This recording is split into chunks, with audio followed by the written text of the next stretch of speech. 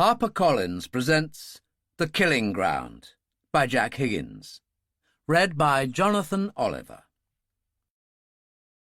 The American Embassy, London.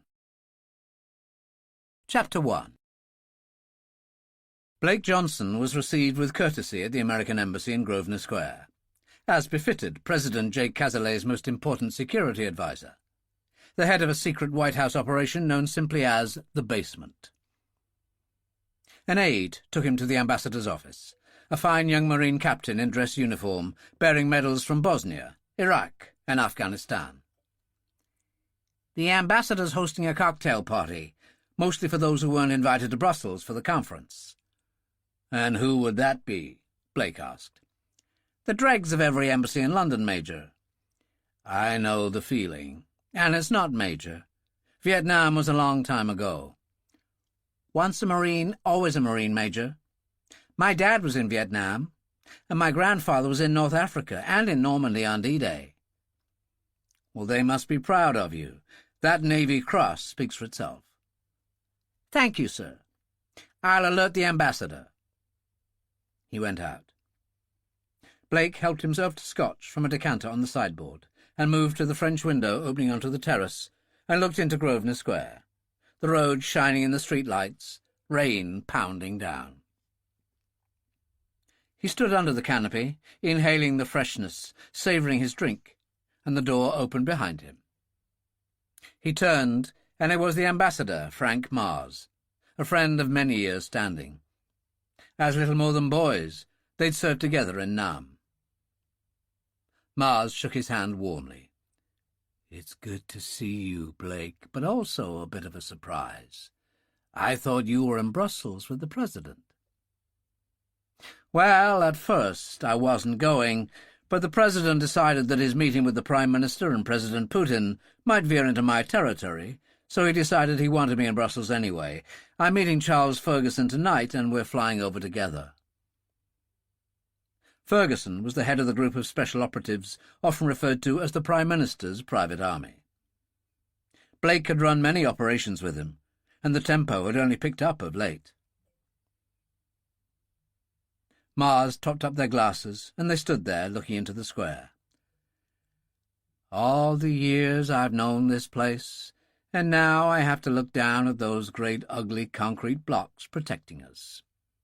The terrorists have accomplished what 2 world wars could not." "Not to mention the Cold War," Blake said. "Still, it all helped lead to this, those years of strife.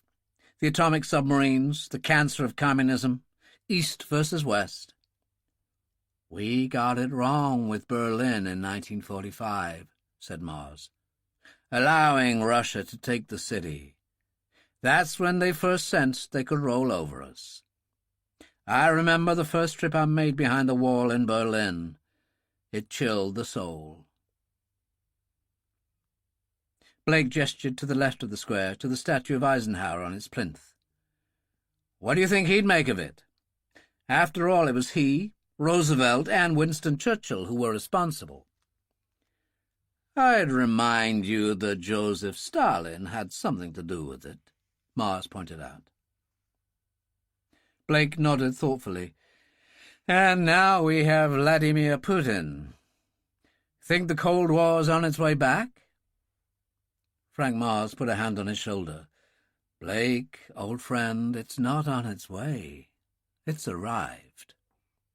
From the moment Putin became president of the Russian Federation, he had an agenda. We've seen it unfold bit by bit, and he's got the money to back it up. All that gas and oil. I think he's capable of anything. And there's something else about him that's very dangerous indeed." "And what would that be?" "He's a patriot." Mars swallowed his drink. "But enough of that. Come and let me introduce you to my guests." Most of the guests were not too important. Mostly minor attachés of one kind or another. The big fish were either in Brussels already or on the way there. After a little bit of talk, Blake stood in the corner, and soon Mars joined him. So, if you're flying off tonight, you're not staying at the Embassy House off South Audley Street. Right. My luggage is there, though, and I'm expecting Sean Dillon and Billy Salter to pick me up and deliver me to Farley Field to join Ferguson. Ferguson's promoted young Salter to be an agent in the Secret Intelligence Service, I understand. Yes. Mind you, Ferguson had to obliterate Salter's criminal records from the files to get him in. But he and Dillon make quite a team. You could say that. An East End gangster and the most fearsome enforcer the Provisional IRA ever had. Quite a combination.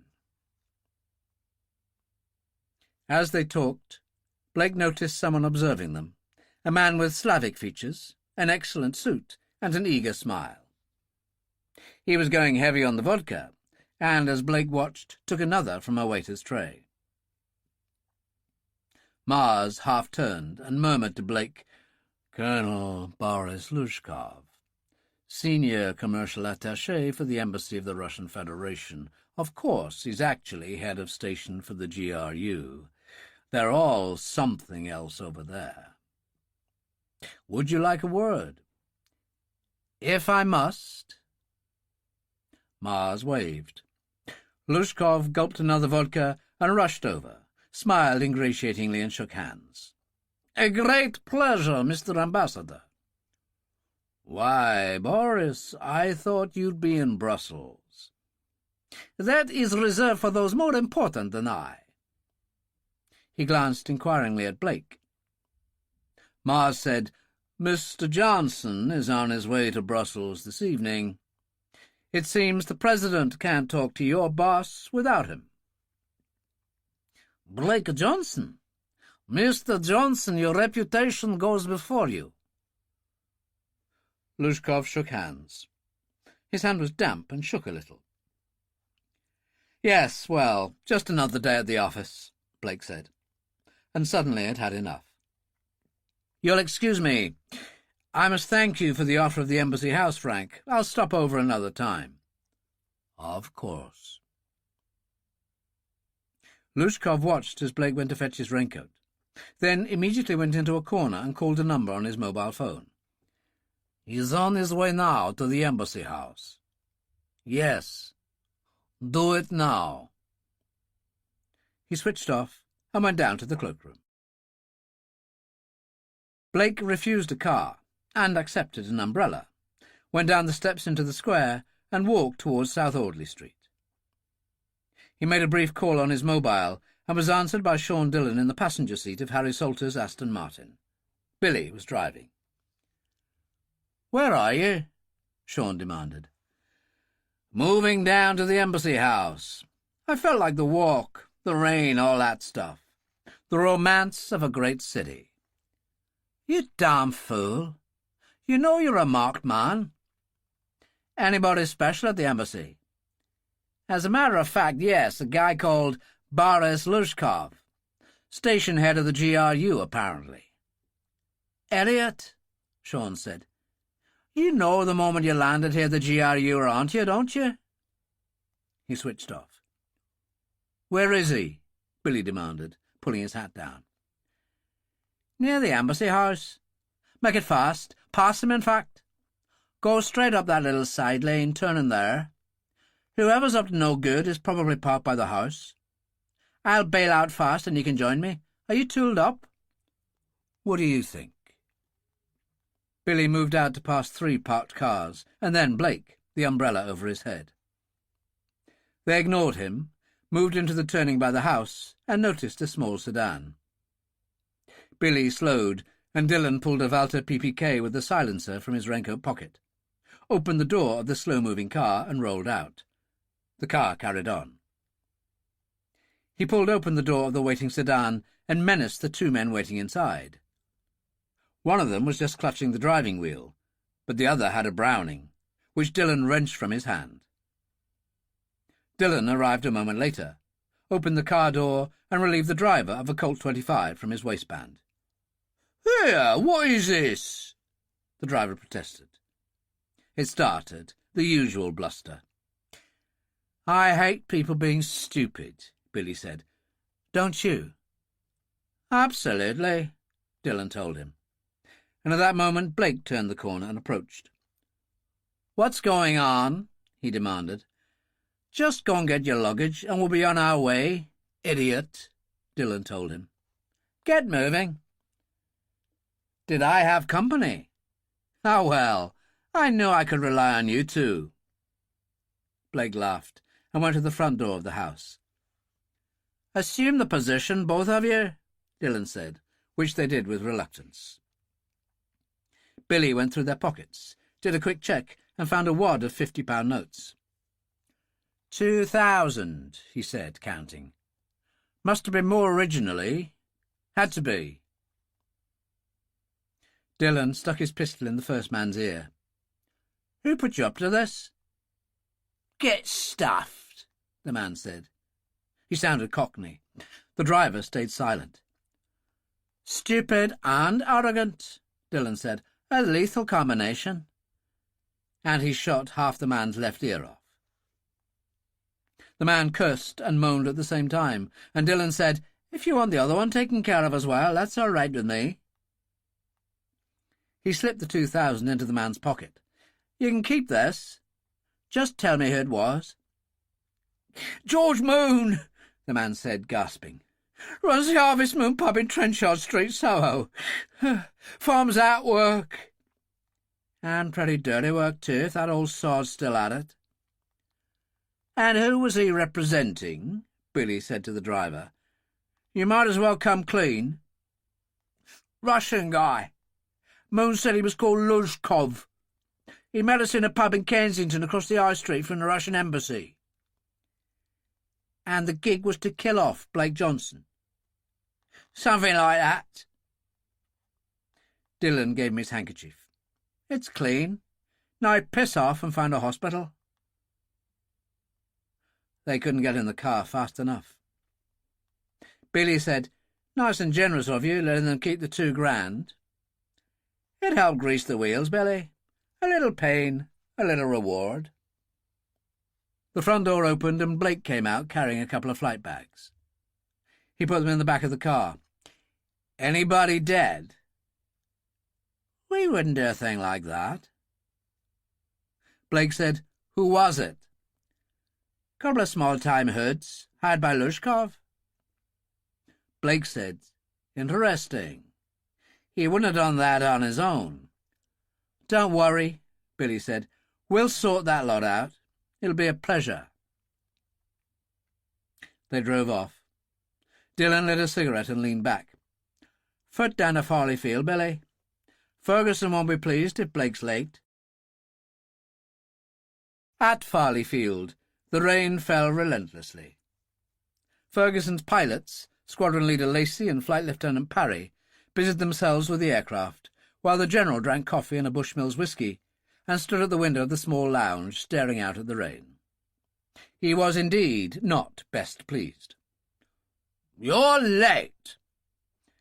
"Well, if you can be bothered to wipe the scowl from your face, General dear, I have news for you," Dillon told him. Ferguson's face became wary. "And what would that be?"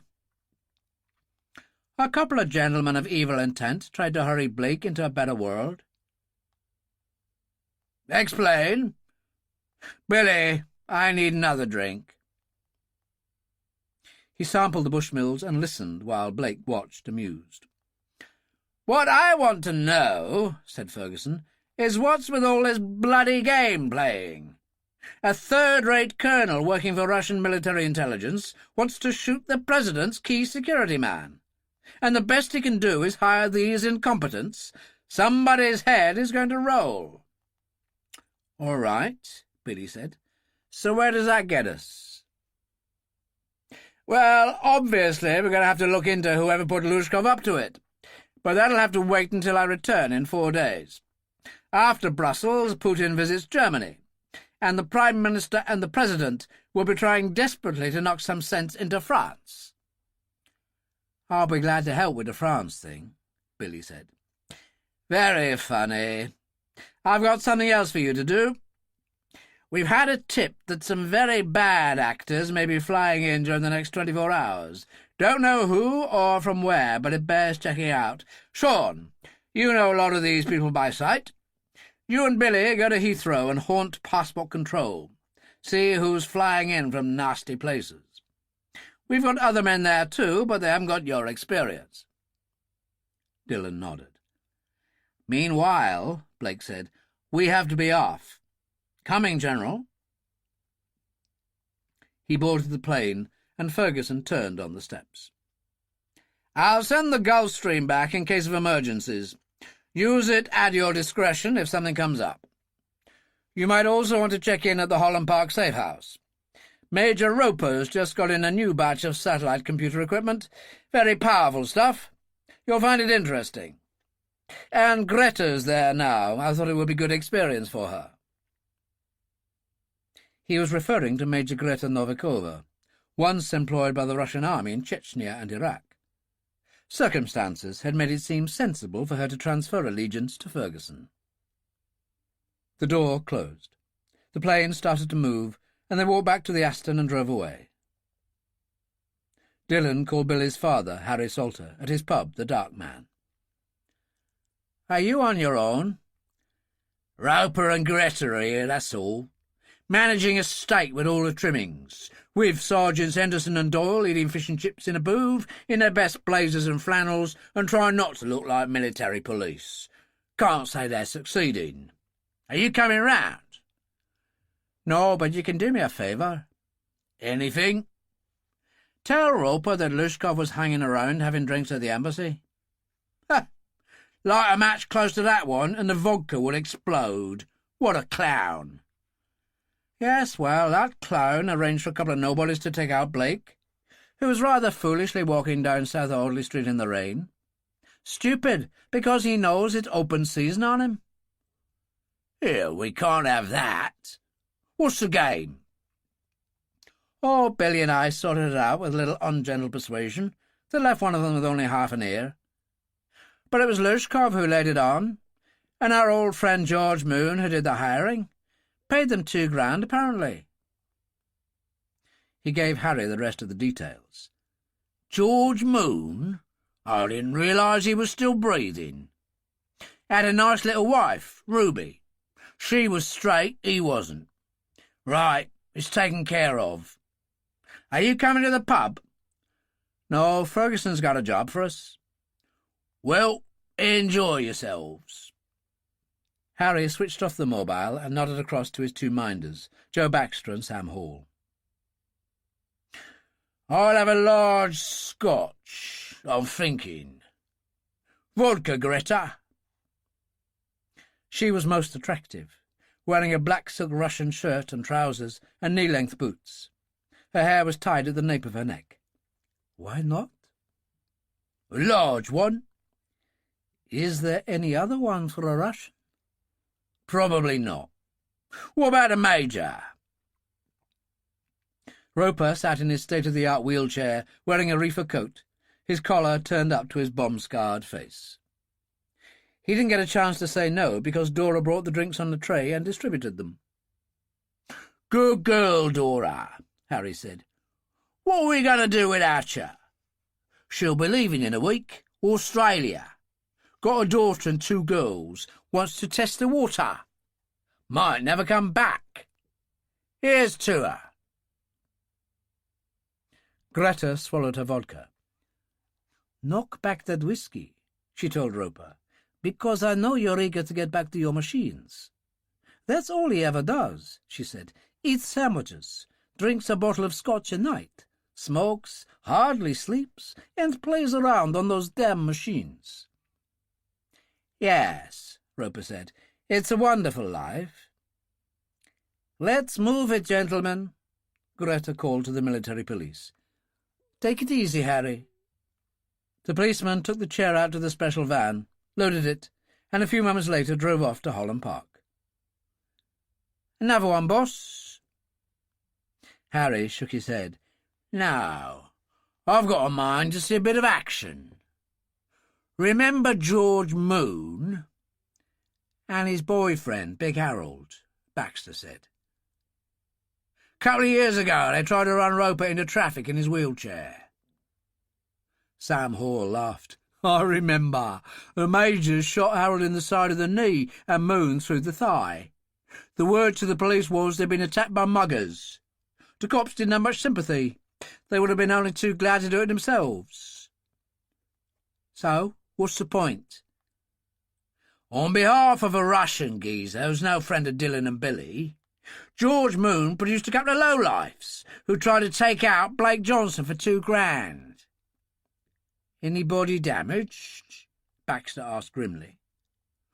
"One of them left minus half his left ear, and the other one told Dillon the score." "So that leaves George Moon in deep trouble." "I'd say so." Harry got up. "So let's pay a visit to the Harvest Moon, home of the worst pint of beer in London, and make sure you're carrying." Trenchard Street was Victorian, and the Harvest Moon even more so. They drove in the Bentley over cobblestones to the pub, with its half-moon over the door. Harry told Sam Hall, "Way by the car. Anything could happen in a dump like this." Hall nodded, lit a cigarette and paused. At that moment the pub door swung open, and a rough voice called, "I told you to lock up!" Ruby Moon stepped into the rain, trying to put on a mackintosh. Big Harold came out behind her and pulled her hair, making her cry out. "Cry? I'll make you cry," he said, and then slapped her twice across the face. "You need discipline. I'll enjoy taking care of that." Harry turned to Joe Baxter. "Look at that. Neanderthal man come back to haunt us from the Stone Age. And it slaps girls around, too." Harold pushed Ruby to one side, and she burst into angry tears. "Won't do," Harry said, and removed his smart military trench coat, which he placed over her shoulders. "Do you know who I am?" Ruby stopped crying. "Oh, God, I think so." "Maybe you know my nephew, young Billy." "If he's who I think he is, I do." "That's good. Slip up to your bedroom, find a few necessaries, put them in a suitcase, and come back. Anything else you can get tomorrow. I'm losing Dora at my pub, the Dark Man at Cable Wharf, and you can take over the bar. Now hurry." "But this animal, what's he going to do? He won't let me go." "Dear me, I was forgetting." Harry offered his hand to Baxter, who passed him a .25 Colt with a silencer, and as Big Harold tried to step back, Harry shot him through the fleshy part of the thigh and shoved him back on the step. "Find him a towel in the gents," Harry said, "and you get upstairs, girl." She ran into the pub, and Harry and Baxter followed her. Inside, George Moon was peering through a half-open door, and Harry could see a room lined with books behind him. Moon was small, balding and generally unsavoury, and just now sweating profusely. He retreated to his desk and sank into a chair. "Harry, my old friend, is that you?" "Old friend, you must be bleeding joking."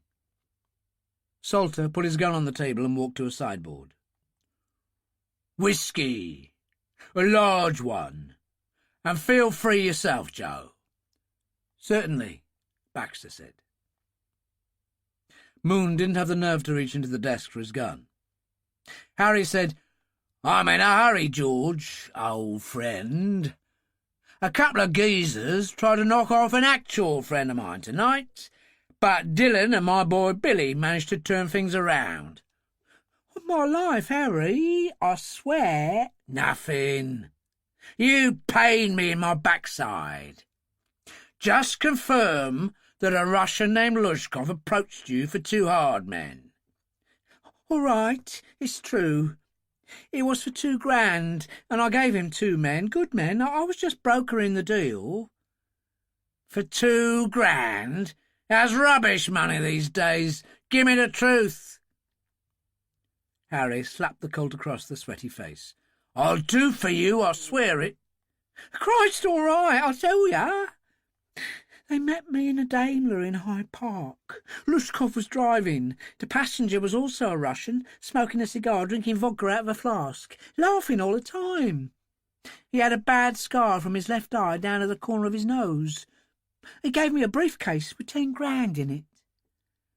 So you pocketed 8 and gave those guys only 2. Very naughty.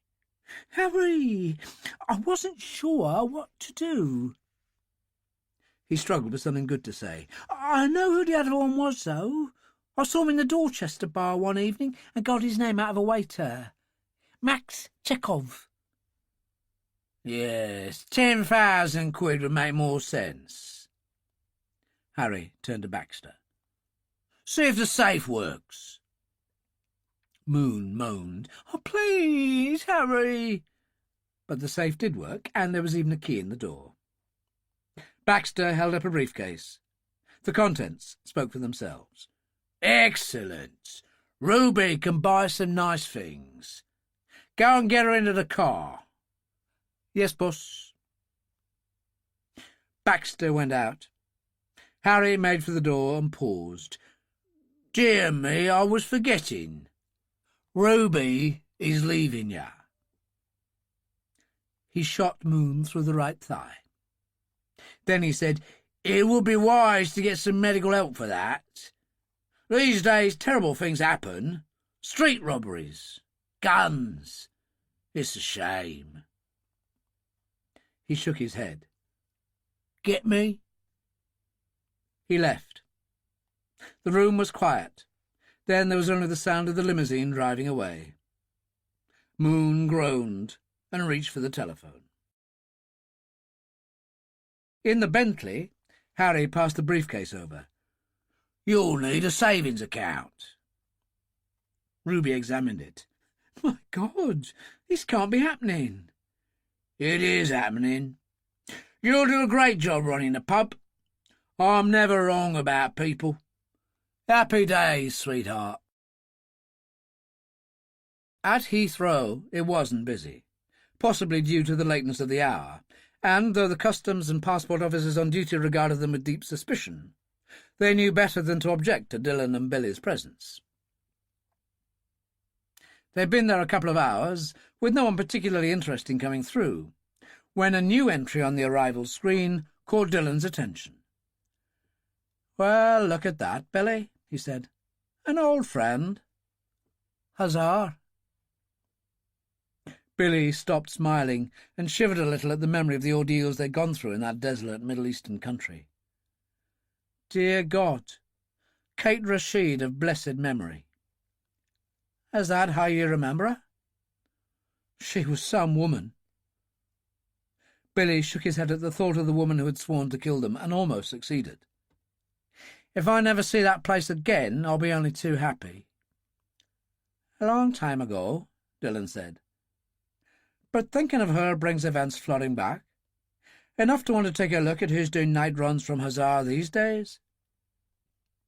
As the queues lengthened, a supervisor called over the loudspeaker for people travelling from Huzzar to move to a special section, which they did with surprisingly little fuss. Caspar Rashid was one of them. He was a tall, handsome man, comparatively light in colour, his chin and mouth covered by a beard that was almost blonde. He had one piece of folding hand luggage and a briefcase. Billy said, He looks like a Bedouin. That's because he is, Billy. Let's join him. As they approached, the passport officer had already opened the passport and was examining it. Mr. Caspar Rashid. Address? Gulf Road, Hampstead, Rashid told him. Country of birth? England. Would you like to have a look, sir? The passport man passed it across, and Rashid waited impassively while Dillon stepped back and examined the pages. Finally, Dillon said, Fine, and handed the passport to Rashid, who gave him a wonderful smile and walked away. "He has, you would agree, a great smile," Dillon said. "Yeah, I suppose so, but then he's a good-looking guy." "But that isn't why he's smiling. He's smiling because he thinks he's got away with it, and I'm smiling because I've caught him. He's hiding something, Billy. I don't know what, but he's hiding something. Let's go."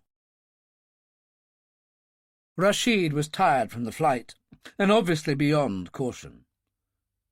His vehicle was a red hire car on the ground floor of the car park opposite the exit.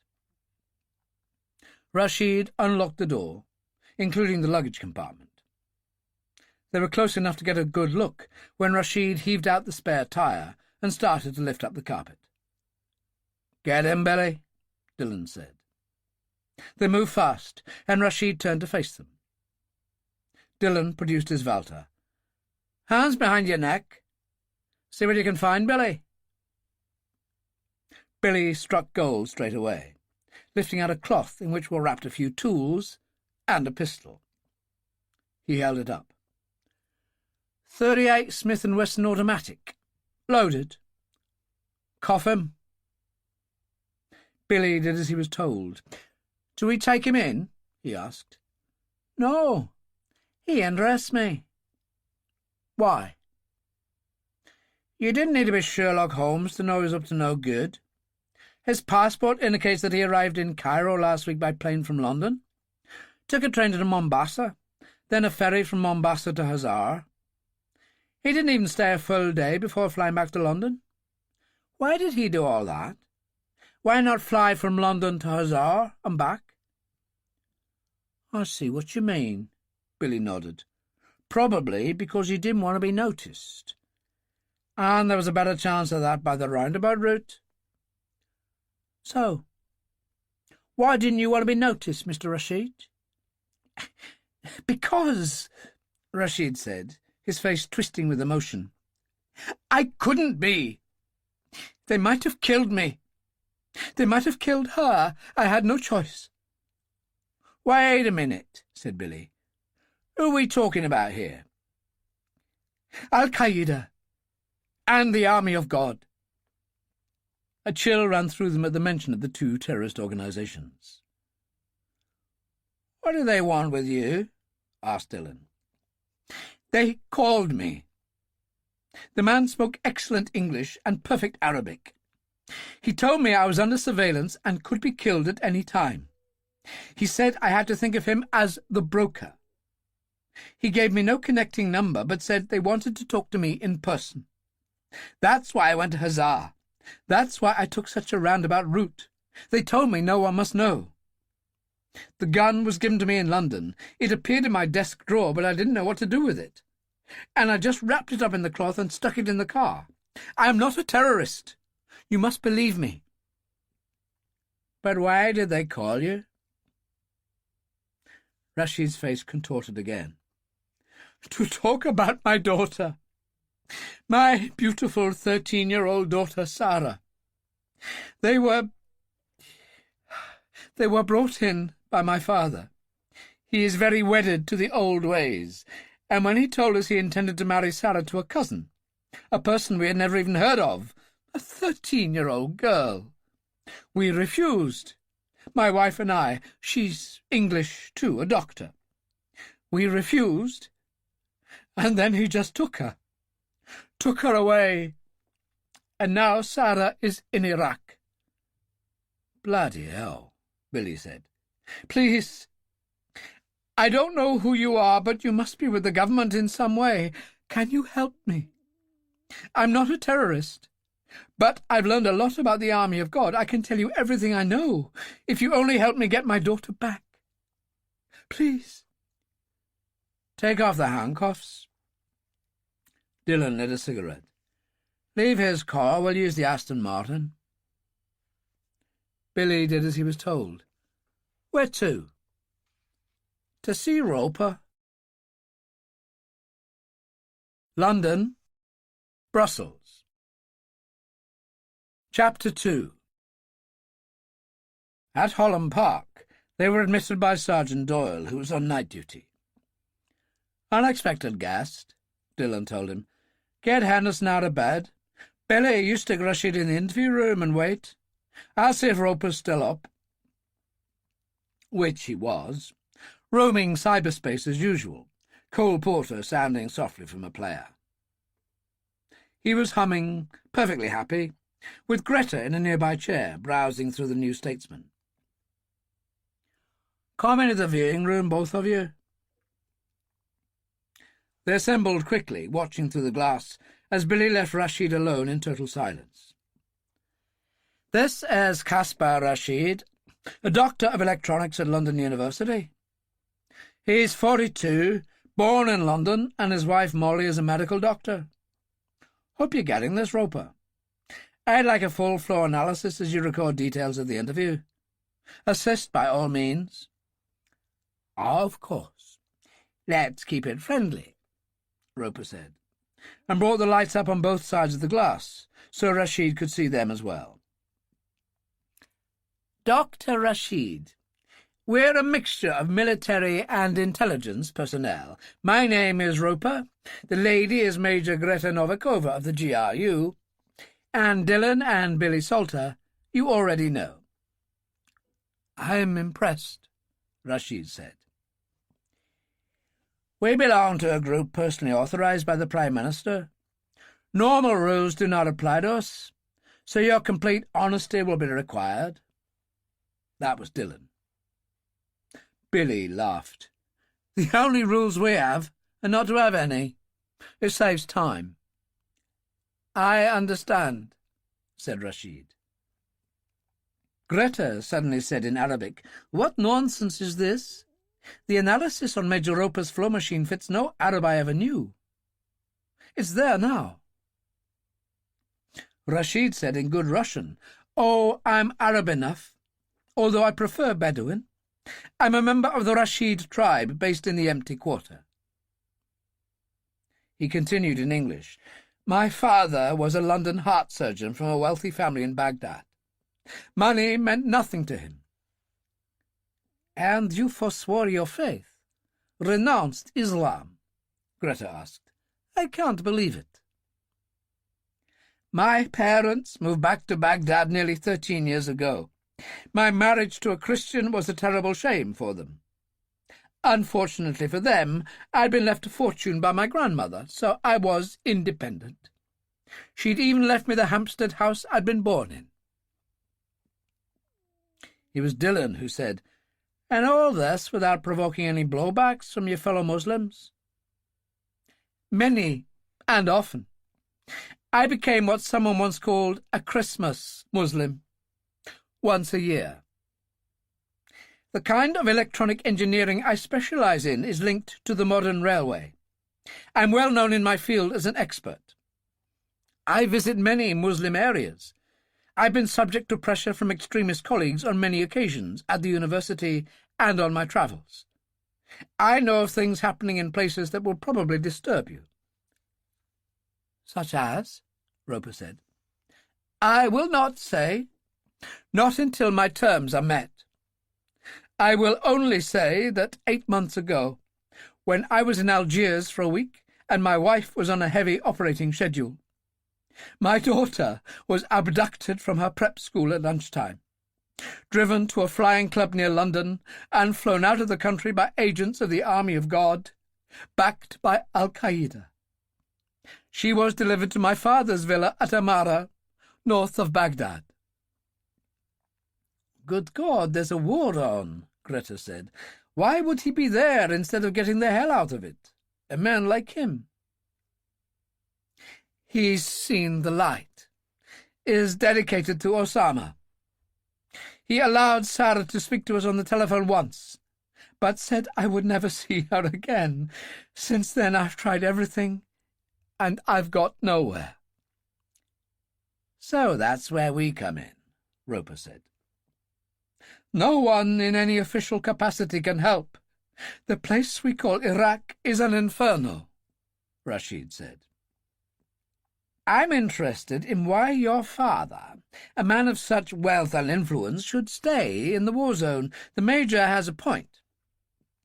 He has dedicated himself to the other side. That is the most I will tell you.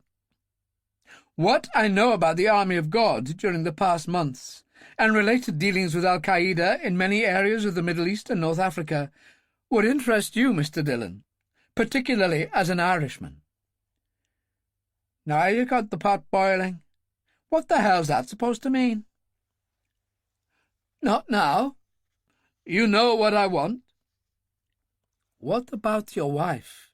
Greta put in. She won't crack, she's too strong. A great surgeon. Children are her speciality. And she never knew about your problems with the Islamic business in the Army of God? I thought I was protecting her from it, but the abduction of Sara changed all that. She has her work, that is her mainstay. There was a long pause. Dillon said to Roper, "Can it be done?" "Well, there is the small matter of the war, but we'll just have to see what we can do. It's a good thing Ferguson's in Brussels, so we don't have to tell him. Allow Henderson to take this poor sod away for a shower." He called to Rashid as he stood up. "Your trip to Hazar. You thought it had a purpose, but those Army of God people were playing with you, was that it?" "I've nothing more to say." "Good," Roper said. "Always nice to be reassured." Sitting in the computer room, Roper, who liked to think of himself as the planning genius of all time, had a large scotch and smoked a cigarette for 20 minutes. But he wasn't taking it easy. First, he checked on Molly Rashid's whereabouts. She was a professor of paediatrics at several hospitals, but that night she'd performed heart surgery at Great Ormond Street and gone home at midnight. He also checked the Rashids in Iraq. The villa on the North Road beyond the village of Amara outside Baghdad was still intact, according to American sources, and inhabited by the head of the household, Abdul, aged 80. There were 2 or 3 aging females and 5 or 6 young men of the AK-carrying variety, and many refugees from the bombing. He was also pleased to see a mention of a 13-year-old girl named Sara. So she was still there. Roper had Rashid brought back to the viewing room. "What now?"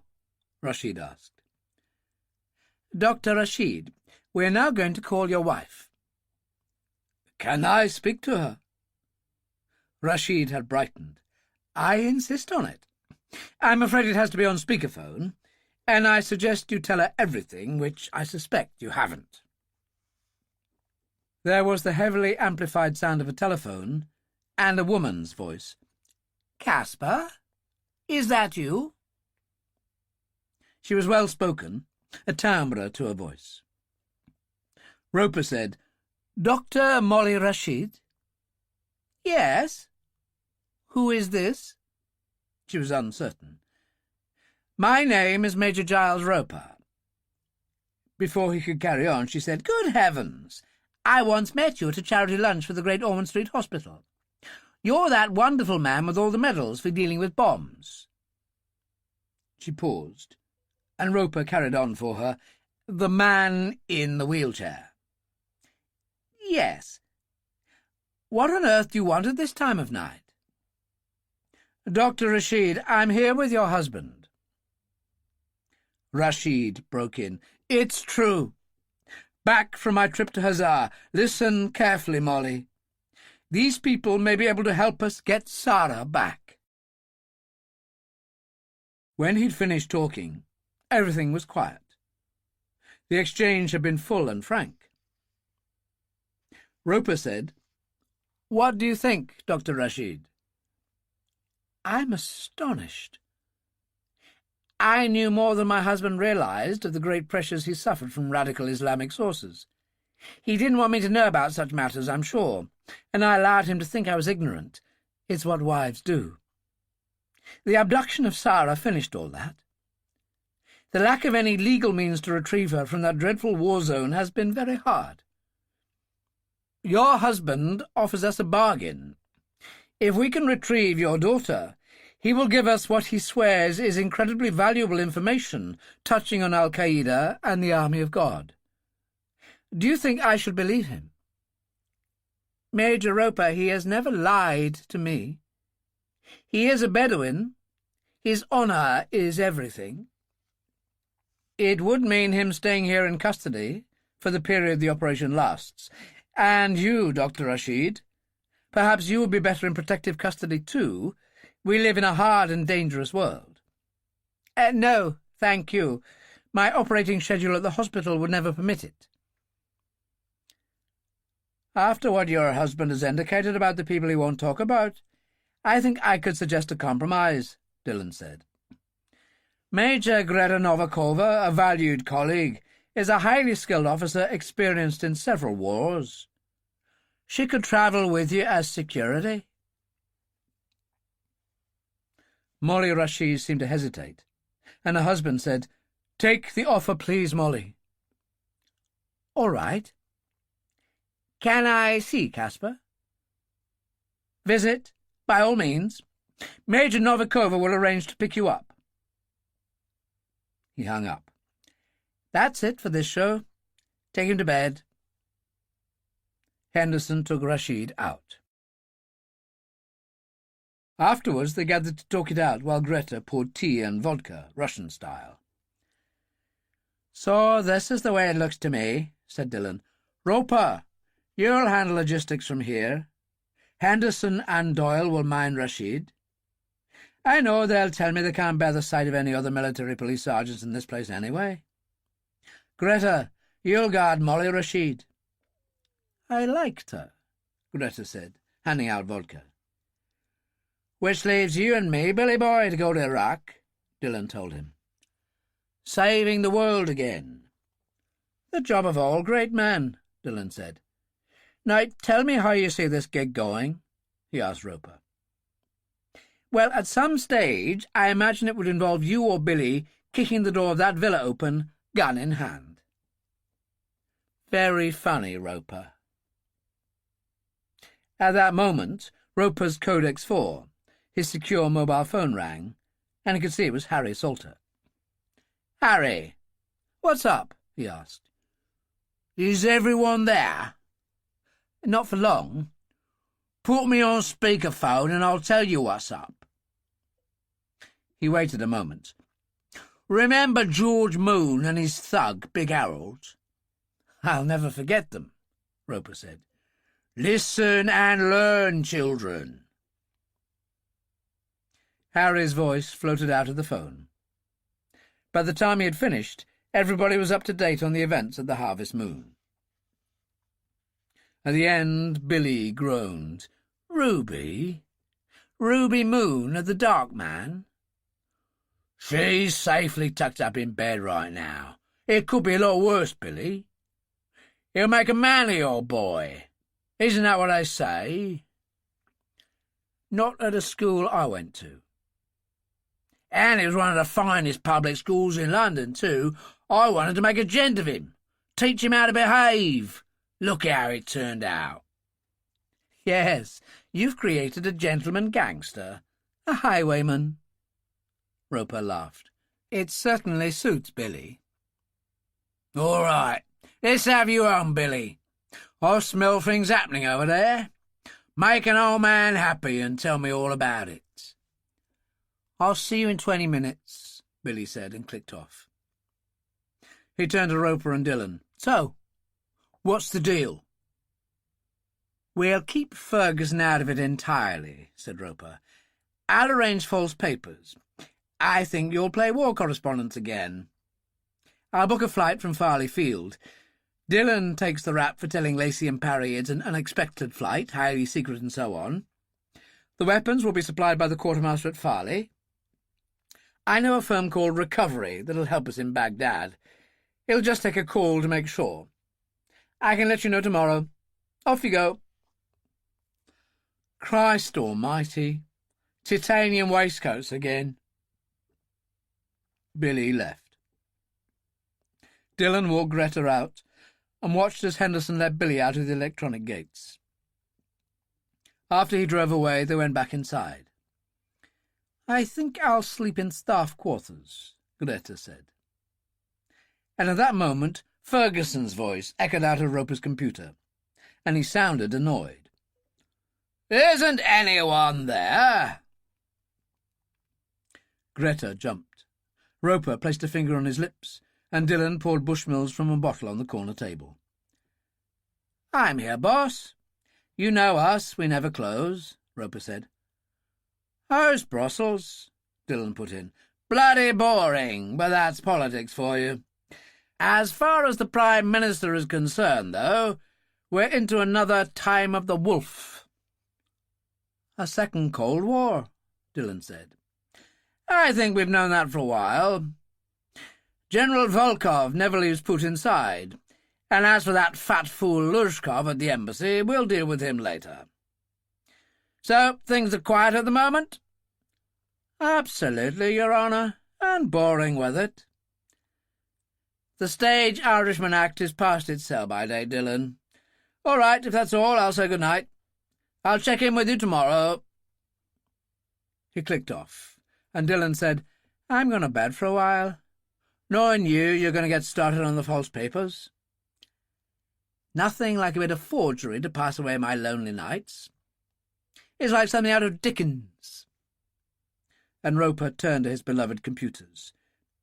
"Sean, the mystery man from Al-Qaeda, the broker. Do you believe in him?" "Absolutely," Dillon said. Roper smiled. "I'm so pleased." "So do I." In the embassy in Brussels, Vladimir Putin sat drinking vodka with General Volkov, his most trusted security advisor, and Max Chekhov. "So things are proceeding well with Belov International?" the President asked. "Of course, Mr. President.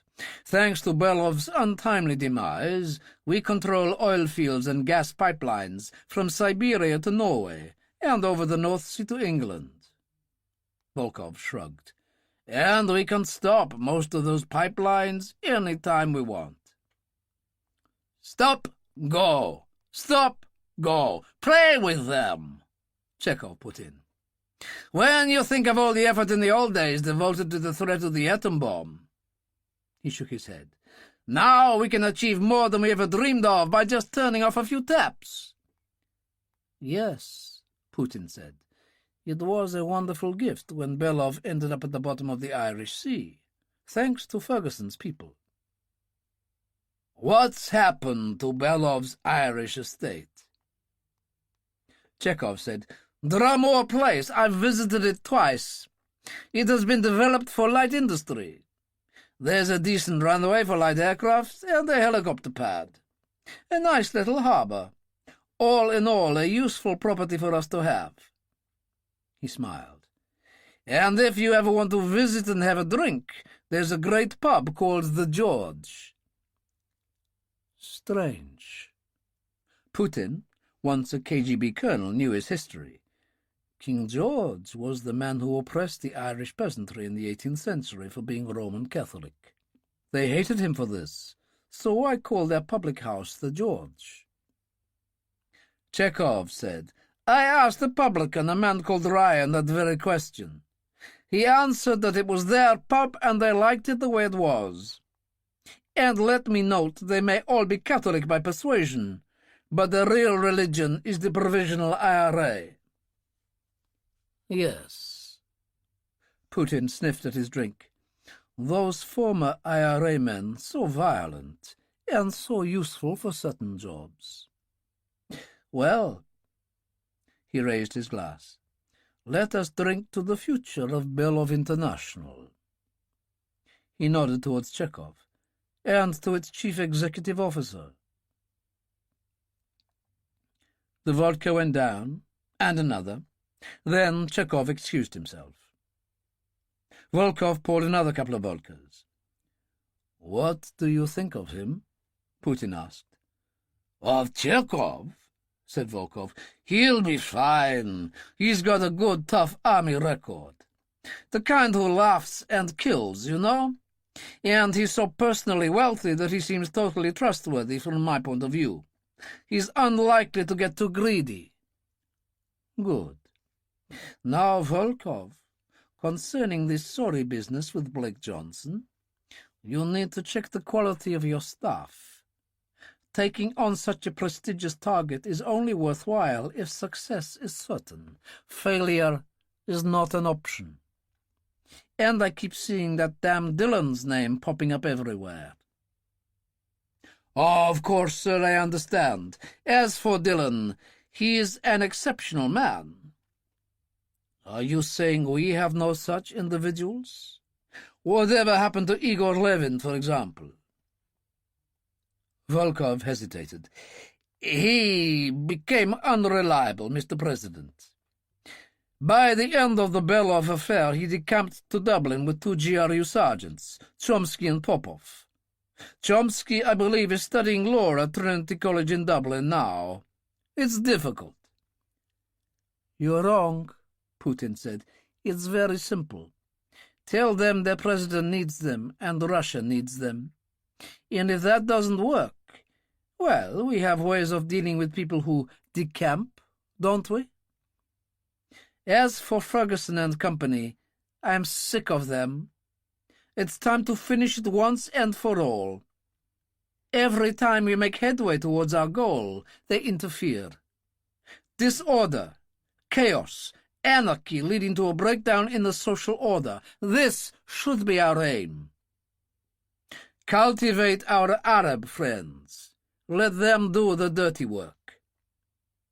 Their favorite weapon is the bomb, which means civilian casualties. That'll stoke the fires of hate for all things Muslim everywhere in Europe. You have my full authority. Volkov tried to smile. I am very grateful, Mr. President, for everything. I'll have a vodka with you, then I'll let you go. My pleasure. Volkov went to the side table and filled 2 glasses, which he brought back. I've been thinking, Putin said. This Arab you're running in London, Professor Drek Khan, the Army of God man. He seems almost untouchable. All those committees he's on in Parliament, all those political connections. He could get away with murder. He laughed. Don't you think? He raised his glass. To victory! And to Mother Russia. And he took the vodka down in one easy swallow. Called out at 2:30 a.m. to Worley General Hospital by an A&E department that was 2 general surgeons short, Molly found herself dealing with far too many drunks and victims of violent attack, many of them women. And some of the patients were scuffling among themselves. On duty, too, was Abu Hasim, a general porter, not tall but strong and wiry, and more than able to look after himself in that brawling crowd. Abu, born in Streatham, had a Cockney edge to his voice, although his features were Arab. He knew Molly, and she knew him enough to nod and say hello, because he lived in a corner shop owned by his uncle and aunt, 1/2 a mile from Molly's house. She was hot and sweaty and deadly tired, and as she pushed through the crowd, a man of 30 or so, hugely drunk, screaming and shouting and demanding a doctor, saw her. "Who's this babe?" he yelled, and tried to kiss her. She cried out, "Leave me alone, damn you!" and tried to fight him off. He slapped her on the side of the face. "Bitch!" The crowd surged, and a hand pulled her away. It was Abu Hasim, who said, "That's no way to treat a lady," took 1 step forward and headbutted the drunk with great precision. The drunk went backwards, and Abu grabbed him by the front of his jacket and eased him into a chair. She wiped her face with a hand towel. "That was definitely not in the book, but thanks.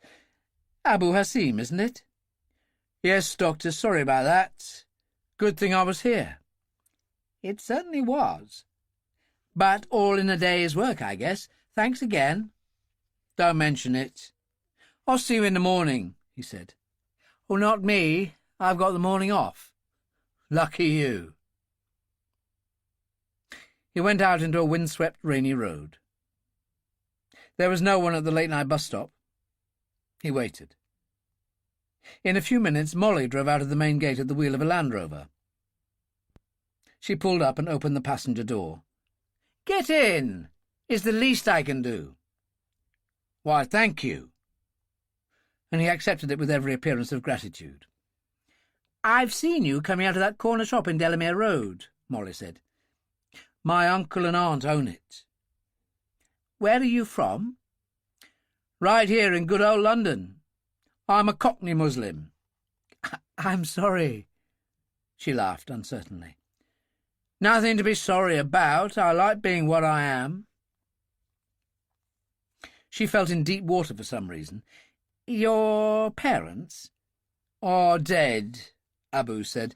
"They were originally from Iraq. 2 years ago they returned for family reasons and were killed in a bombing." She felt the most intense shock. "Oh, Abu, that's terrible." "So far to go and so little time to do it." His face remained calm. "But as we say, inshallah, as God wills." "I suppose so." She pulled up outside the shop. "I'll see you soon." She was so nice, and he liked her very much. It was such a pity she was what she was, but Allah had placed this duty on him, and he got out. "Sleep well, Doctor. Allah protect you."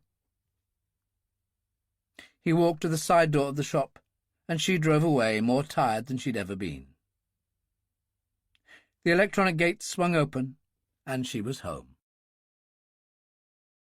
In the shop, Abu and his uncle embraced. "A foul night, and you are wet. Put this on." The old man handed him a robe. "I'll make some tea. Your aunt has been called to Birmingham. Her niece has gone into labour." He busied himself with the kettle. "Now tell me what has happened." Abu held the offered cup of tea between his hands. "Our quarry, Dr. Molly's husband, the Bedouin Rashid, arrived off the plane from Hazar and was apprehended. We had 2 sweepers working close enough to the action. He was seen walking away, pursued by 2 individuals, who turned out to be some kind of government officials. This was confirmed by one of our brothers working on a passport desk nearby. He said they were called Dillon and Salter. Another of our people saw them get into an Aston car with Rashid and drive away." "What then?" "Nothing, except that our man got the licence number." "How do you know all this?" "My control called me at the hospital to see what the situation was with the wife. Obviously the police will contact her." He shook his head. "I like Dr. Molly. She's a good woman. Why does she have to be one of them?" Instead of offering an explanation, his uncle said, "Do you weaken in your resolve?" "Not at all. Not before Allah." Abu shrugged. "I'm going to bed. She has the morning free, so it'll be difficult to check the house then. We'll see." His uncle embraced him. "You are a very good boy. Sleep well." The uncle found that with age he slept lightly, and he rested on the couch by the fire. He dozed, contemplating the current situation and how lucky he was, with the strengthening faith of age, to have such power from Allah. The phone rang. "Ah, so you are still awake, Ali, my brother." "What can I do for you?" "Abu has done well to involve himself with the Rashid woman. Tell him to take the day off from the hospital tomorrow and observe her. One of my agents at Heathrow managed to follow Caspar Rashid to a place in Holland Park. There was a lot of security there." The man speaking was Professor Dresh Khan, whose field was comparative religion. He was a highly regarded academic in many countries, but especially in London, where he was on many government and interfaith committees. His great secret was his fateful meeting with Osama bin Laden in Afghanistan years before. and the changes in his thinking that had led him to found the Army of God.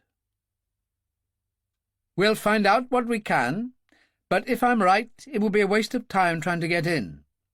My computer assistants at the university have come up with an owner for the car, who turns out to have been a rather famous criminal in his day, named Harry Salter. He is incredibly rich, but an informant tells me he still gets up to his old tricks. You know what he tells people? Smuggling cigarettes pays the same as heroin, but only gets you 6 months if caught." "London is truly an amazing place." "He has a nephew named Billy Salter, but the computer listing shows nothing for him. I'll put the word out, though. Perhaps the authorities have wiped his records. In any event, do what you can. And God be with you." Ali Hassim sighed, folded his hands, and lay back. An hour or so earlier, Billy had driven up to the Dark Man. He knew the front door would be locked, so he went through the side door and passed through to the lounge bar, and found Harry sitting by the fire being served coffee by Ruby. They both looked up, and she managed to smile, for she had realized Billy might prove to be her greatest obstacle. But Ruby was Ruby, and undeniably pretty. "You were stupid to put up with it, Ruby. He was always a toad, and about as appetizing as a corpse. Now, I'm about to break some bad news to my good old Uncle Harry. You might as well hear it too, because since you become a member of the team and live here, you'd wriggle it out of any man wearing well-cut trousers anyway." "Do I take that as a compliment?" Ruby asked. "Absolutely. Now shut up." He turned to Harry. "We're going to Baghdad again." "Wonderful," Harry said. "The troops are coming home, but my nephew and some wild Irishman have to do the exact opposite." "It's worthwhile." He went through the details. "The girl's just a kid. 13, for Christ's sake. So if Roper's worked a way we might pull it off, then I'm for it. Frankly, the more I think of that kid and what her future's likely to be, the more I'm inclined to go for it." He got up. "I'm going to bed now, before I fall down." He went out. There was silence, and Harry said, "Very stubborn, my nephew. What would you say, Ruby?" "I'd say he needs a good night's sleep." She carried the coffee things to the bar. "But I'd also like to say that I think he's marvellous. And on that note, I'm going to bed too." In Hampstead at 6 o'clock in the morning, Greta Novikova was moving through rain-soaked streets that were relatively empty. A Mini Cooper, dark blue, a couple of years old, was what she preferred, the engine lethal. The house was easy enough to find, with its large, old-fashioned Edwardian railings. She called Roper. "I am here." "I'll give her a nudge." And after a few moments she heard over a voice box, "Gate opening." It revealed a fine driveway lined by poplars, a gracious Edwardian house standing at the far end, with terraces and French windows. Greta had left her phone on. "Fantastic. That's worth 4 or 5 million easily." "Clever lady. 4.5. But when his great-grandfather bought the place, it went for £175,000. Gasp away. That's inflation on the housing market for you." Molly Rashid opened the front door at the top of the terrace steps, her hand outstretched. "Major Novikova, welcome." "It's so beautiful." "The house? Oh, we're very happy here. My husband worships the place, and so does my daughter." It was as if everything was normal. Greta looked around, noticing dramatic paintings everywhere, and Yorkshire stone on the floor, which, from the warmth, was heated underneath. "Kitchen's at the end of the corridor," Molly said. "I'll make us a brew, unless you would prefer coffee."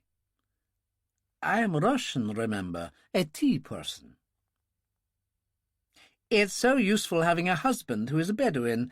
Rashids are great tea drinkers. Go on, 5 minutes. Poke your nose anywhere. See if you can see why there's no bathroom in the main bedroom. Greta moved quite quickly from bedroom to bedroom. Several bathrooms and dressing rooms, all beautifully decorated, a cheerful, life-size stuffed bear standing on the landing. Finally, she reached the master bedroom, which was a work of art, with a superb dressing room next door. She returned to the bedroom and looked thoughtfully at the wardrobe's mirrored doors. She opened them one by one, and suddenly a section swung back, disclosing a hidden bathroom, a joy in contrasting marbles.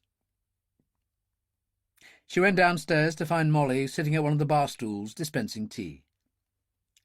"How did you get on?" Molly asked. "I found it, after a thorough search. It's a refuge, I presume." "Well, I've never had to use it in that way. The idea of needing it for such a purpose filled me with alarm. Why does it have to be us? Your husband is a man of some distinction in the world, therefore of great use for the dark side of the Muslim world. Positive publicity would emerge if he went public supporting extremism. Instead, he turns away from his faith, spurns it. That makes him a traitor in their world. Fundamentalists, or many of them, do not wish to acknowledge their Britishness, even when born here." She got up. "I think we had better get moving." A few minutes later they were drawing out of the main gate. "How far did you say it was to Abu's shop?" 5 minutes, that's all. The traffic at that time of night is very sparse. We'll actually pass it, so I'll show you." She did, pulling to a halt on the other side of the road. There was a yellow-painted van parked outside the shop, with a sign that said Cleansing Department. 2 men stood beside it with Arabic features and yellow oilskins. Not surprising, because of the rain. And then a third man in a yellow oilskin appeared, pushing a yellow-painted wheelie bin, spades and brushes falling out of it. They exchanged words, and the van drove away. "Now that's strange," Molly said. "What is?" "That third man was Abu. He's supposed to be on shift today." "Maybe he works a second job," Greta said. But she didn't believe that for a moment. "I'll call Roper." He returned her call 15 minutes later. "You're getting nervous, ladies. They've got 6 vans travelling the area and checking drains. It's a monthly exercise." "All right," Greta said. "We'll see you soon, then. What about breakfast?" "Taken care of. Tony's Cafe round the corner in Arch Street. Takeaway delivery. Congealed scrambled egg, bacon, toast long since past its best. I'd like to take someone on to cook, but I haven't the authority. I also lack the genius that allows General Charles Ferguson, DSO, Military Cross, to select middle-aged women with rosy cheeks to run a successful canteen, like Mrs. Grant did. Unfortunately, she's gone to a better place. Or wasn't that her funeral I went to 3 weeks ago?" "You are mad, Roper," Greta said. "I have been ever since I met you, dear girl. It's a privilege to serve you. Until then—" Greta was laughing hugely. "He's such a fool." "All bluff," Molly said. "Oh, yes, there's no hope. All those lives he saved, and what was his return? A burned face and severed spine. Shrapnel still in 5 places. A wife who dumped him. It's true. Dillon told me when we were drinking too much one night. Apparently she simply couldn't cope. Well, she was young, weak, and vulnerable. It happens. To have done what he has is proof that Major Roper is a remarkable man. Don't think that beneath the surface there must be a man who is cursed by his suffering. He is a survivor." "Tell me about it." "You're a nice lady with a good heart. I, on the other hand, served in Chechnya, Afghanistan, and Iraq. I still haven't discovered what that means about me. When I have, I'll let you know." "I'm so sorry." Molly said. "Don't be. In a strange way, I rather enjoyed it. I wonder what that makes me." And she turned into the safe house and waited for the gate to open. The breakfast from Tony's was delivered to Sergeant Doyle in a vacuum-packed carrying box, and he allowed Molly to join her husband in his cell. The others made do with the committee table in the conference room. After they were all done, Roper asked the Rashids to join them in the conference room. "We'll finish our coffee in a civilized way, and then I'll fill you all in," he said. "I'm expecting a couple of people who are essential if we're ever going to get off the ground." A moment later the doorbell sounded, and Sergeant Doyle returned with two fit-looking men in leather bomber jackets. The RAF moustaches said it all. Greetings were exchanged, and Roper made the introductions. "Squadron Leader Lacey, AFC, and Flight Lieutenant Parry, AFC. They'll be flying the Gulfstream. They specialise in operations for our outfit." "Anything and everything," Lacey said. Dillon, who had a flask of Bushmills in his pocket, took it out, unscrewed the cap and toasted them. "There's just one small correction. It seems that our two distinguished pilots have not one, but two Air Force crosses apiece." They both looked at him, dumbfounded. "Harry always reads the Times. It appears you've been gazetted in this morning's issue, something about covert operations. Can't imagine where they got that from," Billy said. Dillon said, "To many more happy landings," and raised the flask. Many more congratulations followed, until Roper opened a briefcase and took out a document pouch. "All right, Squadron Leader, this is for you. Flight details to Baghdad. It's rather like that job we did a year and a half ago. Your passengers are Billy and Dillon. The purpose of the trip is contained in that file. You'll wait for them, and on the return there'll be one other passenger, a 13-year-old girl being held under restraint in Iraq. Dillon and Billy will recover her and bring her back home." Lacey said, "The situation in Baghdad's still very rough. In the last 2 weeks, 7 helicopters have been downed. Naturally, we'll do our best, though." "We know you will." "When, sir?" "I'd say within the next 24 hours. "Right, Major. Anything more?" Roper put a little mystery into his voice. "Squadron Leader, you will have seen many war films where the hero, being asked to do some deed of daring, is told it could win the war for us. Well, this is rather like that.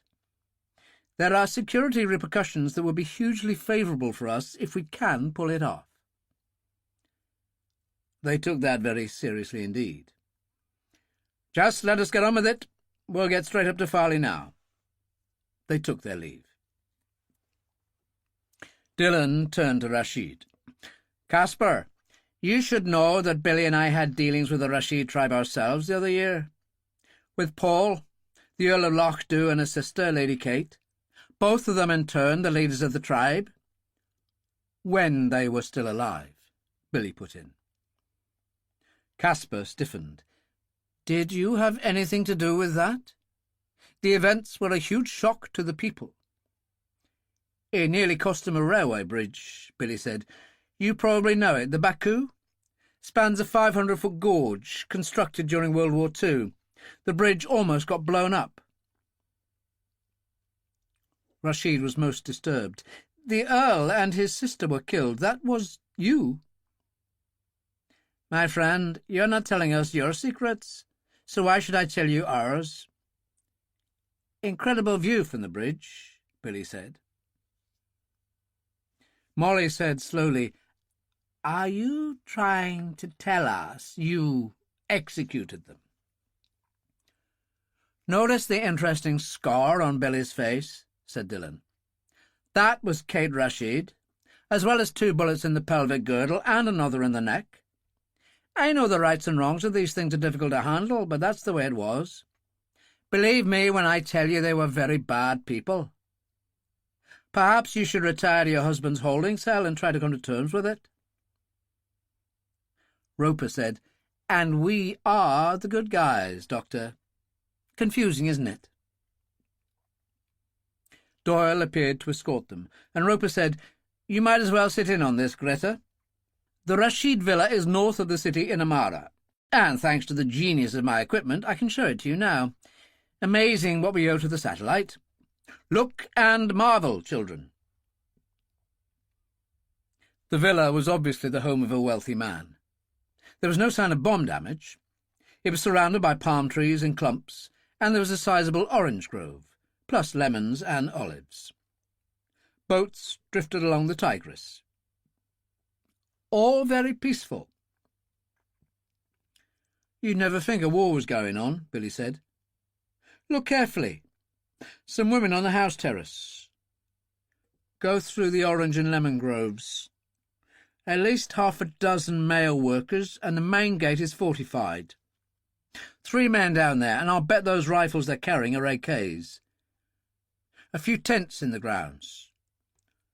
"Tough not to crack," Dillon said. "But not impossible." On the river, a 40-foot speedboat flashed past. Because of the state of things in the city, the boat business is booming. It avoids roadside bombs. Ex-Navy guys, SAS, former Green Berets are all at it. "Who have you got?" Dillon demanded. "A rogue named Jack Savage. He was a sergeant major in the Special Boat Service, Royal Marines. Used to specialise in operations against the IRA during the Irish Troubles, knocking off trawlers and the like, running guns in the Irish Sea. I've negotiated an extremely large fee, for which he'll organise everything. You'll meet him in Baghdad." "Where?" "A club down by the river. He owns it in partnership with a wife called Rawan Felaya. She's Drew's. He's named it the River Room. Tells me it reminds him of the Savoy. I filled him in on the situation. He'll have the right sort of plan worked out." "You mean unapproached from the Tigris?" "He and other vessels travel up and down, particularly at night, on good business and bad." Dillon nodded and turned to Billy. "Run me down a Wapping. Let's fail Harry, and you know he likes that."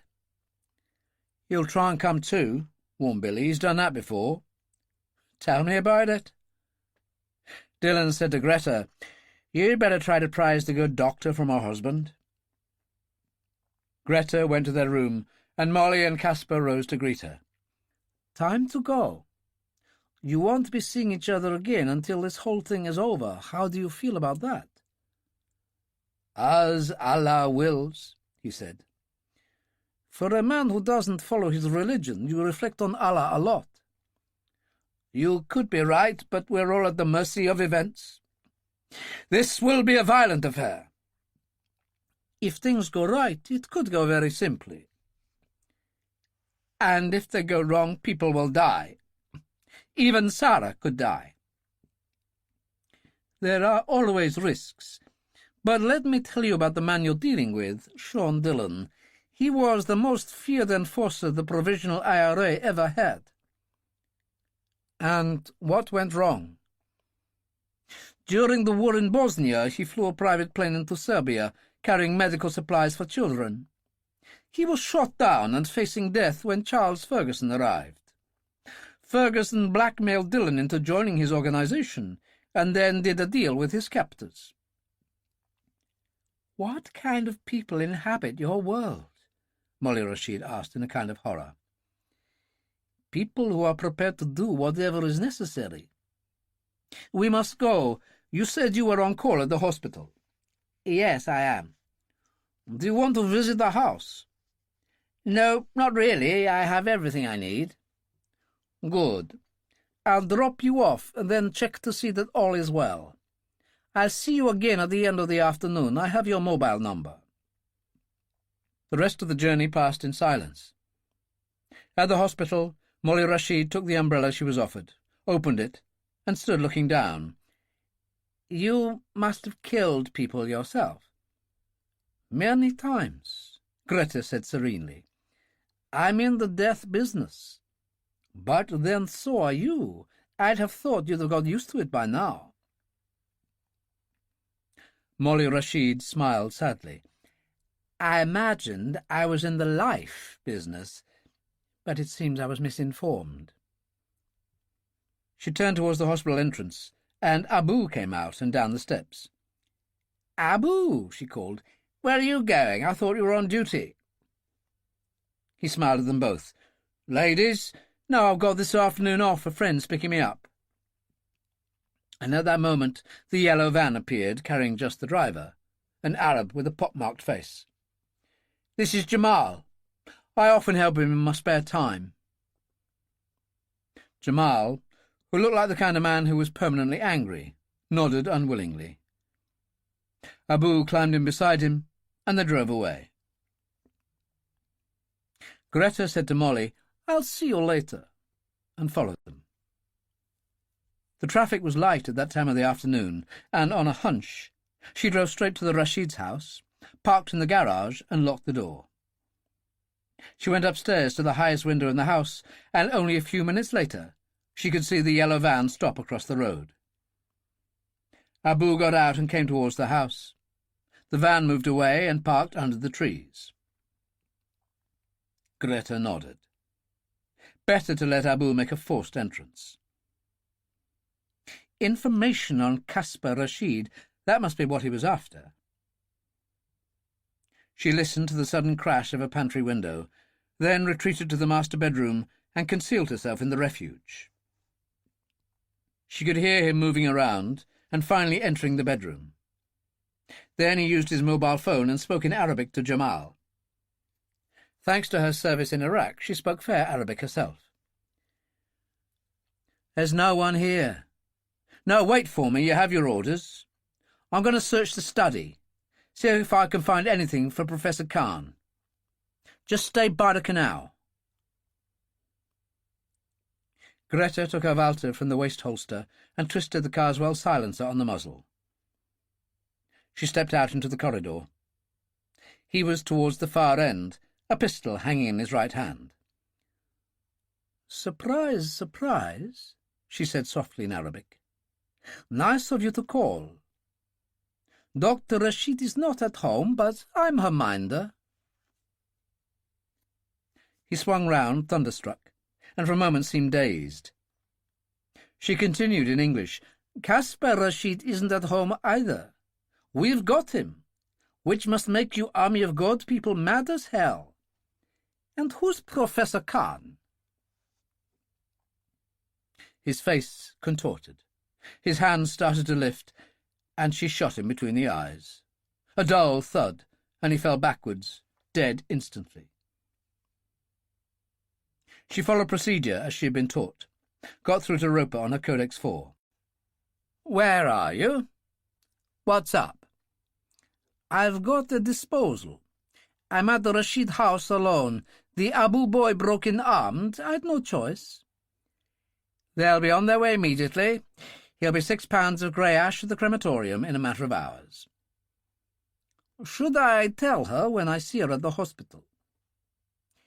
"If I judge her right, no. She's not like us. She's one of the good people." They were excellent, the men in dark suits.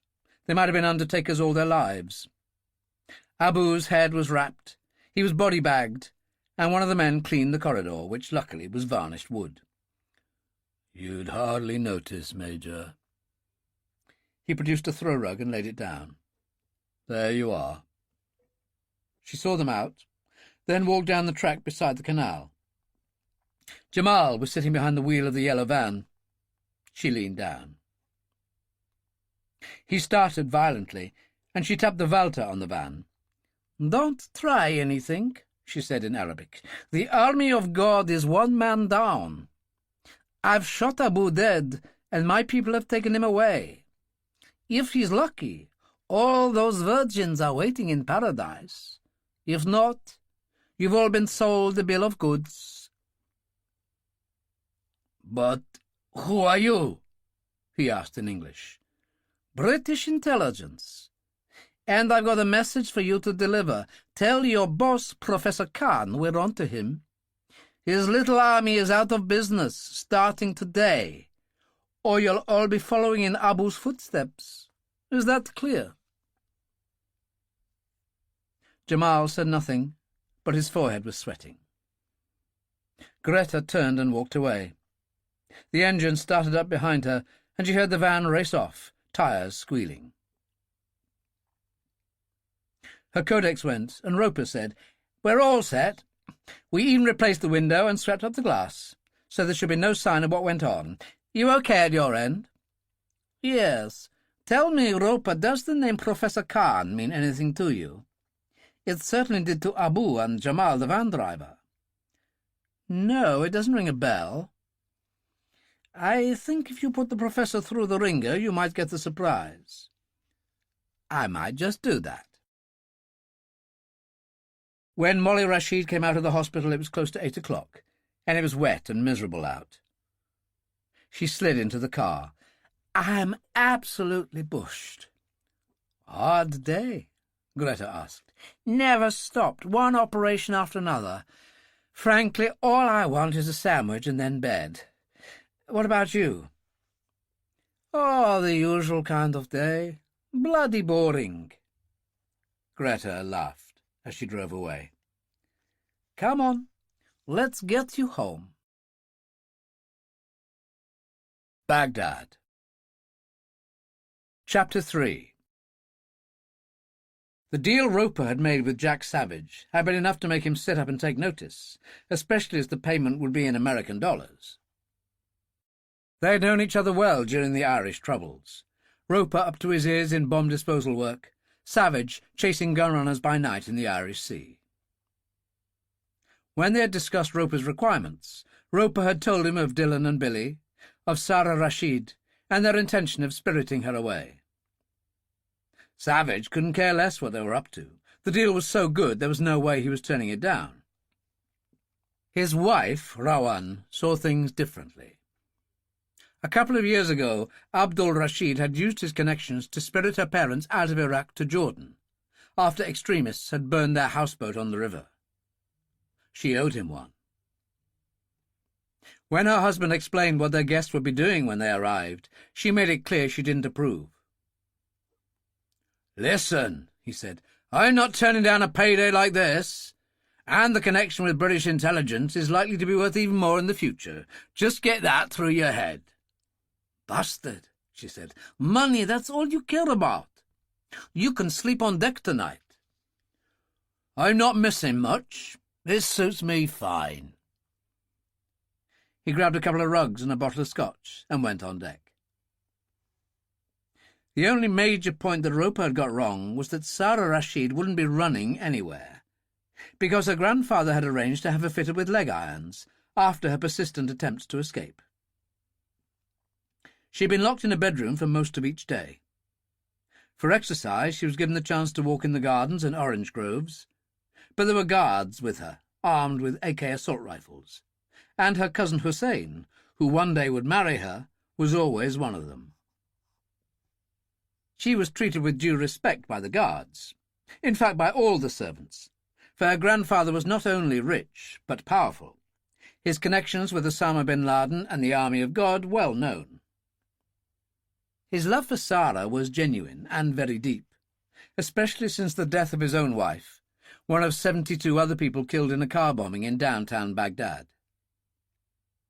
The fact that Sara was a mixed race he could accept, but his son forswearing his religion, that was an abomination. Sara, mature beyond her years, sat in her room and, with little better to do, improved on her Arabic, and contemplated what her grandfather had told her, that they would eventually be forced to join the exodus of middle-class Iraqis from Baghdad. Hazar would be their destination, to join her grandfather's brother, Jamal, head of the family in that country. They were rich, and the Rashid Bedouins lived in the Empty Quarter, one of the most ferocious deserts in the world. It would be a guarantee of safety. So that was the way things would probably work out. She was outside now on one of her walks, and the wind off the water played with the wonderful silk scarf that framed her face. She was pretty, and she knew it. Hussein adored her, and she took full advantage of that fact. "Do you want to return to your room?" "Not yet." Who is that?" She pointed to a shabby motor launch approaching. As it slowed and drifted into the jetty, she saw that it was a woman at the wheel, dressed in Western style, her hair tied back, wearing a khaki bush shirt and pants, and a shoulder holster under her left arm. The woman tossed a line, and one of the men caught it and tied up. The launch had an English name, Eagle. "Hussein, how are you?" she said. "I'd rather be doing my final year at medical school, but there you are. The war, the bloody war. This is Sara. Sara, this is Rawan Savage." She turned to Sara. "I've known you are here for some months, but we've never had an opportunity to meet. My, you are pretty, aren't you?" All this was delivered in English. Sara said, "Were you born in Baghdad?" "Yes, but to a Druze family." She turned to face Hussein. "I need to see your uncle right away, Hussein. Can I go up?" "Of course. He's in the orange grove." "Until I see you again," she said to Sara, and started up the steps leading through the oranges to where Rashid was seated.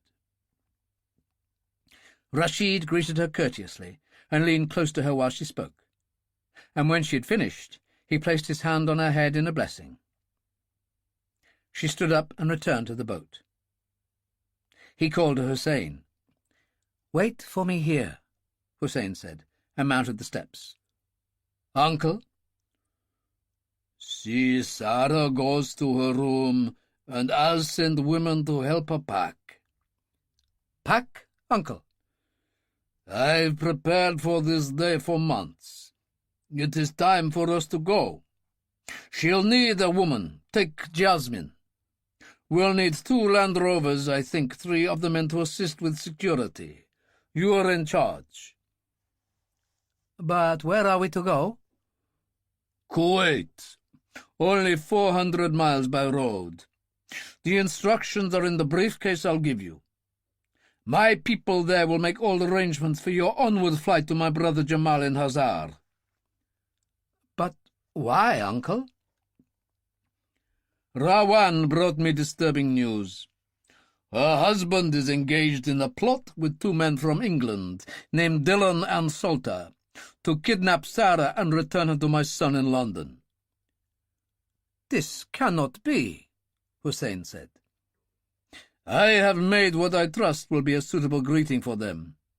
She informs me they arrive later today." "Then I'll deal with them." "No. I hope I have taken care of it.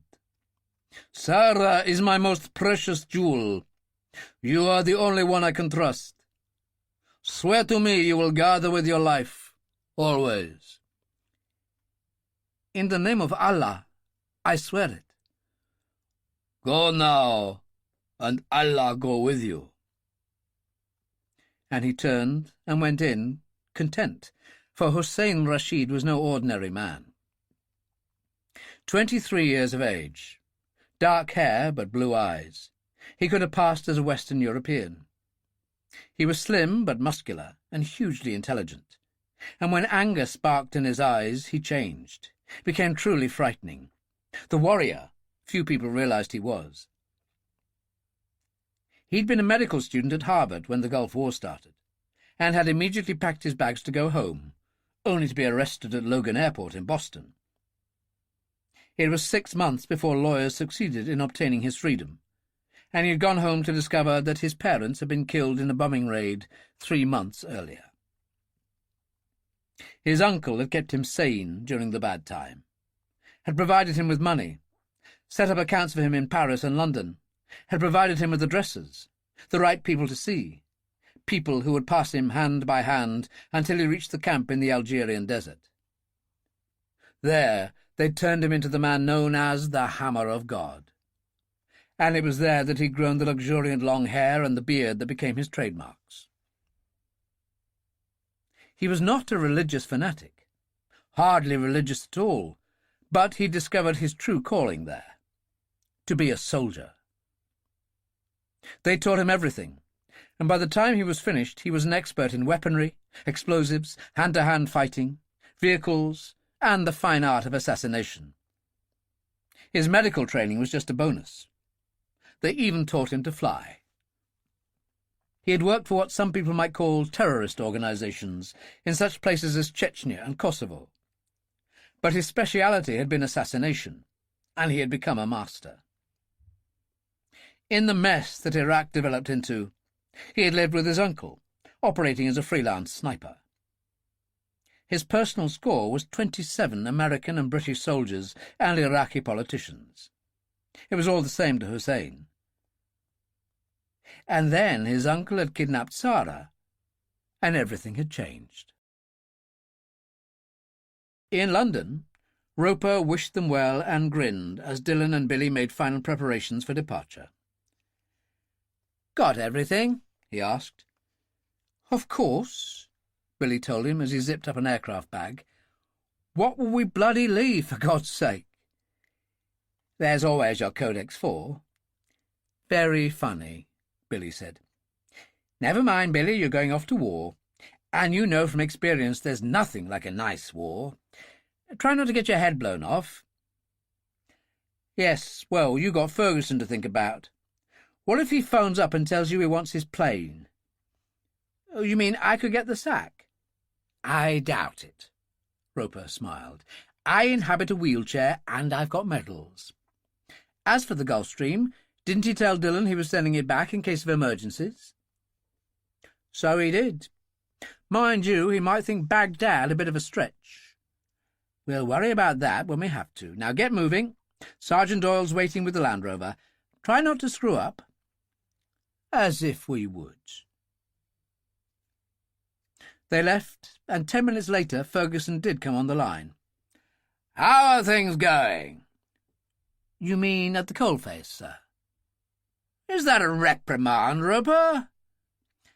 "Now, would I imply that you weren't beating your brains out, General, taking care of world affairs?" "Well, we were up half the night, and I'm just about to join the conference again. Anything to report?" "Not a whisper, sir. It's as if every terrorist in the land has rolled over and died. The chaps are all polishing their nails." "You're incorrigible, Roper." A bell sounded faintly. "Moscow, I'll be in touch." "Yes, sir. I look forward to it." Roper poured a large scotch, lit a cigarette, and continued his investigation of the mysterious Professor Khan. At Farley Field, the quartermaster had loaded their supplies and weaponry. 2 AKs, a couple of 25 Colts with hollow-point cartridges and ankle holsters, titanium waistcoats. "Nothing left to chance, Sergeant Major?" "I don't believe it should be, Mr. Dillon. That's not the way to operate. Good luck, gentlemen." At the top of the steps to the Gulfstream, Parry waited for them in flying overalls. A car horn sounded, and the Aston came round from the entrance and pulled up, Harry at the wheel. He ran forward, and as Billy turned he flung his arms around him. "Take care." Dillon said, "I always knew you were a sentimentalist at heart." "You think what you like, as long as you bring him back." They went up the steps. Parry closed the door and joined Lacey in the cockpit. Billy and Dillon settled down, and a few minutes later the Gulfstream took off. Roper came online 2 hours into the flight. "Is everything going all right?" "Fine. What about you?" Dillon asked. "Professor Khan is proving more than promising. Drech Khan is his name. He was a clever young man who took a first degree at home in Pakistan, then earned a scholarship to Oxford. Totally anglicised now, with an apparently unlimited supply of cash. He started as an assistant lecturer in morality at Leeds University." Billy laughed. "Sorry, I didn't know you could be one of those." "Apparently. Left after a year and moved to America, the University of Chicago, then a year later to Berkeley in California." Dillon said, "You see, Billy, I couldn't resist the call of Hollywood." "Came back east for a post at the United Nations, secretary to the International Committee for Racial Harmony." "Let me guess," Dillon said. "After that he finally made it back to good old England. Londonistan. Right you are. And he's certainly made his way in politics. The Committee for Socialist Values. That really made his bones in London, got him in good with a lot of well-meaning socialists. He's also on the Interfaith Committee at the House of Commons and is sponsored by various Anglican bishops. He's muted his support for the Army of God, ever since 3 of its members were arrested in Yorkshire for that bomb in a bus station that killed 3 and injured 14. But he insists that those 3 were a splinter group, that the organisation itself is purely spiritual and educational. Billy said, "What do you think?" "I think he's dangerous as hell, and all those committees just obscure what he really is." Roper said, "I've never been so certain of anything in my life, but there's no proof of anything, not even a whisper of terrorist activity. There's nothing to spark an investigation by the police anti-terrorist squad." Dillon said, "Except that when Greta raised the question of Professor Khan with that driver and told him she'd killed Abu, he was terrified." "And made no attempt to deny it," Billy said. "It's still not enough," Roper said. "But I'll keep at it. I heard from Ferguson, by the way." "What did you hear?" Dillon said. "Only that he keeps going to conference with the Prime Minister, and the great and the good." "Has he indicated when he's coming back?" "Not exactly. I wouldn't give him more than a couple of days, so it's all up to you, gentlemen. Keep in touch." He clicked off. An hour out of Baghdad, with dawn coming up fast, they descended to 30,000 feet. There was considerable traffic, and Parry came back from the cockpit to fill them in. "We're doing a night approach, which means the sods on the ground don't have as good a view. The Ragged-Ass Brigade are good, unfortunately, particularly with handheld missiles. A lot of helicopters get wasted over the city." "So what's the solution?" Billy asked. "It's a trick the Yanks resurrected from the Vietnam War. We approach from 15,000, then dive. Pull up only at the last possible moment." "Well, that sounds pretty hairy to me," Billy said. "But it works. The RAF used it in Kosovo, too, and with larger planes. Now, as to what's facing you down there, I know you gentlemen have done this once before, so I'll only say it's even worse. There's an old saying, 'Hell is a city.' Well, gentlemen, I doubt whether anywhere in the world could be worse than Baghdad. Take care at all times, and remember, in this town you can't even trust your grandmother." "The last time we did this," Dillon said, "we were cared for by a Flight Lieutenant Robson. He was police." "Still at it. Squadron leader now. He's already been on the radio. Everything's waiting." "And we had a safe car with an RAF police sergeant named Parker. A really good guy. He stood by us in a firefight," Dillon said. "Do we get him again?" "Unfortunately not. He was killed by a roadside bomb last month. I better join Lacey now." "Jesus," Billy said. "What a bloody place."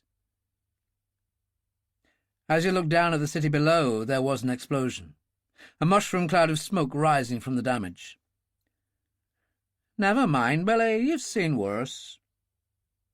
Dillon took out his flask, unscrewed the cap, and swallowed a generous mouthful of Bushmills. "No, Dillon, I don't think I have." Billy leaned back and closed his eyes for the descent. In Baghdad they were received in the mess by Robson himself, as a waiter in a white tunic arranged tea things. Robson said, "So bloody hot in this hellhole. Tea's just the thing, as they discovered in the days of the Raj." "Well, things have certainly been happening to you," he told Lacey and Parry. "Awarded a 2nd Air Force Cross each. What are you doing, trying to fight the war on your own?" "Something like that," Lacey told him. As the tea was poured, Robson turned to Dillon and Billy. "I won't ask what you two have been up to. I don't know, and I don't want to. Just like last time, the Gulfstream will stand by here ready for an immediate exit at any time. I have a red Security 1 tag for each of you. It covers everything. You must be hot stuff. Even the station commander doesn't have one of these." Dillon said, "I'm sorry to hear of Sergeant Parker's death." "Most unfortunate. Happens all the time, I'm afraid. You won't need anything like that this time, and Mr. Jack Savage is picking you up, I understand. We know him well. Is someone taking my name in vain? They all turned and saw him standing in the mess doorway. Medium height, roughly cut blonde hair, a broken nose, a reefer coat over his arm. "Come in, you old bastard," Robson said. "And that's an order, Sergeant Major."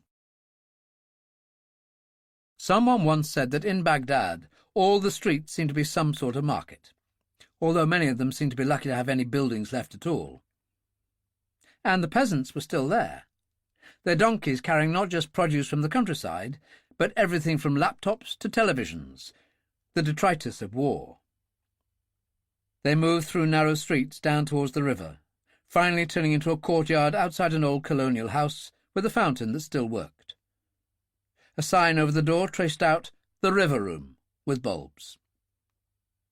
They got out, and Savage snapped his fingers for two boys to grab the luggage and take it inside. "The sign," Billy asked, "does it still light up?" "I'm missing half a dozen bulbs. They're hard to replace, but it reminds me of London. The Savoy, the old River Room." "Where do you stay?" Dillon asked. "These days it must be the ultimate way of living on the knife edge." "That's what I like about it. You can make money here like nowhere else on earth. Let's go in." They followed. It was shadowy, a floor of Arabic tiles, tables and chairs of cane. Even the bar was cane, with a mirror and what looked like every kind of bottle in the world stacked against it.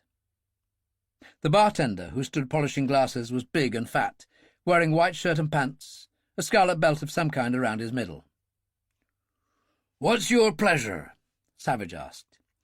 "For Billy, nothing he doesn't indulge. I'll have Bushmills Irish whiskey." "Two, Farouk.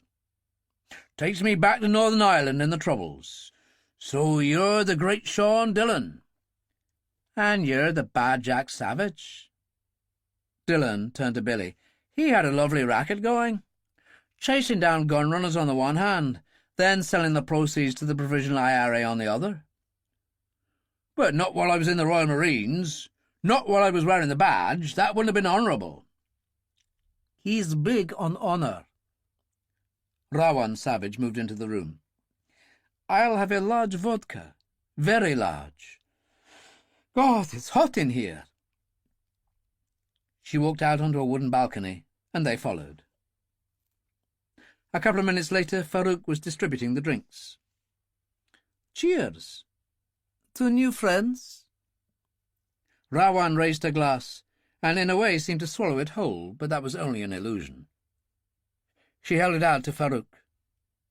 Without saying a word, he turned and went back inside. The river wasn't particularly busy. Below them, tied to the jetty, was the motor launch, Eagle. Rawan said, "Just up there, a quarter of a mile, is Abdul Rashid's place. Do you want to have a look?" "Shut up, Rawan," Savage told her. "Yes, sir." She gave him a mock salute. "Look, I won't tell you again," Savage said. "Drink up or shut up. Take your choice." "Is that so?" She turned to Dillon. "Well, I know why you're here, and I don't admire it." "Is that so?" Dillon said. "Snatching a 13-year-old girl from her grandfather." "Let's keep to the facts," Billy put in. "The said 13-year-old girl was snatched from her parents in London in the first place." But she didn't want to listen, and charged into the bar, where Farouk stood behind the counter, a strange, threatening stillness to him. Customers, 4 of them, were there, one with an AK on the table close to his hand, another with one slung from his shoulder. The other 2 each had a hand in a pocket. A woman slipped through the door, her clothes held tightly around her. She looked terrified and glanced anxiously about her. Rawan said, "Ah, someone bearing ill news. Bibi, gentlemen, this is one of Caspar Rashid's ladies of the bedchamber." "What's wrong, Bibi? Have they gone without you?" The woman cried bitterly, flung herself to her knees, and a flood of Arabic ensued. Rawan said, "Excellent. Someone seems to have spoiled the party and warned Abdul Rashid. Several hours ago he dispatched Sara with Hussein Rashid, her intended, in a small convoy to Kuwait by road. Once there, friends will forward them by private plane to Hazar, where the rest of the Rashid clan thrive. It is all true. Bibi heard it being discussed. You are dead men walking. Hussein will see to it. There was a silence. Savage said, "But who told him?" "Who do you think? I'm sick of you, Jack. Have been for a long time. You can rot in hell." In the near distance there was a huge explosion, and everybody instinctively ducked. The sound of the aftershock drifted like a wave. The telephone on the bar sounded. Farouk picked it up and listened, then held it out to Savage. "Omar, the boy you had watching the Rashid villa. He saw the convoy for Kuwait leave 2 hours ago." "So?" "Old Rashid has just driven out in his Mercedes, accompanied by 2 guards. It exploded as it went through the gate." His face said it all. "Because of people like you, who come amongst us and destroy everything you touch." There must have been something about his expression that gave warning, a twitch, a glint of determination, because Dillon, who had been sitting down, pulled on the ankle holster, yanked out the .25 Colt, and shot Farouk between the eyes, the hollow-point cartridge wreaking havoc. In almost the same moment he pulled out the silenced Walter from his waistband under the jacket, and shot the man who was reaching for the AK on a table. Billy produced his Walter as a third man was trying to get a Browning out of his right-hand pocket and snagged it. Billy shot him instantly, and the man was hurled against his companion, who shot him inadvertently in the back. "Don't shoot, for God's sake!" the companion called, in as Irish a voice as you could wish for. But as Billy hesitated, the Irishman's hand swung up to fire, and it was Dillon who finished him off. "Don't do that again, Billy. It never pays." "Christ, I thought he was Irish." Billy went down, felt in an inside pocket, and produced a passport, brown, with the gold harp of Ireland on it, and a few papers. "Bring them with you." Dillon turned, and Rawan said, "Damn you! Damn you all! And damn this stinking country, Jack!" She ran down the steps to the jetty, untied the line on the Eagle, and cast off. Savage clattered down the steps after her, and jumped for the Eagle as it drifted out. "Rawan," he called, "just listen." "Not any more," she said, and pressed the starter. It rattled a couple of times, and then there was a huge explosion, and the boat simply came apart. Billy was hurled backwards over a cane chair. Dillon pulled him up. "Let's get out of here and fast. The military will be here in no time. We'll take that Land Rover Savage used to bring us from the airport. Our stuff's still on board." They were out in seconds and into the Land Rover, Billy at the wheel, and moved into the main street as 2 scimitars came the opposite way. A sizable crowd was already assembling, but the confusion of it helped them to make a rapid exit. Dillon called Roper, who answered at once. "Just listen," Dillon said, and gave him an account. "My God, you have been in action. Why does this sort of thing always reach out to touch you, Dillon?" "Just tell Robson to alert the boys to get us out of here. God knows where to. The mad side of me wants to pursue them to Hazar, but I don't think the General would approve." "No, he damn well wouldn't," Ferguson cut in. "Outrageous! Finding my plane's been hijacked. Get yourselves back here immediately." At Baghdad Airport, they were admitted through a discreet security entrance and found Lacey and Robson waiting in a jeep. "Just follow," Lacey called to Billy, which he did, and found the Gulfstream waiting. "Off you go," Robson said. "We prefer to think of you as never having been here." They went up the steps, and Lacey locked the door. "Thanks a lot, you bastards. The General was not exactly thrilled when he tried to book his personal plane for the flight from Paris and found it elsewhere. What in the hell were you playing at? Didn't I tell you? Dillon said. Trying to win the war. Dillon got his flask out as they climbed, but it was empty. He waited until they levelled off at 40,000 feet and peered out of the window. Goodbye to Baghdad, city of romance, intrigue and adventure. Yes, everything you can do without, Billy said. I can't figure it. So the Rawan bird is fed up with Jack and spills the guts to old Rashid, and he responds by having someone arrange to have the launch blown up. Rashid was after the three of us, Savage, you and me. I was just too bad about her. And what about a car bomb? A daily risk. A man like him would have more enemies than he could count. Dillon got up and went to the rear of the cockpit, opened the first aid drawer, and helped himself to the half-bottle of brandy it contained. Purely medicinal, he told Parry, who glanced over his shoulder. Always is with you. When Dillon returned to his seat, he found Billy examining the Irish passport taken from the man he had killed in the bar. Terence O'Malley, aged 42, an address in Bangor, Northern Ireland. A nice place. Dillon opened the brandy and poured some into a plastic cup. What else does it tell us? Apparently he's a schoolmaster. I'd bet he's not been that for a long time. IRA? I'd say so. We know many old hands have moved into organised crime. It's a very small step from what they were doing into the world of the mercenary, Billy. Wild geese, that's what they've always been called, in Ireland or out of it. If you've been a provo for all those years, it's difficult to turn your hand to something else when it's all over. What have you got in there?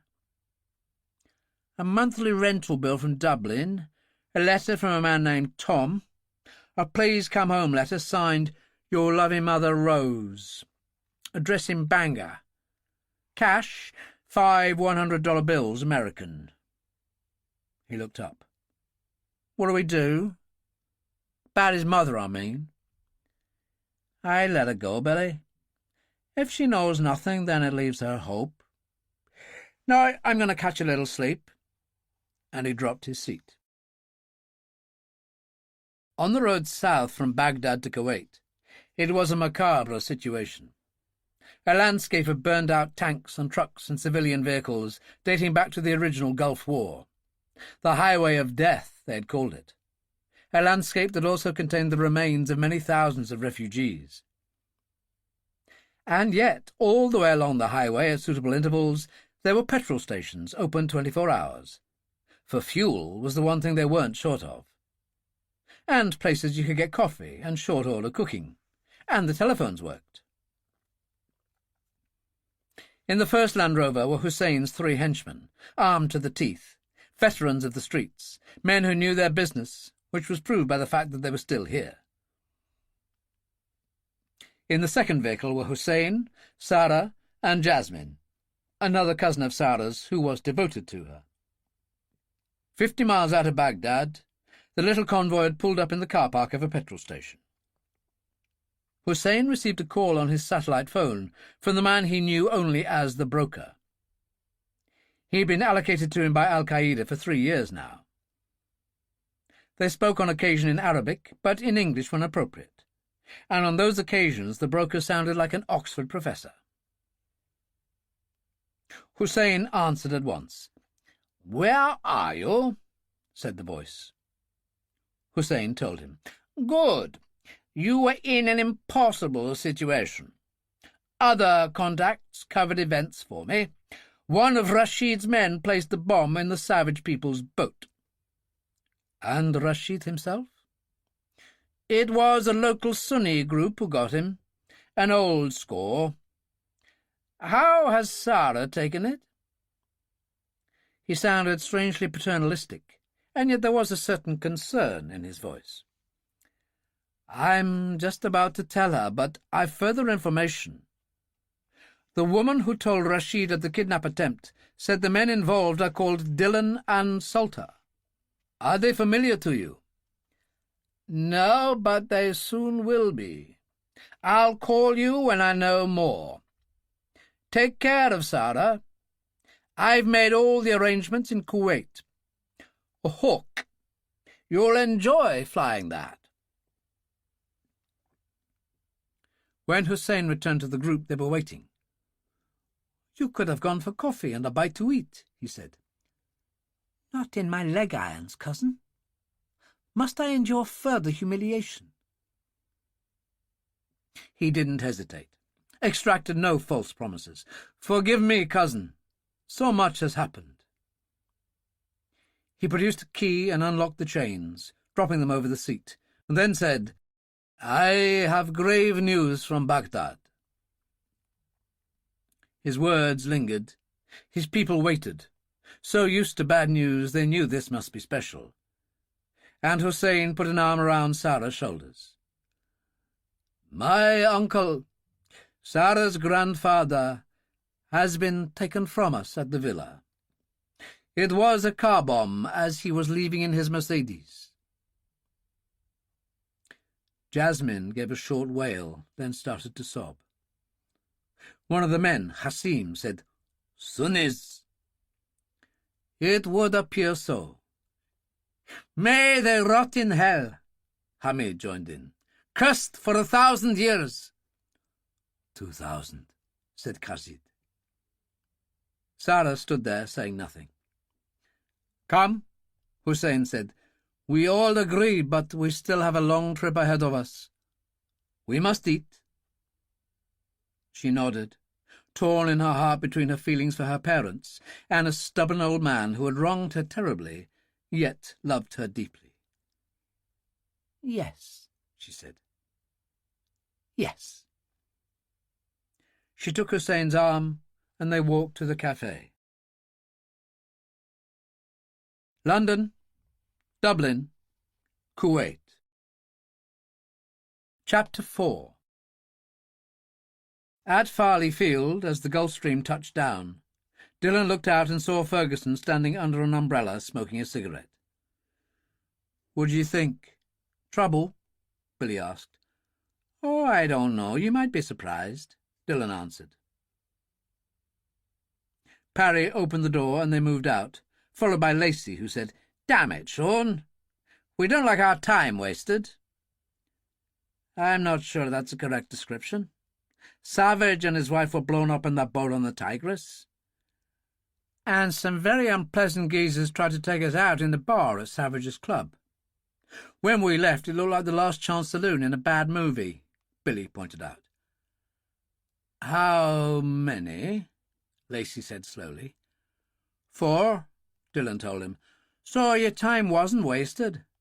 And I suspect we're about to use your services again."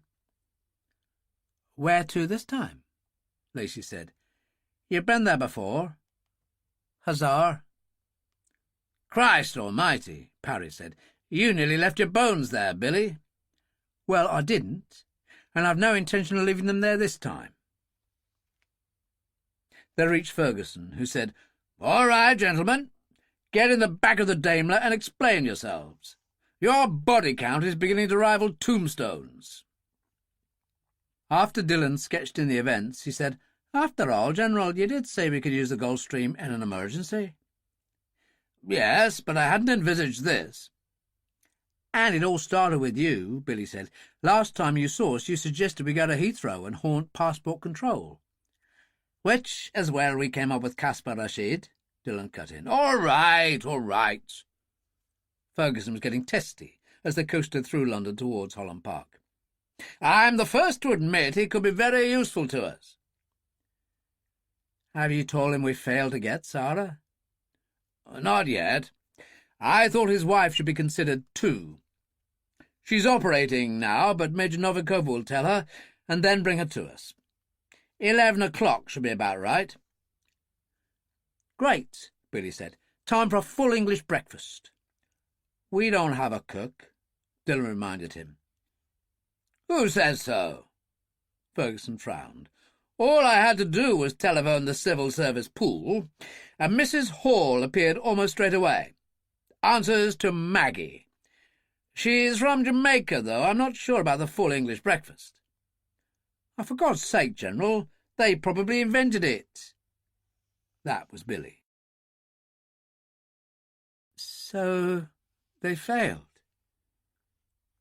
At the hospital, Molly Rashid was very pale, no colour in her face at all, and weary suddenly in a way she hadn't been before. Greta noticed at once that her hands were shaking. "You'll need a drink," she said. "No." Molly ran her hand through her hair. "I've got another operation this afternoon." "I don't think so. Your right hand is shaking like a leaf. You couldn't possibly operate in your present condition." Molly covered her face with both hands. "What am I going to do?" Greta got a glass, took a bottle of vodka from the fridge. She almost filled the glass. "Come on, take it straight down. It numbs the brain." Molly hesitated, then did as she was told. She gagged, staggered to the sink. For a moment it was as if she was going to be sick, but she took a couple of deep breaths and pulled herself together. "My God, that hit the spot?" She turned and smiled wanly. "We'd better go and face it, I suppose." "Yes," Greta said. "I suppose we should." "What do you mean you failed?" Rashid said, as he turned from the window to Dillon. "We simply couldn't get anywhere near her." "Oh, dear. You couldn't get anywhere near her. My father will be pleased. Mr. Rashid, your father is dead." Rashid was stricken, aged visibly, took a step, stumbled, reached for a chair and grabbed hold of it to steady himself. "I think you'd better sit down," Dillon said. Rashid did so. "How did he die?" "Was it you?" "No, I had nothing to do with it. He was killed going out of the main gate of his villa with his chauffeur. Car bomb. The word is that it was a sunny operation." "Were there any other casualties?" "Yes, 4 men intent on killing us." He seemed to come alive again, not that it lasted. "Since they obviously didn't succeed, I assume you managed to kill them." "That's correct. Your wife's been informed. Major Novikov went to give her the sad news and bring her back here for a conference." "A conference?" He said it slowly, as if he was finding it difficult to speak at all or to understand. He plucked at words, reaching in a futile way and running his fingers through his hair. And then he took an enormous deep breath, took out a cigarette, lit it, and inhaled deeply. "That's better, I think.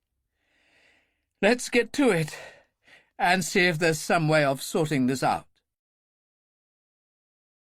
They sat in the committee room, Ferguson at the head of the table, Rashid and Molly close together holding hands. Greta was pouring coffee. Dillon and Billy stood together by the window listening, and Roper in his chair was at the far end of the table. "I'll come directly to the point," Ferguson said. "There was a bargain between you and my people." "Which was not fulfilled," Rashid said. "I don't see my daughter here." "That was due to circumstances," Dillon said. "The body count makes that clear. The point now is what comes next." "Comes next?" Rashid asked. "Of course," Ferguson told him. "Nothing has changed fundamentally. You want your daughter back, and so do we. And we know her destination, Hazar. It's a place we've all worked in before." "You were there yourself recently," Dillon said. "What for?" Rashid didn't reply, his face showing great emotion. It was his wife who intervened. "For God's sake, Caspar, talk to them. What happened wasn't their fault. We're not playing games here. People died. I want my daughter back, so tell them what they need to know to make that happen." Caspar sighed. "I was fooled into believing that my Uncle Jamal in Hazar would act as a middleman between my father and me. What made you think that? Not what, but who. It was the broker. He first spoke to me over a year ago when I was being pressured by Army of God fanatics to join their organization. A colleague at the university, Professor Jack Higgins, was the chief mover and shaker behind the Army of God. And at first they seemed harmless, just a charitable organization. But then, on my world travels, I started receiving approaches from a number of extreme groups. When I tried to withdraw from my involvement, Jack Higgins warned me that I would be considered a traitor, that I would be targeted by Muslim extremists. And then came my daughter's abduction. The broker said that if I did what they told me, he would arrange for Jamal to act as a go-between with my father, so I felt I had no choice. I mainly acted as a bagman under orders, passing highly technical information on various matters to Khan, who obviously passed it on. Then the broker told me I should come to Hazar, that they were ready to talk to me, but it was all a lie. They just wanted me to take a look at an old railway line that Al-Qaeda wanted to update. I was near to despair, and that's when you found me. So, here we are, Ferguson said. Here we are. And the Middle East wasn't the only place they sent me. They sent me to Ireland, too. I'm a visiting professor at Trinity College, Dublin. Good God, Ferguson said. Are you going to tell us that's a centre of Muslim radicalism? Not at all.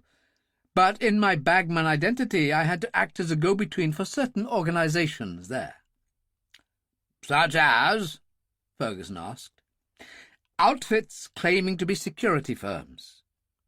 It's an open secret that with peace in Northern Ireland, many former members of the Provisional IRA have found themselves on the scrap heap and don't much care for it. One way out for them is crime. I believe that in the last year there have been at least 70 shootings in the Dublin area that show evidence of having been committed by professionals. So what? Dillon said. What do you expect after 30-odd years of their own war? I accept that. But what I'm talking about are firms claiming legitimacy in security affairs, but actually supplying what can only be described as mercenaries. People hired as instructors for terrorist training camps in North Africa, Algeria. One of them, for instance, is called Scamrock Security, run by a man named Michael Flynn. And you have details of these camps? Roper asked. Of some of them, yes. There are one or two in the empty quarter as well. There was a long silence, while Ferguson drummed his fingers on the table. Finally he said, You've given us a lot to digest. While Roper's working on this information, we have to consider our next step regarding your daughter, which would be to move the action to Hazar. Would you wish us to do that? It was Molly who answered instantly. Oh, God, yes. I want my daughter back more than anything, but can you do it? As I said, we've operated in Hazar in the past. For the past 3 years, my cousin, Professor Hal Stone of Corpus Christi College, Cambridge, has been diving on an ancient Phoenician wreck on the edge of the harbour at Hazar. He works from an old dhow using Arabs.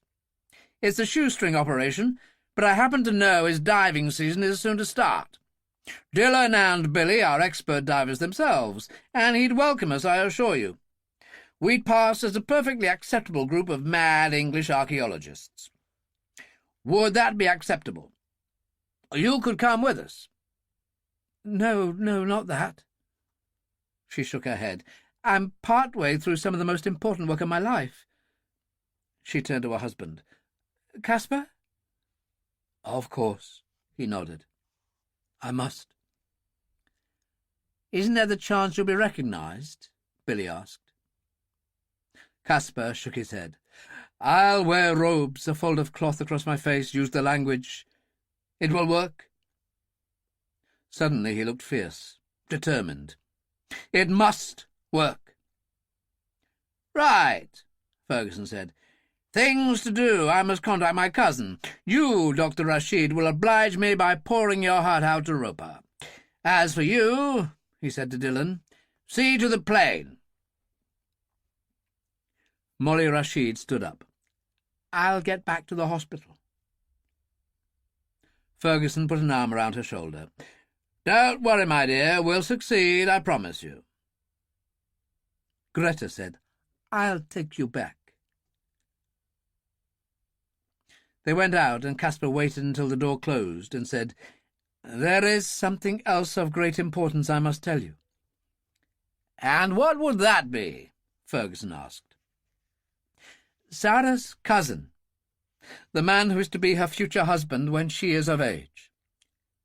Hussein, isn't it? Roper said. A medical student.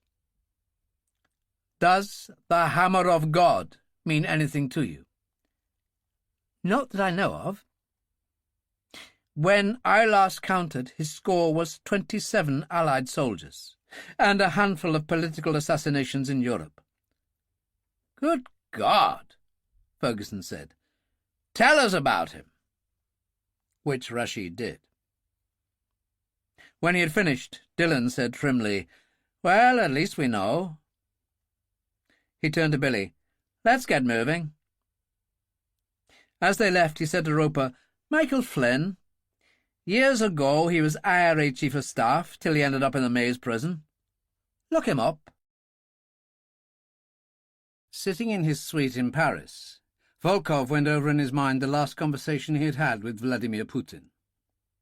The elimination of Ferguson and company made sense. It had already started with the murder of Detective Superintendent Hannah Bernstein the year before. Igor Levin was a more difficult case, however, because he had a few million sterling tucked away in London. He could not be bought. Chomsky, the sergeant who had gone to Dublin with him, was a clever one, but irritatingly seemed to feel some sort of loyalty to Levin. Popov was the weak link. Volkov took out his address book, found Popov's number in Dublin, and phoned him. He was immobile, and found Popov strolling along Wellington Quay beside the River Liffey. It was raining, and Popov was holding an umbrella over his head, a young woman named Mary O'Toole at his side. "My dear Popov," Volkov said in Russian. "Volkov speaking. How are you? It's been some time." Popov was shocked and replied with difficulty, "General, I can't believe it. It's been so long." "Oh, I like to keep in touch," Volkov said. Popov and the girl were approaching a hotel he knew. He squeezed her waist. "Mary, my love, you go in and get us a table in the cocktail bar. This is important."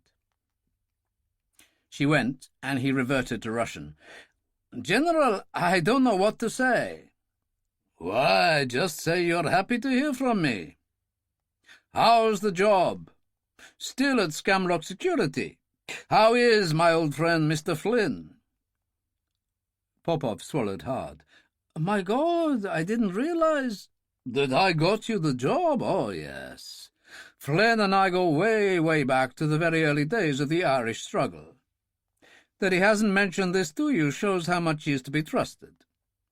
I presume you find that your experience in military intelligence is of value in your work." "Absolutely, General." "You've heard about the Belov International, that Max Chekhov is the new chief executive officer. Did you ever serve under him?" "I never had that privilege."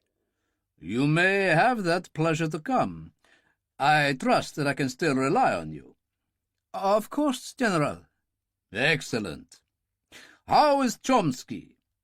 "Oh, he breezed through his law exams and works for a city lawyer as a legman." "And Levin?" "Enjoys himself. He is, after all, rich." "As I'm well aware. So, nice to talk to you. I'll be in touch, but please keep this conversation private." For some reason he couldn't explain, Popov was thrilled. "Of course, General." The line went dead, and he went up the steps to the hotel 2 at a time. The bar was half empty, and Mary was seated in a booth by the window. She was a secretary at Skamrock Security, and was used to hearing him speaking foreign languages, for he was proficient in German and French. "Russian?" she said. "That's a new one. You always surprise me." Popov had an English mother, and he'd been raised on the language as a child in Moscow. He was perfectly capable of passing himself off as an Englishman, and did. "Business," he said. "You can never get away from it. Now, what would you like to drink?" Chomsky was a different proposition. He had a first-class academic brain and a firm belief in himself. He'd completed his law degree in just over a year at Trinity, a phenomenal achievement, and working as a legman for a top firm of barristers suited him perfectly.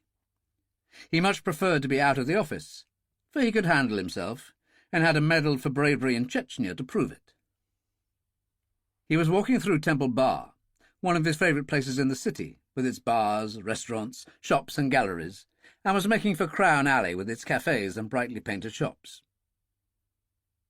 His intention was to meet Levin, enjoy a drink, go to the cinema, and eat afterwards. When his phone rang and he heard Volkov's voice, it did not affect him the way it had Popov. He was used to handling people, especially under the stress of legal and illegal situations. Nothing in life surprised him any more. He dodged in a doorway to avoid the rain. "General, what a surprise. I thought I'd catch up. My spies tell me you performed magnificently in your law exam." "True, though I say it myself." "And your work for the Riley partnership, more than interesting." Chomsky laughed. "Why, General, you've been checking up on me." "My dear boy, we do have an embassy in Dublin in which the GRU is well represented. Checking on your activities gives them something to do." "I can imagine." "And how is Levin?" "Come now, General, I'm sure you are well aware how he is. He has a luxury apartment looking out over the Liffey, and more than one lady, and he enjoys his life completely." "But it's a bit boring for someone of his background, I should have thought." "On that, I can't comment." "This firm Popov works for, Skamrock Security. My information is that it supplies contract mercenaries to the trade. Now that there is peace in Ireland, there must be many members of the Provisional IRA seeking gainful employment." "Now, if it was the police saying that to me, General, I'd have to say I don't know what you're talking about." "But of course. Nice to talk to you. Goodbye for now." What was all that about? Chomsky asked himself as he stepped out into the road. Volkov called Levin a few moments later, after he had stepped out of the rain into a quiet bar called Kelly's. It was an old-fashioned sort of place with comfortable booths offering privacy. He was greeted with familiarity by a barman named Mick, who brought him a large Bushmills. Chomsky entered the bar at that moment. "Same for me, Mick." He took off his raincoat. "Guess who's just been on the phone to me?" "Shock me," Levin said. "Volkov." At the same moment, Levin's mobile rang. He answered it, smiled, and leaned close to Chomsky, so that he could hear it was Volkov. "General, what a pleasure," Levin said amiably. "Ah, Chomsky has joined you. You are still close?" "Siamese twins." "This is good. How are you?" "In excellent spirits. Rain in Dublin is curiously refreshing, and the girls are more than beautiful. They have Irish charm. Life couldn't be better. Where are you? Moscow?" "No, Paris. I'm with President Putin at the Brussels conference. He was asking after you, Igor." "Really?" Levin said. "Yes. Charles Ferguson was in Brussels too with the British Prime Minister. It jogged Putin's memory. Ferguson's people have been an intolerable nuisance. You could say that. Plus Blake Johnson. My original order was to get rid of the lot of them, but we only succeeded with Superintendent Hannah Bernstein. The mention made Levin feel uncomfortable, as it always had, in spite of the fact that all he had done there was chauffeur an IRA hitman to Heathrow Airport. "What's this all about?" he asked. "Why, I miss your valuable services, you and the boys. The President wants you. I told him you decamped to Dublin and that it was difficult." "And what did he say?" "To tell you that your President needs you and Russia needs you. Think about it. Good help is hard to find, and you're the best. It's amazing how frequently people let you down." "And what's that supposed to mean?" "I'll give you an example. A few days ago, Blake Johnson was in London, available to all, walking down the street. Lushkov and Max Chekhov arranged for a couple of would-be assassins to take care of him. Instead, Dillon and Salter took care of them. It was ludicrous. You would never have let that happen." "Like you said, good help is hard to find. Never mind, General.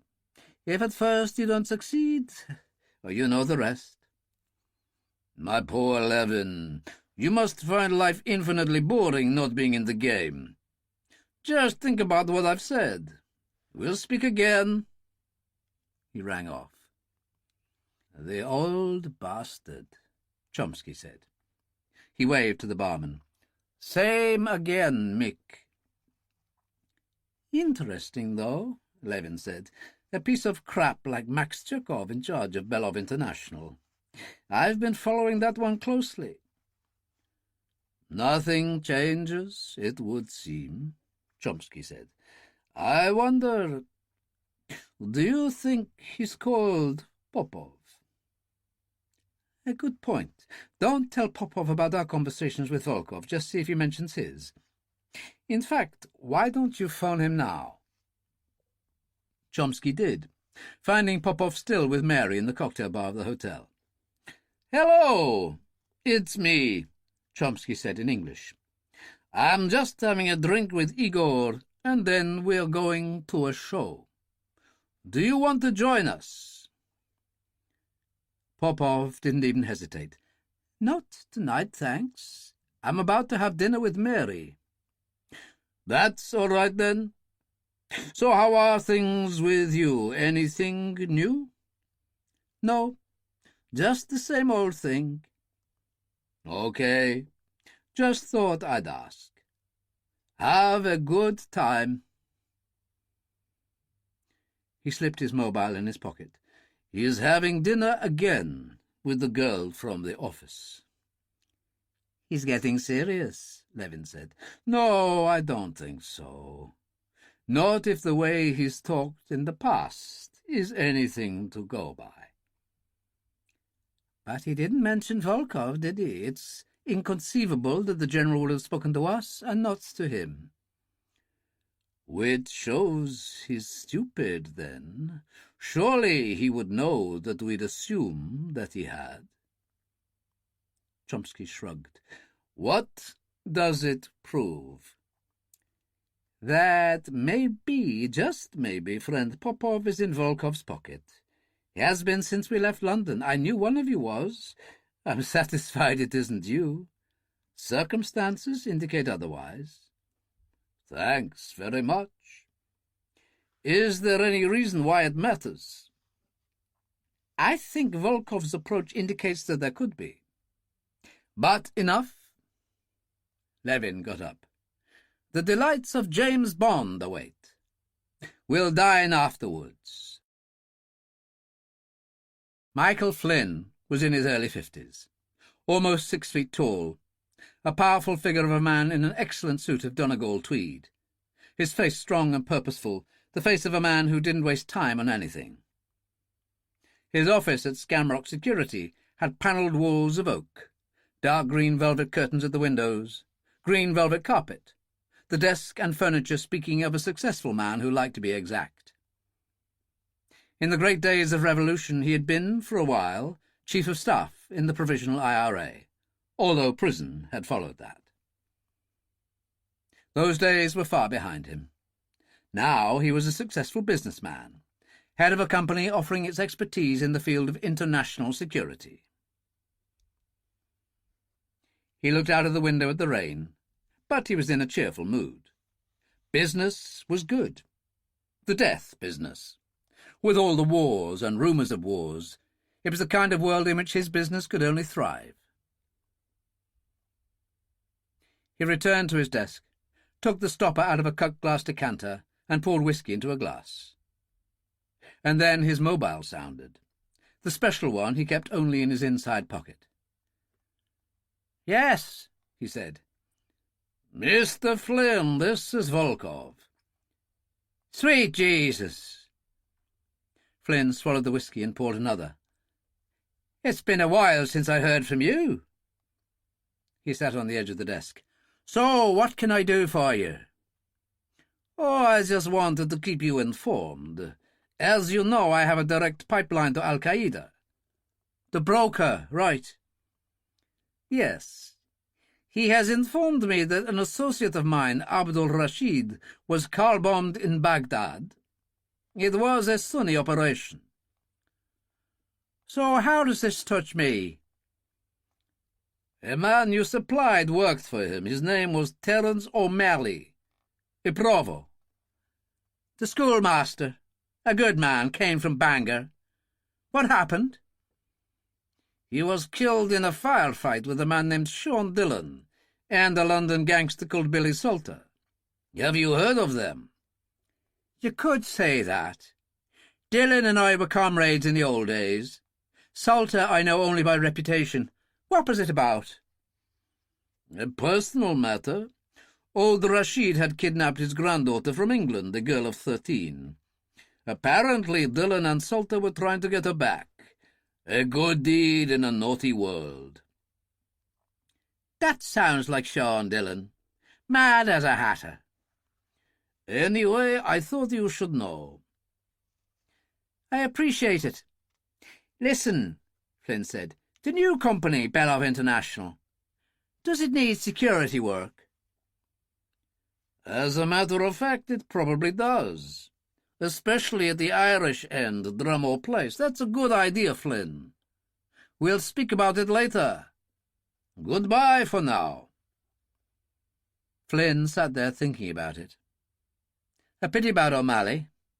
A good comrade and big for the cause, but, like so many, unable to handle a future without it.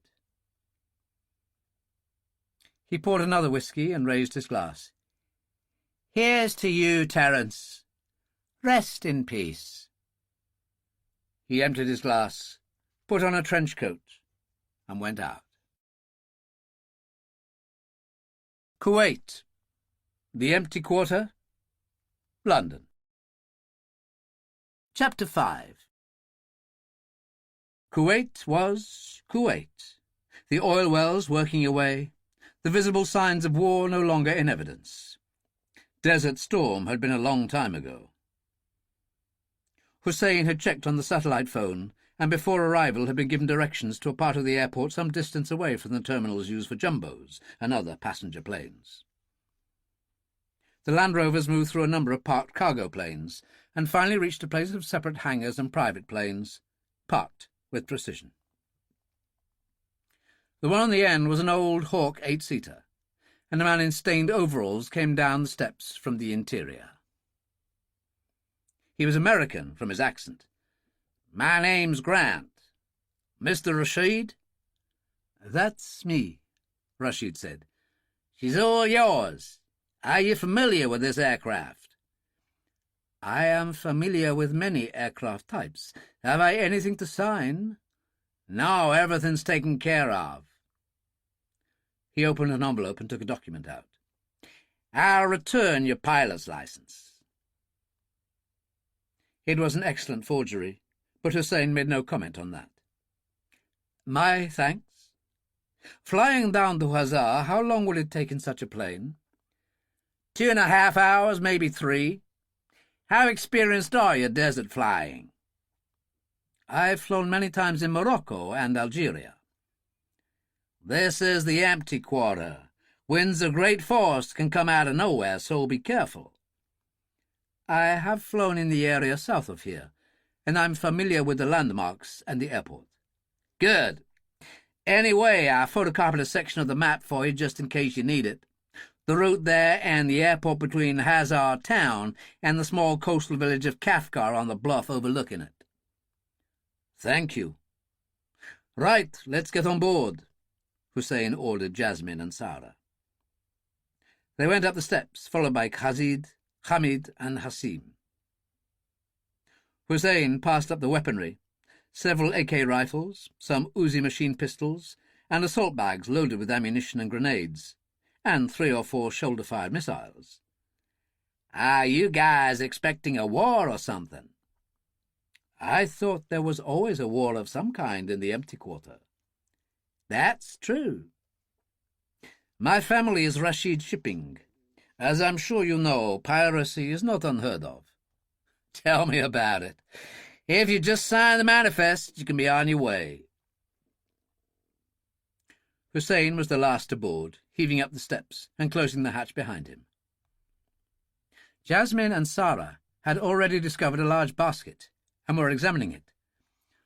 Plenty of food in here, and good bread, Jasmine said. Sara opened another one and took out a bottle. You can tell he was American, she said. Wine, red and white, whiskey, and brandy.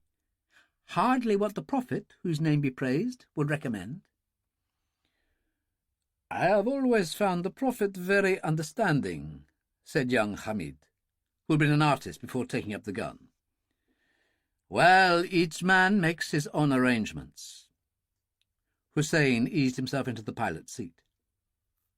He unfolded the map Grant had given him, and Sara said, Can I get in the co-pilot seat? Why not? She did, and he said, You can help navigate. Just follow the red line that the American, Grant, has drawn. What's this? She asked, and ran her finger a good 100 miles or more along the line. St. Anthony's Hospice. It's a Christian monastery that's served the trunk road across the desert since before Islam.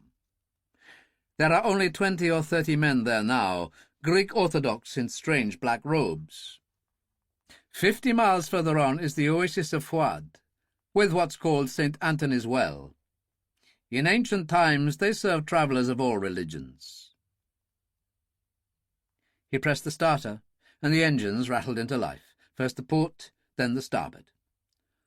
Fasten your seat belts, he called as he boosted speed, and they roared down the runway. Sara was excited and grabbed his arm. Oh, this is so thrilling! She stared out at great mountains of sand dunes extending into infinity. A bit different from Baghdad. Oh, yes, very different. No war. He levelled out at 10,000 feet and put the automatic pilot on. Although there was air conditioning, on such an old plane it was not perfect. Hussein was wearing dark aviator sunglasses and a tan suit of fine Egyptian linen. He removed the jacket and revealed a shoulder holster under his left armpit, holding a Beretta pistol. Sara looked upon him. Hussein had been very careful in his dealings with her during the months she had been at the villa. As far as he was concerned, she knew nothing of his background other than the fact that he'd attended Harvard to qualify as a doctor, and the war had prevented it. But she was a remarkably astute young lady, soon to be 14, as she was fond of pointing out to people, and could not fail to notice the enormous respect with which he was treated by other people, and not just at the villa. Even important politicians and imams treated him as special. The truth was that she loved her father very dearly, and he had been the most important man in her life. He had strong principles. You somehow took it for granted that anything he did was exactly the right thing for you. No argument needed. Hussein was exactly the same. By religion, she had been baptized and raised as a Christian. She had no intention of changing that, although she had never argued about it with her grandfather, being perceptive enough to realize it would get her nowhere, and intelligent enough to understand she was embroiled in a complicated problem. She liked Hussein very much as her cousin, but the idea that at an appropriate age it would lead to marriage was something she had no intention of taking seriously. Her father would find a solution. All she had to do was wait. The war, of course, was the war, but she was in a strange position. It was on the television every time you turned it on, and it was also on the streets, very real, and it wouldn't go away. Even the death of her grandfather had failed to shock her. Many members of the household staff had been killed on the streets one way or another during her time in Baghdad. The young men were already sampling wine behind her. When they offered a glass to Hussein, he refused, pointing out that he was flying. But he accepted salad sandwiches in leavened bread, and sat eating a couple with Sara, who noticed that when his right trouser leg slid up a little, it disclosed an ankle holster containing a Colt pistol. When she asked what it was for, he made light of it, stressing that though it was hardly likely that anything would go wrong, there were Arabs down there whose lives were hardly formal. On the other hand, he omitted to mention that an ankle holster was the mark of the true professional. For the moment she was content and quite thrilled, and gradually her head went back, and she dozed. Charles Ferguson's cousin, Professor Hal Stone, a Fellow of Corpus Christi College, Cambridge, and Hoxley Professor of Marine Archaeology, had what was common to most academics in his profession, an almost total lack of money with which to conduct any kind of significant research. At Hazar, a diving operation on a Second World War freighter had disclosed beneath it a Phoenician trading ship of Hannibal's era. He could only afford 1 or 2 annual visits, using local Arab divers, operating from an ancient boat called the Sultan. On a previous visit, Dillon and Billy, both expert divers, had been able to render him some assistance. The phone call from Ferguson had sent the good professor into a frenzy of delight. When he wasn't there, he employed his Arab foreman, a man named Selim, as caretaker. He phoned him with the news that he would be arriving, and packed hurriedly. He hadn't felt so cheerful in a long time, and it wasn't only because of the prospect of diving. His dark secret was that, as a young man, he had worked for the secret security services, and was well aware of the kind of thing Ferguson and his minions got up to. To be involved delighted him. "Transport provided?" he asked Ferguson. "Of course. We've got a Gulf Stream these days.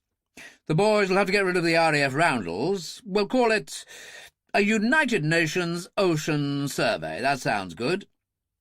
"Absolutely. So, the reason your people are going there, what is it this time?" "Come by my flat and I'll fill you in." Stone hung up and checked himself in the wardrobe mirror. The man who looked out at him was in his 60s, tanned, white-bearded, wearing a khaki bush jacket, khaki shirt and slacks, and a crumpled bush hat. He produced a pair of dark Ray-Ban sunglasses. "That's better," he said. "Not exactly Indiana Jones, but not bad. Here we go again, then." He opened the door to his rooms, took a bag in each hand, and left. Roper had had few problems running to earth the details of the charter plane flying from Kuwait with Hussein and party.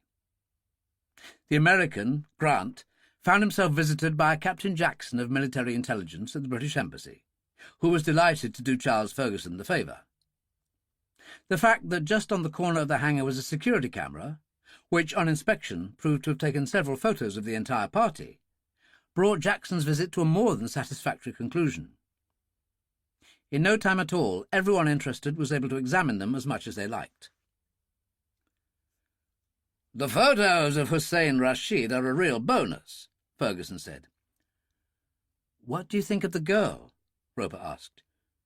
"Typical of these cases, making the girl dress in that way. What about you?"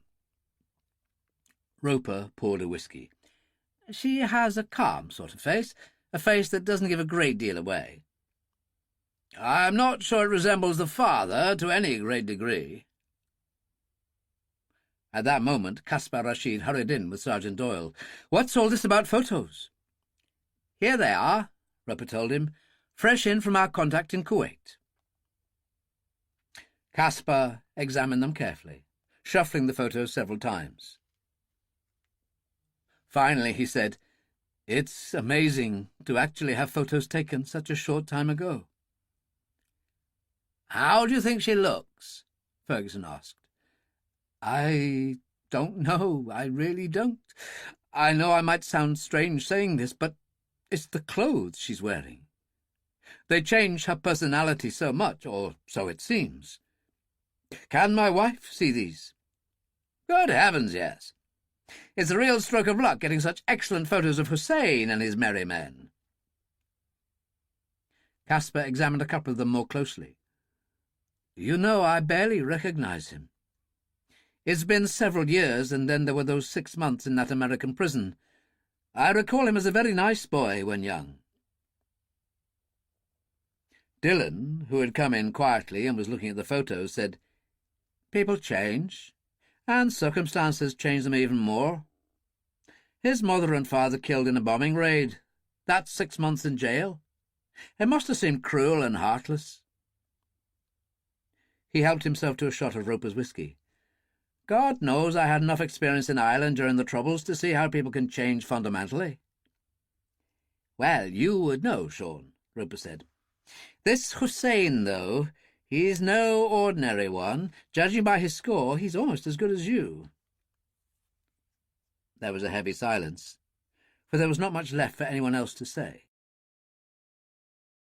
Sara, engrossed with her map reading and following the red line, saw the palm trees and the buildings that were St. Anthony's Hospice before anybody else. She pointed and called out, and Jasmine and the boys stood up and crowded to the windows to see. Hussein went down lower and lower, to no more than 2,000 feet. He circled. There was a parapet, several monks on it in black hats and black robes. They waved. Hussein waggled his wings and turned south. It was perhaps 10 minutes later that their luck ran out. Quite suddenly, smoke, black and oily, started to come out of the port engine. Jasmine saw it first and cried out, and there was a general disturbance, but no sign of flames, just that heavy black plume of smoke. Sara, who dozed off again, came awake with a start to hear him say, "Calm down, all of you." He switched off the engine and turned on the extinguisher for the port engine. Spray mingled with the smoke, but there were still no flames. "I think I know what it is. The oil seals have gone, leaking oil over the hot engine and creating all that black smoke. Everybody fasten their seat belts and we'll go down." He said to Sara, "Follow Grant's line on the map. We must be close to the oasis at Fouad and St. Anthony's Well." He went down fast, the black plume of smoke flaring out from the wing, and Sara said calmly, "Over there on the right," and she pointed through the windscreen. "Good girl." They went down lower and lower until they were only a few hundred feet above the sand, and the oasis seemed to be coming towards them fast. Sara saw a clump of palm trees, a small flat-roof building to go with it, the clearly defined line of the road marked by the feet of countless travellers over the centuries. There was a large pool of water, 6 horses drinking from it, Bedouins in robes beside a cooking fire gazing up, hands raised to shade their eyes from the sun. Of further interest was a man in black robes, his wrists tied above him as he hung from a pole beside the house.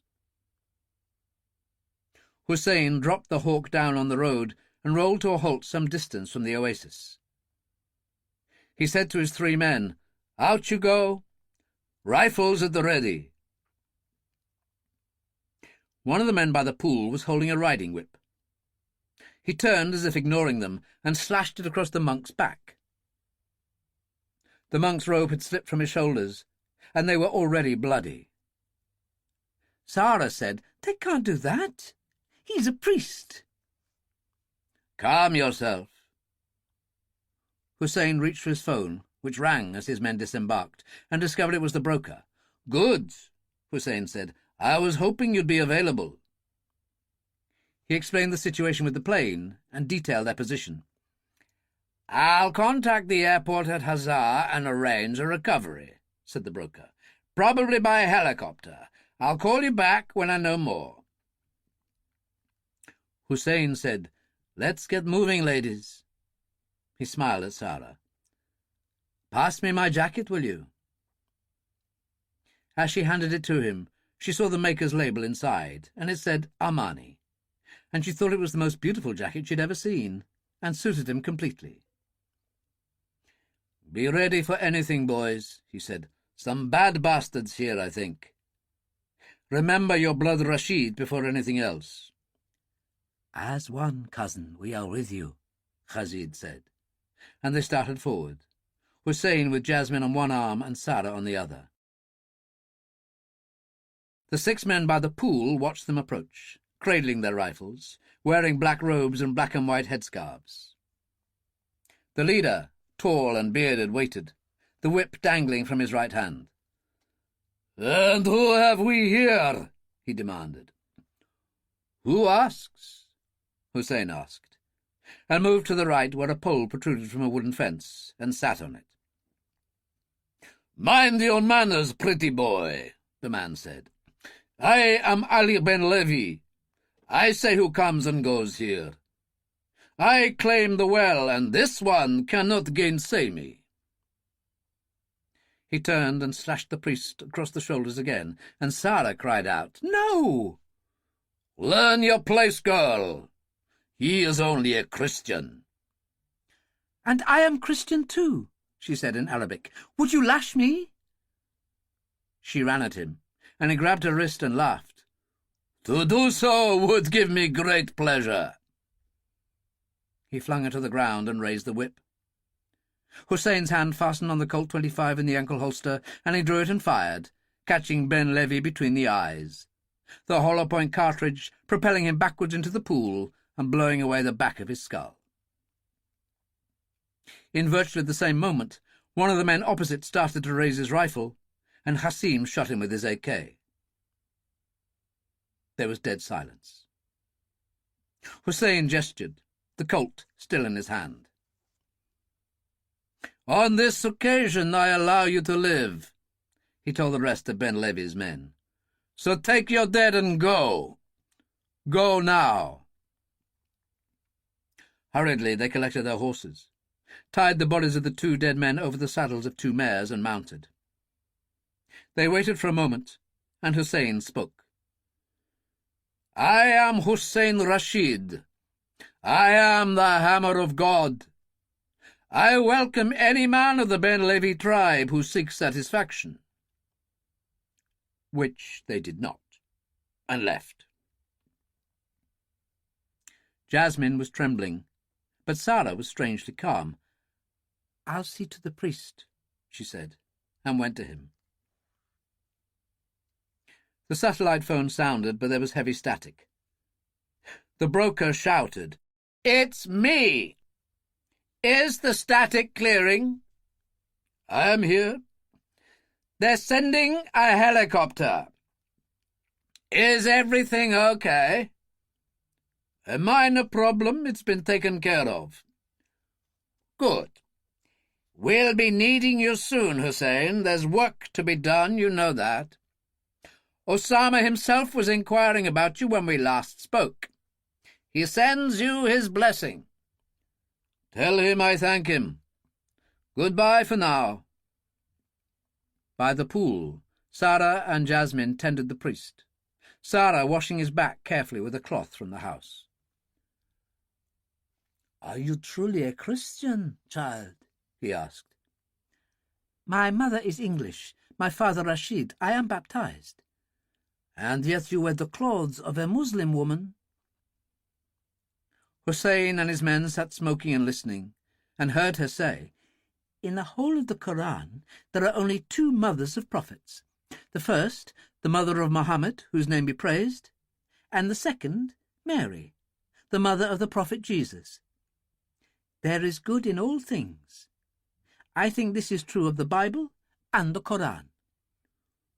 So young, and yet so wise. He counted his beads and started to pray. She stood up and went and sat on the ground beside Hussein, and the others stood up out of respect and moved away. I didn't know, she said in English, about you. Of course you didn't. You weren't meant to. I thought I knew you. Now I see I never knew you at all. The hammer of God. She shook her head, repeating it in Arabic. The servants would speak of you, and sometimes you were mentioned in newspapers. Strange. She shook her head. I read the news to improve my Arabic, and didn't realize I was sometimes reading about you and your doings. She changed to Arabic. The great warrior. Never your face on television, but when you spoke on radio, you always described yourself as the hammer of God in English. Even the young children learned it that way, and some of the T-shirts also were printed with the English phrase. Why did you allow this? Personal arrogance? To mock my enemies? In the English papers the wording would be rather different. Not great warrior, but terrorist, I think. Yes. It's amazing how much it's a matter of the words one chooses. How wise, he said. Such wisdom in one so young. In the distance, a sound emerged, the unmistakable stutter of a helicopter. So, another stage on our journey. He pulled her up. Say goodbye to the good father, and we'll be on our way. The port of Hazar was small, with white buildings and narrow alleys, the vivid blue of the sea contrasting with the whiteness of the buildings. The harbour was well used, with coastal shipping of various kinds, fishing vessels, old-fashioned dhows, and motor cruisers. They came in from the sea in a half-circle, and about a mile out from the town Sara noticed a big dhow, apparently very ancient. She said, That looks interesting. Hussein said, It is. It's really being used as a diving platform. They call it the Sultan. Some years ago, marine archaeologists discovered the wreck of a freighter about 90 feet down that had been sunk by a U-boat in the Second World War. When they dived on it, they discovered Phoenician pottery from about 200 BC. The freighter's been sitting on a much more interesting wreck. Are they doing anything about it? The Hazar government? They couldn't care less. A few years ago, a professor from Cambridge University got a license to dive it. He came back occasionally, but he never had any money to speak of. As I recall, he used local divers and treated it like a holiday. It sounds lovely. Have you ever dived? Oh, yes, many times when I was younger. It's a different world down there. They swung in across the town, circling the airfield complex to the left and beyond, and then they drifted to the right to what looked like a small village above a tiny port. And on the hillside above it was an extensive villa, obviously old, and standing in gardens and terracing of great beauty. This is the pride of the Rashid family, the great house that has stood here for 300 years. This is Kafkar. The helicopter swung down towards a landing pad, and there were people waiting there, many people, all in traditional dress. And standing alone in front of them was a very old man in a white linen suit, a Bedouin burnous on his head. From the look of him, he had once been a man of great power, but he was leaning on a stick now. As the engine stopped, Hussein said, Your great-uncle, Jamal. You go first. He opened the door, sent out the steps, and she went down. There was silence. Then the old man beckoned to her. Sara, come to me, child. She started forward, and the crowd broke into spontaneous applause. Later, they sat on a wide terrace above the garden, palm trees and exotic plants on every side. The sound of water was everywhere, as it channeled from terrace to terrace in small waterfalls, and Jamal and Hussein sat and smoked. News of the shooting at the oasis had spread.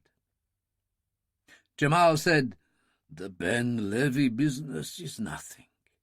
Ali was a bandit of low repute. There'll be no question of an honor-killing in revenge. Don't worry." "I don't," Hussein said. "They needed the lesson, those people." "They received one. What of your plans?"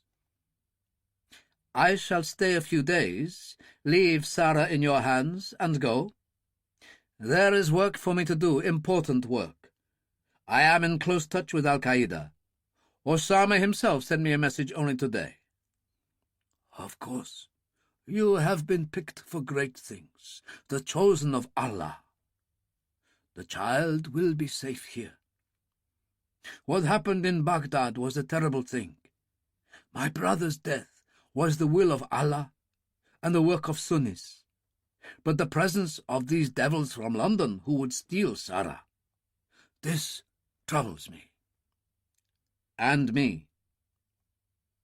"My brother was disturbed that she was not happy." "Certainly she attempted to run away at first, so they tell me," Hussein said. "My brother and I discussed it. We made a decision to chain her. I am surprised to see this is not so now." "I put her on her honor, and she gave me her word. The travelling would have been difficult." "She is not travelling now." Hussein was on dangerous ground, needed to proceed with caution, and knew it. For a young woman to be shackled so is at best awkward and difficult. He played on his uncle's sense of what was fitting. "After all, she is Rashid. For the world to see her shackled would be a great shame. There is your authority to consider." "You are right. To see her in public thus would shame us all." "Also a particular shame to you, uncle." He played now on the old man's vanity. "That she was seen so." "This is true. There can be no question of the shackles. The woman Jasmine will accompany her at all times when she is outside. 2 armed guards." He looked up at the house. "The blue room will be her living quarters. All the doors and shutters are fitted with keys. No telephone." "That should suffice." Hussein inclined his head. "Your wisdom, as usual, is boundless." At that moment Sara came down the steps with Jasmine behind her. They were both wearing fresh clothing. "Ah, there you are, child. Come to me." Jamal put out his hand. She glanced at Hussein, who gave her a hardly visible nod, so she went and knelt at the old man's knee. "It is good to see you, Sara." He kissed her lightly on the head. "It is good to see you, uncle." She took his hand and kissed it. "I regret the passing of my aunt last year, before I could have the privilege of knowing her." "A fault not of your making, but of your father's. But we will say no more of that sorry affair. Come, walk with me in the garden, and tell me how it is in Baghdad." He pushed himself up on his stick and gave her his arm, and they moved along the path, stopping now and then for him to speak to gardeners. Hussein watched them go. She was a clever girl, and would soon learn to handle the old man. He lit a cigarette and leaned back, looking a mile out to sea at the Sultan. It was all so beautiful, and he felt a drowsiness. But not for long. There was, after all, work to be done. His satellite phone rang. It was the broker. "Have you arrived? Are you settled?" "Yes, thanks be to Allah." "Good. Now, as I said, Hussein, we have need of you." I know. I know, give me some time. That is what we do not have. There was a pause. A week, then. 1 week. And I need you in London. For a purpose? Hussein shook his head. 10 days. All right. There is a man who handles the British Prime Minister's personal security, General Charles Ferguson. I need to do the Russians a favour, and they want him dead. Can you do it? If the will is there, it is possible to kill anyone. Excellent. I'll talk to you again tomorrow. If you check on the computer there, you will find everything you need to know. I'll be in touch. The broker poured a cup of green tea and leaned back in his chair. Every so often things came together. The will of Allah actually existed. Take this present business. Ferguson and the Prime Minister. Blake Johnson and President Cazalet. Volkov and Putin. Hussein Rashid and the whole nonsense of Sara Rashid. Dillon and Salter. Flynn in Dublin. Levin, Chomsky and Popov. There wasn't one of them he didn't have a hand on. It was all very satisfactory. London, Hazar. Chapter 6.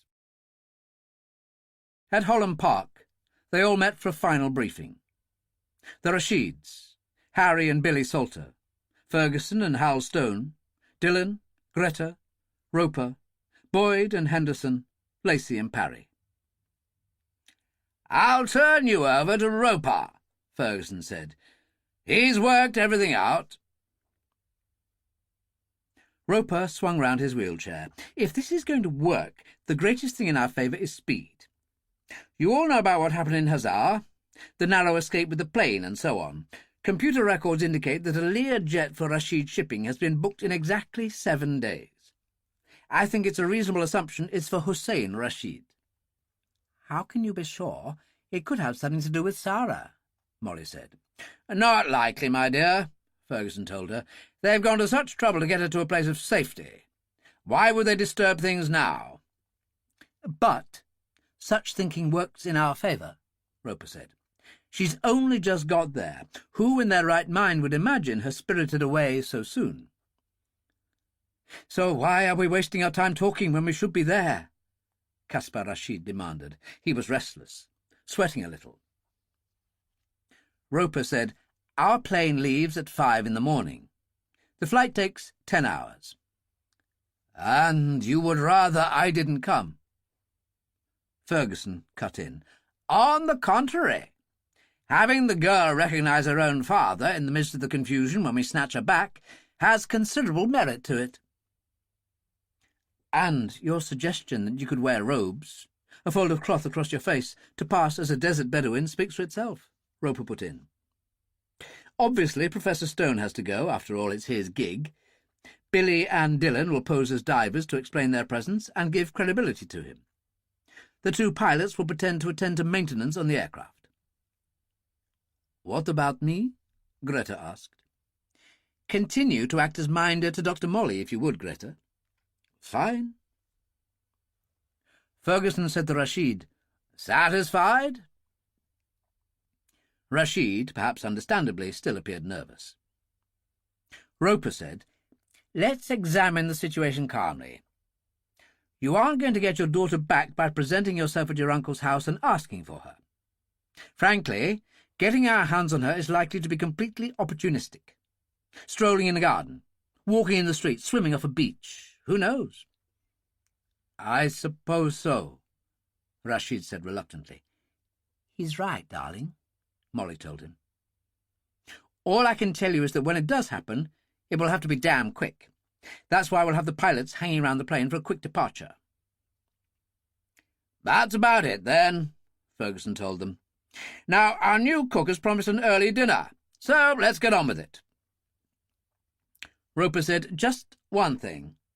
Something I want to show you." They all turned. "I hope we're successful. I hope like hell. But the one unproven quantity is the hammer of God himself, Hussein Rashid. Here he is." On a screen appeared a photo of Hussein taken from the security camera at Kuwait Airport. In this one he'd taken off his black Ray-Ban sunglasses for a moment, and his bearded face was on show. He had, in a strange way, the look of a young Che Guevara. "What's your point?" Ferguson said. "It's this. The moment the Gulf Stream leaves the ground at Hazar, we release to the press this portrait of Hussein Rashid, Hammer of God, known associate of Osama bin Laden. Rumour has it he could be in Britain. It'll make it very difficult for him to follow us."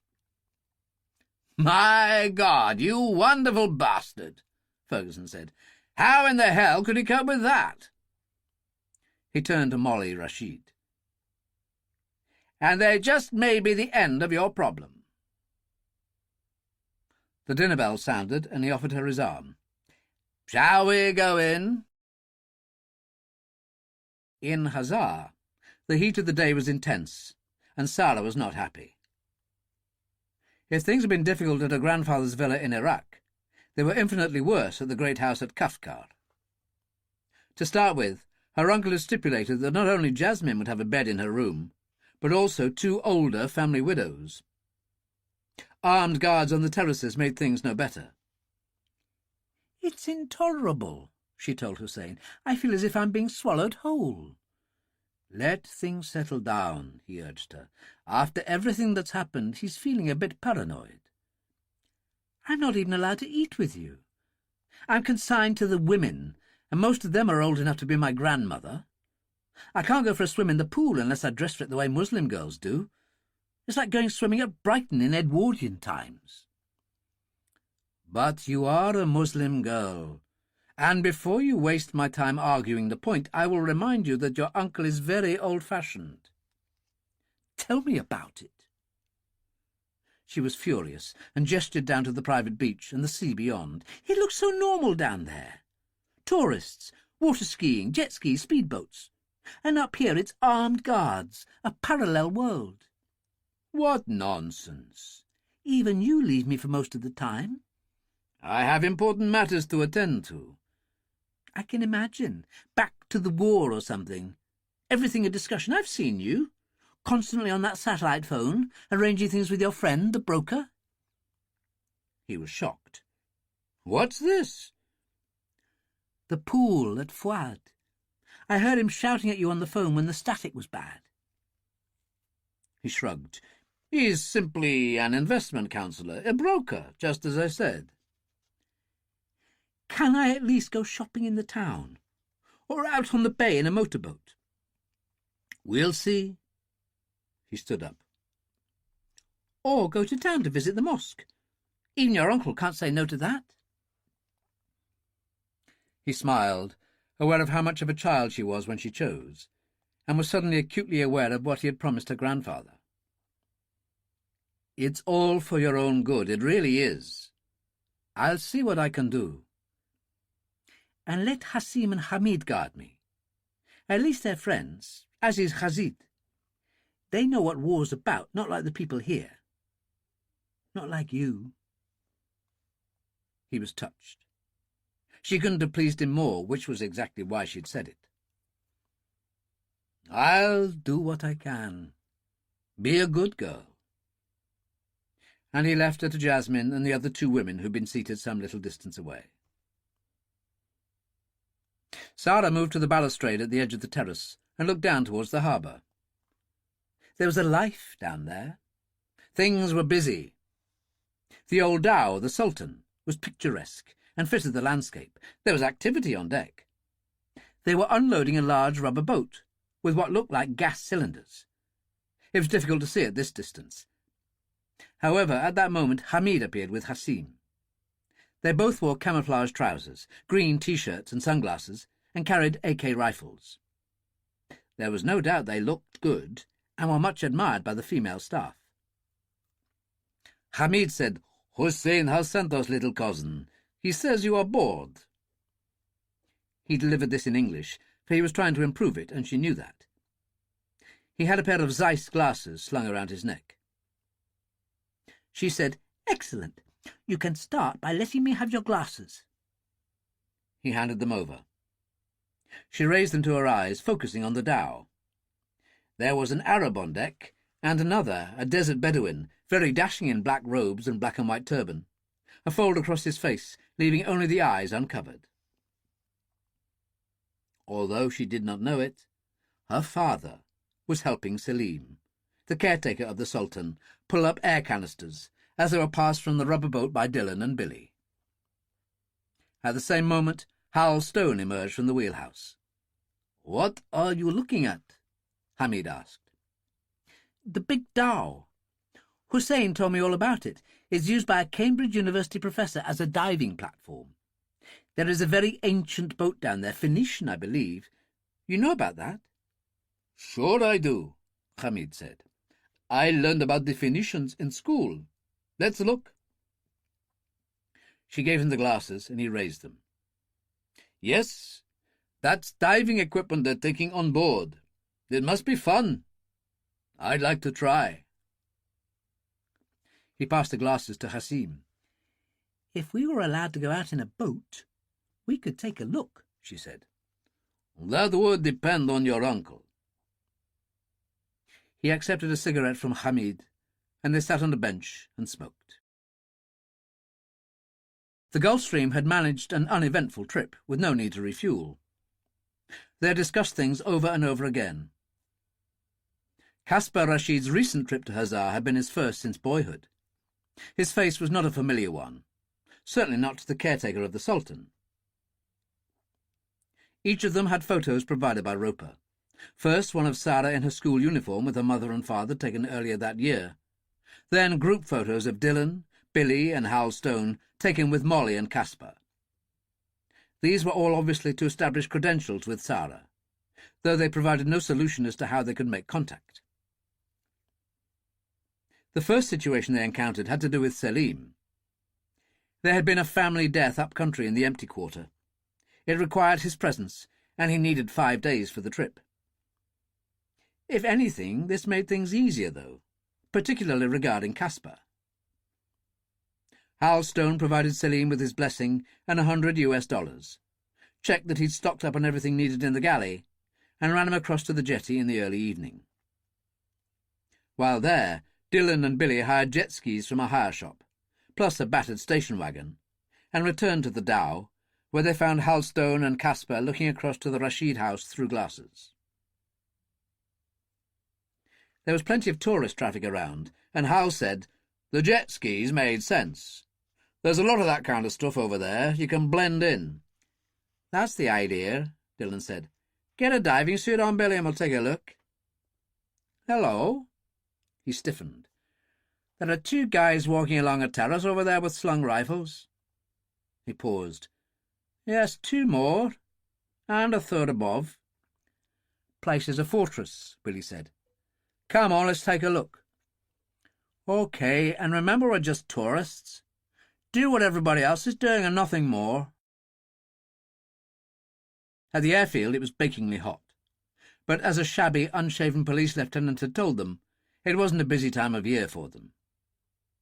The BA flight was their main connection to London, and that was only 3 times a week.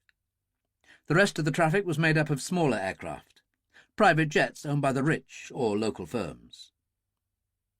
The lieutenant's name was Saeed, and they gave him cigarettes, and Lacey slipped him $500, the direct result of such munificence being the empty hangar he had allocated them.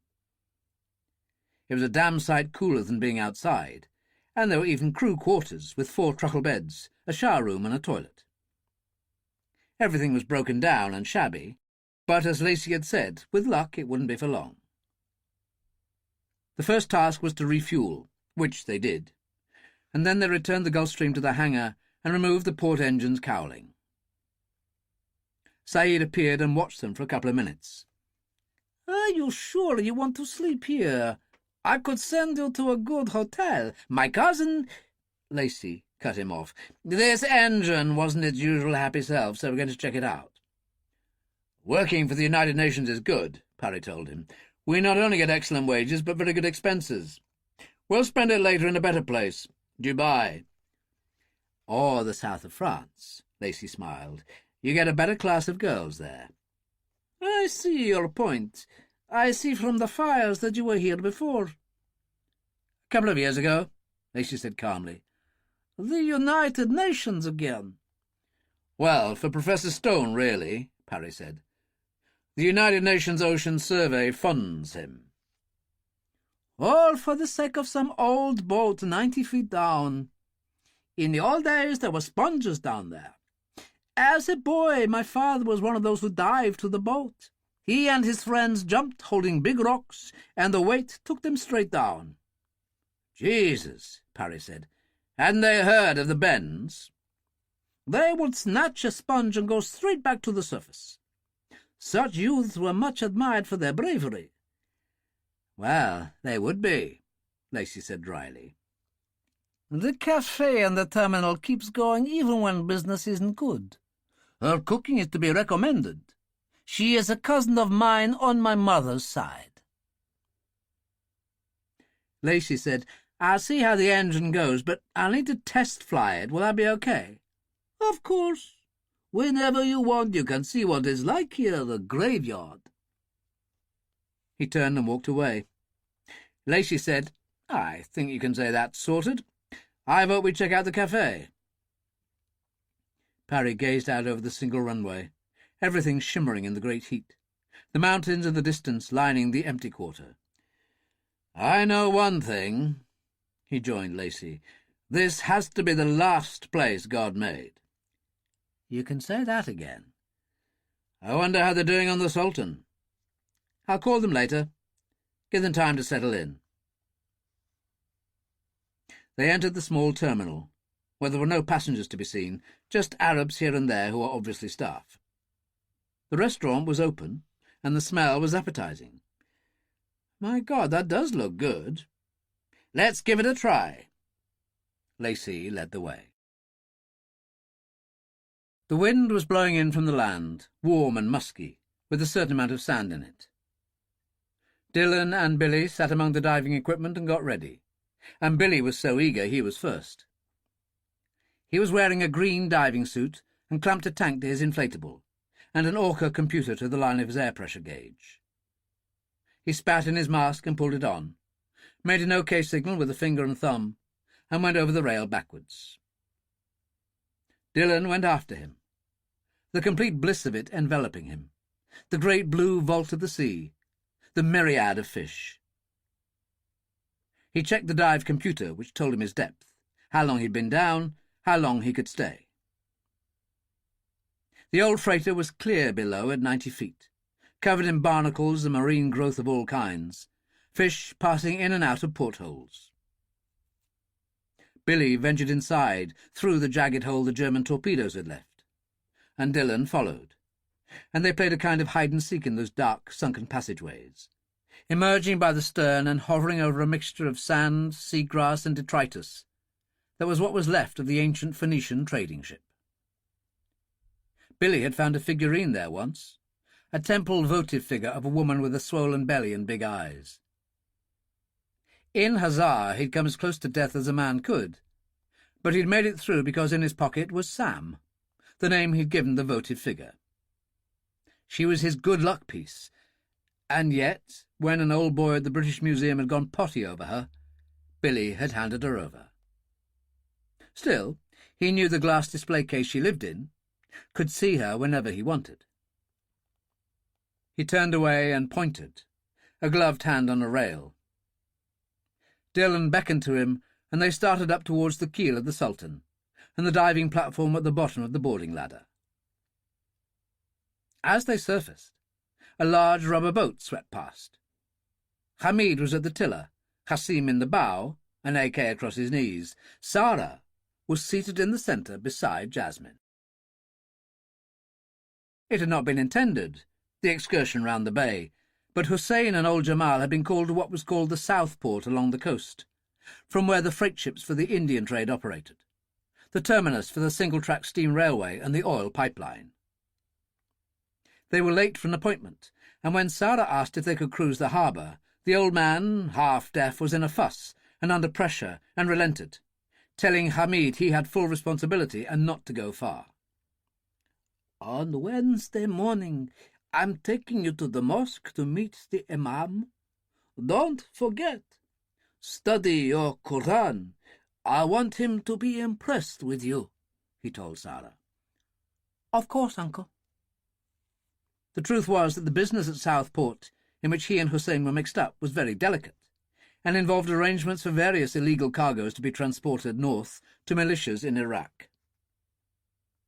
In any case, the young people set off in their boat, its powerful outboard motor pushing them very fast on a criss-crossing route in the harbour, and Sara became more demanding, urging them on.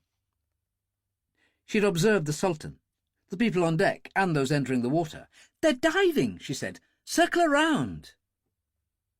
Hamid did so, and Hassim leaned over, cradling the AK, and peered down through the incredibly crystal-clear water. "You can see everything, Sara, the boat, the divers. Look, little cousin." He had spoken in English, and she replied in the same language. "Gosh, it's absolutely marvellous." On deck, standing beside Hal Stone, Caspar Rashid heard her voice and moaned slightly. One foot moved forward, but, cloaked in his desert robes, the fold of his turban hiding half of his face, there was no way she could recognize him. Hal Stone squeezed hard on his arm, felt Caspar pause, and then a sigh went out of him. Now Sara said exactly the right thing. "I wonder if you're Professor Hal Stone of Cambridge University." "Why, yes, I am. But how did you know that?" "Oh, I've been told all about you and the old freighter down there on top of the Phoenician ship. I'm from the big house over there on the bluff. My name is Caspar Rashid. It's a pretty romantic story." At that moment, Dillon emerged, followed by Billy, and they grabbed the edge of the diving platform. Hal Stone, thinking very fast on his feet, took his hand out of the pocket of his bush jacket, palming two of the small photos provided by Roper.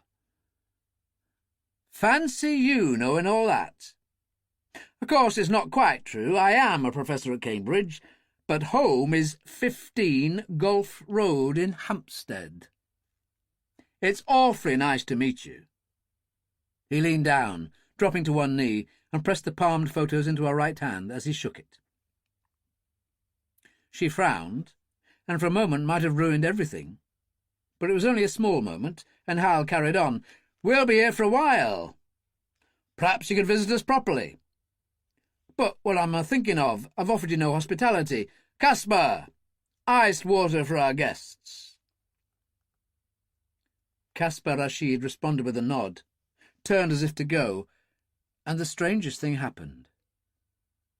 Sara's face was wiped clean for the briefest of moments, and then she smiled, and it was the most wonderful smile Hal Stone had seen in his life. Hamid said, "Oh, thank you for your offer of hospitality, but we must go now, Sara." "I hope to see you again, Professor. Are you diving again tomorrow? I can't come on Wednesday. I'm visiting the Imam at the mosque." "Oh, yes, tomorrow you can see the divers at work. The water is so clear, and we always hope to find something special." Caspar said, "I think we already have."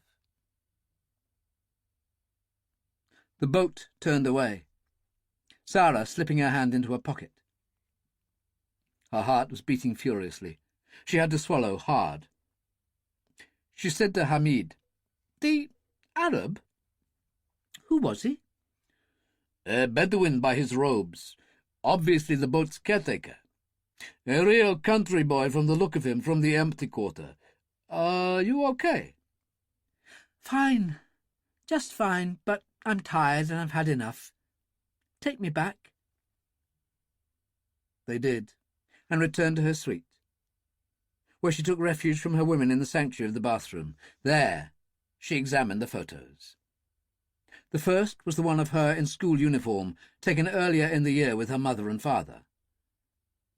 The second showed Hal Stone, Dillon and Billy, and her father in Bedouin robes, only in this one his face was not concealed by the flap of his turban. Hot tears sprang to her eyes, and her hands shook a little. The photo of Stone and company she examined again and again, taking so long that Jasmine knocked on the bathroom door and called to ask if she was unwell. She had never felt better, suddenly full of energy, the life force flooding through her. Very carefully, she cut the photos into pieces with little nail scissors, put them down the toilet, and flushed them away. The women were waiting. "Are my uncle and Hussein back yet?" "No, Sara," Jasmine said, "but supper is ready." "Then so am I," Sara smiled. "Let's go down to the terrace and enjoy ourselves." They did, and the servants lit the flares and candles, set the floor cushions, and piled food high on the side tables. Two musicians sat cross-legged and plucked the strings of their instruments, the music plaintive on the evening air. Sara moved over to the balustrade and looked out across the harbour to the Sultan. Its deck lights were on, and she had never been so excited in her life. On the Sultan, seated in canvas chairs at a table in the stern, they discussed the situation. "I must say it was a hell of a thing to do," Caspar Rashid said. "For a while there I didn't know whether I was coming or going." Hal Stone said, "Remember what Roper said about the whole thing being opportunistic. Well, what happened earlier was a perfect example. Everything just fell into place. It occurred to me that those two Arab boys couldn't have the slightest idea where she lived in London." "Good point," Billy said. "She's a remarkable young woman," Dillon said. "To feel that ball and the mention of her father's name took some doing." "Slipping in a visit to the mosque on Wednesday was a nice one," Hal Stone said. "Yes, but we can't go in as a team," Billy pointed out. "I can go. See what the situation is in the mosque itself." Caspar produced a pack of cigarettes and lit one. "There's no need to worry about me any more, gentlemen. All my doubts are resolved, all passion spent. It's going to work. I know that now. The only thing is how." "I know one thing," Hal Stone said. "Her visit to the mosque will do us no good. A family affair, wouldn't you agree?" "I'm afraid so. It's a kind of state visit to the Imam, and my uncle and Hussein are bound to go." Dillon said, "Roper was right. It all comes down to recognizing the opportunity and taking it." "What do you mean?" Hal Stone said. "Billy and I weren't available, but you two were. All you had to do was shoot the two boys. Billy." Billy poured Dillon a Bushmills and handed it to him. "I'm afraid he's right, gents." He turned to Caspar. "It's why we're along, to be worse than the bad guys. I don't kid yourselves about those two nice boys with their Kalashnikovs.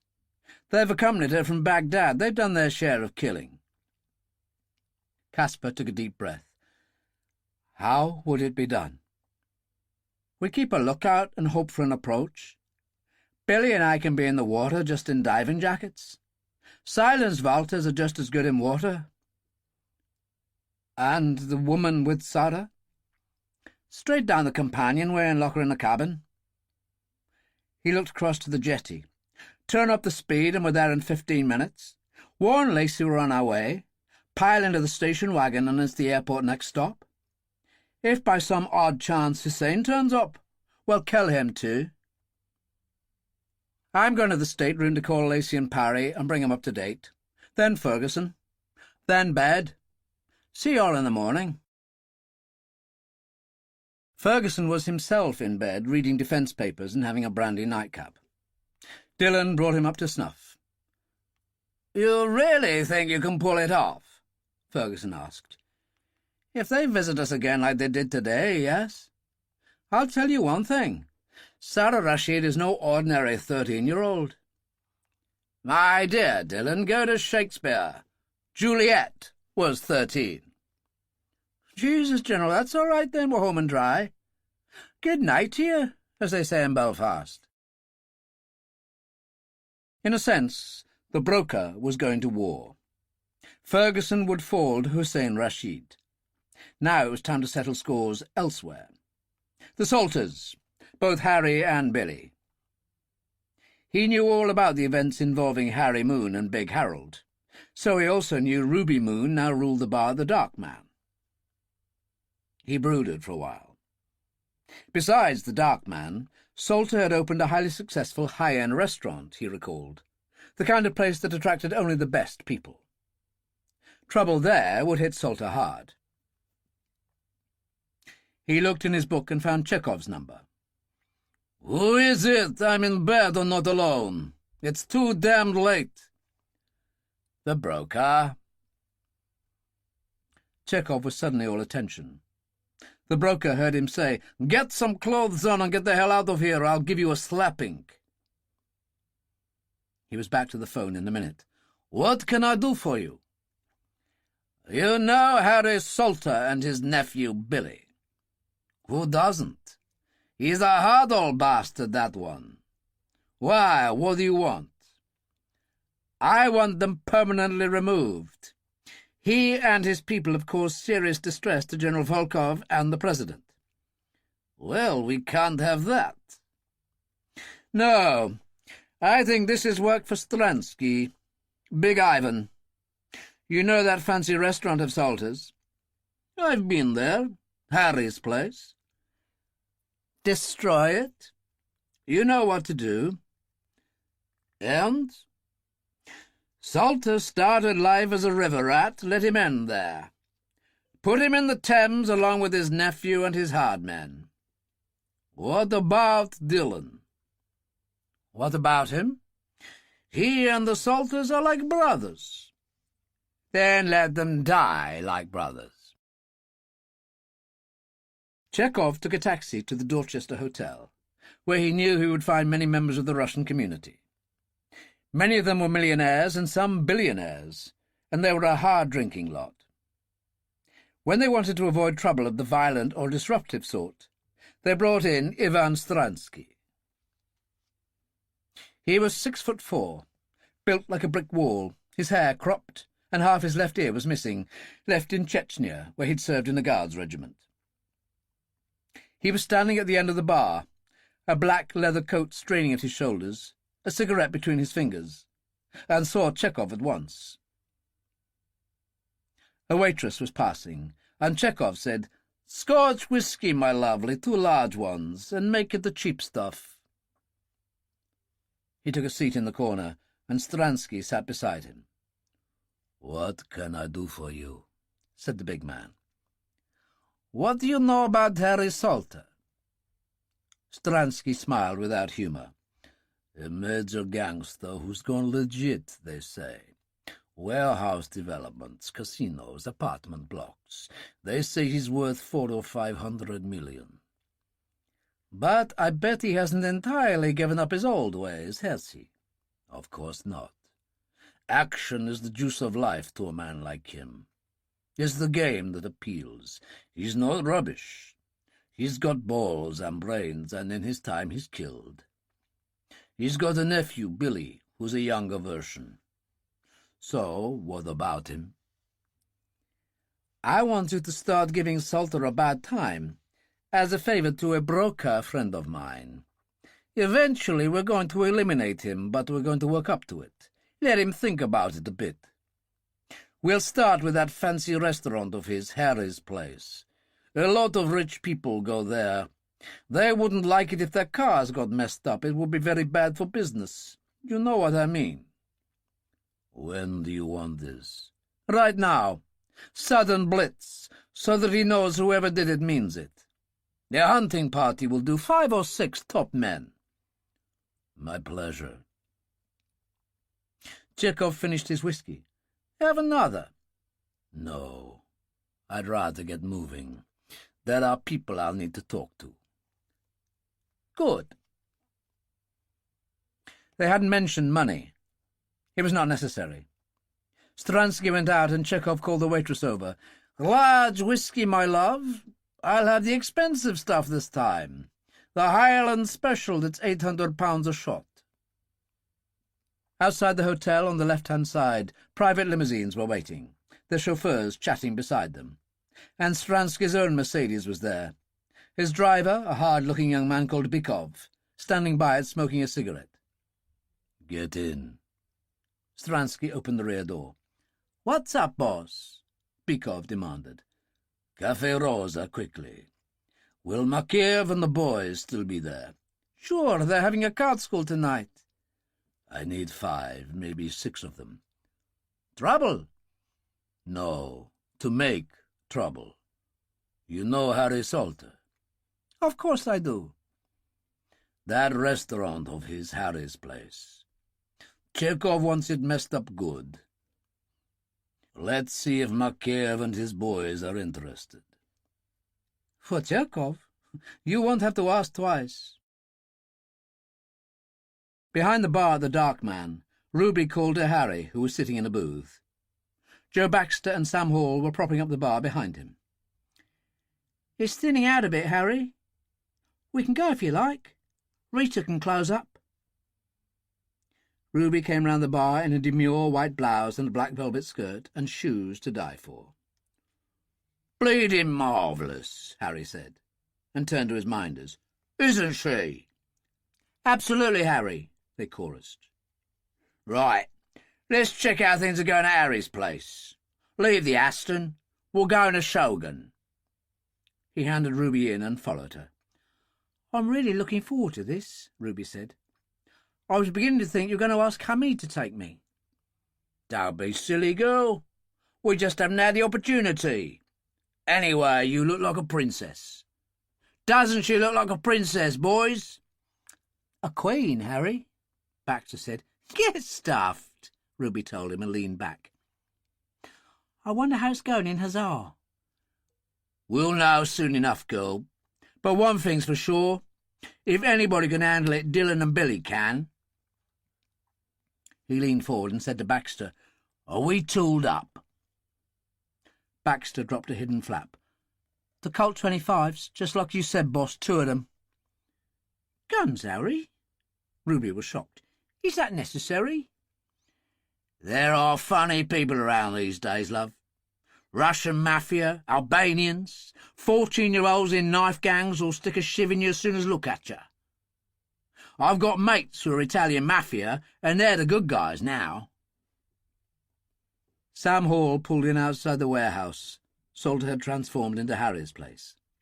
A red neon sign above the door, and a queue outside. 2 young black men in dinner suits had the door. "The Harker twins," Harry told Ruby. Baxter and Hall took the Shogun to the car park, and Salter and Ruby walked along the side of the queue. They found 5 youths in black leathers pushing and shoving, alarming people ahead of them. Ruby said, "They're Russians, Harry. I used to serve a lot like that at the old pub." They were, in fact, Makeyev and 4 of his friends, who'd been hired by Stransky as ordered. "Here, you bleeding well cut it out," Harry told them. They jeered in good Cockney English. "Who the hell are you, her father?" He handed Ruby up the steps, where one of the Harker twins apologised profusely. "Sorry, boss, real sorry. More bad news. Big Ivan Stransky and another guy came in just before these guys turned up." Baxter and Hall arrived on the run and ranged themselves beside the Harkers, making a formidable barrier. Harry said, "Don't let them in. We'll see what Stransky wants." He held out his hand.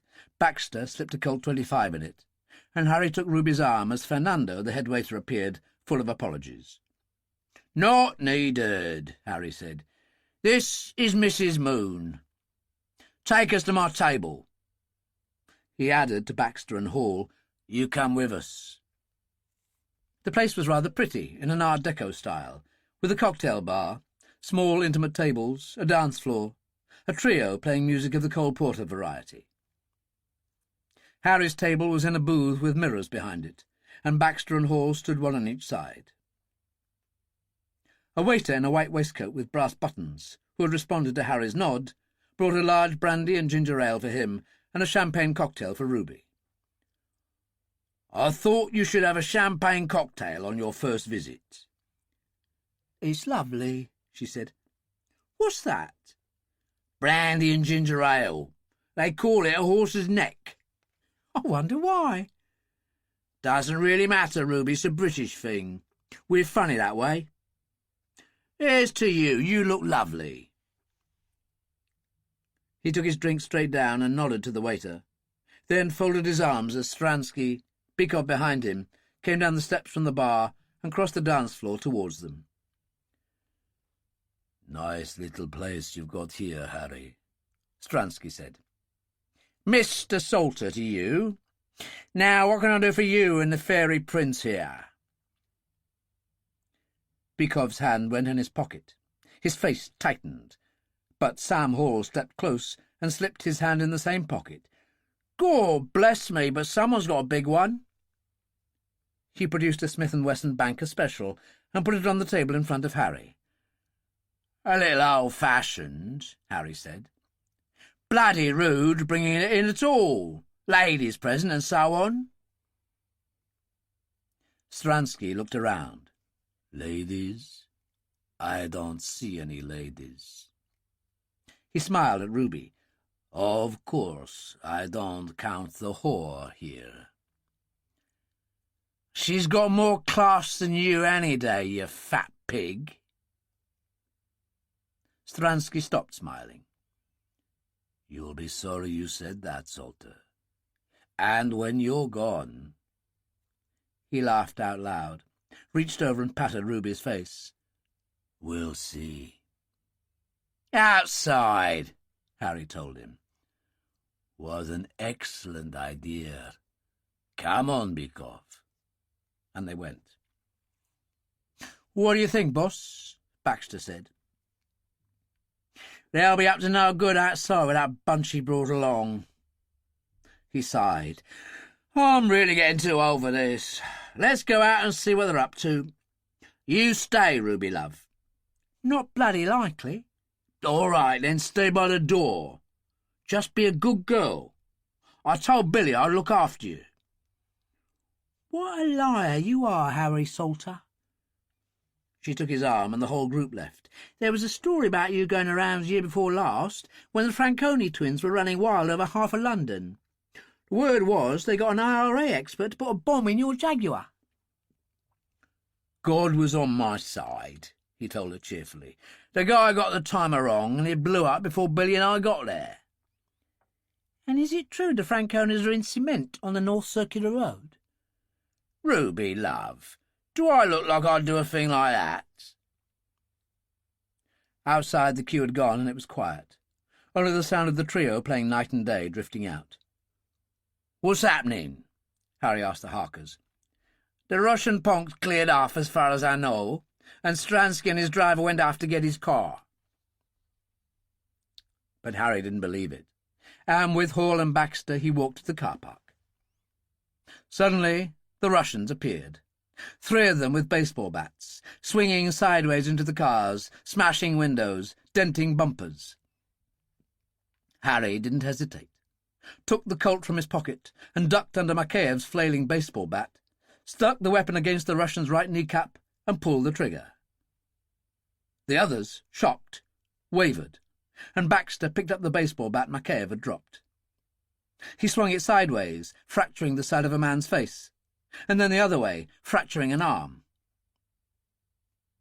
The Harker twins arrived on the run, Ruby behind them, and Harry fired in the air. The Russians froze. Makeyev was writhing on the ground, moaning terribly. Harry reached out and pulled the nearest Russian over. "You came in a car. Which is it?" The man pointed to a white van. "Get him in it. In fact, all of you get in it and deliver him to St. Mary's. Of course you'll stay stum, because I wasn't here, was I? I was elsewhere. Lots of people saw me." "Who was the contract for?" he inquired of the driver. "Better tell me, sunshine. I won't hold it against you." "Stransky said it was for Makshchekov." "Really?" Harry said. "The oligarch. Interesting. Thanks very much." The van drove away, and Stransky, sitting in his car nearby, whispered to Bykov, "We'd better go." "I'll have to switch on the engine," Bykov said. Harry's boys moved in their direction instantly, and Harry himself tapped on the window on the passenger side. "Get the door open, unless you want broken glass all over you." Stransky complied. "Now, look, Harry. I thought you knew only my friends call me Harry. What have I done to Chekhov to make him annoyed?" "He was doing a favour for a friend, that's all I know. Some broker guy told me to mess you up." He didn't bother telling Harry that wasn't all Chekhov intended to do.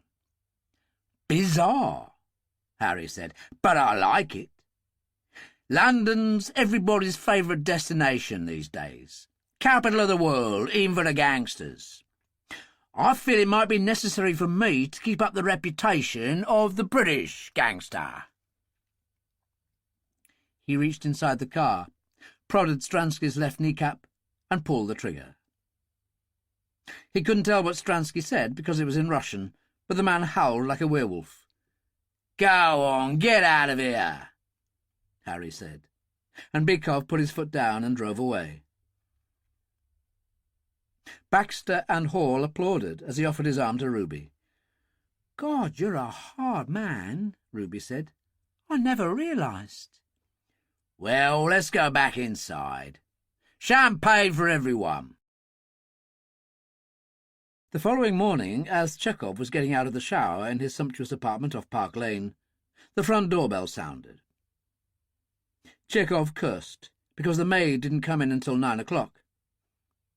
He went to the window, toweling himself. The flat was a duplex, and when he looked out, a motorcycle was parked at the curb, and a man stood on the step wearing black leathers and helmet and a yellow waistcoat with "Express Delivery" emblazoned on it. He held a cardboard box and waited. Chekhov pulled on a robe, went downstairs and opened the door. The face was anonymous behind the black plastic. "Mr. Max Chekhov."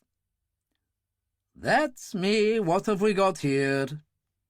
He took the box in both hands. "Flowers," the man said. "Lilies." He pulled at the end of the box, produced a sawn-off double-barreled shotgun, rammed it against Chekhov's left knee, and pulled the trigger. Chekhov was hurled backwards. The man said, "Have a nice day," went down the steps to the motorcycle, and drove away. Chapter 7. It was quiet at the airport at 6 in the morning, as Lacey and Parry kept up a semblance of working on the Gulfstream, the cowling of the port engine still off. A hawk of some kind swept in, dived on some creature in the brush on the other side of the runway, and Saeed appeared in a Land Rover. "Have you fixed it?" "Just about," Lacey nodded. "Started early while it's still cool." "I know what you mean. I'm going downtown early for the same reason." "Things don't look too busy." "As usual, it's like the morgue. There's an old Dakota on a transport run from Kuwait in around 11 o'clock, and today there's a British Airways flight, due at 3 in the afternoon." "Well, that should be lively." "Not really. I've seen the numbers, 73 people. Hardly worth bothering with. I'd see you later. I'll need to be back for the Dakota." "I might be ready for that test flight later." "No problem. There's no traffic, so just go." He drove away, and Parry said, "Well, that's nice of him." "Don't count your chickens. Now, let's go and see if she's open for breakfast yet." About 7, Caspar and Billy ran the inflatable to the jetty where the station wagon was parked. Billy got behind the wheel and drove it a short distance to the garage and made certain the tank was full. When he returned, Caspar passed him 3 flight bags. Billy was wearing his green diving jacket, his eyes anonymous behind dark glasses. Caspar maintained his full disguise, the fold across his face. The harbour was barely stirring. "It's going to be hot later," Billy said. "You could be right." They got into the boat. Billy turned on the engine and they moved away from the jetty. "How are you feeling?" "How should I feel?" "Damn it, Caspar, you are her father." "True. But in such a situation as I find myself, I realize I'm still a Muslim. And as we say, Inshallah, as God wills." "Maybe." Billy pushed up to top speed and went out in a long, sweeping curve towards the Sultan. "And maybe not." On the dhow, Halstone was sitting in a wicker chair, a cup of coffee on the table beside him, a pair of enormous glasses to his eyes, gazing towards the great house on the cliff. "A number of gardeners working away. Activity already on the water, several fishing boats. Mainly on that side, things like motorboats, skiers. The beach over there attracts them." Billy took the glasses from him and looked. "I see what you mean." He handed them back. "Where's Dillon?" "In the galley, seeing to bacon and eggs." "That's even better," Billy said, and went down the companionway. Dillon was whisking scrambled eggs. Like Billy, he just wore a diving jacket. "I've left the weapons on the table in the saloon. You'd better take a look." "What about the woman?" Billy asked. "She'll be frightened out of her wits if things go our way. I put some stuff out that should take care of it." Billy went into the saloon. There were 2 Walter PPKs on the table, Carswell silencers screwed in place. He handled them both expertly, and 2 Uzi machine pistols that lay beside them. There were some plastic clip-on handcuffs and a roll of plastic tape. Dillon looked in. "Breakfast ready?" Billy turned, went to the kitchen behind him, picked up a laden tray, and Dillon brought another. It was all calm and orderly, the sounds of traffic drifting across the water. They found the others at the table. "What happens now?" Billy said as he ate. "We finish eating, then we seem busy, just in case anyone's looking. Mess around with the diving equipment, stuff like that." Halstone said, "The Uzis on the table in the saloon. I shouldn't think Caspar and I would need them."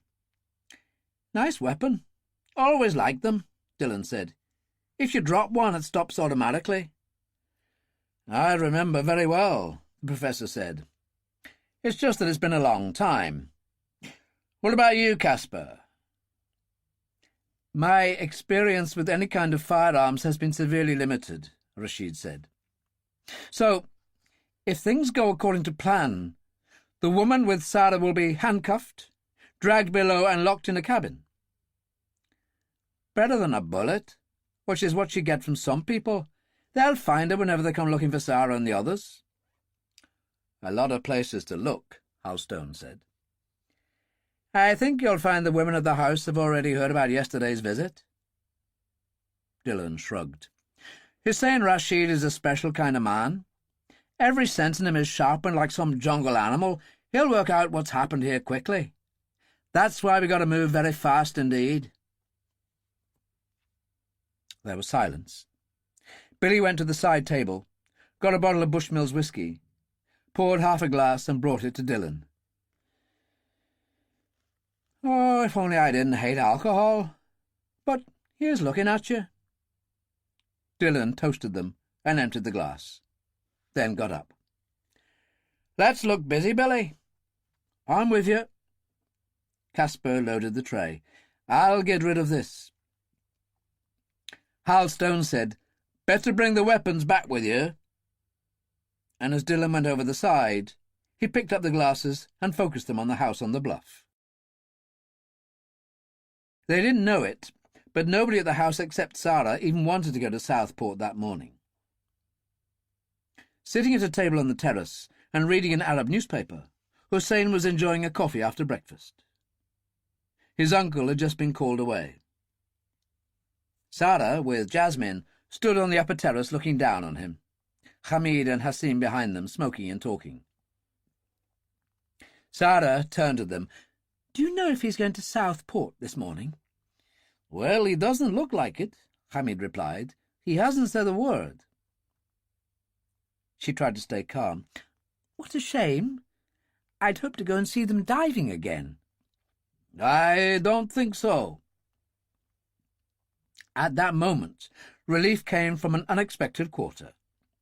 Jamal appeared on the upper terrace a few yards away from them, leaned over and shouted to Hussein, "We must leave at once.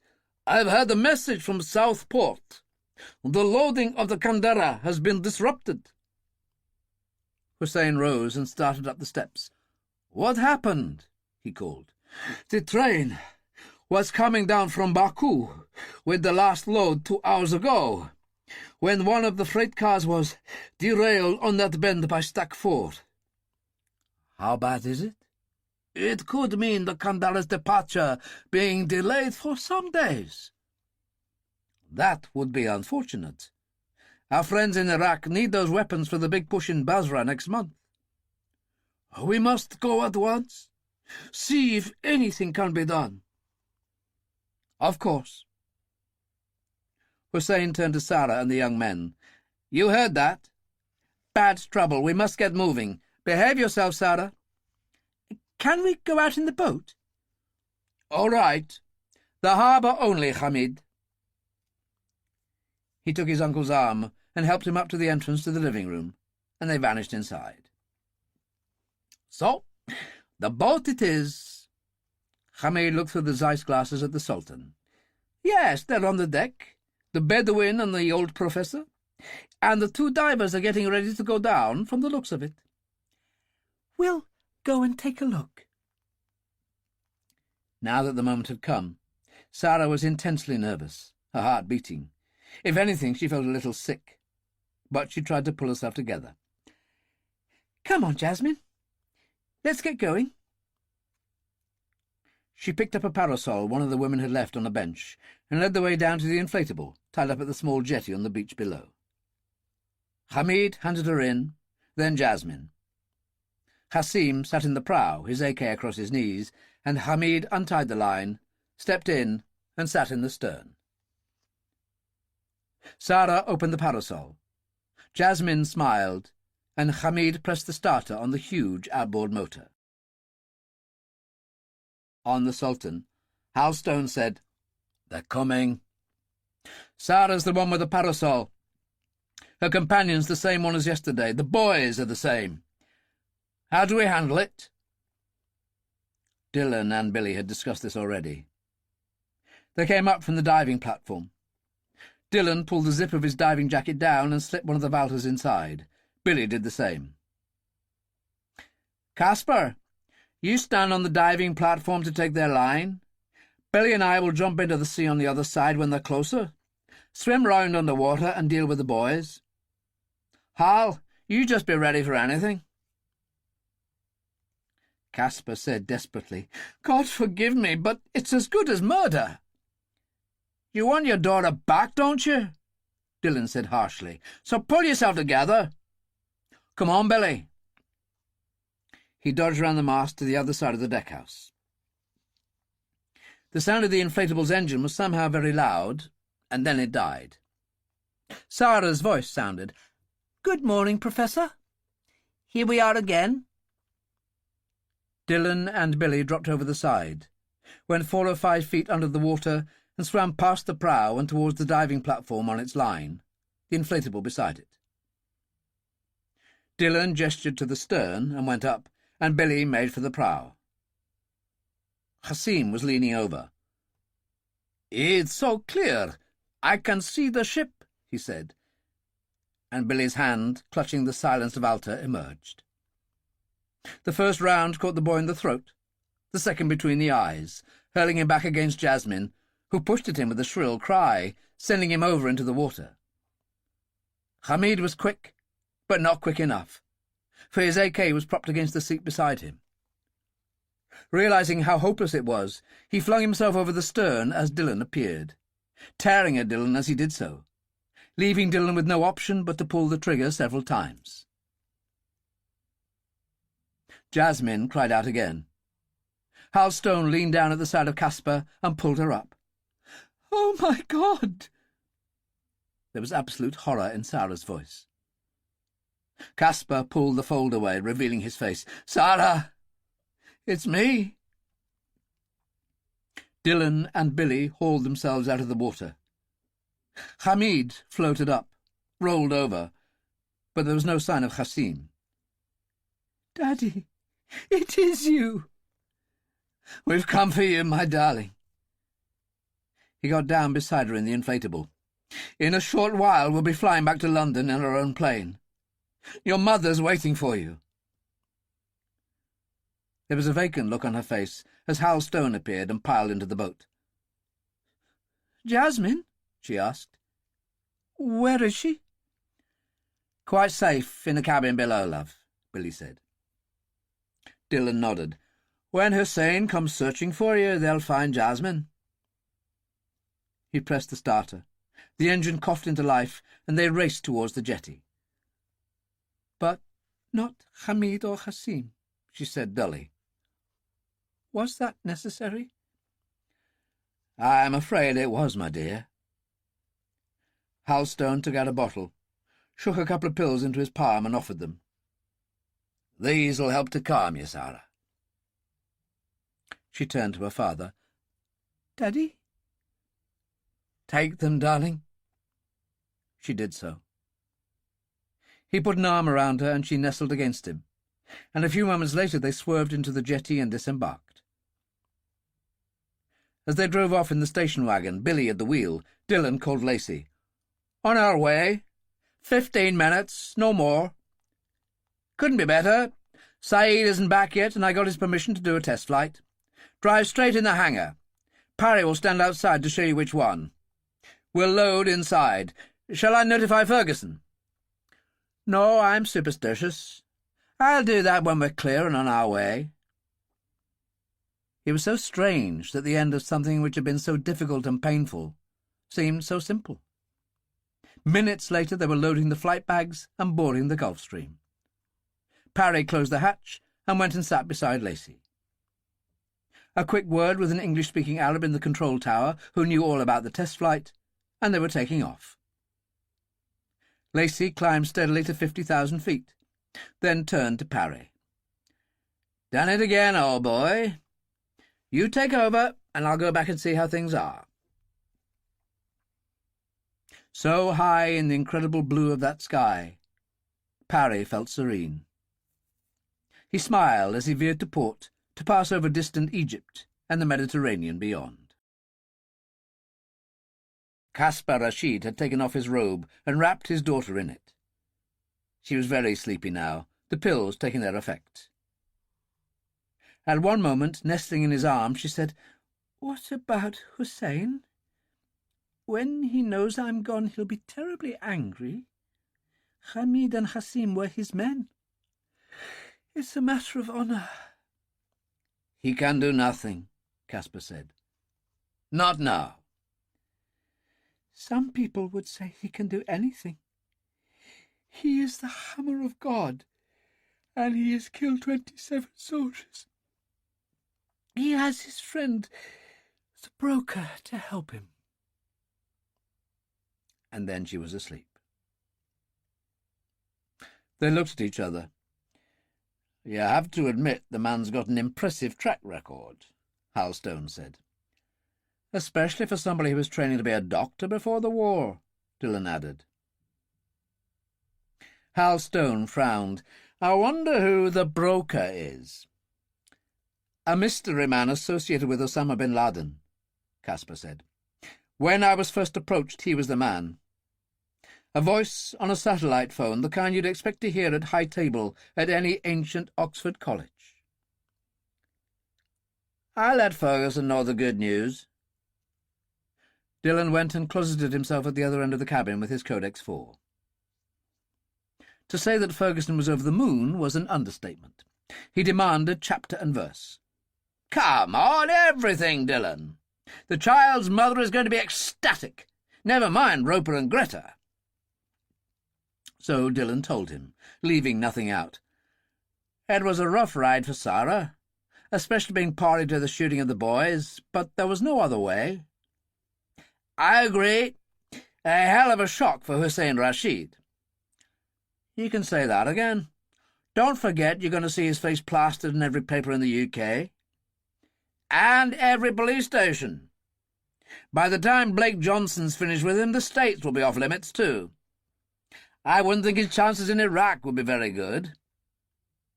The girl hasn't said anything special about him, has she? Oh, she was on pills, a bit woozy. She obviously thinks Hussein's hot stuff, and she mentioned his friend the broker, then fell asleep. The broker again, which means Osama. Roper will love the connection. So, 10 or 11 hours, I'll see you at Farley. Anything happened while we've been away? Nothing much, apart from the Russian mafia trying to do a number on Harry last night. Good God, what happened? Ferguson told him.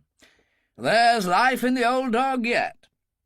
Naturally, he passed the whole thing to Roper for his intelligence pool, and, believe it or not, the broker came up again. And so did our old friend Chekhov.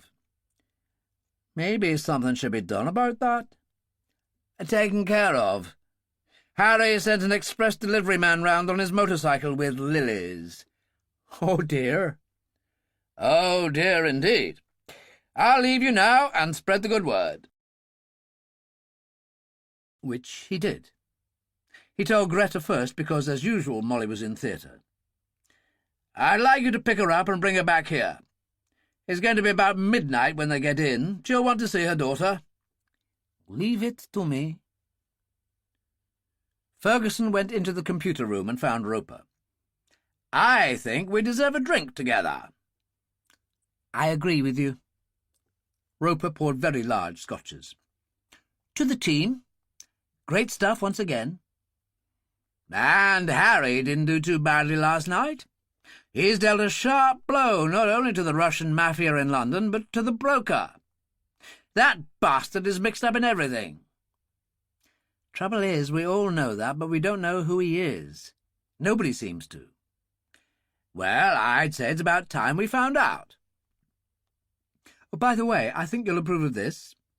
Watch the screen, said Roper. The picture that appeared was of Hussein Rashid, a good photo of him holding a pair of sunglasses. The one next to it showed him wearing the glasses. Underneath it said, Hussein Rashid, known to be an associate of Osama bin Laden. There was more text beside it, the kind of stuff sub-editors would love to sink their teeth into, especially regarding Rashid's penchant for shooting soldiers. No mention of recent events. What are you doing with it? It appears in most of the press in the morning, plus police stations, a certain amount of TV. Well, let's hope the publicity kills off any hope of Hussein Rashid's turning up in England. He can go back to the struggle in Iraq, as far as I'm concerned, and get his head blown off. Good work, Roper. I'm going to my office. It was quiet. Just the faint pings from cyberspace, the sizzle of static.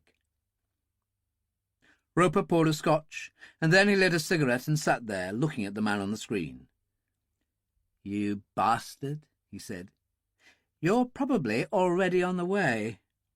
Well, I'll be waiting. He raised his glass and drank the whisky in a single swallow. At the great house in Kafkar, it had taken some time for anyone to realise that something was wrong. Khazid first became worried when the boating party failed to turn up for lunch at noon. When he had checked the Sultan through his glasses, there was no sign of anybody, or of any kind of activity.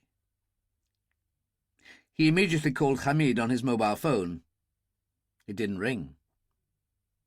Slightly worried now, he shouldered his AK-47, went down to the jetty, took one of the jet skis and drove off across the harbour towards the Sultan. There was a fishing boat a few yards away from it. Two fishermen leaning over the side of the boat, pulling at something in the water. When he got closer, he saw that it was a body. Closer still, he switched off the jet ski motor and coasted in. Just then the body turned over in the current, and he saw to his horror that it was Hamid. He called the police. Not that they had a reputation for efficiency. It took 20 minutes for the launch to appear, because on the way from the jetty it came across the body of Hassim and stopped to pull it up out of the water as well. The two police officers were simple men, so Rashid, very young but his skills honed in the killing grounds of Baghdad, took charge. Ordering them to follow him, he approached the Sultan on the jet ski. By the time the police joined him, he had searched the deserted ship, rescued Jasmine from the cabin, and discovered from her the full horror. Not only that Sara had been abducted, but that the Bedouin in his robes on the boat had been her father. At that point, he phoned Hussein Rashid on his mobile. Hussein was a little way out of Southport, beside the railway track, supervising the recovery of the derailed wagon. Stunned by the enormity of what he was hearing, he found difficulty in taking it in. But the facts were clear. 2 dead bodies, and no Sara. He pulled himself together. "Clear the line. I want to make a call. We'll return as soon as possible." He phoned the airport and asked for control. It was Saeed who took the call. "Hussein Rashid, have you had a departure up there?" "Yes, I'm still trying to work it out. I've been in town all morning. A Gulf Stream belonging to the United Nations Ocean Survey has been here a couple of days. They had some engine trouble. Asked me if they could do a test flight. And as I was going to town, I left them to it. They haven't come back. I'm getting worried. Where in the hell could they be?" "Probably well over the Horn of Africa by now," Hussein said, and went in search of his uncle. The old man was so shocked that he required the attention of his physician, who was waiting for them when they got to the house. He required servants to help carry the old man upstairs to his bedroom, and Dr. Aziz accompanied him. He waved the servants away and checked the old man's heart. Hussein waited for the bad news. Aziz turned, his face grave. "It is not good. He is in a poor state of health anyway, much worse than you perhaps realized." He opened his bag, took out a hypodermic and charged it. "Hold his arm." Hussein did so, and Aziz gave the injection. The old man groaned. His vacant eyes travelled the room and settled on Hussein. "Why did you trust her?" "Because she gave me her word," Hussein said bleakly. "They could not have done this thing. Those who did it, unless she was willing.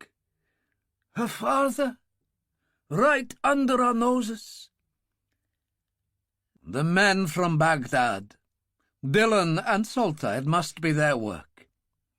"But her father, the apostate, the cursed one who turns his back on Allah. May every devil in hell wait for you, Caspar Rashid." He shook his head. "That he bears the name of our family shames me beyond belief." He began to weep. Aziz had retreated to the door to speak on the phone. Now he beckoned to Hussein. "I've sent for an ambulance." "You think it's that bad?" "Let me put it this way. It's a good thing Rashid Shipping invested in the development of the hospital the past few years.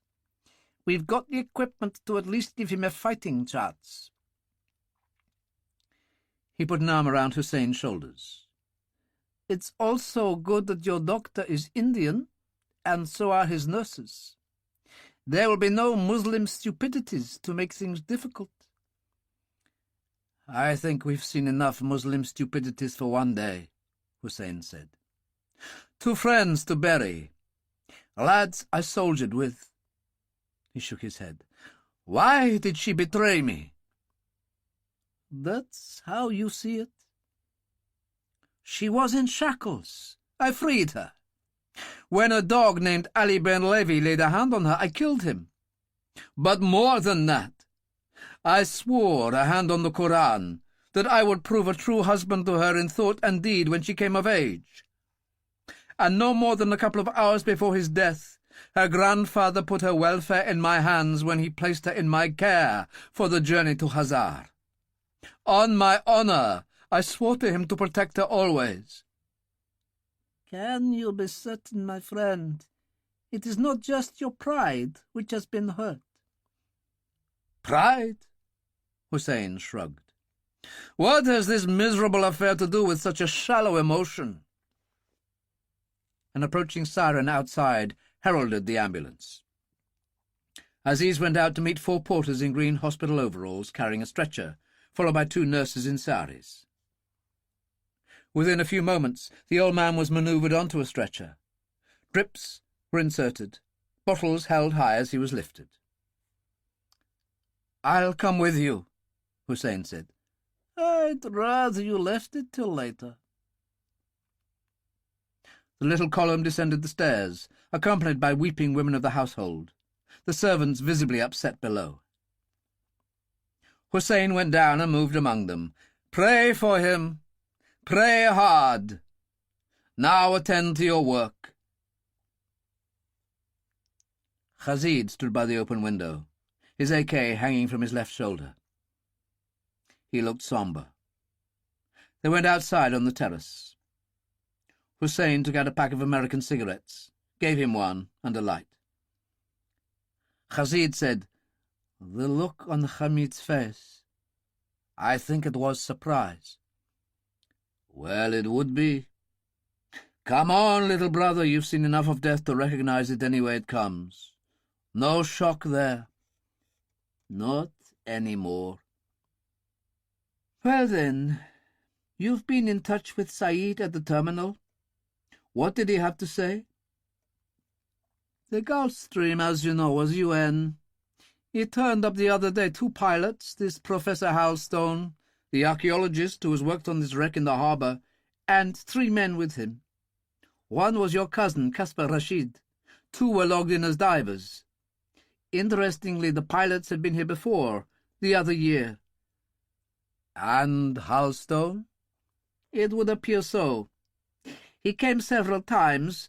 They talked about it, the pilots, and the aircraft's insignia was definitely UN." "Which I don't believe for a moment. I'll tell you what I think. Dillon and Salter went to Baghdad, and we know what happened there. They then went back to London, probably having found out we were on our way to Hazar." "So?" "You've been involved in enough of my exploits in the past to know that the one essential ingredient is surprise. What greater surprise for them than attempting to snatch Sara from us virtually the moment we arrived? Who in hell would have expected it?" "Yes, but there are still mysteries here. There must have been some sort of communication between them and Sara." "Possibly, but we'll never know without being told. Be a good soldier now. Go to the hospital and stand vigil for me." "And you?" "You think it ends here, this business?" Hussein shook his head. "Not if I can help it. Off you go and leave me to speak to the one man in the world who can truly help me." The broker found little to comfort him at the news. Volkov had already called him with word about Max Chekhov's unfortunate fate, and some of the best doctors in London were struggling to save his leg.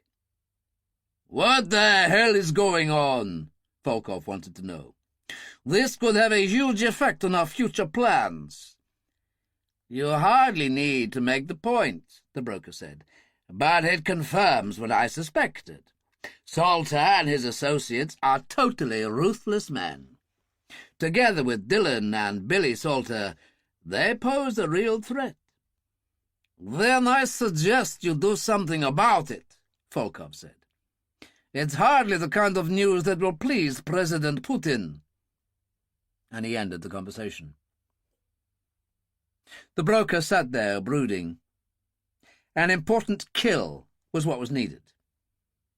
Obviously, to see Harry Salter stone-cold dead in the market would be good, but Ferguson, That really would be something. But for that he needed Hussein more than ever. Even Putin would be impressed with Ferguson out of the way. He reached for his phone and called Hussein, only to receive the shocking news about Sara. As Hussein spoke, he sat there trying to take it all in, part of him unwilling to believe what had happened. When the account was finished, the broker said, "What do you want to do?" "You wanted me to come to England anyway and deal with Ferguson. This would suit me very much. And not just for personal revenge. I refuse to leave Sara wherever she is. I made a promise, a sacred oath to her grandfather. I intend to carry it out." "And so you shall. I will arrange things. General support in the UK will be from the Army of God network of spies and informers. I had meant to send Professor Drek Khan to Hazar. I'll call him back at once to London and put him to work. He will be useful to you." "How do I come?" "Plane to Paris, then the Channel Tunnel. You brought your special flight bag from Baghdad, the black one?" "Of course." "Use the British passport. Hugh Darcy, I like that one. Get yourself a blazer. You'll look like an English gentleman who's been on holiday. The passport will support that. I'll arrange what happens to you when you reach London with Khan. When will you come?" "Tomorrow, if I can. But it depends on my uncle's health at the moment. This business has hit him hard." "I look forward to hearing from you." They disconnected, and the broker called Professor Khan in Brussels, catching him at his hotel on his way out to dinner. He quickly filled him in on the situation in Hazar. "My God," Khan said, "I can't believe that Caspar has managed to get his daughter back." "Helped by thoroughly ruthless men, which you would do well to remember. There is no point in your going to Hazar now. You are ordered back to London." "But Ferguson would move heaven and earth to get his hands on me." "Ferguson's got nothing to hold you on, you know that. He can't touch you. You'll book out of your hotel in the morning and catch the first flight to London. Is that clear? Osama himself has an interest in this affair." Which was enough. "Of course, I'll do as you say." "And await further instructions." In the Gulf Stream, everything had gone smoothly. After sleeping for 5 or 6 hours, Sara had awakened, had something to eat, and had talked a great deal with her father and Hal Stone, and later responded to some gentle probing from Dillon, and even Billy. She seemed very calm. Partly it was her nature, but Dillon considered it likely that to a certain extent it was also a kind of denial of what had gone before. When you thought about it, the original circumstances had been extraordinary. The kidnap itself, the transfer to the war zone, the constant daily violence of Baghdad. Every impossible bad thing had been visited on her. The apparently genuine affection of her grandfather, and yet leg-irons. And then the final act in Hazar. The killing of Ali Ben Levi when he laid hands on her. The sudden realization that Hussein was the hammer of God, this Arab fantasy figure from newspapers and television. The events which had developed with the Sultan, and the shocking deaths of Hamid and Hassim, so close that there were bloodstains on her clothing. For an adult to cope with what had happened to her in the few months since the kidnapping would have been a near impossibility. For a young girl, little more than a child to most people, what hope could there be? She dropped off to sleep again, and Dillon, turning in his seat to pour a Bushmills, found Hal Stone observing him. "What do you think?" the professor asked. "How in the hell is she ever going to get over what's happened?" Her father was also dozing, an arm around her, and Dillon looked at them again. "There's the mother. A pretty remarkable lady, but I don't know." He shook his head.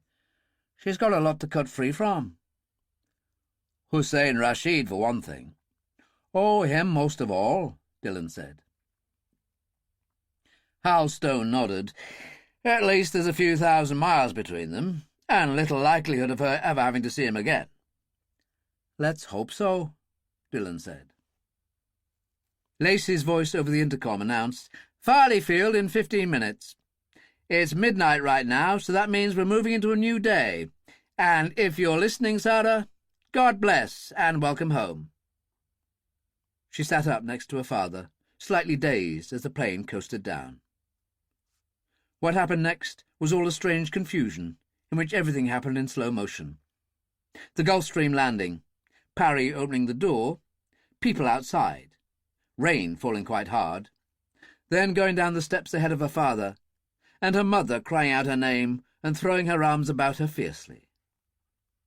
They were all taken to the Holland Park safe house. Sitting across from Charles Ferguson, her arms around Sara, Molly Rashid said, What now? You try to put some sanity into your lives again.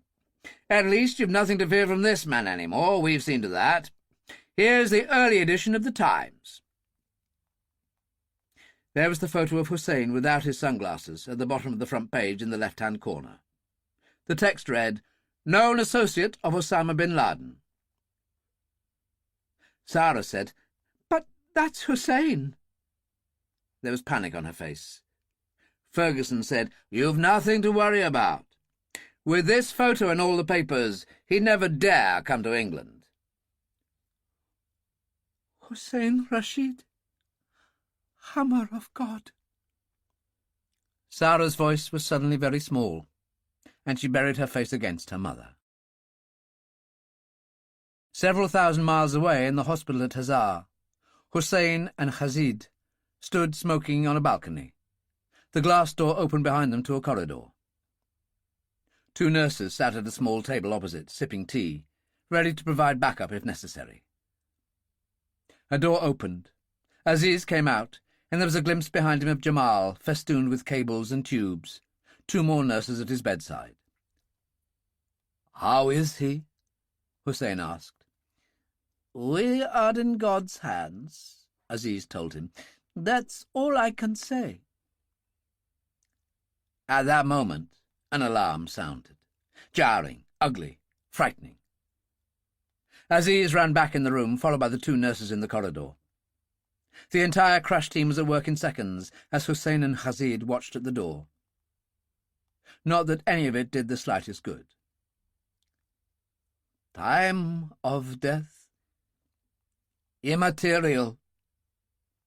Hussein stood looking down at his uncle, then leaned over and kissed him on the forehead. "See, my friend," he said to Dr. Aziz. "They killed Hamid and Hassim to get Sara. Now they kill my uncle. We can't have that, can we, Hazid?" He covered his uncle's face with the nearest sheet, turned, and went out. Chapter 8. It was in Hussein's favour that his religion demanded so brief a period for the disposal of the body, no matter how important the individual. He needed action now, needed to get on with it, needed to channel the rage inside him. The body was brought to the house and displayed in the entrance hall. The people who arranged such things worked through the night. The Imam himself came to supervise, giving Hussein his blessing, of course, and not just because of his prowess in the war.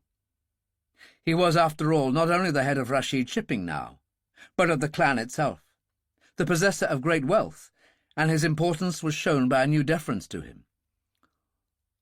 "So what will you do now about Sara?" the Imam asked. "As Allah wills." "You do not think her beyond hope?" "Of course not. There were cruel influences at work." "What do you intend? A return to the war zone?" "We'll see." Hussein was keeping his own counsel. "Let's bury my uncle first." The Imam departed, and Hussein went out on the terrace and lit a cigarette. Hazid, who had been listening, followed him. "You wish to follow them to England, don't you?" Hussein smiled. "No, why would I do that?" "Because it will be the most reckless thing to do. Can I come with you?" "Why would you want to do such a thing?" "Because we're friends who have been through hell together. Because I appreciate it could be a one-on-one mission, but that you also need one person you can really rely on." "And you think that should be you?" "It has been before.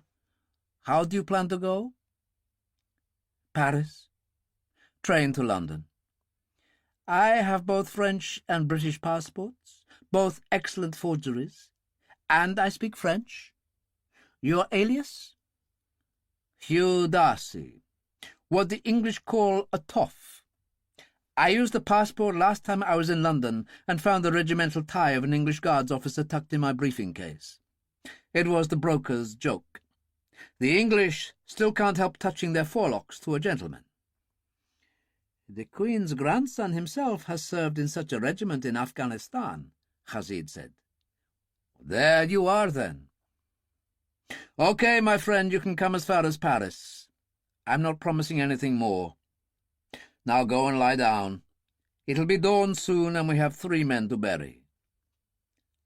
"Something we're good at. Something we've grown very used to." "Go on, little brother. Good night." Rashid went, and Hussein stood there thinking. Then he went into the entrance hall where they'd finished presenting his uncle. He'd given the orders. No wailing women. At this stage, male servants only. Family members could join in on the morning, but for the moment, no. He was restless, uncertain, and then he did an odd thing. He went into his uncle's small study, where there was a liquor cabinet for non-Muslim guests. He opened the lacquered doors and surveyed the contents, finally selecting a bottle of ice-cold Dom Perignon champagne that he found in the bar fridge. There was a strange excitement in him as he got a glass and walked out on the terrace. He stood there, thumbing the cork out. Of course it was wrong, he knew that. But the night was dark, and he had 2 comrades and his uncle to bury. Allah was merciful. Allah would understand. He raised his glass to Hasim and Hamid, then emptied the glass of champagne and threw the bottle from the terrace. "Go to a good death, my friends, and watch over me in England," he called. Roper saw the local radio and television reports of the death of Jamal Rashid from a heart attack. There was television coverage of the cortege on its route to the mosque, Hussein leading the way. Roper recorded it and reported into Ferguson, who was having breakfast at Cavendish Place. "He won't like it," Ferguson said. "He'll blame us. The old boy died as a direct result of the affair." "Exactly." "What time did Doyle deliver the Rashids to Hampstead?" "About 3 o'clock. We'll have to inform them." "I know. Damn it. I'll do it." At the house in Gulf Road, Caspar Rashid hadn't followed his wife to bed. She'd taken Sara. He couldn't sleep, and when the Daily Telegraph was shoved through the front door, he found Hussein in a corner of the front page, just like in the Times. And then the phone rang, and it was Ferguson. "Not very good news." He told Caspar of the old man's death. Caspar Rashid sat there taking it in. "Dear God," he said, "is there no end?" Waiting at the airport in Paris, Drek Khan bought a copy of the Times and nearly had a heart attack. He examined the papers on the newsstand and found Hussein's face staring out at him everywhere. He phoned the broker at once. "Have you seen the London papers?" "Yes." "Well, this must change everything. Obviously, Hussein Rashid can't go to London. In fact, I wonder where he can go." "It changes nothing. You will still go to London, and you will wait to hear from me. You still believe in the power of Osama?" Of course." "Now get on your flight." He switched his phone off and hesitated. No, Hussein would be busy with the funeral. He'd leave it till later. A strange thing happened at the cemetery in Hazar. It rained suddenly, a real tropical downpour that prevented the wild exuberance that usually marked funerals. Qasim and Hamid had been wrapped in the green flag of Islam, as was proper for soldiers, the old man in something more subdued. And the rain fell and washed the dead, and Hussein and Khazid took their turns with the spade and shovelled dirt, and said goodbye in their own way. Then it was back to the house for Hussein to receive condolences. Finally, about 3 o'clock in the afternoon, there was some peace. Sitting on the terrace, having a coffee with Khazid, Hussein's phone went. It was the broker. "I knew you'd be busy with the funeral, so I didn't try to get you earlier." "What is it?" "Trouble. Obviously Ferguson's used his power in certain quarters. Your face appears in a number of British newspapers, reported to be a known associate of Osama bin Laden, and possibly in Britain." "A clever bastard, Ferguson. This is to make it impossible for me to go, but it won't stop me. If we try to put new plans into motion, it will be difficult and very awkward, not to say expensive." "Don't talk to me of expense. I know that Osama has great funds. I am a rich man myself from the death of my uncle. I'm going to England with you or without you, and I'm taking Khazid with me." All right. I'll get to work on it." "I can't wait, you must understand that." "I do. We'll get you to Algeria. There are many ways to move you around from there. Hold tight. I'll get back to you." At Holland Park, Roper sat at his computers and showed the TV footage of the funeral cortege in Hazar to Greta. "What did Ferguson say?" she wanted to know. "Poor sod." "Is that all?" "Absolutely. He's gone to the Ministry of Defence for the rest of the day. Pass me the scotch." "You're worse than a Russian with his vodka."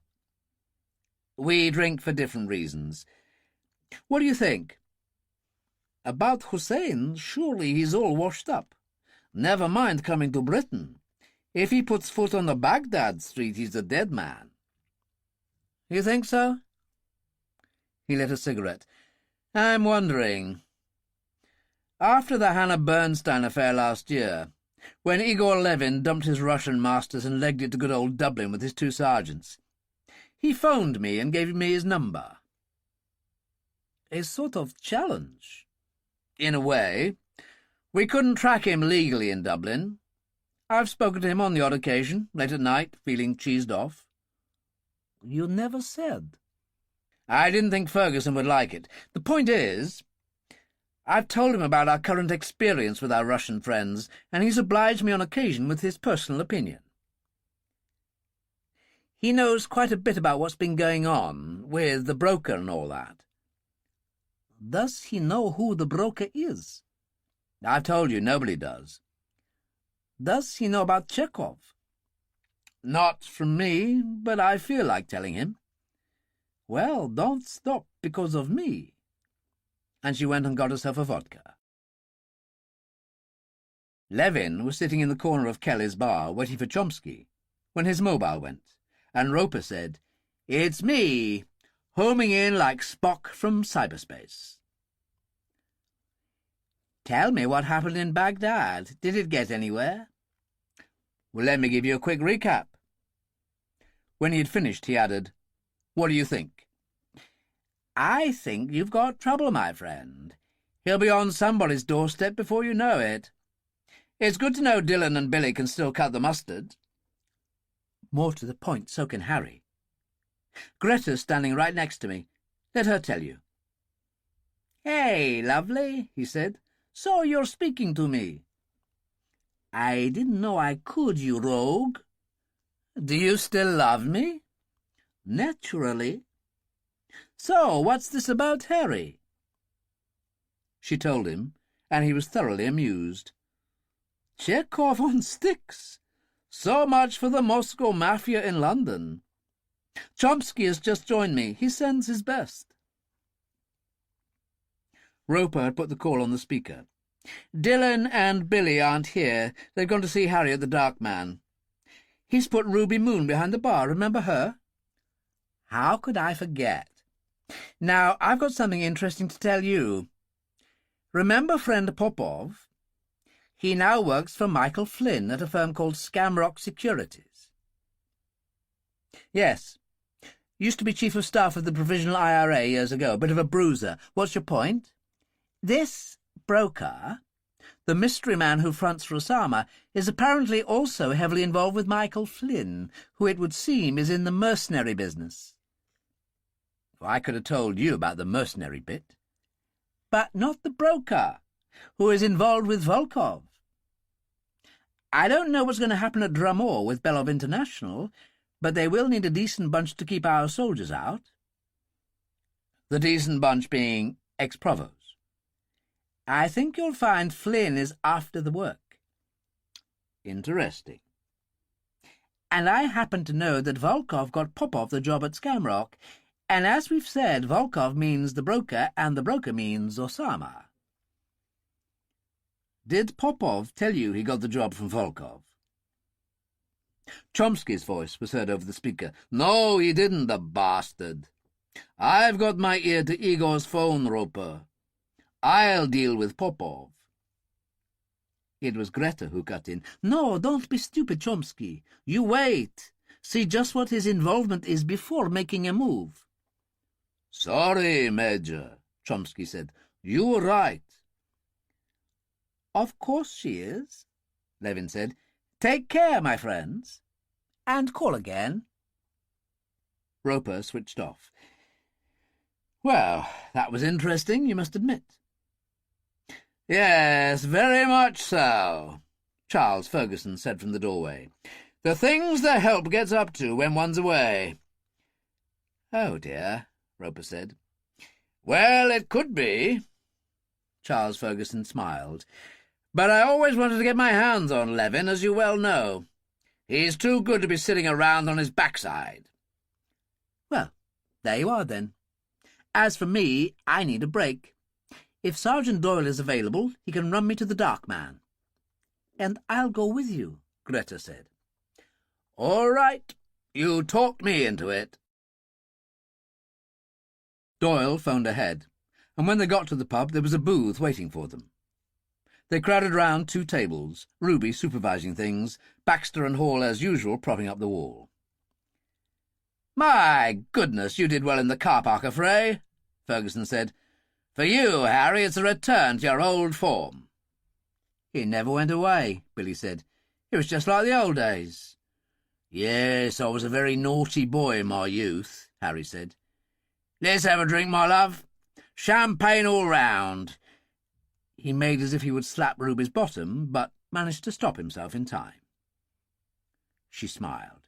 That's a good boy, Harry, and went off for the champagne. Roper lit a cigarette, and Greta said, What will you do when they ban the cigarettes? Roper shrugged. I'll figure out something. By the way, General, item of news from Heathrow which may interest you. Professor Drek Khan is back. Flew in from Brussels today. That is interesting. That bastard's untouchable, Dillon said. And he knows it, Roper put in. Makes you wonder why he's come back, Greta said. If that means could there be a purpose to his return, I'm sure there is, Roper said, as Ruby arrived with the champagne on a trolley. At Ali Hassim's corner shop on Delamere Road, Professor Khan drew up in an Audi and went inside. Ali himself was behind the counter, with a young girl in a smock, a niqab covering her entire face except for the eyes. "Professor," he said in Arabic, "what a surprise!" He nodded to the girl. "Come on," he told Khan, and led the way into the small back room. They sat opposite each other at the table. "I thought you were to go to Hazar," Ali said. "Yes, but the news from Hazar is bad." "I have heard wild rumours. Can it be so?" "Absolutely." So the Rashid girl is once again at the house in Gulf Road? The father, assisted by devils from hell, abducted her from Hazar.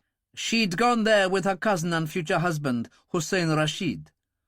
The hammer of God himself, praise be his name. Praise indeed. They left Baghdad, where her grandfather was killed by a car bomb in his Mercedes, planted by Sunni dogs. Curse them, Ali said. What happened in Hazar? Khan gave him as close an account as he was capable of. So what happens now? Ali inquired. Hussein Rashid is what he is, and a great man. But there aren't just newspaper photos. One of my sweepers had to go to Hampstead police station for the new business, and there were 2 photos on the big notice board in the most wanted section. He could never come to England now. So it would seem. Khan got up. I must go. Ali accompanied him to the street door and stood by the Audi. Khan said, You never heard a word from Abu? In fact, he knew perfectly well that Abu was dead, shot by Greta Novikova, for Jamal had told him. But there had seemed little point in informing Ali Hassim. There were more important considerations, and he had sworn Jamal to secrecy. Ali Hassim was remarkably calm in his reply. I think they murdered him. It is the only explanation. If he was alive somewhere, he would have let us know by now. May you meet in paradise. I'll be in touch. As he got in the Audi, Ali said, Things go badly, am I right? No, it is just a minor setback. Hold true to your faith in Allah and in Osama. Always that. Ali closed the door for him, and Khan drove away. Not long afterwards, there was an emergency at the hospital, and Molly Rashid was called. In an effort to return to some sort of normality, the 3 of them had intended to go to the cinema together. But the child in question at the hospital was only 7. Heart valves were involved, and Molly really was very good at that. So off she went, and when Caspar suggested just the 2 of them going to the cinema, Sara said she'd rather not. He tried talking to her as they worked their way through the light salad Molly had left for supper, but he got little response.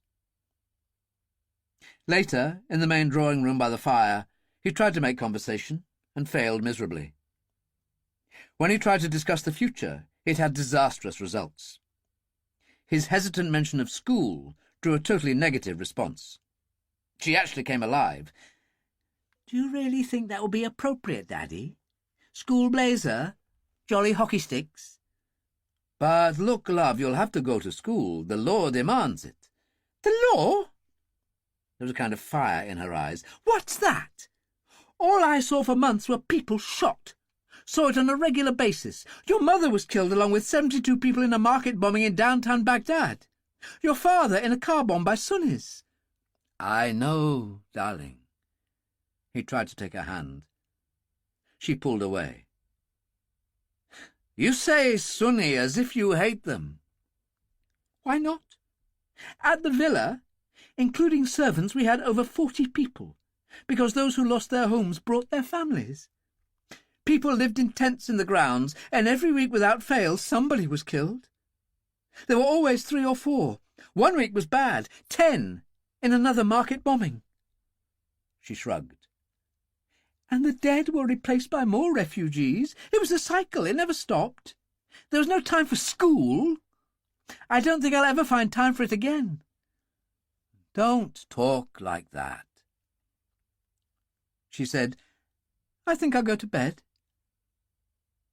Are you sure you're all right? Oh, yes. You've got to look on the bright side. She actually managed to smile. I've just thought of something good. At school, we do our A-levels in a few years. Just think, I could probably do advanced Arabic right now and get an A. Good night. He sat there thinking about it, and the terrible thing was that in spite of his learning, his degree, the books he had written. There was nothing he could do. He stood quietly in the hall for a while, then went upstairs and tiptoed to her bedroom door. She was crying.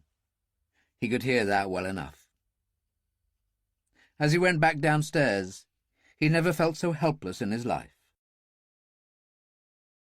Hussein, frustrated and angry, hired a private jet from a company in Kuwait, a Citation 10, a twin-engine plane requiring 2 pilots. The owners of the company were good Muslims, so it wasn't just a question of money when they realized who he was. The aircraft was reputed to be the fastest commercial jet in the world since the Concorde's departure. It was due the following day, but like everyone in the broker's world, he had no means of getting in touch with him and could only wait. At last the call came, and he took it, angry. "What in hell is going on? I've already booked a private jet. It's coming tomorrow morning." "Excellent. I have a destination for you." "Where?" "Algeria, just as I said. You, of course, did your combat training there in the camps. So did Dillon 30 years ago when he was 19 and first joined the IRA. Do you know an area called the Kufra on the coast?" "No, I was in the desert 200 miles west. It had a bad reputation. Why would we go there?" "In a way, it's a message from me to Major Roper that I'm on to him. Ferguson's people had a hard time of it there last year. They're still wanted by the Algerian police for several murders. Anyway, it's a bad place. Hundreds of miles of marsh, creeks, lots of boats, and a hotbed of smuggling and drug running. There is an airstrip, old hangars, a basic control tower." "And where do we go from there?" "You will be met by Major Hakim Mahmoud of the Algerian secret police. Taking a bribe is second nature to him." "So there is no moral aim to anything he does?" "Money talks, Hussein." "I've nothing against a thief, but he must be an honest thief.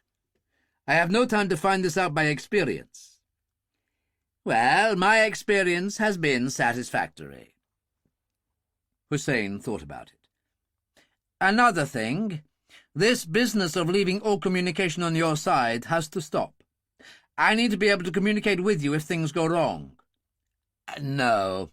My privacy is non-negotiable even for you. It has always been so, and so it will remain." "Then I'll make my own arrangements." "You won't be able to. Look, let's discuss this. With my face plastered all over the papers, I'm not very hopeful that I can get to England from France by any known airline or train. You must have some sort of plan for the final approach." "Yes. A small boat under cover of darkness from a port called Saint-Denis in Brittany. There's a man named George Roman, English, used to be in the Navy. He specializes in high-priced clients who need to get into England the hard way." "Will he have weapons?" "I presume you'll carry pistols, but any heavy stuff you need you'll get in England. It's all provided for there. A man called Darcus Wellington. He was an actor for years. He still pops up in old British black-and-white films on television, but his homosexuality sent him to prison for a few years. That was his downfall, and crime followed. He also has a flair for make-up, which you'll find very useful. I'm hoping he may be able to disguise you in some way." "Excellent. Now, how do we get from Kufra in Algeria to Saint-Denis in Brittany?" "Mahmoud is sorting that out now. He intends to place you as passengers on a small plane making a smuggling run to France. The drop will be at a private airfield where a car will be provided. You can drive to Saint-Denis. If Roper checks Hazar, when he sees a Citation 10 booked, he'll suspect it's for you. If he traces it to Algeria, it will simply fly away again." "Leaving us to our anonymity?" "You've described it exactly, so there's no need for concern." "I suppose not." There was reluctance in Hussein's voice. "There you are, then. You may download all this on your laptop. Of course. Anything else? Yes, your special flight bag. The black one you brought from Baghdad. What about it? When you open it, you will find hidden in the lining of the bottom right-hand corner a gold and enamel brooch. Rather pretty. It slides open, and a button is inside. If you press it, I will always call you straight back. You alone have such a device. You bastard. I've been called that before. The broker switched off.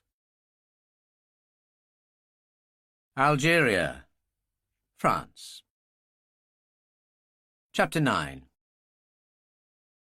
The Citation arrived on schedule, bearing 2 pilots named Selim and Ahmadi, who came down to the house after they arrived, and sat on the terrace with Hussein and Khazid, and drank coffee. "You know who I am?" Hussein asked.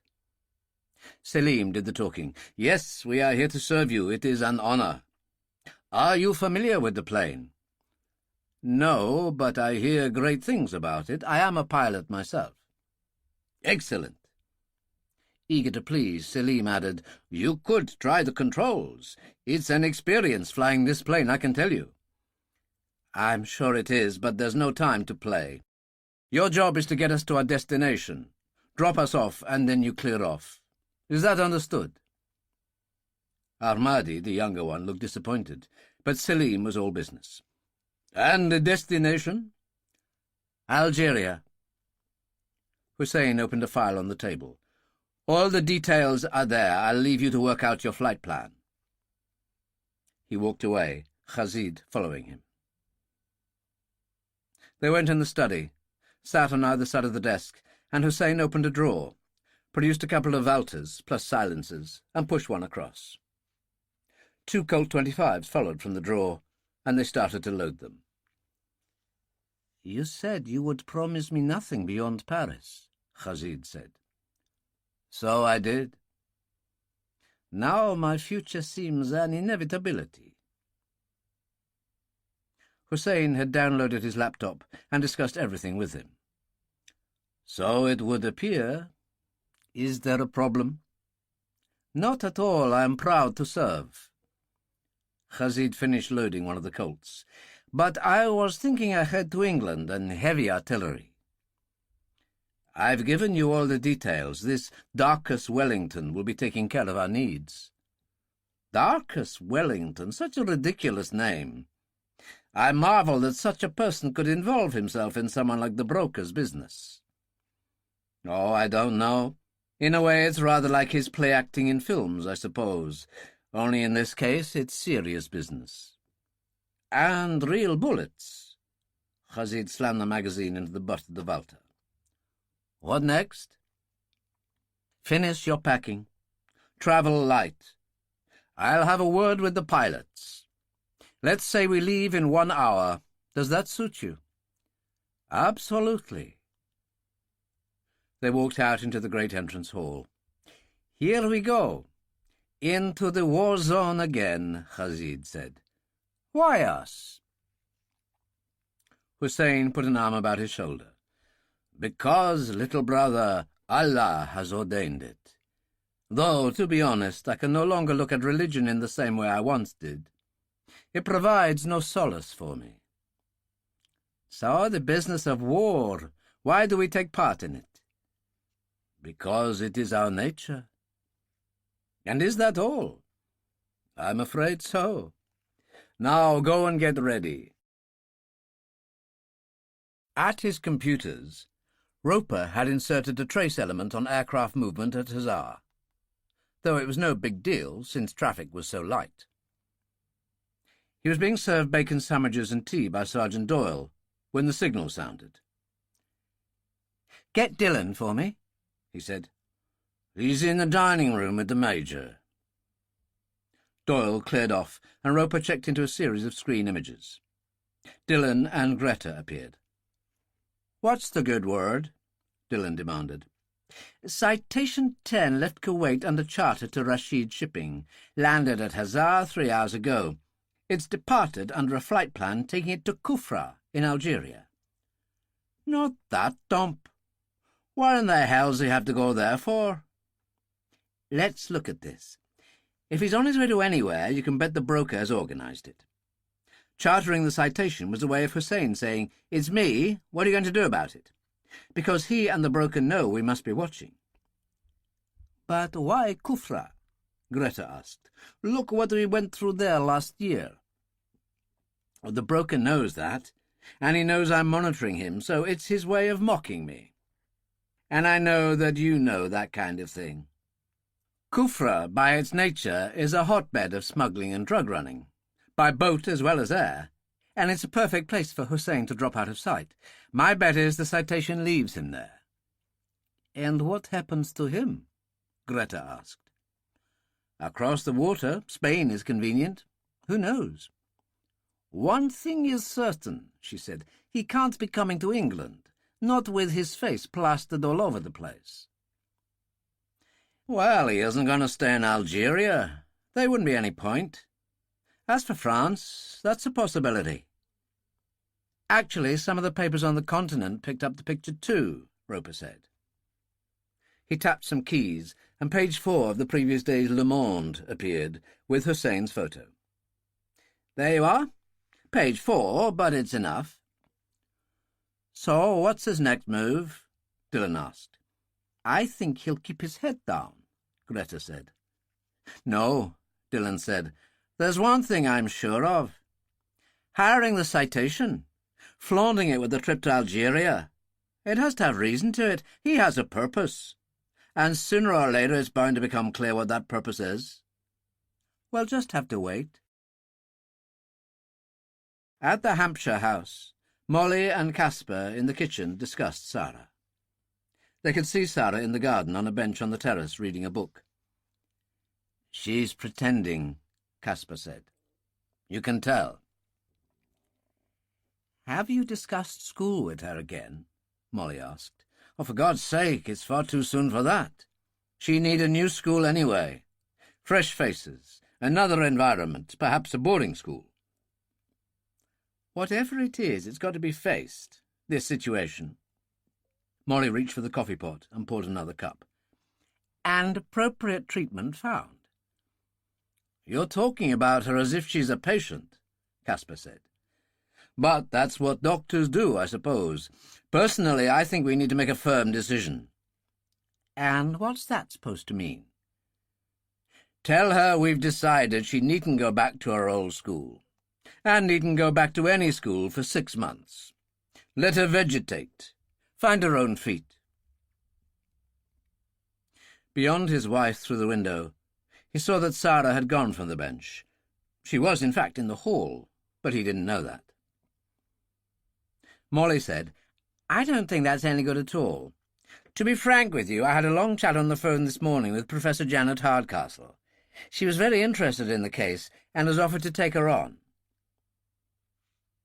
In spite of the fact that the lady in question was one of the most eminent psychiatrists in the country, Caspar was not impressed. Damn it, Molly, psychiatrist now. What about some simple loving kindness?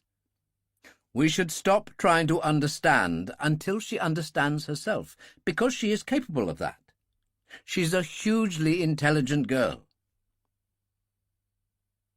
Sara appeared at the door. Oh, that's all right. I don't mind playing word games with Professor Hardcastle, but I'm still not going back to school. I feel like a rest now. I'll go to my room. She put the book she'd been reading on the side and went out. Caspar picked it up, glanced at his wife, and held it out to her without a word. It was the Koran, in Arabic. Roper had enjoyed his chat with Igor Levin, the former boy wonder of the GRU, for Levin also had medals from all those dubious Kremlin wars, had sweated in Afghanistan, had got close enough to a Chechen general to cut his throat. Roper remembered him as a so-called commercial attaché working for GRU head of station Colonel Boris Lushkov in London. So now, on a whim, he contacted Lushkov on his private number at the embassy of the Russian Federation, situated in Kensington Gardens. Lushkov answered at once in Russian, and Roper, who actually spoke rather decent Russian, said in English, "Cut that out, Boris." "Who is it?" Boris asked. "Roper." "My God! To what do I owe this pleasure?" "Oh, nothing special. I was just talking to Igor Levin in Dublin, and that put me in mind of you." As every attempt made by Lushkov to contact Levin had been rebuffed, he was intrigued.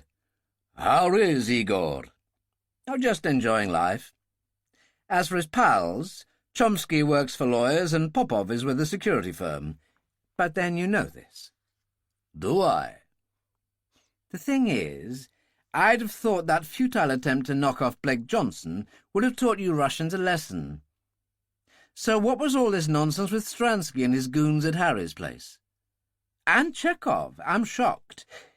Have they succeeded in saving the leg, by the way?" "My dear Giles, I have no comment at this time." "I bet you haven't. And what's with Giles? How did you discover that? It's a closely guarded secret." "Like any good spy, I have my sources. May I also make a comment? There are people who like to think that Boris Lushkov is a stumblebum, an old buffer long past his best, if there ever was a best. But Ivan Stransky has a brain the size of a pea, and as for Chekhov, his brain is between his legs. To anyone with half a brain, the size of Harry Salter's property empire and bank balance should have given pause for thought all by themselves." "I, for one, never fell for your act, Boris. Anyway, is there going to be a new chief executive officer at Belov International? Because the one you've got now can't do much more than go over to Drumore Place and sit on the terrace in a wheelchair, an umbrella over his head.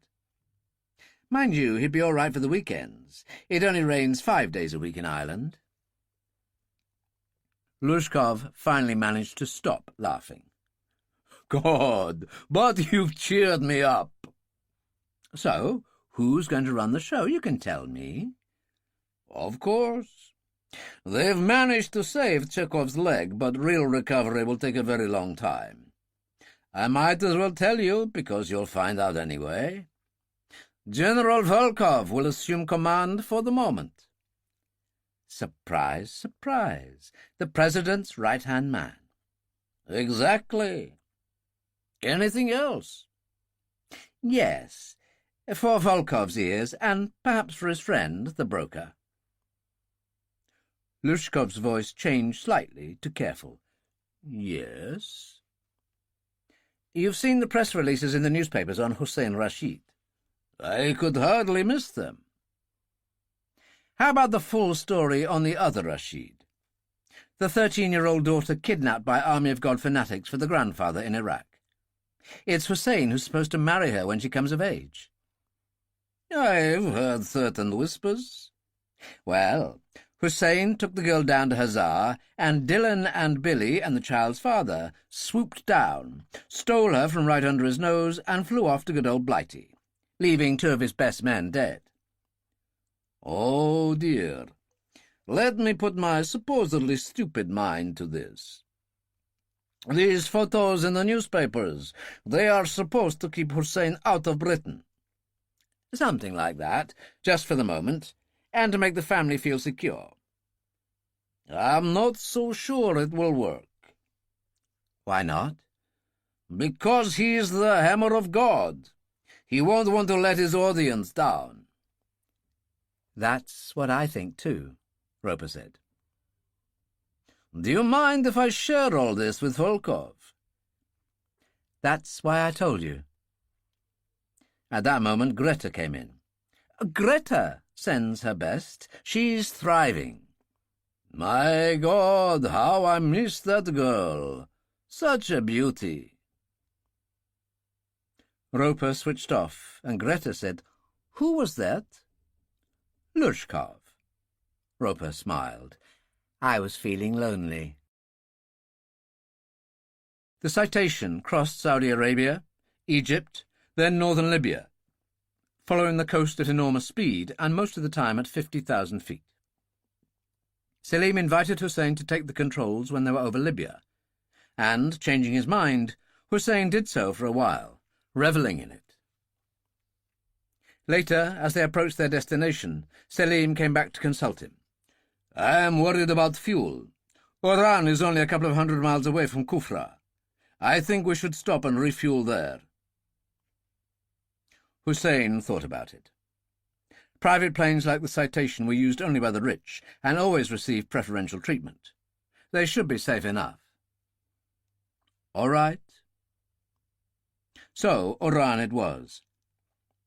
He used the British passport and Khazid a French one in the name of Henri Duval. They got out to stretch their legs. Armadi took their passports to the office for them, but he was waved away. "So simple," Khazid said. "Yes, but not to be taken for granted," Hussein replied. "There could be a time when they're all over us." "As Allah wills." "Perhaps. But what if it's all actually in our own hands?" "I am a simple man, my friend. I accept what I know and do what I'm told." "And I prefer you that way." Hussein climbed back in the plane. Khazid followed. Then they soared again into an evening sky, climbing to no more than 10,000 feet. Later, they saw the marshes of the Kufra sprawled on the desert below, the creeks stretching out to the sea, here and there a dhow, sails bulging in the wind, and sometimes motorboats and the odd freighter. They descended to 1,000 feet, and Selim saw the runway to the left of them, the control tower and 2 hangars. But oddly, there was no contact from the control tower. Selim circled again and passed over the town and small harbour.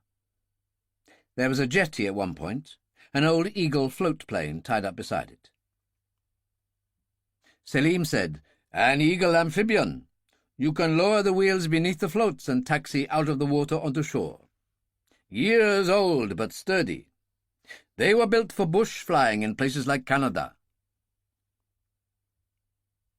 He slowed right down, and they almost seemed to hang there suspended.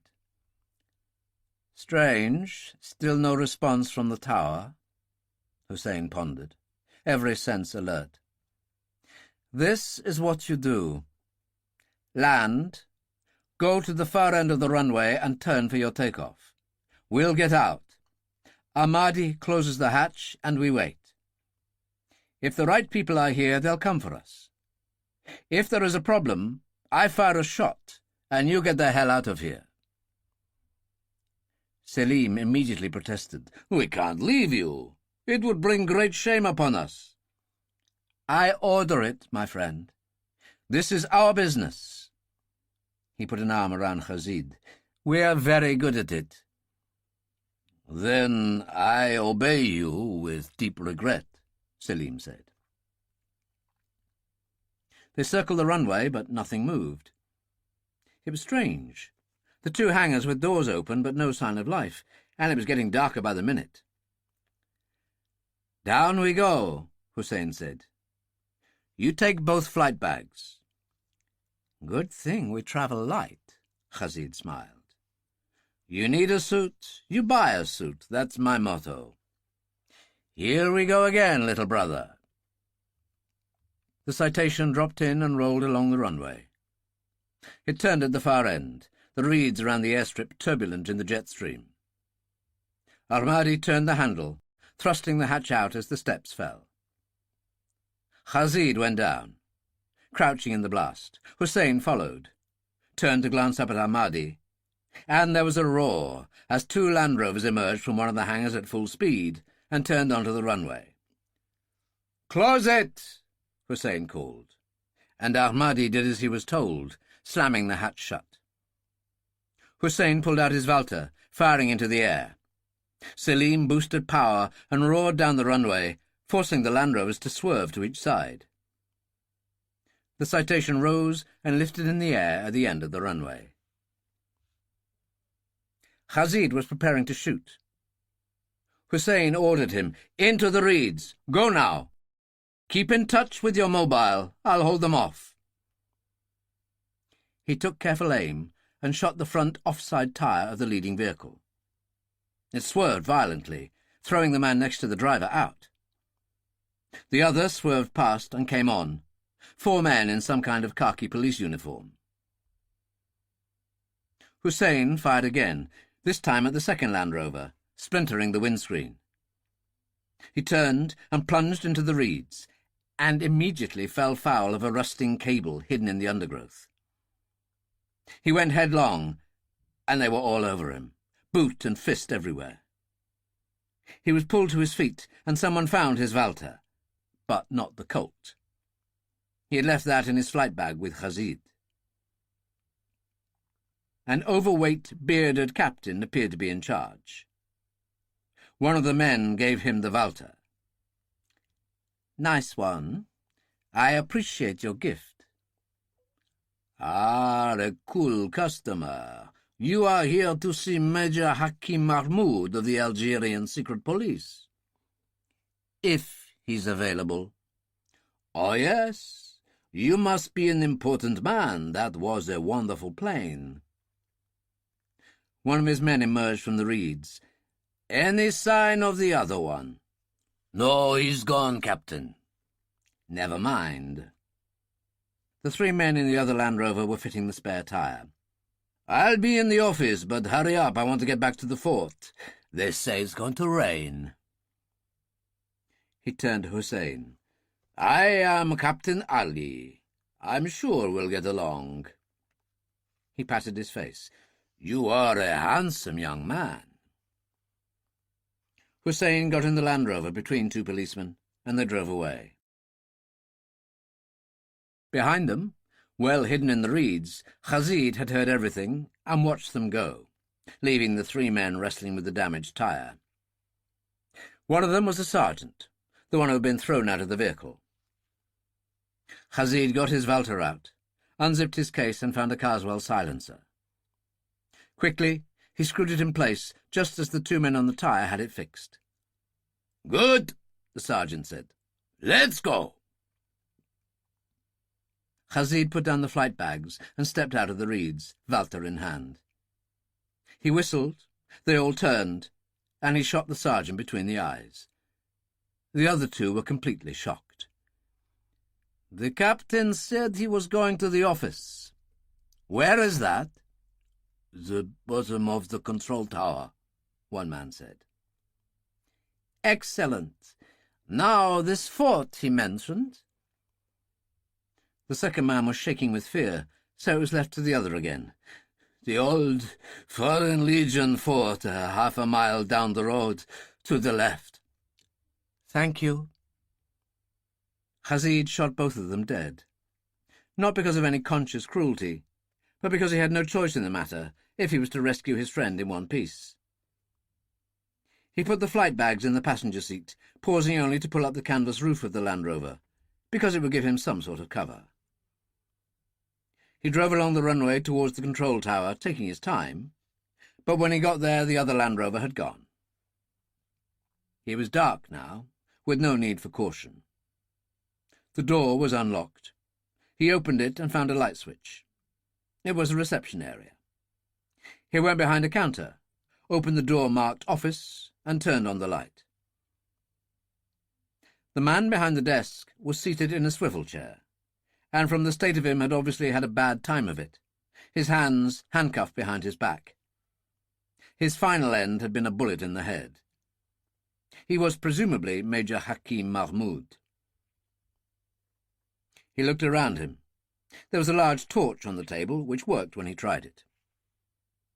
He left it on, switched off the light, and went out to the Land Rover. Now for the fort. It was cold, surprisingly cold, and Hussein shivered as 3 of the policemen manhandled him out of the Land Rover. There was a fort, he could see that.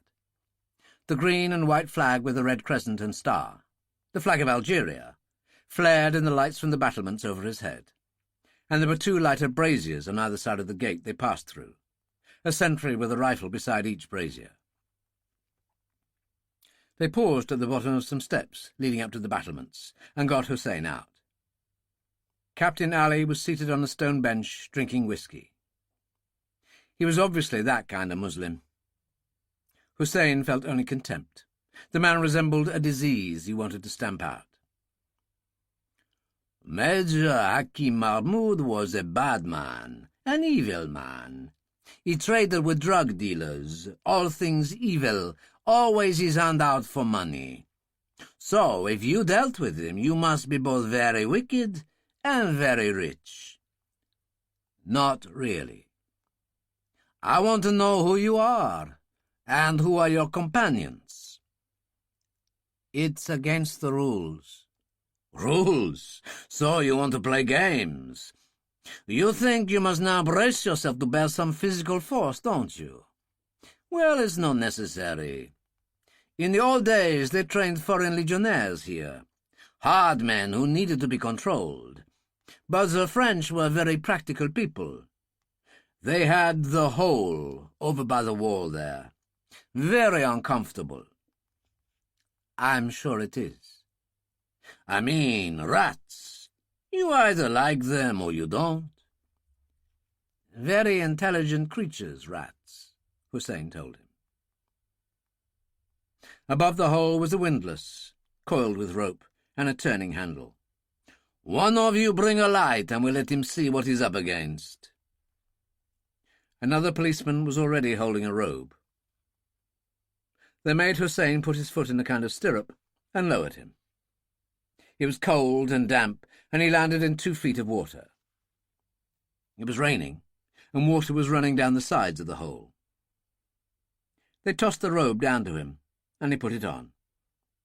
There was a scurrying sound. The rope was pulled back up. He sat on a stone shelf, switched on the light, and found 2 rats, eyes glinting in the beam. They seemed curiously friendly. "Now behave yourselves," he said in Arabic. The rain increased its force, and he shook his head. "Khazid, where are you?" he said softly. Khazid drove down the road in the heavy rain, grateful for the canvas roof. He could see the fort up ahead, the flag hanging limply. There wasn't a sentry box, just a stone alcove from the old days. A sentry sitting smoking a cigarette, another one standing beside him. They looked at Khazid curiously. The one who was standing came forward. "Who are you? What do you want?" "Secret police. Where would I find Captain Ali and the prisoner he just brought in from the airfield?" The policeman raised his rifle a little. "Secret police? I don't know you." The Walter and the silencer were on the seat beside him. Khazid picked it up and shot the policeman between the eyes. The other man cried out and leapt to his feet. Khazid said, "Stand still, I don't want to miss you." The man was terrified and dropped his rifle. "So, tell me." He put the prisoner in the hole. He's on the battlements. I don't know where he is himself. He may be in the fort." Khazid got out and left the Land Rover where it was. "This place? The hole," he said to the sentry. "Lead the way." The man did so, mounting the stairs to the battlements. There was no sign of Captain Ali, but there were lights down in the barracks and laughter. The hole was self-evident, with its windlass. "Are you in one piece, brother?" Khazid called. "Other than the rats trying for the odd nibble, I'm fine," Hussein called. "I've missed you, little brother." "I'm sure you have." Khazid nodded to the policeman. "Lower the stirrup." The man exerted himself on the ancient handle. The rope went down, and Hussein called, "That's fine," and said to the rats, "Goodbye, my friends."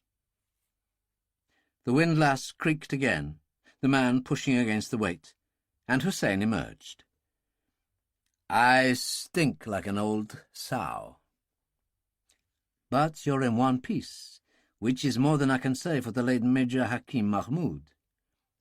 May he rest in peace. Remind me to let the broker know.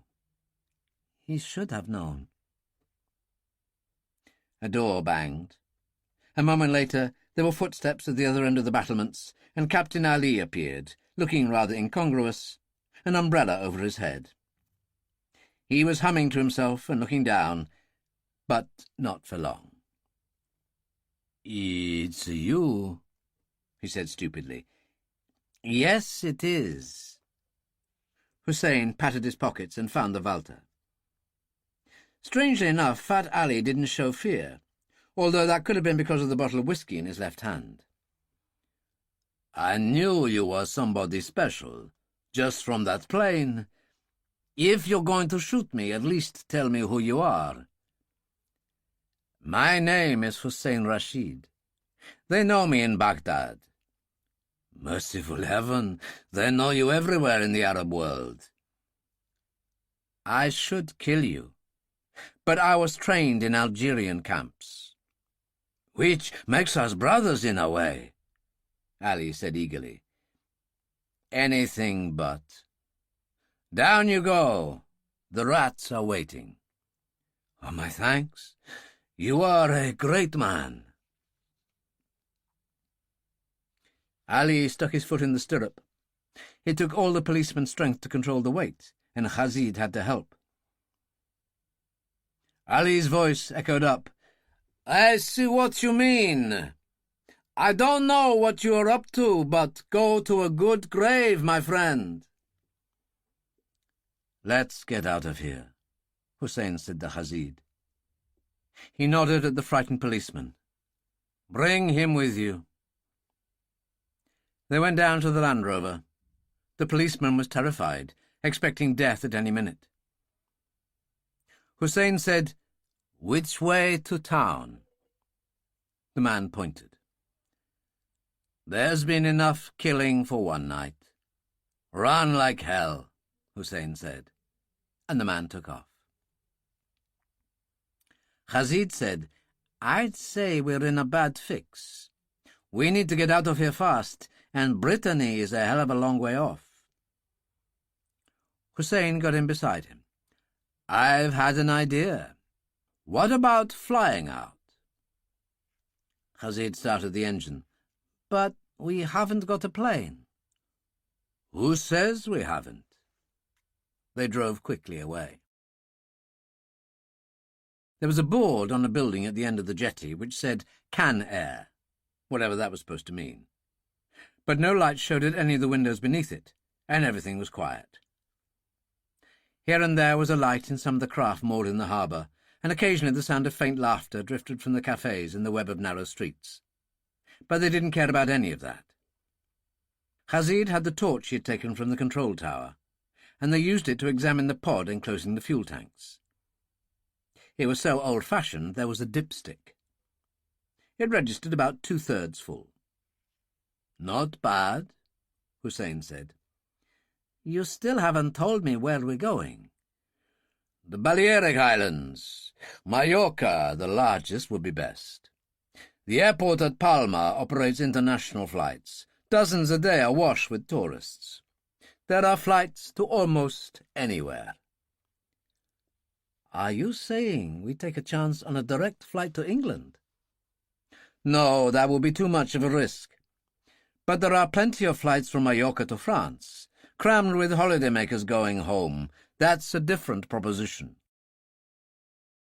On the far side of the harbour, a police car turned onto the far jetty, and 2 officers got out. A moment later, another came down from the town and parked behind it. "Do you think that could be trouble?" Khazid asked. "Maybe the captain is covering his back. We did leave several dead men." "I've no intention of waiting to find out. Get in." He got the door open. Khazid slipped the line, pulled it in, and joined him. They strapped themselves in, and Hussein fired the engine and let the plane float away. He started to taxi through the darkness towards the harbour entrance, which was well lit. He moved near the pier, and beyond was only darkness. Rashid was looking out and saw one of the police cars racing round. "I think we've managed to attract some police attention." "Well, whatever they want, it's too late now." Hussein turned into the wind and boosted power. He pulled back the column at exactly the right moment, and the Eagle climbed effortlessly over the darkness of the sea. Here and there they could see the lights of boats below. "How long to Mallorca?" Rashid asked. "I'll take my time. I'll use less fuel if I don't push this old bucket too hard. Besides, I like it. Maybe 3.5 hours, something like that. Then we'll check the plane situation at Palma. I've got a good feeling. It all worked out. It could have been much worse." He levelled off at 5,000 feet and put the plane on automatic. "God, I stink." He looked down at the soiled suit. "I don't know what Armani would think." "You're the man who said if you need a suit, you buy a suit. You'll be okay at the airport." "Yes, Palma's sophisticated enough. I expect the airport's full of boutiques." "Open my flight bag for me. In the bottom right corner there's a brooch in the lining." Rashid found it. Hussein slid back the top and found the button. "Our lifeline to the broker." He pressed it and put the brooch in his pocket. It was amazing how quickly the response came, and the broker listened quietly to Hussein's story. "A pity about Major Mahmoud, a valued ally. You'll replace him soon enough. So what happens now? We'll park the seaplane when we get there. Then we'll go to the airport. You check on flights for us and call me back." A half-hour later the broker did so. "There are a lot of flights to French destinations, including a number of cheap, basic flights to provincial airports. The kind of flights where they pack you in and don't even offer a cup of coffee, but they don't give a damn who you are. One such destination is Rennes, which is less than 50 miles by train from Saint-Malo on the Brittany coast. Saint-Denis is only 12 miles outside Saint-Malo. That should be your best bet. The booking is your affair." He rang off. "The insolence of this man is unique," Rashid said, "with his so-called perfect world showing signs of cracking. His condescension is breathtaking." "Don't let it get to you." Hussein put things back on manual. "Try and get some sleep. I'm going to fly the plane." He took the control column, leaned back, and started to enjoy himself. At 4 o'clock, a half-moon giving everything a faint luminosity, they came in from the sea at 500 feet, turning parallel to the coast, looking for just the right sort of place. It was Rashid who finally noticed one, a small crescent-shaped cove beneath a steep headland at the north end of the island.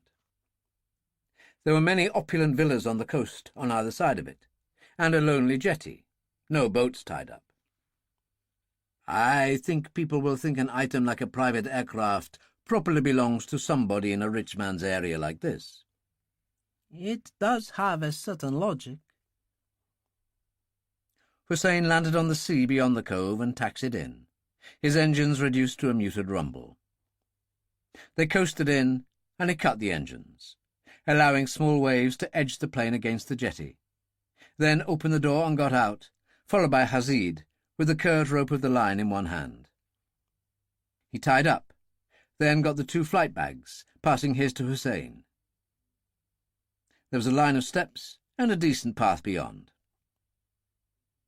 There was a pine wood at the top of the hill, and the path led them through it to an extensive vineyard beyond. There were villas here and there, cottages, but it was a scattered sort of landscape. "Coats off," Hussein said. "Try to fit in, look casual." The sky was pink, then gold. The sun rose, and they occasionally saw people in the distance. It was all incredibly beautiful. Reaching the main road, They came to their first village, and already life was stirring. "Well," Rashid said, "what next?" "I don't know." At that moment they came to the end of the village and found an inn with a pleasant garden, a young woman brushing a terrace. She smiled and said good morning in Spanish, and Hussein answered in English. Rashid followed, putting on a slight French accent. "Good morning, mademoiselle. I see no sign of a bus service. North until noon. Do you have a problem?" He said smoothly, "Our problem is our hire car, which gave up the ghost on us, I'm afraid. And I've tried the company's number, but there is no reply." "And we have a plane at noon," Hussein added. "Oh, I see. So you need to get to Palma." "As soon as possible. As it happens, my barman, Juan, is going to town in the truck for supplies after he's had his breakfast. I'm sure you could come to an agreement with him. I'll go and have a word. Perhaps you would like some coffee and rolls while you're waiting." She went out and they sat at a small table. "We do have another problem," Hussein said.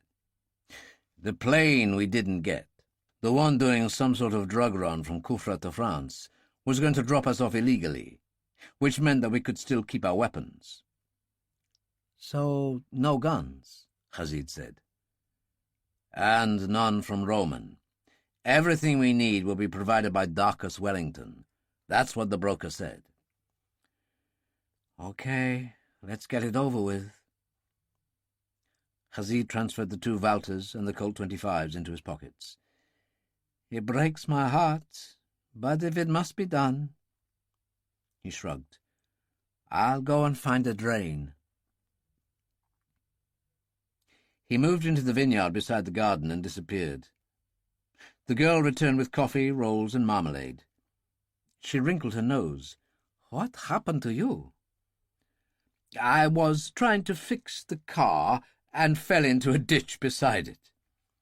"If you want to use the washroom, feel free. It's the door next to the bar. There's a shower." So in he went, saying hello to a young man, presumably Juan, cleaning the bar top. In the washroom he examined himself, a sorry sight, then stripped his clothes and showered and towelled himself vigorously, which made him look better, although the clothes were still dreadful. When he went back, Rashid was flirting outrageously with the girl and drinking red wine she had supplied. "Come on, mon ami," he said. "Try a glass. It's good for the heart." And Hussein, knowing what he was trying to do, took the wine down manfully. Juan appeared. Goodbyes were said, and they got in the rear of the open truck, their backs against the driver's cabin, and departed. "Nice girl," Rashid said. "Just think, a couple of real desperados like us, and she never knew." "Better for her, I think. Much better." Hussein leaned back and closed his eyes in the early morning sun. At the airport, they gave Juan $50, then searched the numerous shops and selected a men's boutique.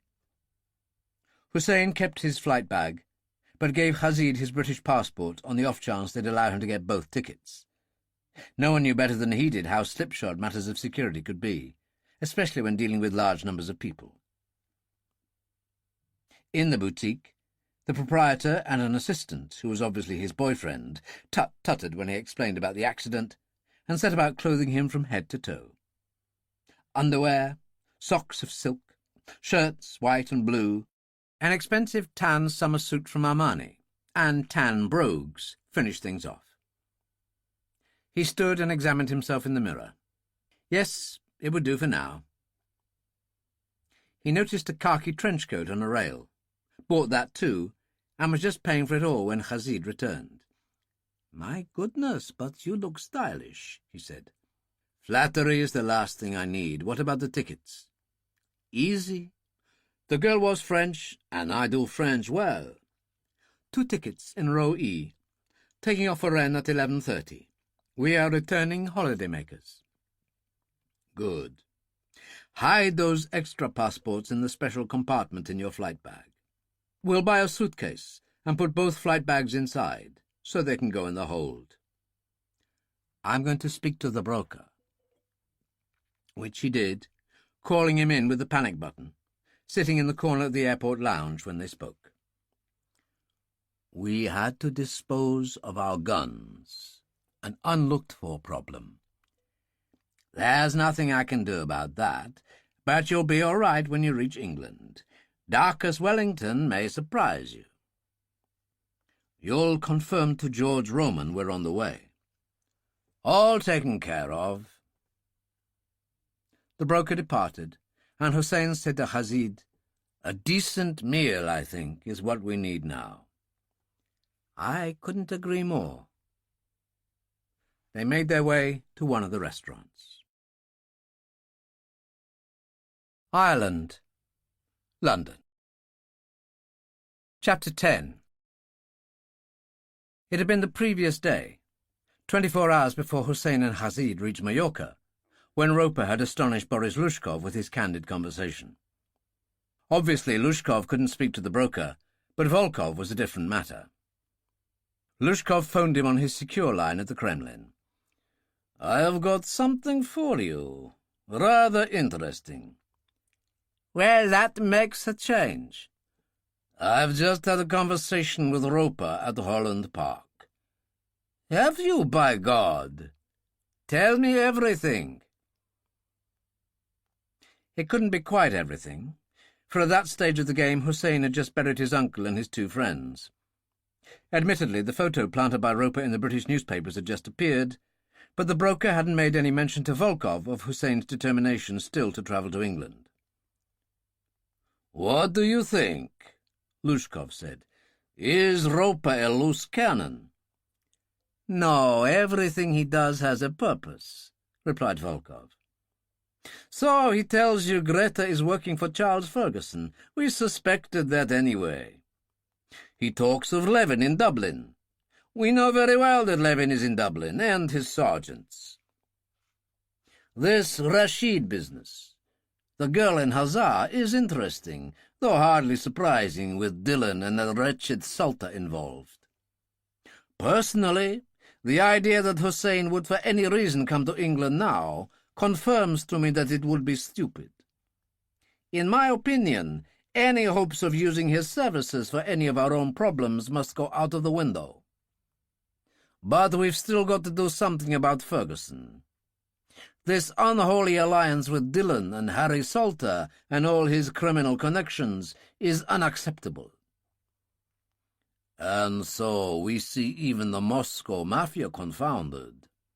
Lushkov laughed. Now that Chekhov is out of the picture for a while, what do you intend to do? I'm not certain, but it must be something, and soon. It needs to be something to make people sit up and take notice, Lushkov told him. Physical violence may be old-fashioned, but Stransky and Chekhov certainly got the point. A great many people, not only in our line of work, but in the criminal underworld, got the message that Harry Salter is back in business. If he ever went away. He's doing a very clever thing, Boris, and even the police reluctantly approve. The things he does to bad people, unpopular people. Like Russians in London, Lushkov said. Billionaire oligarchs and foot soldiers in the mafia. So they got a rough passage. Why should ordinary Londoners care? I'd love to take Salter down, Volkov said. You'd never get near him, just the way you'd never get near Ferguson. I don't know, Volkov said. I've always believed that if you want to shoot someone, it's perfectly possible. Look at that idiot who shot President Reagan. Honey, I forgot to duck, he said to his wife. Yes, he had a great sense of humor. For a man intent on destroying communism and the Soviet Union. Thank you for reminding me. Let me remind you that when Igor Levin was given the job of disposing of that Chechnyan general, He got close enough to cut his throat in the hotel they were using as command headquarters. Yes, Levin was a true artist. Ropa, of course, only talked to you so that you would talk to me. I wonder why. Stirring the pot, perhaps? And with that, they hung up. Who was he ringing now, Lushkov wondered. And indeed, Volkov was already calling Igor Levin. It was 11 o'clock on as wet a morning as Dublin could provide. Levin was at his apartment, with his great view of the Liffey obscured by the grey curtain of rain outside. Levin answered, always aware that a call on his encoded phone meant someone important, and was surprised to find Volkov on the other end, considering how short a time it had been since their last conversation. "General, what a surprise. What can I do for you?" "I won't beat about the bush. When I spoke to you from Paris the other day, I told you I wanted you back.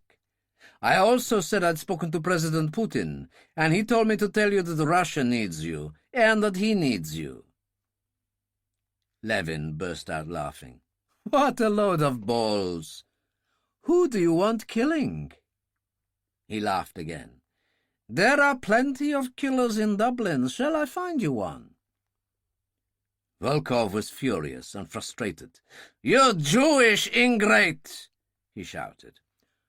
"Only a half-Jewish, thanks to my mother of blessed memory, and may I remind you that in his time my father was a much-decorated colonel in the Red Army."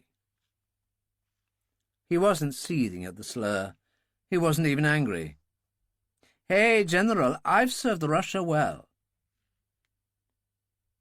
At the other end, Volkov breathed deeply a couple of times and moderated his tone. "My dear Levin, forgive me for what I have said. As for your father, he was indeed a great man. And you've just given me an idea. Excuse me." He hung up and immediately phoned Michael Flynn at Scamrock Security, who was further along the Liffey, sitting at his desk, dictating to his secretary, Mary O'Toole, the young woman Popov had been taking out recently. "Mr. Flynn, it's Volkov. We need to talk." "Certainly. Is it important?" "Vitally. To both of us." "Just a moment," Flynn said. "Mary, take your tea break. I'll call you later." "Certainly, Mr. Flynn." What transpired was unfortunate for Flynn.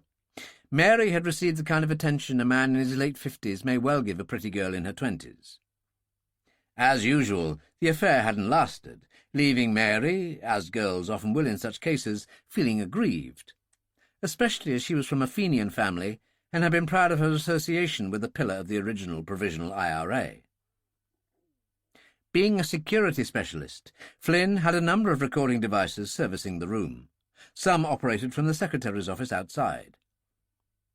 It was only recently that Mary had taken to listening in. She did so now. "Drumore Place and the Belov International Complex. Are you still interested in the security job there?" Volkov asked. "By God, I am." "Then it's yours. I'll see your firm gets an official contract. You'll be responsible for all the security at the house and complex. You've heard of Max Chekhov's unfortunate problem in London." "Bad news travels fast. We know how to handle that sort of thing in Dublin. A damn shame." "I am taking over. Frankly, I'm wondering if you might be the one I'm looking for to take over all the security services for Belov International." Flynn couldn't believe it. "By God, I'm your man, General."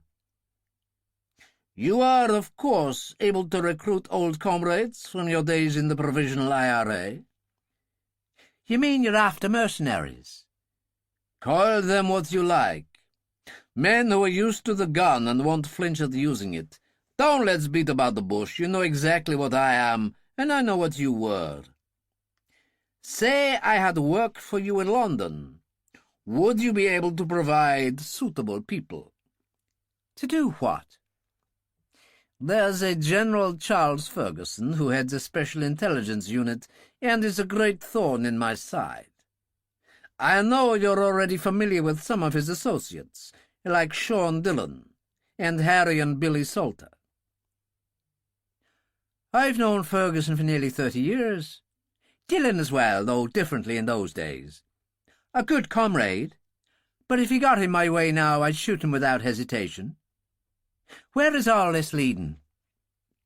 Would you accept contracts on Ferguson and on Harry Salter, who is responsible for what happened to Chekhov?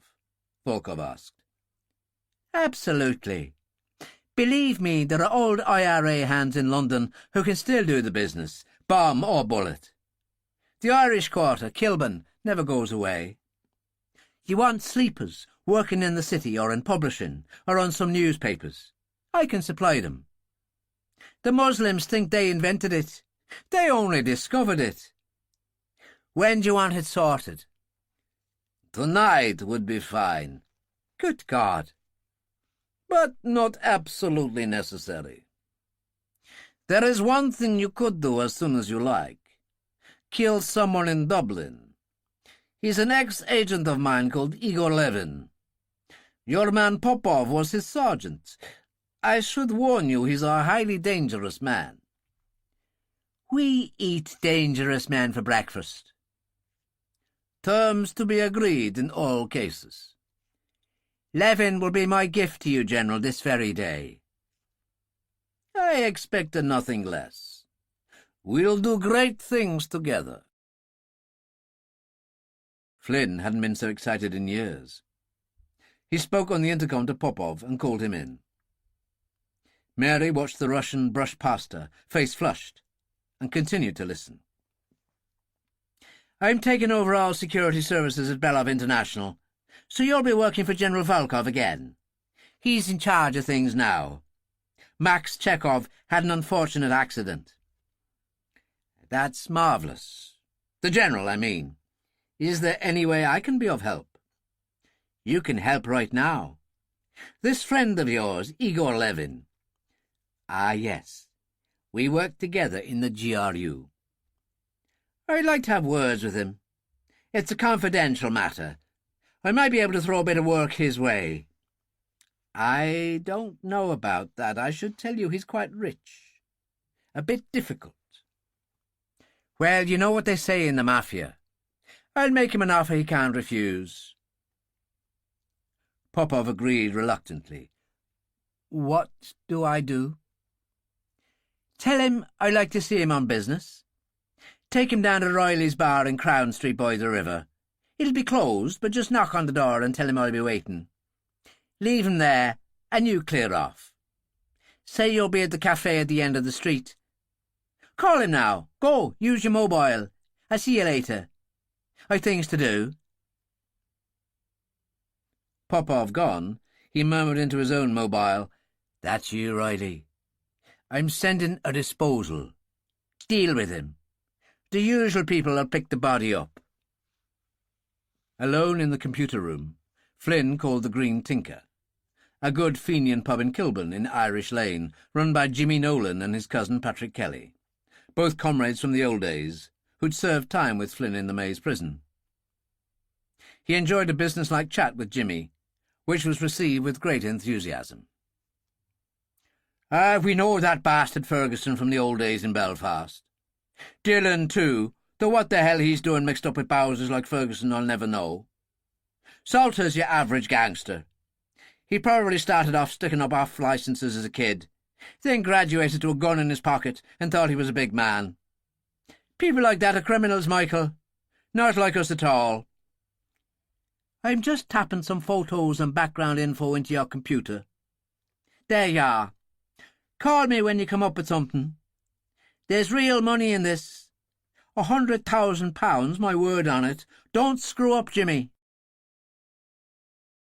Levin got the call that changed everything, from Mary O'Toole, before Popov arrived at his flat. She was determined to do what was right. Yes, Flynn had used her, but it wasn't just that.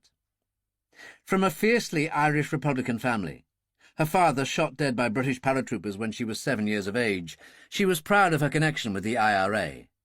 And Flynn, whom she had worshipped in the past when he was Chief of Staff, had let her down spectacularly. So she phoned Igor Levin, whom she had met a time or two when she was with Popov, told him what had happened and what she could remember.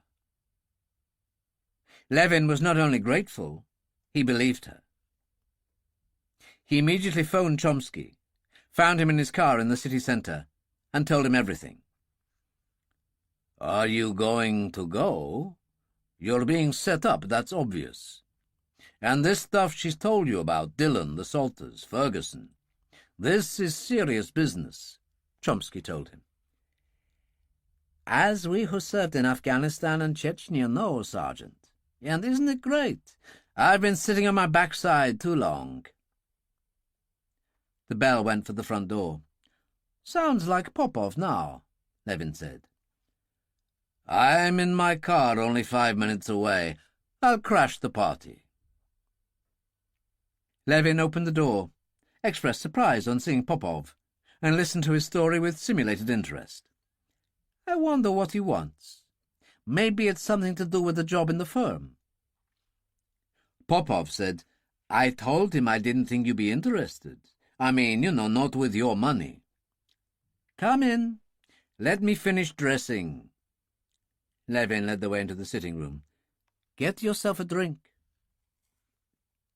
He went into his bedroom, found a tie and tweed jacket, then went to his desk in front of the bow window with the river view, opened a drawer, felt in the back and produced first one Walter, then two, both with silencers. He put one in each pocket and went back to the sitting room as the doorbell rang again, and opened the door to Chomsky, who stood there in his raincoat. Levin slipped a Walter into one of Chomsky's pockets. "Hello there, you've just caught us. Popov and I have to meet a man called Riley. Riley's bar, Crown Street." "I was passing," Chomsky said, "so I thought I'd check to see if you were free for lunch. Why don't we all go?" Popov looked put out. "I'm not sure." "Oh, come on, it'll be good," Levin told him. "We can talk over old times after I'm finished with Flynn." And he took his arm and led him out. They got in the car and Chomsky drove away. "We think I might be getting a job offer. Security work," Levin said. They were already down by the river, turned into a maze of streets with what looked like old warehouses lining them, and came to Crown Street. Chomsky parked behind a lorry. There wasn't much choice. "The cafe must be at the other end," Levin said. "I'm supposed to wait down there," Popov protested. "But we'd miss you," Levin told him. "And here we are." There was a wooden door, paint peeling, shutters at the windows, a narrow alley down one side. Chomsky said, "Excuse me." He disappeared down it. Levin said, "Go on, open the door." Popov said in a panic, "It's locked." "No, it isn't." Levin turned the knob, opened the door, and pushed Popov in. Halfway along the alley, Chomsky found a door, opened it, and found himself in a kitchen with a table, chairs, another door. He pushed it gently.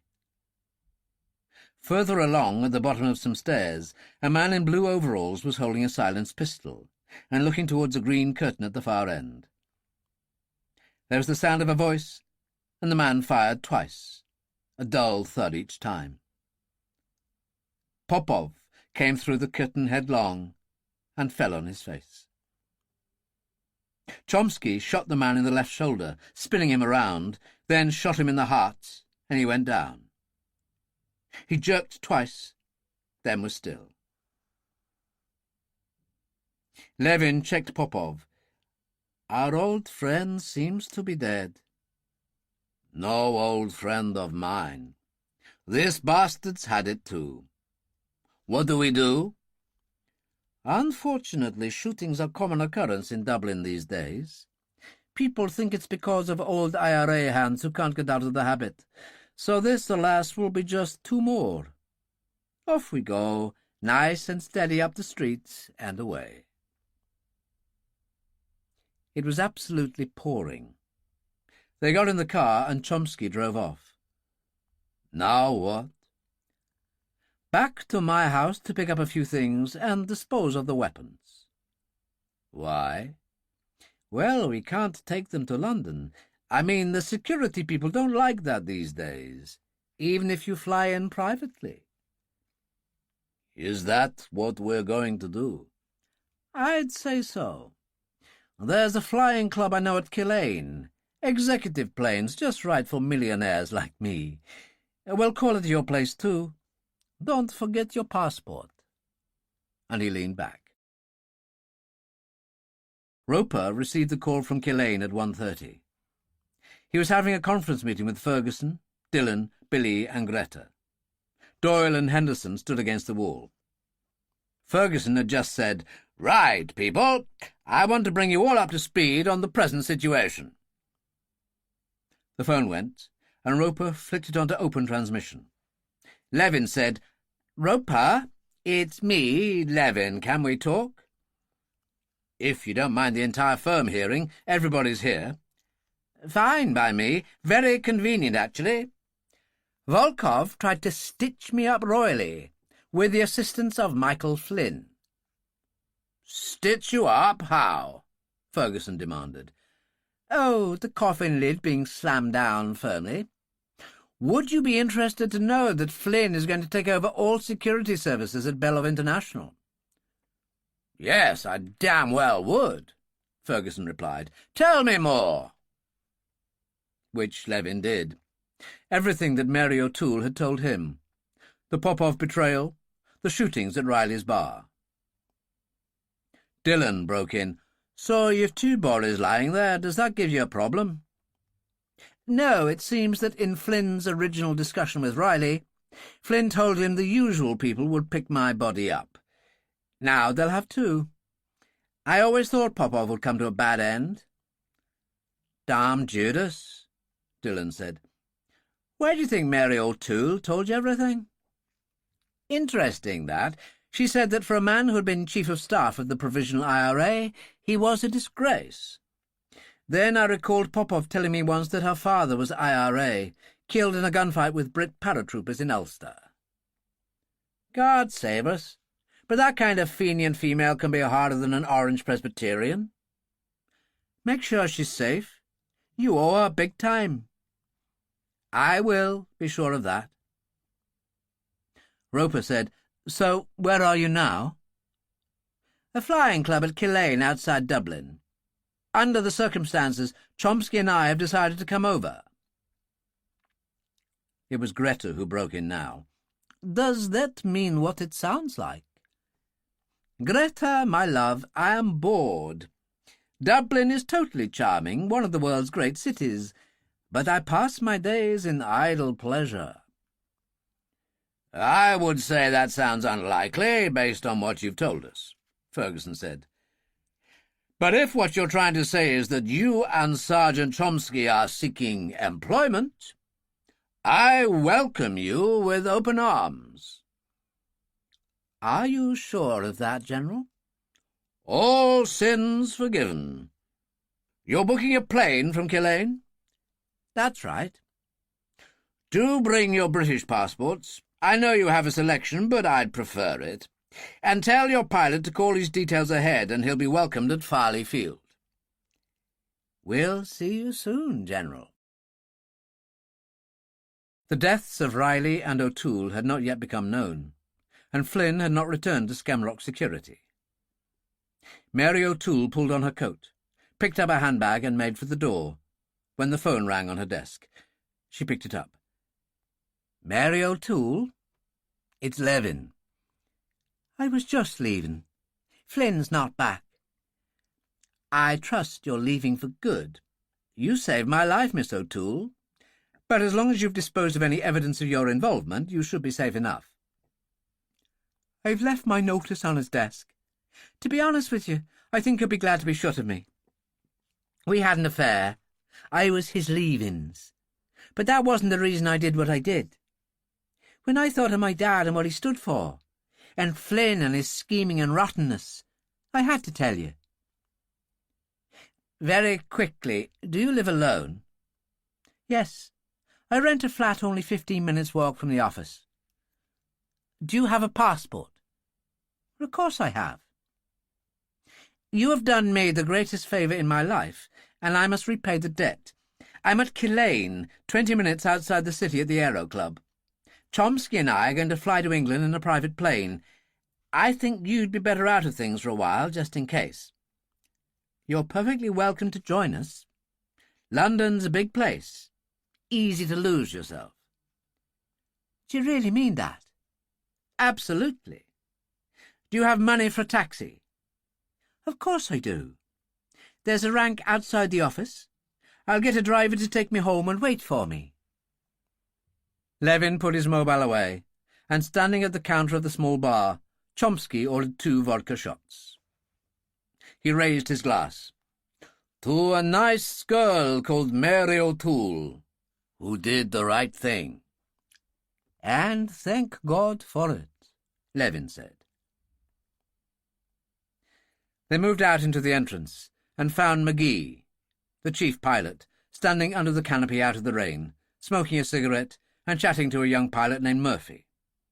They stopped their conversation. "Have you sorted it out yet?" McGee asked Levin. 3 passengers, destination Farleyfield in Kent, just outside London.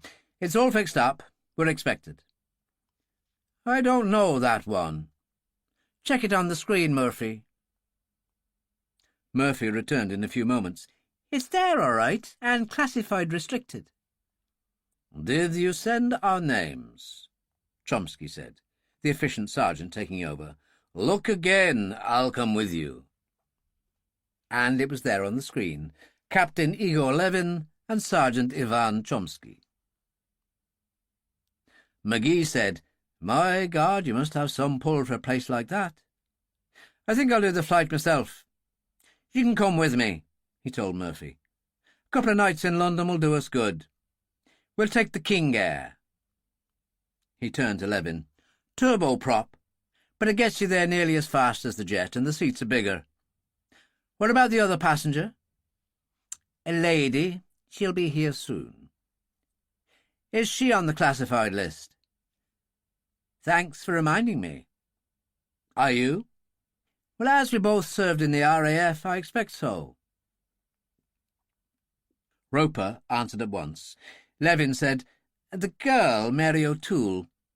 I've decided to get her out of here fast in case of any trouble from Flynn, so we'll give her a lift. Will that be okay? Certainly. I was talking to Harry. He says he really owes you one. If you hadn't come up with the story, he could have had Jimmy Nolan and Patrick Kelly visiting with maybe a bomb, and certainly guns. Yes, but I wouldn't have known if it hadn't been for the girl. If he wants to do anyone a favour, he can help get her a job. Yes, that makes sense. I'll see you at Holland Park. You mean I can't stay at the Dorchester any more? Look on it as a debriefing. Anyway, the safe house is a bit like a hotel these days. A little later, Mary was delivered in her taxi. She had only one small suitcase and a handbag. She was excited. I'm travelling light. Any sign of Flynn? Levin asked. Not when I left. Let Ivan have your passport. He'll put your details through. She went off with Chomsky, leaving her case by the door. Murphy picked it up. That's women for you. There could be a bomb in there. They never learn. No, they never do, said Levin with some irony. He took Mary's case from him and went to join them. McGee was finishing some sort of documentation at the desk, and suddenly they were all together. OK, folks, follow Murphy. I'm right behind. They went out to the runway, and the King Air was there in the rain. Murphy got a couple of golfing umbrellas from a stand by the door, and they walked under their shelter together towards the plane. Levin was smiling, and so was Chomsky when he glanced at him. It was behind them, what had been. What was ahead was a new chapter, and that could mean anything. Called by two of his collectors, as he thought of them, to Riley's bar, Michael Flynn was confronted by the bodies of Riley and Popov, and couldn't believe what he saw. Riley was a creature of almost Dickensian evil. He had murdered many times, both men and women, available to whomever was capable of paying him. A butcher, allowed to exist by the IRA in the hard times because of how useful he was. Even his presence had terrified people, and here he was with 2 bullets in him. His collectors were a couple on the same level as Riley. "Can't believe it, Mr. Flynn. Riley murdered. I never thought I'd see the day." Flynn would hardly have described Riley's death in quite that way. "He's finally dead, and that's it. Get him in the body bag. And the other? His papers are here. Funny name." One of them handed over Popov's empty wallet. Flynn said, "I've told you before, keep the cash, but not credit cards or any identity stuff. I'll dispose of those." The man gave them to him. "It's lucky we had another body bag in the van." "Where will you put them?" "Oh, you wouldn't want to know that, Mr. Flynn." "No, I wouldn't." He took a bulging envelope from his pocket, stuffed with euros. "It was supposed to be one, Mr. Flynn. Riley was extra." "So I'll give you extra next time. Now get on with it." And Flynn left them. He found his car and drove away. It was unfortunate for Popov, but God alone knew what had happened to Levin. He'd have him checked out. He was annoyed with himself that his first attempt to do Volkov a good turn had ended in failure. But there was no need to tell the Russian for the moment. At the Green Tinker, at about 2:30, the snug was down to old Bert Fay behind the bar and 2 aging men enjoying a beer. Nolan and Kelly had been making calls, and the result was 2 cars turning up outside and 4 men entering the snug, one after the other. They were all from Kilburn, the Irish quarter for over 150 years, which is why its inhabitants were known as London Irish, and hard men. Hard and wild where Danny Delaney and Sol Flanagan were concerned. They were the same age, 25, wearing loose, flashy suits in the Italian style, their hair just a little too long. In both cases, drugs were a priority, and they had a mad, dangerous look to them, and a history mainly involving armed robbery. James Burke and Tim Cohan were very different. Members of the IRA since their youth, veterans of the long struggle that the Irish had always called the Troubles. Both were in their late 40s, hard, calm faces giving little away. It was the first time they'd met as a group, and there was a hint of contempt in the way the older men looked at the younger. One thing was certain.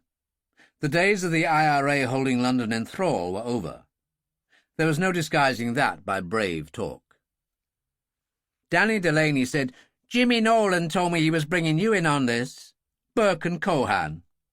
He laughed, the slightly nervous giggle of somebody who was on something. "Sounds like undertakers." Flanagan said, "I heard you were with the crew who knocked off that Muslim travel agency in Trenchard Street the other week. These packies have real cash in those places." Delaney said, "I heard 20 grand. The 2 older men didn't say a word, and Bert Fay spoke up as the customers left their beers and made for the door. "What's it to be, gents?" "Let's just make it Bushmills all round large ones," Delaney said. "If we're talking business, I like to keep a clear head." He put a line of coke on the bar in an abstracted way, whistling cheerfully, and sniffed it, and drank the glass of Bushmills that Fay offered him.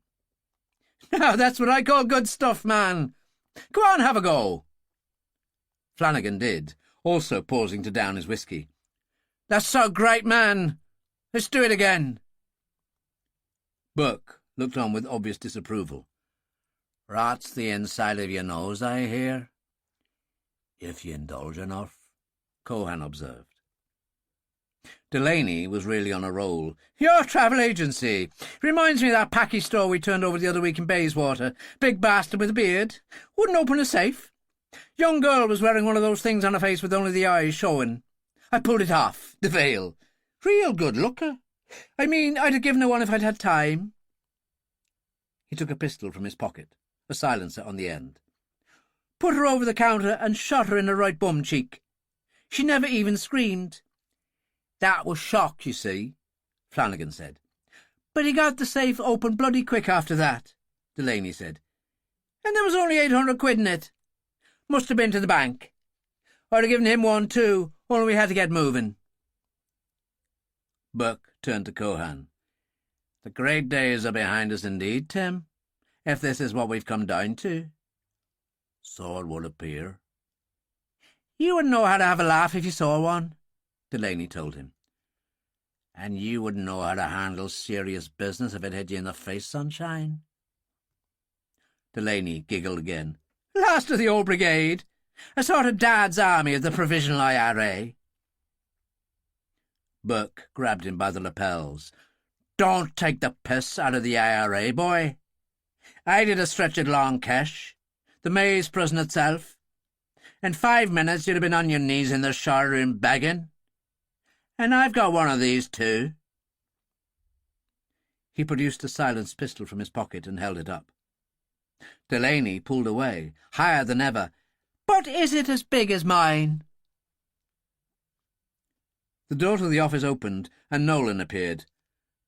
Cut it out! Get in here! Kelly was sitting on one end of the desk. On the wall behind was the material Flynn had sent on the computer. A row of photos, an information sheet under each one. Ferguson, Harry Salter, Billy, Dillon, and Roper in his wheelchair. There was nothing on Greta Novikova, but Harry's minders, Joe Baxter and Sam Hall, were represented. They look like nothing much to me, Flanagan said. I agree, Delaney nodded. Burke said, I recognise that bastard Ferguson. Years ago he was a colonel in Derry when they lifted a bunch of us. Major General now, he's the prime target, and I can tell you boys there's big money in this for all of us, you have my word on it. Cohan said, How much? 100 grand, and my client's good for it, believe me. But we got to deliver the goods before we see any of that. Delaney frowned. Kelly, who had been silent, said, So we do. Let's have some plain speaking. I hate time wasting. If the terms aren't satisfactory, there's the door. No need to be so butch, Delaney said. We might as well have a go. Nothing else on at the moment. Cohan said, So what are we talking about? The main targets are Harry Salter, and a lot of people will heave a sigh of relief if you manage to kill that one, and Charles Ferguson. The others are minders, backup people, but Salter and Ferguson go down any way we can. Any suggestions? Burke asked. A bullet in their head's as good as anything. Cohan nodded. I wouldn't hesitate to shoot Ferguson in the back if I saw him in the street on a wet night. He looked at the photos again. God save us, Sean Dillon himself. The small man, some called him. Looks like rubbish to me, Delaney said. Chief enforcer in the movement for 20 years. Killed more men than you could imagine, boy. Cohan said, He never got his collar felt once by the army or the RUC. Delaney said, You knew him then? Only by reputation. Nolan cut in, Have any of you been to the Dark Man, Salter's pub in Wapping? Nobody had. That's okay then. It's Friday night, so it should be busy. Go down there, mingle, get the feel of the place, the area. It's on Cable Wharf. The pub is the first place Salter owned. There's a development next door. It seems he's turned an old warehouse into luxury apartments. He even keeps a boat along the wharf." "Anything else?" Cohen asked. "Drive past Ferguson's pad in Cavendish Place, just to have a look. And Dillon's in Stable Mews. That's walking distance from Cavendish Place. Feel it all out, but carefully at this stage. We'll speak again."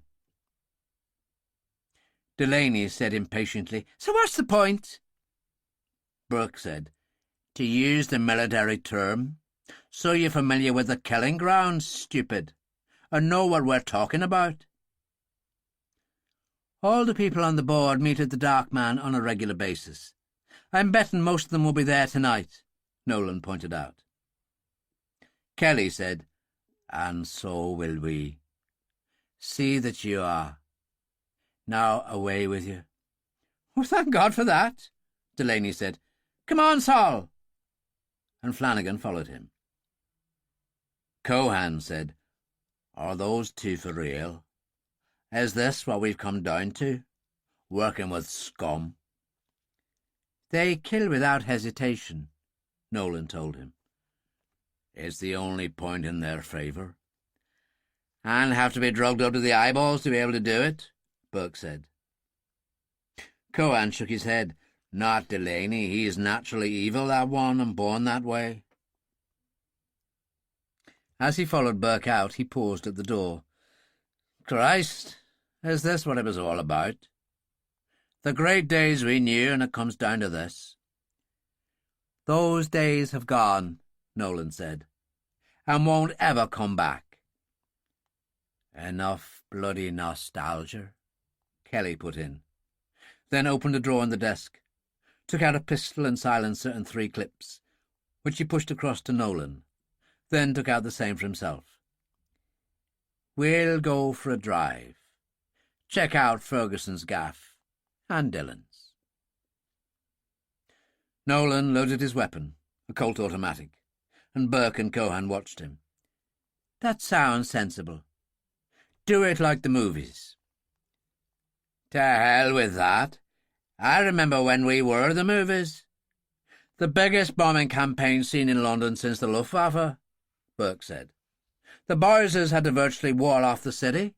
The Bank of England, the lot. God, you had to keep your head down at that time." "There was a bar called Grady's in Canal Street. A leftover from Victorian times. There was a canal running down to the Pool of London with a bridge over it. I stayed there more than once in the great days when I was on the run." Kelly nodded as if to himself. "Grady died years ago, but a fella told me the other week his wife Maggie still runs it. She must be 75 if she's a day." He turned to Nolan. "Let's check out Grady's for old time's sake." Nolan said, "That's a great idea. Spend some time there before the Dark Man." Kelly turned to Burke and Cohen. "Why not join us, say about 6? Give the Dark Man the chance to warm up. We'll have a couple of glasses to start the evening off." "And why not?" Cohen said. "We'll see you there. Come on, Jack." Nolan took down a reefer coat from a peg, whistling tunelessly. He loaded his Colt, screwed on the silencer, and Kelly said, "Come on then, Jimmy." Nolan swung to look at him, eyes wild, and from somewhere deep inside it all burst out. "What in the hell happened to us, Patrick?" "It's simple, Jimmy. We lost the war." Kelly patted him on the shoulder. "Let's go, old son, and make the best of it." They went out to the snug where Fay, who had been listening at the door to all the comings and goings, was suddenly busy polishing glasses behind the door. "We'll be out for the day," Nolan said. "That's fine, Jimmy. I'll see to things." They went out, and Fay, his face grave, poured himself a whisky and filled his pipe. Chapter 11. It was a little earlier that a council of war at Holland Park had examined the situation. "The real threat in all this," Ferguson said, "is Russian. By taking Flynn on board, Volkov has thrown down the gauntlet." "So he must have presidential backing," Roper said. "I'm sure Putin has felt for some time that something should be done about us, General." He glanced at Harry. "And anyone who's on our side." "But the thing at the moment is Nolan and Kelly, and that contract, and what to do about it," Roper pointed out. "If we were police, you couldn't touch them," Ferguson said, "because they haven't done anything. But I have implicit faith that you'll find a way of dealing with it. I have a meeting in 1 hour with the Prime Minister. I'll call in later at Holland Park, and I'll greet our friends from Dublin then." "I admit I've got things to do with the development," Harry said. "I mean, we can't let stupid threats interfere with business." "I admire your spirit, Harry," Ferguson said, "but I think we can leave the activities of the Green Tinker to these three."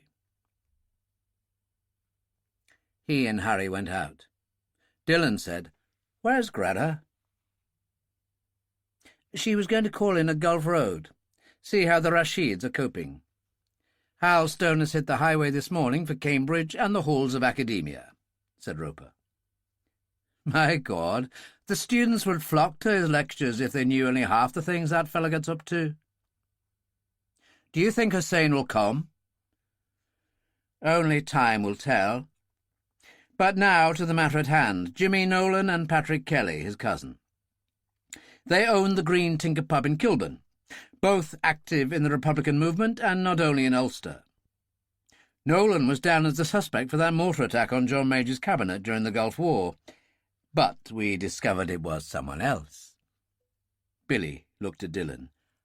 "And we know who." Still, he was 7 years into a 15-year prison term when it was all over, so he was released from prison according to the terms of the peace agreement. Kelly got pretty much the same deal. British citizens, born in London, they inherited the Green Tinker from Nolan's father. Served their time, clean as a whistle, both of them. "Like hell they are," Billy said. "I think Dillon and I'll go and check the beer out." "Stay calm, Billy." "With a couple of guys have accepted a contract on my uncle?" "Well, leave your Walter at home." "Roper, old son, I'd remind you that as an agent of Her Majesty's Secret Services, I actually have a licence for it." "We'll go in my car, Dillon." "I thought so." Billy had just taken delivery of a scarlet Alfa Romeo Spider, and was obviously proud of it. "Very nice," Dillon told him. "I'm impressed. Now, as to business, I don't recall these two from my IRA times, so they're both a blank page to me, except for what Roper had to say." "So what? There's only one way to handle this." "You notice the present photos on Roper's screen were about 20 years old? You wouldn't even recognise them now." "Let's just see." They parked outside the Green Tinker and went in the saloon bar. 3 old men sat at a table by the window playing dominoes. An unshaven young man in a black T-shirt with short sleeves and lots of muscle stood behind the bar reading a newspaper.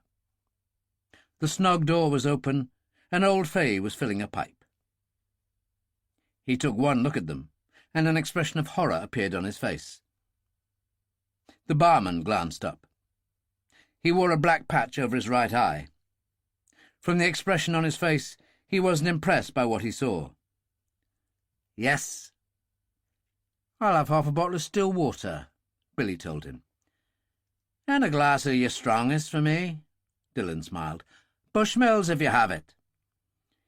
"And we'd also like to see Nolan and Kelly," Billy said. The man put Dillon's whisky into a shot glass. He gave it to Dillon, pushed another glass at Billy, and picked up a jug of water from behind the bar. "Will this do, sir?" Billy reached for the glass. "Why not?" The man started to pour the water into the glass, then moved all the way up the sleeve of Billy's trench coat. Old Fay called, "I wouldn't do that, Michael." But Billy was already pulling the man across the bar, punching him heavily in the face several times. The old man stopped talking. Billy pulled Michael up, jerked the left arm out straight, the edge of his own right hand descending like a chopping axe. He eased him down into a chair. "I think you'll find I've broken it. Now, Nolan and Kelly, who's going to speak up?" Old Fay said, "You'd better come in the office. I expect you'll force your way in anyway." They stood and looked at the photographs of themselves on the wall, read what was said about them. "I think yours is quite good," Dillon said. "I'm not sure about mine." "It's called the older man look," Billy said. "You know, been places, done things." "Is that it?" Dillon passed his glass to Fay. "I'll have the same again." "The Bushmills as usual. I know that well." He poured a large one. Dillon said, "And how would you know?" "Because he heard you order one from the prick next door," Billy said. The old man shook his head. "I'm from Derry. I saw you 3 times with Martin McGuinness there. I had my moments with the IRA, but 10 years inside finished me off, and I came to Kilburn. Remember a pub called the Irish Guard? I was potman there. Jerry Brady was the publican. Did me a favour and found me a job. I remember the first time you came in and asked for Jerry, only you weren't calling yourself Sean Dillon." "Well, I wouldn't be." "But I knew you. February 91 it was, the time somebody mounted a mortar attack on the Prime Minister in the War Cabinet at Downing Street." Dillon smiled. "We won't get into that one. Have a Bushmills and tell us what you know about this lot on the wall." "And what bleeding Nolan and Kelly are up to," Billy said. Fay poured himself the Bushmills. "Now, do I look like an informer?" "You'd look a damn sight worse if I put you on sticks," Billy told him. "For you, then, Mr. Dillon. Jimmy got all this stuff on his computer, photos, pages, and so on, from a man called Flynn in Dublin." "You listen, then." "The wall's terribly thin here. They were being offered a contract, that's the upshot of it. £100,000. That's why they put everything up on the board." "The bastards," Billy said. "So they intend to do all of us." "The Ferguson fella and Harry Salter are the prime targets. That was the phrase used." "And how was this to be achieved?" Dillon asked. "Nolan and his cousin Patrick run this place." "We know that," Billy said. "Do they intend to do it themselves or put a crew together?" "They got Danny Delaney and a worm called Saul Flanagan. Drugs, booze. They're off the heads most of the time." "What's their game?" "Armed robbery. Shops, particularly Muslim stores of any kind. Delaney's crackers. He really hates those Pakistanis, and he shoots without hesitation." "And Flanagan?" "Cut from the same bolt of cloth." "And never been nailed for any of this?" Dillon asked. "Or they've been pulled in. Appeared in court on occasion, but you can't get a conviction without witnesses, can you?" "Who else?" Dillon asked. "Different breed altogether. James Burke and Tim Cohan. London Irish, the kind who slipped off to Ulster to join the Provos when they were kids. They did the lot, including the Mays. They know you, Mr. Dillon, and were distressed to see you in bad company." "Who did they particularly dislike?" "Ferguson. Burke said he was lifted along with some others when Ferguson was a colonel in Derry. Cohan said that if he passed him on a wet night in the rain, he'd shoot him in the back without hesitation." "Never mind all this," Billy said. "Where are Nolan and Kelly now?" "They went out about 40 minutes ago. They were both armed, and they aren't coming back. The conversation was all about filling the time until this evening.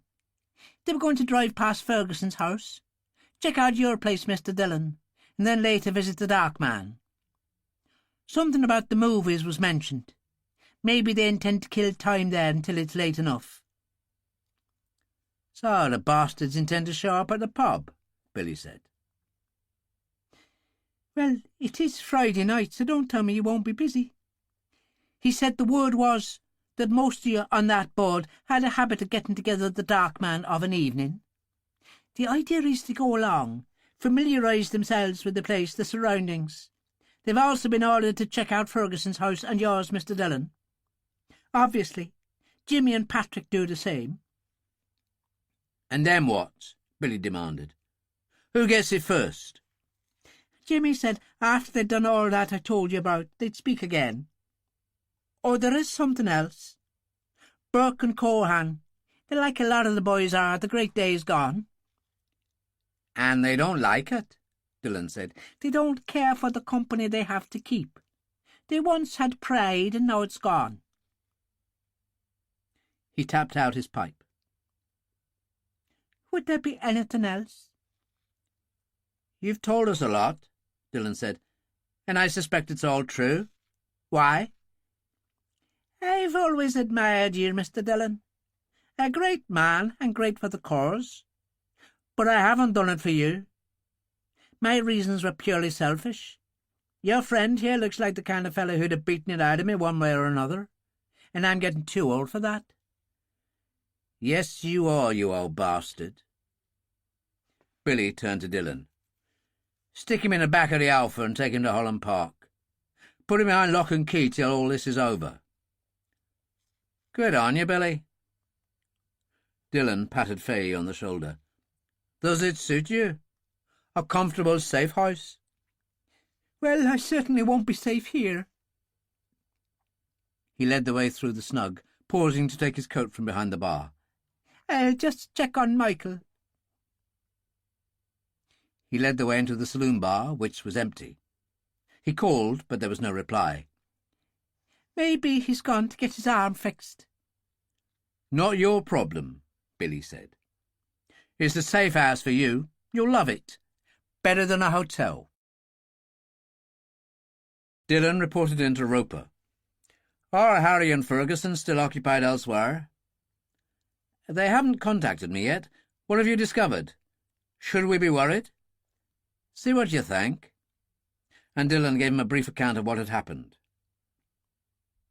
When he had finished, Roper said, I'll put them all through my computer, pull out photos and general information, anything I can find. It could be fun. So you're in favour of letting these 6 guys do some nosing around tonight, and we don't do anything about it? I didn't say that. From what your informant has told you, they're not supposed to do anything except size the situation up. What we've got to decide is what we do if things get out of hand. I'll try and contact the General and Harry. After all, they're the main targets. I'd remind you the flight from Dublin is due in an hour. What do we do about that? Well, call in at Holland Park. Drop Fay off and take one of the people carriers to Farley. Greta got back an hour ago. She's having a drink with me now. I think she'd like to greet her compatriots. It must be some Russian thing.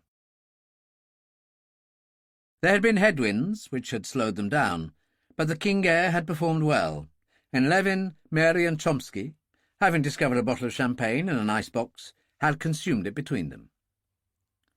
So what do you fancy putting your hand to, Mary? Chomsky asked her. I'm beyond caring. Mind you, I have a degree in business studies and computer technology.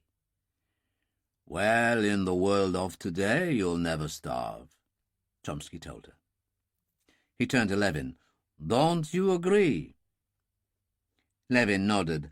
All you need is the right connections, and you've certainly got those. You not only saved my life, but that of Harry Salter. And considering how much of the Thames waterfront he's developed, I think he'll find you something. As long as you don't mind being employed by one of the most prominent gangsters in London, Chomsky said. This is nonsense, Levin told him. A girl with her background would fit particularly well in Harry's world. But now they were dropping through clouds, and there was London below. They drifted across, and then they were descending to Farley Field and a perfect landing. They rolled along the runway towards the terminal building, McGee following instructions. He switched off the engines. Murphy opened the door, and McGee followed. He said to Levin, "I was right about this place. 3 RAF planes and 2 helicopters. You really are somebody's." "But you'll never know who," Chomsky said cheerfully, and followed Mary out. The people carrier stood beside the terminal building. Greta, Dillon, and Billy beside it. Greta ran forward and flung her arms around Levin first, and then Chomsky. "You wonderful bastards," she said, and there were tears in her eyes. "I never knew it would be so good to see you." "And if it wasn't for this girl, I wouldn't even be here. Meet Mary O'Toole," Levin told her. Billy moved in quickly. "I'm Billy Salter, Harry Salter's nephew. I think you'll find he'll show his gratitude big time." Dillon took her hand. "Sean Dillon." Her eyes widened. "Mother Mary, that I should see the day. I've heard of you since I was a young girl." "Well, you've seen me now, so let's get in and we'll be away." Billy was at the wheel. As they drove off, Dillon told Levin what was going on. When they reached Holland Park, they found Harry and Ferguson had arrived. Mary was introduced, and Harry said, "You're coming back with me, love, to my pub, the Dark Man. Our Ruby can look after you for a while, till you decide what you want to do. Lots of opportunities in my personal empire. We've just got a few things to sort out here." He turned to those assembled in the computer room. "Let's see it again, Roper." Roper paraded Flynn's crew across the big screen. The photos had been obtained from police files, those of Burke and Cohan being several years old. They had a certain rugged dignity that came with men who had believed they were fighting for a cause. Delaney and Flanagan were a different proposition. Cocky, smirking, and in most photos obviously on something. Drugs, alcohol, or probably both. "Give us your lecture, Major," Ferguson instructed Roper. "Delaney and Flanagan. Shoot at will. They've got away with a string of armed robberies through intimidation of witnesses." "And Cohan and Burke?" "IRA foot soldiers for years, total professionals, and that means damn good at killing. Any psychological profile would tell you they don't like robbing corner shops for a living. But, pushing 50, men like that don't have much choice." "It's a point of view," Ferguson said, "but I have little sympathy for them. You play that kind of game, you take the consequences when all is lost. Having said that, I intend to get out my nylon and titanium waistcoat, which fitted quite snugly under my shirt when I last wore it. Guaranteed to stop a .45 Magnum round at point-blank range. I recommend those who have one to wear it until we have this matter sorted." "I agree," Harry said. "It's up to you, Dillon, and Billy, of course. You can pull in Baxter and Hall as foot soldiers. And as Captain Levin and Sergeant Chomsky have already been involved in the circumstances leading to all this, I'm sure they would be willing to assist." "No problem, General." "I'd like you and Chomsky to stay here for a few days for a thorough debriefing with Major Roper. After that, Harry has suggested you move down to the warehouse development of his at Hangman's Wharf, which you'll remember from your visit last year." "I remember it well," Levin smiled. "Quite convenient for the Dark Man." "Well, you would. I wouldn't recommend you going for a swim in the Thames with your clothes on again. Wrong time of year." He went out briskly. Harry followed with Mary and Billy, who said, "I'll hand her over to Ruby at the pub and join up with you later." "Fine," Dillon said. Left Levin and Chomsky to Sergeant Doyle and went back to Roper, who had Greta with him. Dillon helped himself to a scotch. "You've got a problem," Greta said. "I can tell." "What would it be?" Roper inquired. "Bert Fay, the old man I brought in. He gave me a good story, and I'm prepared to accept that it was true, but only as far as it went. It was a bit too pat. I didn't quite buy what he said Nolan and Kelly would be doing." Really? Well, we can't have that. He called up Sergeant Henderson. Bring our new guest in, Mr. Fay. He was produced within 5 minutes, and the pleasant surprise the comfort of his quarters had given him disappeared rapidly when he found himself in a pool of light looking up at them. "Fay, you lied to me," Dillon said. "The idea that Nolan and Kelly would go to the cinema before visiting us tonight is unbelievable." Roper broke in. "Which means you were concealing something else they intend to do." "I can't help me, sir. Would I lie to Mr. Dillon?" "All right, I won't waste time. I will issue a warrant for your detention under the Anti-Terrorism Act at Wormwood Scrubs Prison." Fay almost had a bowel movement at the thought of incarceration in that dread institution. "No, sir. Have pity on an old man. My memory plays tricks on me." "Try again." "Well, Major, there's the bar called Grady's, close to the Pool of London." When he had finished telling them what he knew, Henderson took him back to his quarters. Dillon said, "This could be a real break. I'm going to go and have a look. Are you busy?" he asked Greta. "Not until tonight. Molly Rashid's on a night shift, and she asked me to keep Sara company. The girl's having difficulty relating to her father." "Maybe it's the other way round. We'll go in your Mini Cooper. I'll see you in the car park. And you later," he shouted to Roper. He went straight to his room, found his favourite Walter, and joined Greta, who was already at the wheel of the Mini Cooper. "I remember all this when I was a kid with my father growing up in London," he said, as they made their way downriver. "The Pool of London, the docks, ships crammed in everywhere, hundreds of enormous cranes. I don't know if it was the biggest port in the world, but it should have been." "But you were Irish," she said. "Why were you here at all?" "My mother died. My father ran out of work in Ulster." He shrugged. "The Irish always had a big connection with London. Michael Collins was a civil servant in the post office here before he decided to change the course of Irish history." "It all seems very different now," she observed.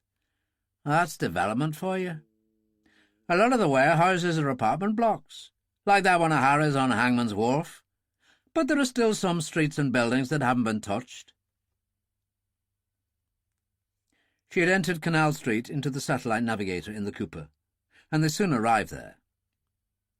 There was a section of the docks in decay, a canal flowing quite fast into the river, an ironwork footbridge leading across it, and on the other side decaying working-class terrace houses, mostly boarded up and awaiting demolition. There was a pub on the corner with a sign that said Grady's Bar. The door was half open, and an old lady with very white hair and an apron over a long black dress was polishing a brass knocker. Over the door was the usual board with the licence details of the publican.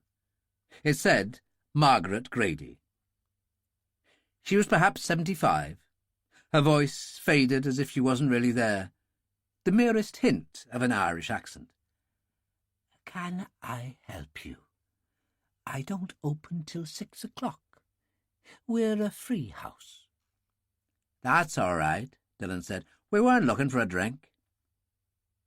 Greta joined in. "We were searching for Canal Street, but we've obviously found the wrong one." "Oh, there must be a lot in the telephone directory." "An interesting place," Dillon said. "In the old days it was quite thriving, with the ships and so on. But when they went, the life went out of everything. They've pulled down all the properties up there. We're like an oasis. Another 6 months and that's it. We were a lodging house for years." "I'm sorry to hear it," Greta said. "Do you get any customers?" "Now and then. But there are days when there's nobody. Still, the council have promised me a place in an old folks' home." There really wasn't much to say. "We won't hold you up any more." Dillon smiled, and he and Greta went back across the bridge, down to the car, and drove away. "Back to Holland Park, quick as you like." "So you're going to trace them, are you?" she asked. "No, Greta. If things work out, I hope to dispose of them. A few old IRA hands who've met a bad end, and Scotland Yard will close the files with quiet satisfaction." "But Volkov will get the message." "And the broker, which means Al-Qaeda and the Army of God. Greta, we've gone beyond negotiation. In the world of tomorrow that's emerged in the last few years, we fight fire with fire or go under. You may think that strange, coming from a man who was once an IRA enforcer, but that's the way it is." "I don't think it's strange. I think it's ironic, that's all." "Excellent. So keep driving, and I'll call Roper." By the time they got back to Holland Park, it was just after 5 o'clock. Roper had called in Billy, Levin and Chomsky. Greta said to Roper, "I've got this thing with the Rashids. I'll call in later." Dillon said, "Number one, I don't want you on board, Chomsky. You did your bit in Dublin and proved your worth. You go down to the dock, man. They may need an extra gun." "You're the boss." Chomsky shrugged. Dillon said to Roper, "You've thoroughly briefed them on this?" "Absolutely." Dillon faced Levin and Billy. "There are 4 good men with years of experience with the IRA, the revolutionary movement that invented revolutionary movements. The object is to kill all 4. To the authorities, the explanation will be some sort of IRA feud, old scores being settled, and who gives a damn. I've just been to the bar on Canal Street. You go up by the canal, cross the Victorian Iron Bridge, and the pub's almost the only building standing in a demolition area. They've no idea we're onto them, and it'll be dark when we get there." "I'm bleeding raining again," Billy said. "Are you tooled up, Igor?" "Thanks to Sergeant Henderson." He took a silenced Walter from his pocket. "Just like you, Dillon." "OK, my car, let's do it," Billy said, and led the way out. When Maggie Grady unlocked and opened the door at 6, it was dark, but she'd switched the light on overhead, and Kelly and Nolan stood there smiling at her. "Mother Mary, is it yourself, Patrick?" "And no other." He kissed her on the cheek. "I've brought a pal, Jimmy Nolan. We thought we'd have a drink with you. I've a couple of boys working with me at the moment. They'll be along presently." The little bar was neat and tidy, a coal fire in the grate, old Victorian iron tables and chairs scattered round the room. Bottles stood ranged against a mirror behind the bar. She got over her shock soon enough, even excelled herself by joining them in an Irish whisky, just the one. In the middle of a story from Kelly, the outer door opened, and Burke and Cohan entered. "We find you at last, praise be to God, and a grand sight it is with the fire and all." The drink flowed, and even old Maggie was tempted to another. Burke said, "So this is the good woman who looked after you when you were on the run?"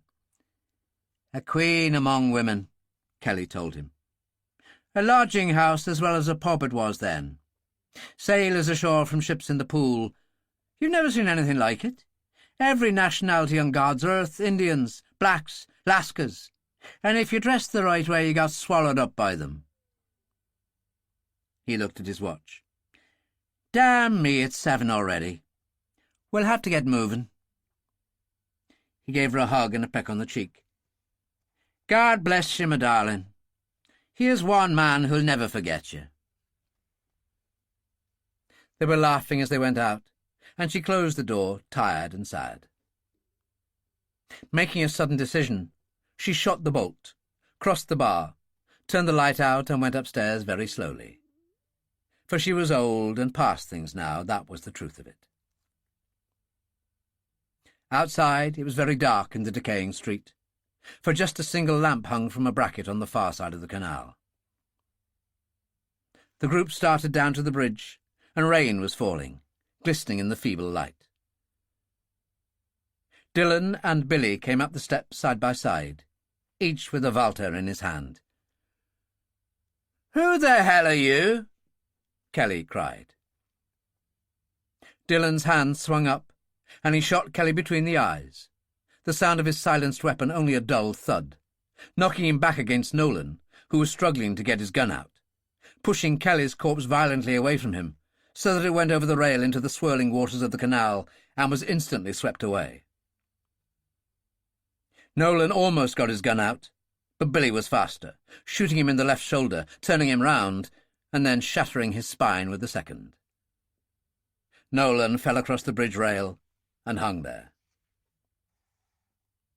Book went straight down on one knee, avoiding a return shot from Billy, and shot him in the chest. Behind him, Cohan turned to run back to the pub, but Igor Levin stood up from behind a pile of bricks and shot him in the head. Book, with nowhere else to go, vaulted over the rail into the canal, went under, came to the surface, and was instantly gripped by the current. But Levin, running fast, fired several times, driving him under the water. When he returned to rejoin the others, Billy and Dillon were carrying Cohan between them to throw him in the canal. The current swept him away into darkness. "All the way down to the pool and the Thames, and maybe even the open sea," Dillon said. Billy had opened his raincoat and was feeling inside his shirt. "Are you all right, Billy?" Levin asked. "Well, you heard what Ferguson said. Titanium and nylon waistcoat. If you've got one, wear it." He produced a damaged round which had stuck in the waistcoat. Levin said, "I'm wearing one too. General Volkov gave it to me as a present for saving him from an assassin." "Let's move it," Dillon said. "Mission accomplished. Now back to Holland Park." At the safe house they found Roper and Ferguson. Levin helped himself and Dillon to whiskies from the Major's private stock. "All four?" Ferguson shook his head. "Remarkable. Reminds me of Ulster in the old days." Roper said, "It was exactly like Ulster in the old days. You did the job like you said you would, Sean." Ferguson turned to Levin. "What can I say about you? Sterling service indeed. You served as well." "I'll see the right kind of whisper gets through to Flynn and Volkov, just so they get the point," Roper said. "The Thames is a tidal river, and bodies don't often turn up, if you look at the statistics." "What happens now to Delaney and Flanagan?" Levin asked. "Well, I must admit I prefer closure," Ferguson said. "We'll have to see. They should be rising to the surface of the Dark Man soon, unless they decide not to arrive at all. Billy and Harry, Baxter and Hall, and our new friend Sergeant Chomsky should be perfectly capable of dealing with them." "I'd say so," Dillon agreed. "So let's go and watch them do it." "Why not?" Levin said. "Well, if you lot are going, I'm going," Roper announced. "Doyle can fetch the people carrier. I'll be 10 minutes. "Excellent. I'll travel with you. I have never accompanied you in that contraption. You have your own automatic lift, I've observed." "We'll follow in my Mini," Dillon said. "You can lead the way." He and Levin hurried out through heavy rain and got in the Mini. As they waited, Dillon called Billy. "What's happening?" "The joint, as they say, is jumping. Lots of punters, no aggravation, and so far we haven't seen a sign of the 2 rat bags we're looking for." "OK, we'll see you soon. Roper, Ferguson, Doyle and me. I'd say we'll be about 20 minutes. Delaney and Flanagan had spent 2 hours in an establishment called Festival, where the music rocked and regular visits to the toilet were solely for the purpose of drug-taking. By 6 o'clock they were out of their heads on cocaine, and the amount of vodka they'd taken with it was lethal. They had both reached that state where they viewed the world with a false belief that it was theirs, and that anything was possible. The car they were in was a Mercedes stolen earlier that day before their visit to the Green Tinker, and Flanagan was driving it with total indifference to everyone else on the road. He scraped 3 cars, one after another, and narrowly missed a police officer, who raised a hand and then had to jump for his life. Delaney roared with laughter, pulled out his silenced pistol and fired into several shop windows as they passed, then vanished into a warren of back streets leading down to the Thames. "This is Wapping, man, I know it is," Delaney said. "The Dark Man, Cable Wharf. Ah, you punched it in right, man." He pointed at the satellite navigator. "We're there!" The Dark Man was ablaze with lights. There was music on the night air. Cars parked all along the wharf. A few boats tied up, and at the end of them Harry Salter's pride and joy, the Linda Jones. They swerved into the car park at the side of the wharf, just past the pub. "So this is it," Flanagan said. "What do we do?" The rain increased suddenly. "Shoot the place up, man." Delaney took a half bottle of vodka from the glove compartment and opened it. "Here's to us." He swallowed, then passed it to Flanagan to take a pull, and at that moment the people carrier arrived. It stopped, the back opened, and Ferguson walked round just as Roper was delivered in his wheelchair. At the same moment the Mini arrived with Dillon and Levin, and paused a little distance away. "Christ!" Delaney said. "The guy standing beside the wheelchair. It's Ferguson!" He pushed open the passenger door, stepped out and fired his silenced pistol wildly at the van. But Ferguson had turned to speak to Roper, leaning forward. Delaney's round simply hit the vehicle, and Ferguson and Roper went down together in a tangle. Levin jumped out of the Mini and fired at the Mercedes, but it was a difficult shot, with Delaney on the far side of the vehicle hurling himself back inside. Dillon put his foot down and rammed the other car's rear. Flanagan, in a blind panic, accelerated along the wharf past the Linda Jones and went straight off the end into the Thames. They watched the back end as it tilted and went down to the bottom.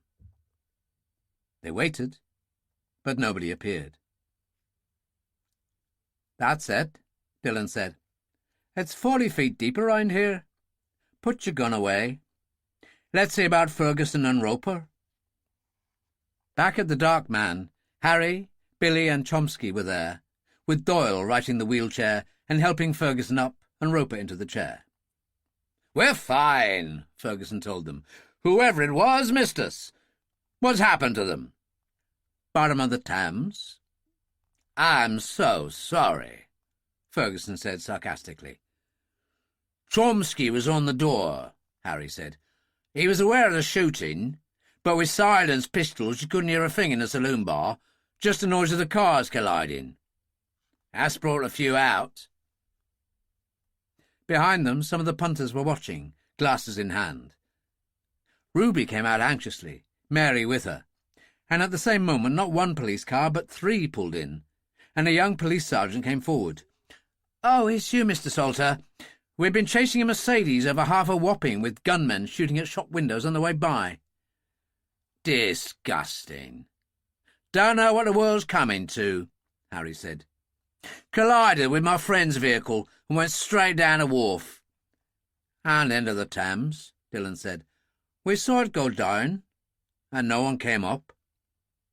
"Christ," the sergeant said. "We'll leave you to it and get the Major here inside," Harry said piously.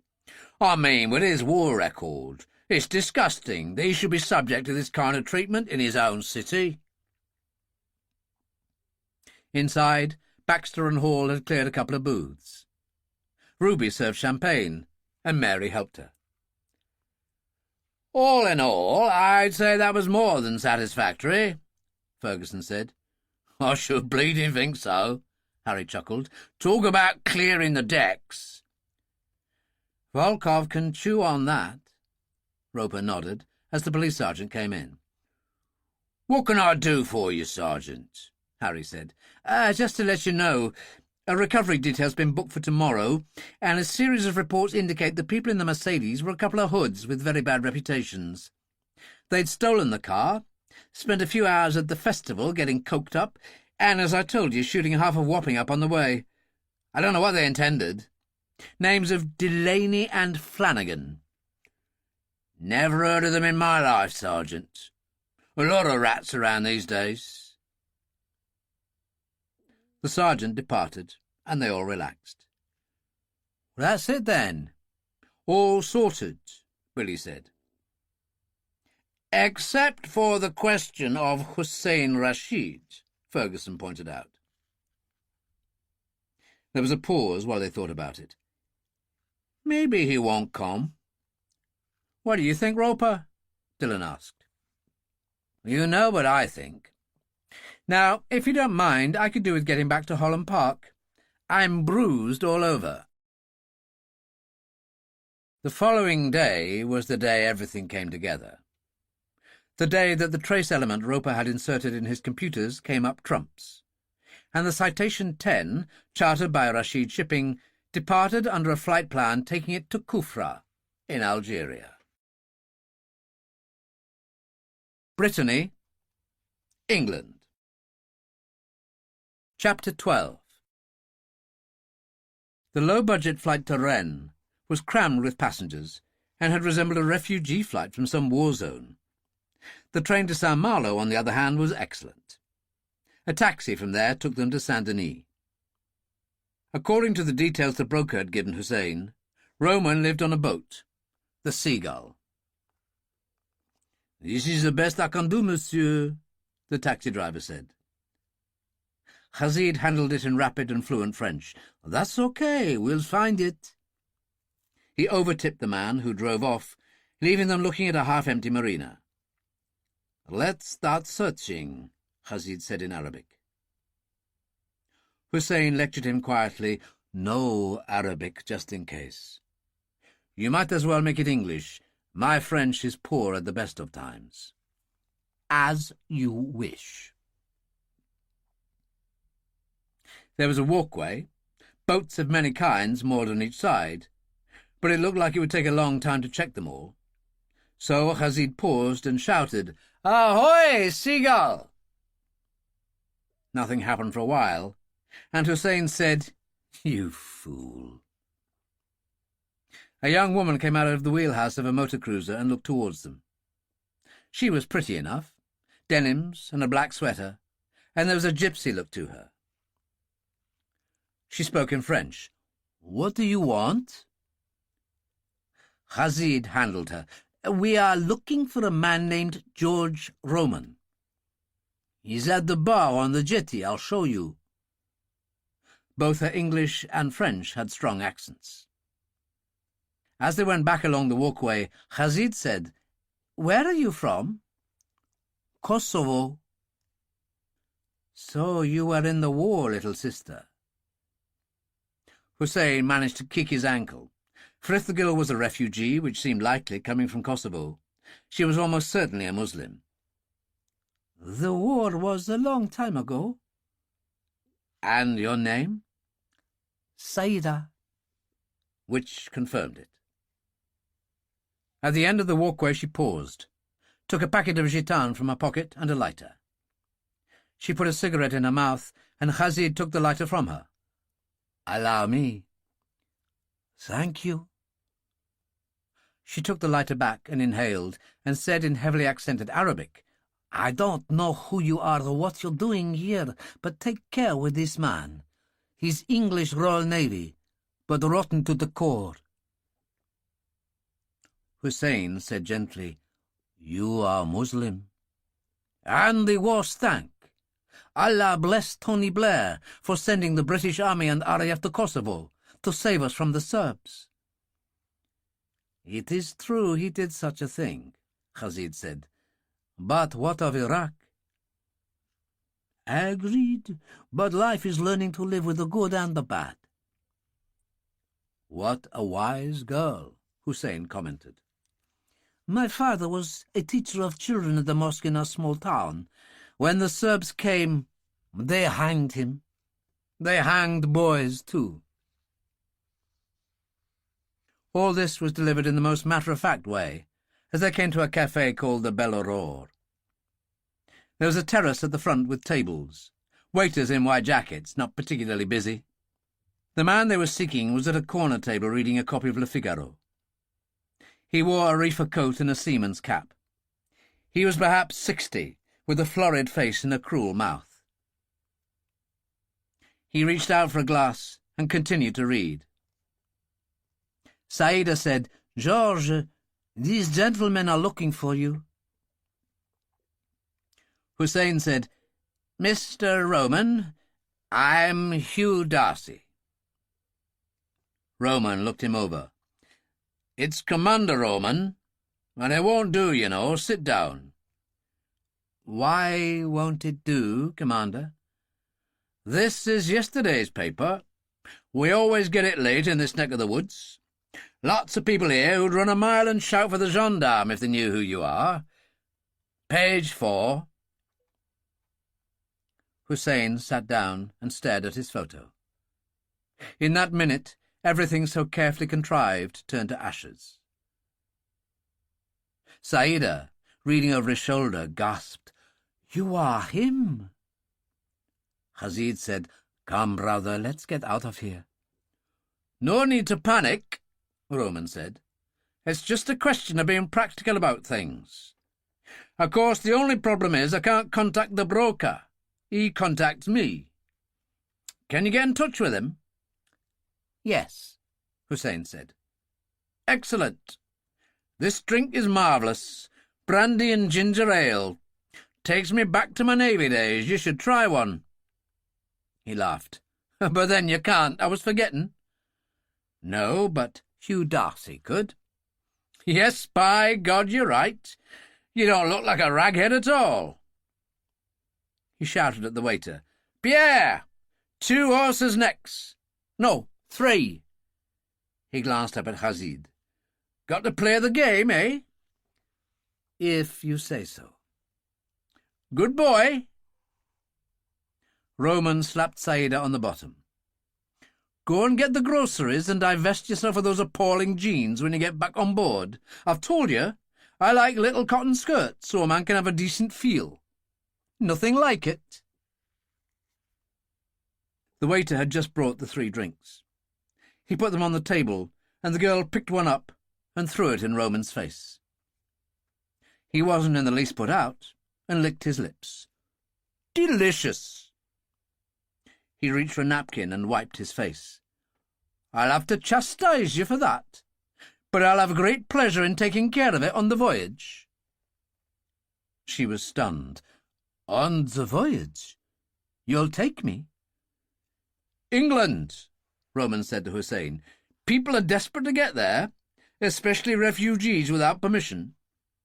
She turned up months ago with an Albanian, but when push came to shove, he dumped her on the waterfront when we left, and she was still here when I returned."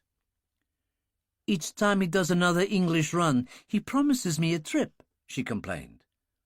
"I'll go for the groceries." She paused. "But I've hardly any money." She shrugged and walked away.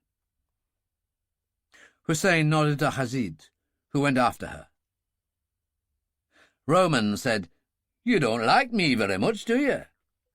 If I may borrow one of the great Humphrey Bogart's best lines, if I thought about you at all, I probably wouldn't. He opened his flight bag, felt for the brooch, and pressed the button. He closed the case. "Now we wait." Hazid caught up with Saida. "Don't worry. Get anything you want. I'll take care of it." "Your friend," she said. "Even I have heard of him. The Hammer of God." "A great man and a great soldier," Hazid said. "And you also are a soldier in the war." "Of course. In Iraq it's bad, believe me.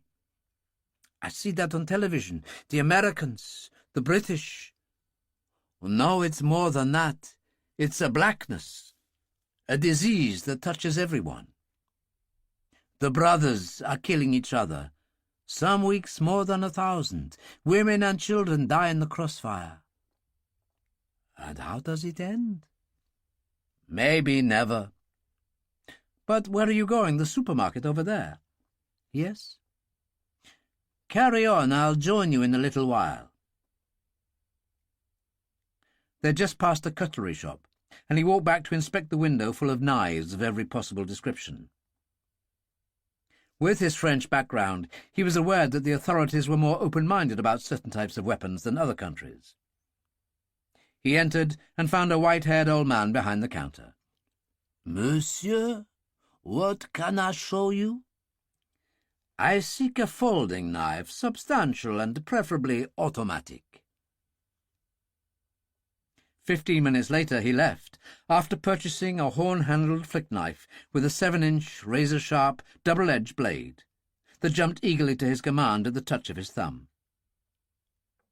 He crossed to the supermarket and joined her. "Have you got what you wanted?" she asked. "Oh, yes," he said. "There's nothing like being prepared for anything in this life. And I don't like the commander. Does that make me a bad man?" "Anything but." "Good. Then let's make sure you've got all your groceries." For once, the broker had been badly caught out. The appearance of the newspaper in the small French port with Hussein's photo was unexpected. The reaction of Commander Roman unfortunate. For the moment he had to meet Roman's price if Hussein and Khazid were to make the next move in their progress to England. That he would be able to punish the man for his blackmail in the near future was certain. Al-Qaeda would see to that. He guaranteed the substantial additional funding Roman demanded, to be transferred to Switzerland in a matter of hours. When he had finished, he insisted on speaking to Hussein. "Take a walk. I don't want that creature to get any hint of what is happening." "Fine." "Our plans haven't changed. I admit the other side has had some successes. Harry Salter disposed of a substantial outfit produced by the Russian mafia. A contract on Ferguson and Salter involving 6 IRA operatives did no better.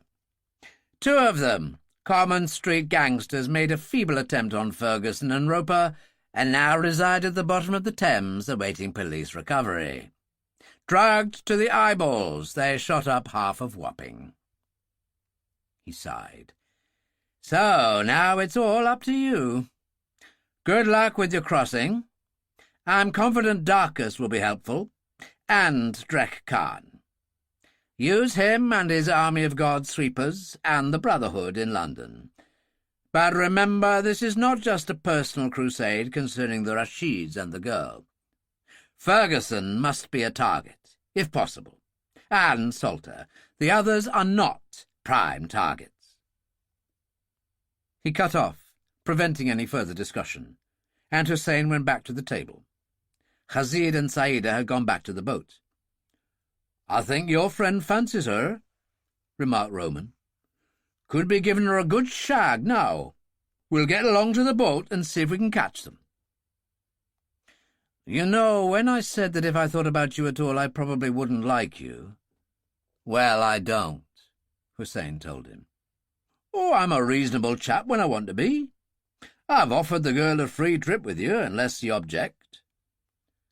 "Casting her ashore with no papers and no money?" They were moving along to the boat. "If she walks into the nearest police station, they arrest her and deliver her to the welfare authorities.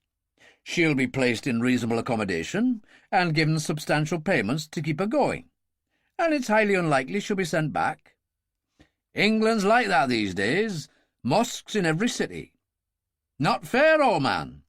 Try finding a church in Mecca or Medina. And what about Iraqi Christians, chased out of the country in their thousands?"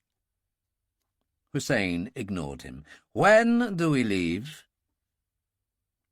Roman glanced at his watch. It was 5:30.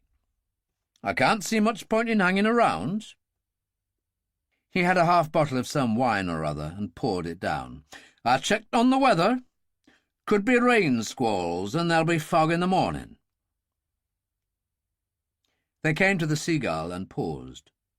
"A nice boat," Hussein said. "You can say that again. 30 foot, built by Akkaboom.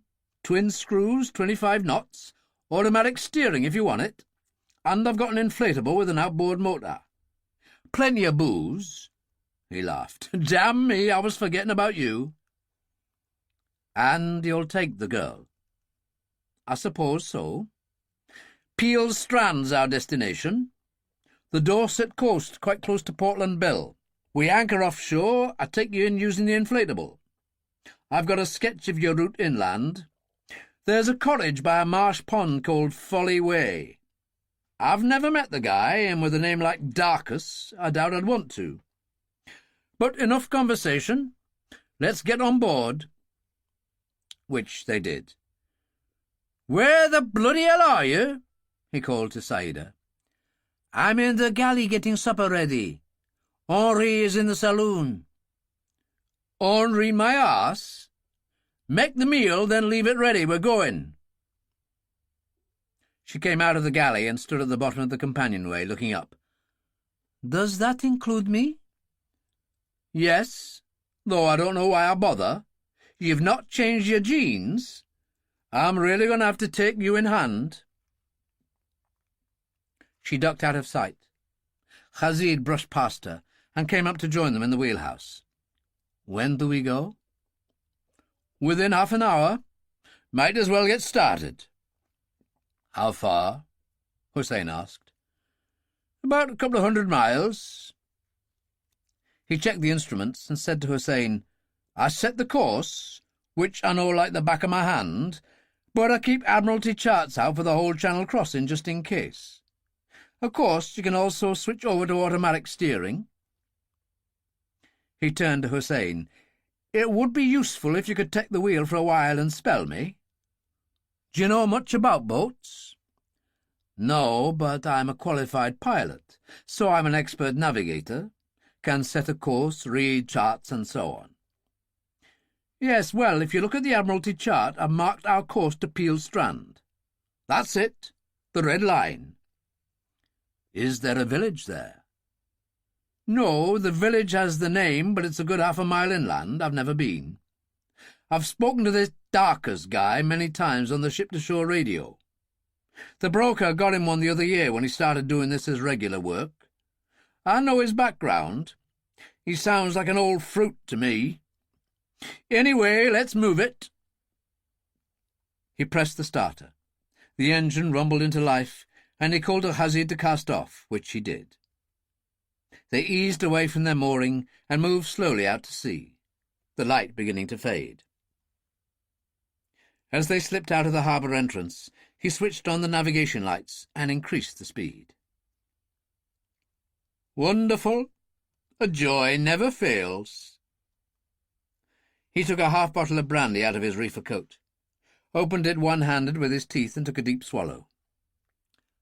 "Go below. Enjoy yourself. Come back later." Hussein descended below, looked in on Saida in the galley preparing the food, and went in the saloon. There was a cabin aft with 2 bunks and a small toilet and cramped shower. The cabin forward also had 2 bunks. There was a centre table, and Khazid was seated at it with a glass of wine. "As you can see, I'm acting my role, and rather enjoying it. Do you want one?" "No, thanks, and not because I'm becoming pious. Religion seems to mean much less to me these days," Hussein told him. "That's strange. No one has done more for the struggle than you." "But I've been fighting for my country, for Iraq, not so much for Islam." Saida could hear in the galley, and without asking she brought him a coffee. "My parents died in the bombing in the Gulf War. I didn't like Saddam, but I didn't welcome invaders either. It's all a mystery to me." Hussein turned to Saida. "What about you?" "Religion?" She shook her head. "I don't know. The Serbs who killed my father and most of the men in my village were Christian, but hardly very good Christians. I think religious differences that lead to war are just an excuse to kill. These days it's so barbaric and cruel." Hussein sighed. "You've got a point. I think I'll have that glass of wine after all. Saida went to a cupboard, got a bottle out without comment, and filled a glass. Khazid held out his for a refill, and they toasted each other. "What do we drink to?" Khazid asked. "To us, my friend, for the only good thing to come out of war is comradeship." He emptied the glass. "I'll go up top and see how things are." The boat ploughed on, the waves increasing somewhat, and rain dripped off the stretched awning in the stern. The decklights were switched on. "There you are," Roman said. "Try the wheel." He moved out of the way to make room for Hussein, then took the half-bottle of brandy out of his pocket and had a huge swallow. "Jersey to starboard just coming up. The good old Channel Islands. Guernsey up there in the distance. Beyond that, Alderney, and north from there ending up with Portland Bill. The English coast and our destination." He swallowed again. "Damn it, the bottle's empty. I'll go and get another." He went out, and Hussein felt the wheel kick with a sense of pleasure. The windscreen wipers were on, the radio crackled, and occasionally voices came through the static with weather details and sometimes ship movements.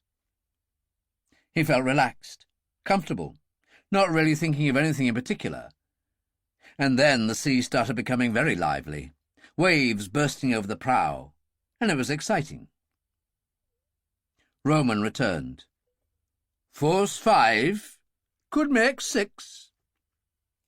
He took out a fresh bottle and got it open. "You'd better go down and get something to eat. I grabbed a sandwich." Hussein went below and found Khazid and Saida eating salad sandwiches made with unleavened bread and drinking tea. He joined in, suddenly discovering an appetite. "I think I'll have another. They're good." Khazid took the flick knife from his pocket, sprang the blade, leaned over and spiked a sandwich. "Very nice. Where did you get it?" Hussein asked. "Cutlery shop by the marina. I felt naked. It's been a long time since I had a gun in my pocket. This makes me feel better. I'll go and take the wheel for a while." He went up the companionway, and a few minutes later Roman slipped and fell down the last 3 or 4 steps. Hussein went to help him out. Roman struggled and struck out at him, thoroughly drunk. Hussein put his hands up in a placating way. "Get away from me," Roman said, and gave the girl a violent shove. "Go and get me another drink." He lurched down on the bench seat. Hussein said, "No booze. Coffee. Lots of coffee." He went up the companionway and found Khazid wrestling with the wheel, the boat plunging all over the place. "I'll take over," he said, and did so just as there was a scream from below, and Saida called out, "I can't take it any more." The boat was veering all over the place. It was very dark, with only white streaks of foam, the deck wet and slippery as the girl emerged from the companionway, Roman behind, reaching to grab her. "Come on, let's be having you." "Never! Never again!" she said, and tried to get away from him, sliding on the wet deck to the stern. He slid after her, that drunken laugh again, and went straight into her, knocking her over the rail. In a strange way, it was the most shocking thing Khazid had ever known, in spite of the violent life he had led. 1 second she was there, the next, gone. Hussein switched off the engine at once, and the boat rolled from side to side. Khazid managed to throw a lifebelt over, but to what? A small pool of light from the deck lights, and only darkness beyond. Roman, on his hands and knees, shouted, "Silly bitch!" Khazid kicked him as hard as he could in the ribs. "You murdering bastard!" Roman managed to get up, scrambled for the companionway. Khazid put a foot in his backside, and Roman slid down the steps. "I'll turn the engine on again," Hussein called to Khazid. "What for?" "She's gone," Khazid replied. He moved along the deck to the stern. He heard Hussein cry out, and there was movement behind him. He turned, and there was Roman, swaying drunkenly, an old revolver in his hand. "See this?" He fired, narrowly missing Khazid. "You stinking wog! Put your hands on me, would you?" He stepped close. In an instant, Khazid's hand came out of his pocket. The blade of the flick knife jumped and sheared up under Roman's chin into the roof of his mouth. "How does that suit you?" He swung him round and pushed him over the rail. The body was visible for a moment, then gone. At the same time, Hussein switched on the engine, and the Seagull surged forward. It was its own world in the wheelhouse, rain dashing against the windscreen, foul weather indeed. And so it had been for an hour since the madness that had cost 2 lives. It was after midnight when Khazid came up from the galley with an old-fashioned swinging can. The wind howled as the door opened and closed again. Hanging onto the wheel, Hussein didn't even turn. "Coffee!" Khazid poured half a cup, and Hussein managed to grab it for long enough to get it down. "Another?" "I think so."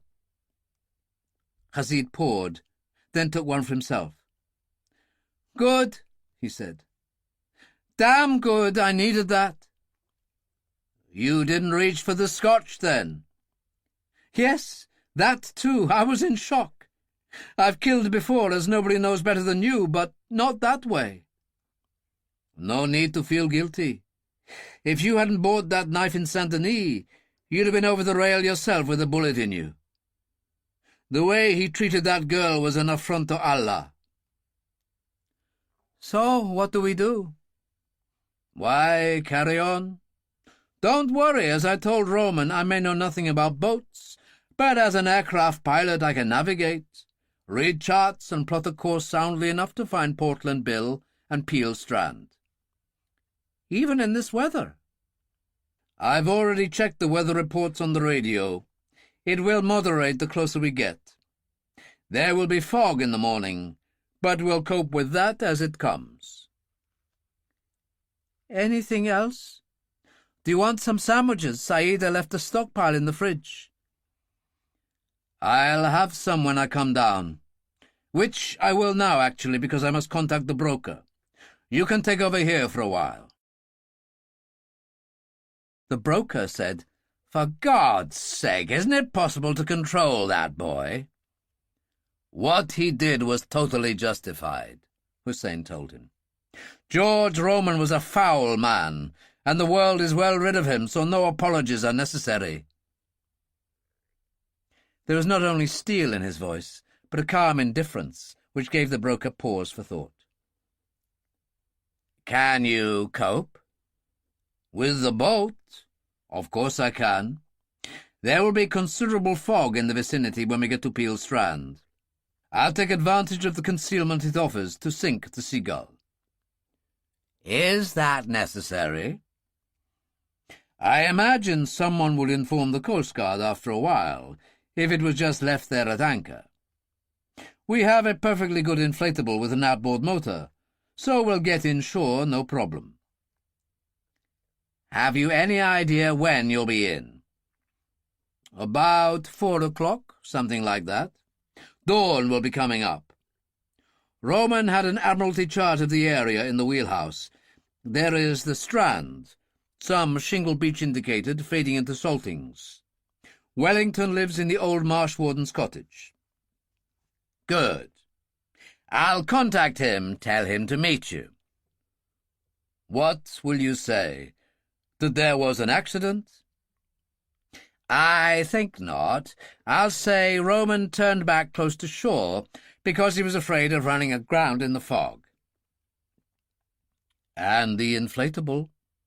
"He told me to say that he could keep it." "I'm sure Darkus will be pleased." It would seem the panic button has been of use. So it would appear, the broker said. What about Professor Khan? When can I contact him? Whenever you consider it appropriate. It's up to you. Hussein went back to the wheelhouse. Hazid seemed happy enough, hands still firmly on the wheel. How did it go? Hussein told him what the broker had said, and filled him in on what he had been told earlier at the cafe in Saint-Denis. So not only have the Salters dealt with the Russian mafia in London, but the IRA mercenaries have been stamped on. 6 of them taken out. This is beginning to sound like serious business, Hazid commented. We've handled serious business before, Hussein smiled. I'm going to go and lie on a bunk for an hour. Wake me. He went below. Darcus Wellington, at Folly Way on Peel Strand, came awake with an angry moan and scrabbled for the bedside telephone, knocking over a half-empty cup of cold coffee. He sat up in his tumble bed and reached for the light.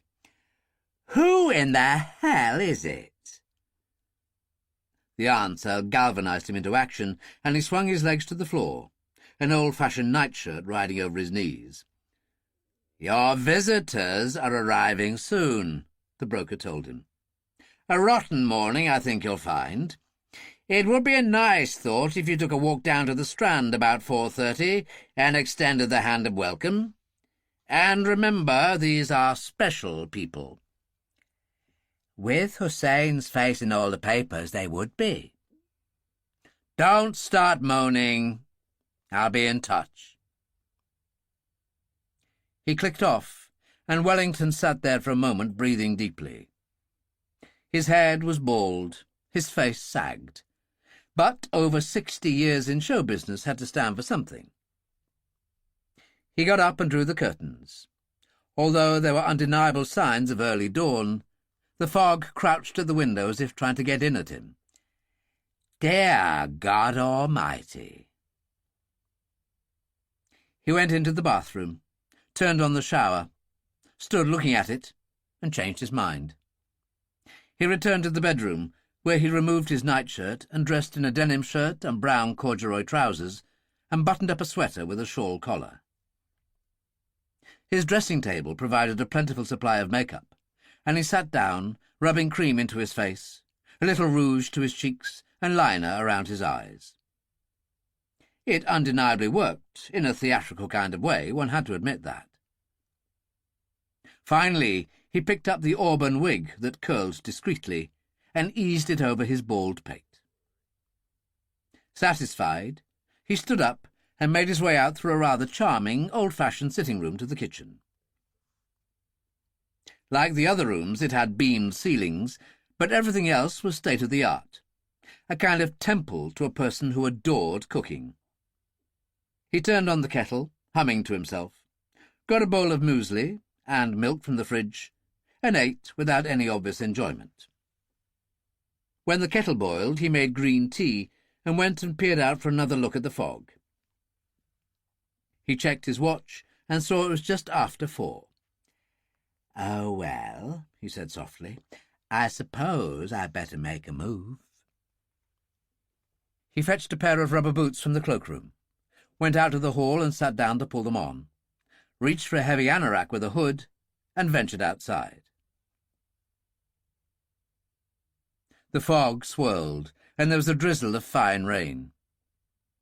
There was the pond, and the special smell you only got from saltings. He followed a track along a dyke, passing through a bleak landscape of silted-up sea creeks and mud flats. Climate change and the rising sea level had had their effect on what had been a rather special place. Even the birds seemed to be hiding from it. He reached a very ancient, decaying sea wall of stone, beach pilings beyond it, the shingle dipping down, disappearing into the fog, and the noise of the approaching engine was loud. "Hello! Over here!" he called. Hussein had taken advantage of the boat's depth sounder as he took the Seagull in. 100 feet seemed appropriate. He switched off the engine. "Pull the inflatable round from the stern. Untie her and get in." "What about you?" Rashid said. Hussein was removing the engine hatch. "I'll operate the seacocks."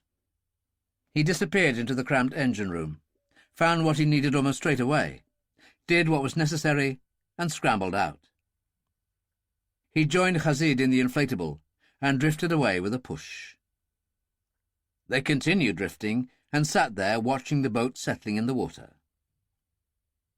Hussein found his cigarettes, lit one and passed it to Rashid, then lit one for himself. The sea was swirling across the Seagull's deck. The boat settled much more, and then completely disappeared. "It's supposed to be sad to see a ship of any kind sinking," Rashid said. "Why would that be?" Hussein pressed the starter button on the outboard, and the engine kicked into life. "It's like someone dying." "Is that so?" A small wind curled across the water. Not much, but enough to stir the fog. There was a vague suggestion of land, and then the sound of Darcus Wellington calling to them. Hussein throttled back the engine, and they drifted in. "Where's Roman and the Seagull?" Darcus asked. "He didn't fancy his chances much in this fog," Hussein said. "It's an absolute pea souper all over the bay, and he started worrying about the boat. In the end, he decided we must come in the inflatable. He said you could keep it." "Did he now? Well, that's nice of him. I'll walk along the beach about 50 yards. There's what's left of an old stone jetty. You can disembark without having to wade. Pull the thing ashore for me." A matter of minutes, and it was done. The inflatable ashore, and the two Iraqis standing beside it. "Darcus Wellington, that's me, and you'll be the Hammer of God, according to the newspapers. Who's your friend?" "My name is Henri Duval," Rashid said. "Darling," Darcus told him cheerfully, "if you're Henri Duval, I'm Prince Charles." They had started to climb to the dike, and Rashid said in his perfect French, "But I assure you, mon ami, I am who I say I am." Darcus was impressed. "Well, that's a showstopper, I must say. You can certainly speak the lingo." The rain increased in a sudden rush. "Come on, hurry up, or we'll all get soaked." He started to jog, and the fog was clearing now, so that they could see the house before they got there. He flung open the front door and led the way in. "Folly Way," he said. "That's what they called it when Bernard and I bought it. He was my partner. It was a sea marsh then, creeks gurgling with water, wonderful plants, lots of bird life.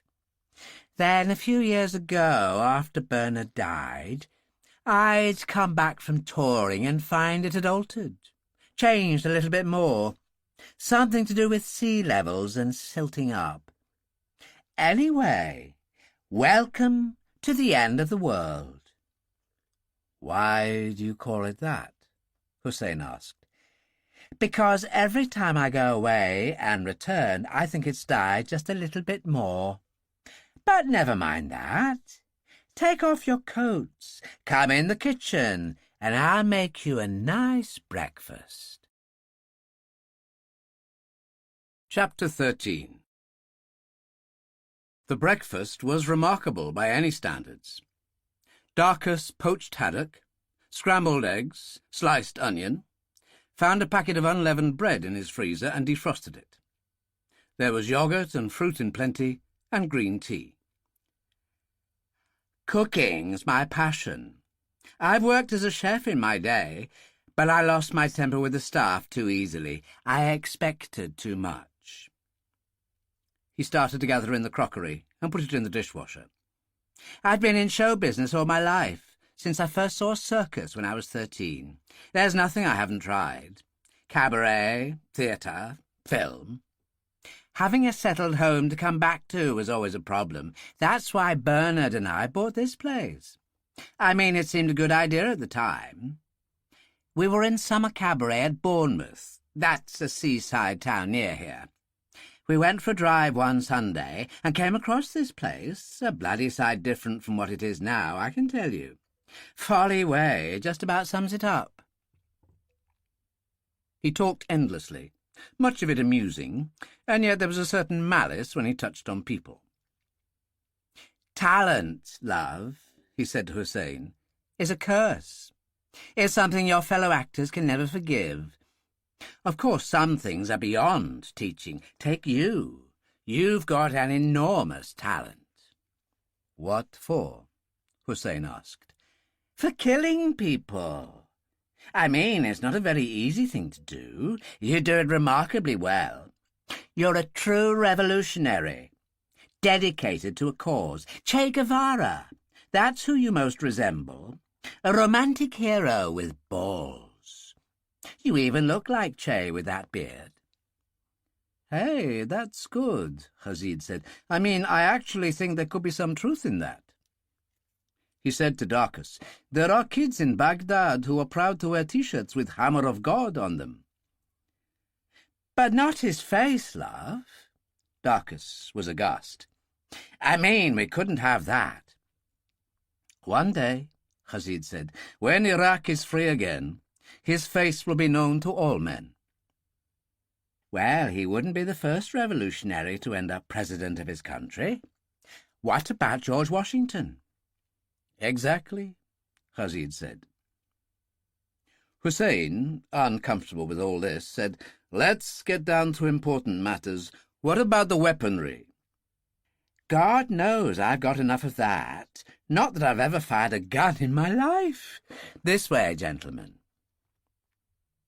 He led the way to his study in the centre of the house.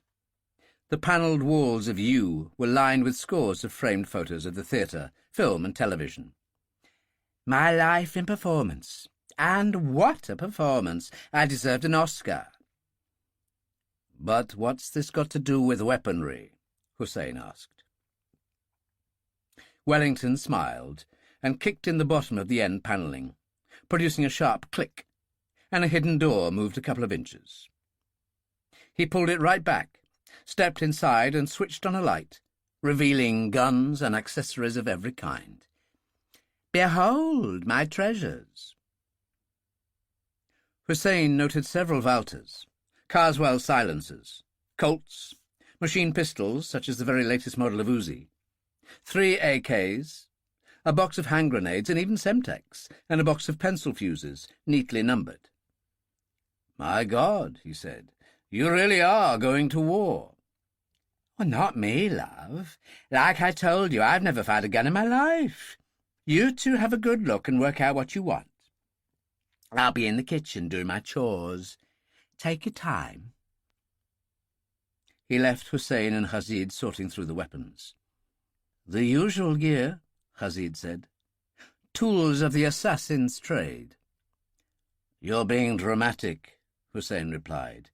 They do the job, and in unfortunate circumstances they're easy to get rid of. The jobs ahead of us won't lend themselves to a sniper. A grenade, perhaps? Pointless. No need for it. It's 2 individuals we want, not passers-by. Okay if I take an Uzi with folding stock, if it fits in my flight bag. Hussein, exasperated, said, Have it your way.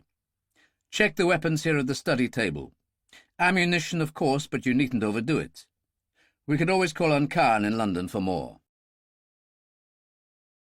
At Holland Park, Dillon was finishing an early breakfast when Roper called him on the intercom and asked him to come up to the computer room. What have you got? Dillon demanded. My contact in the Spanish Secret Service has been in touch. A float plane stolen in Kufra has turned up, dumped in Mallorca. Even more interesting, his informant in the police at Kufra tells of a citation jet the other night dropping off 2 men. It seems there was some sort of shootout. Then they stole the float plane.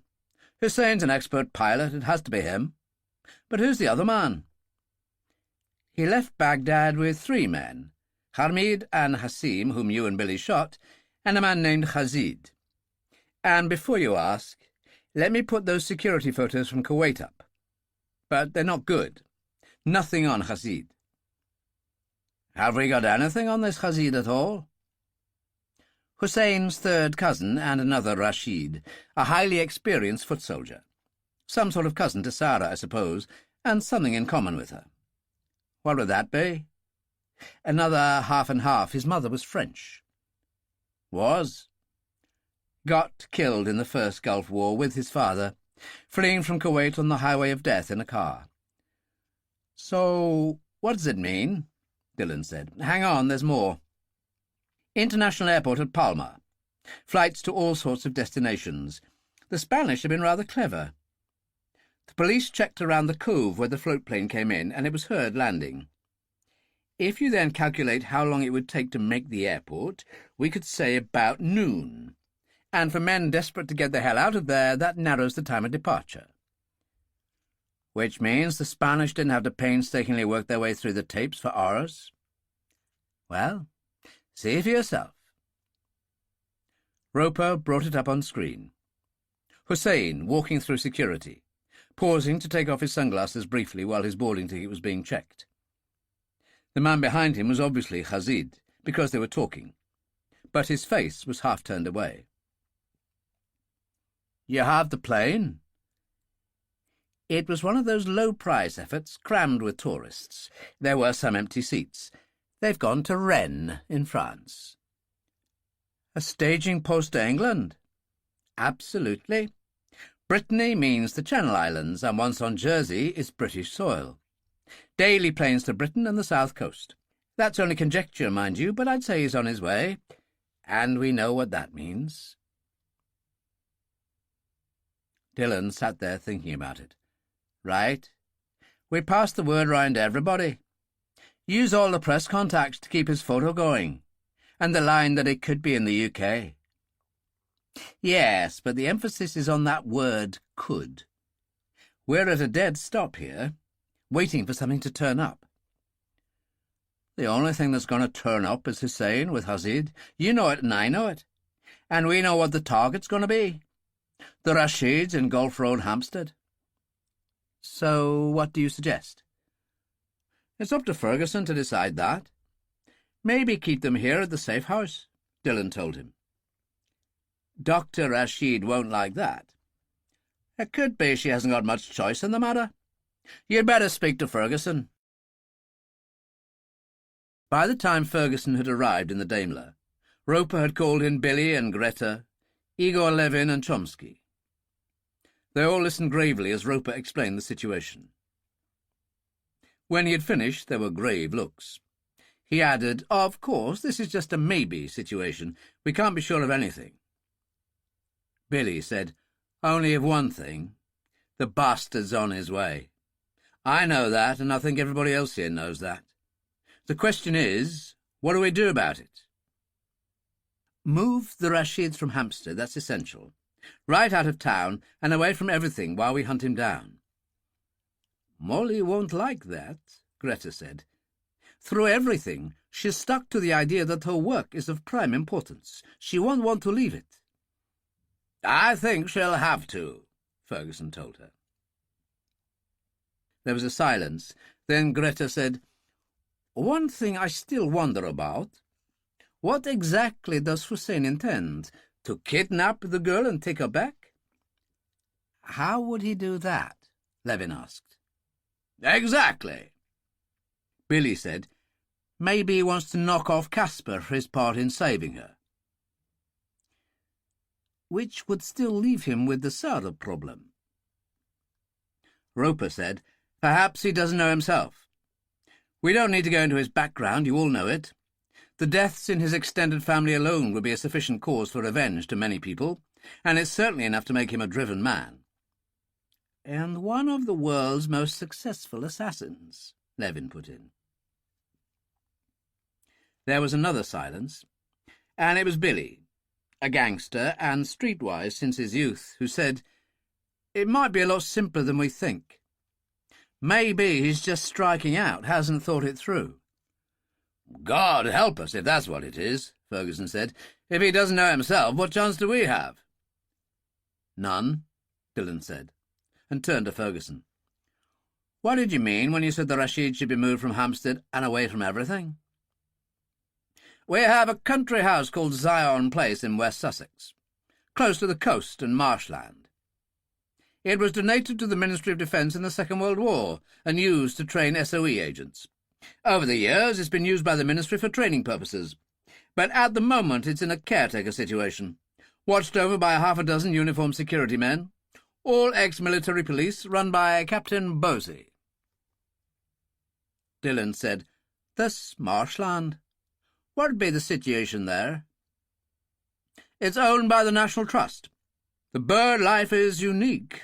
Curlew, redshank, and brant geese from Siberia, that sort of thing. Our birdwatch is a problem.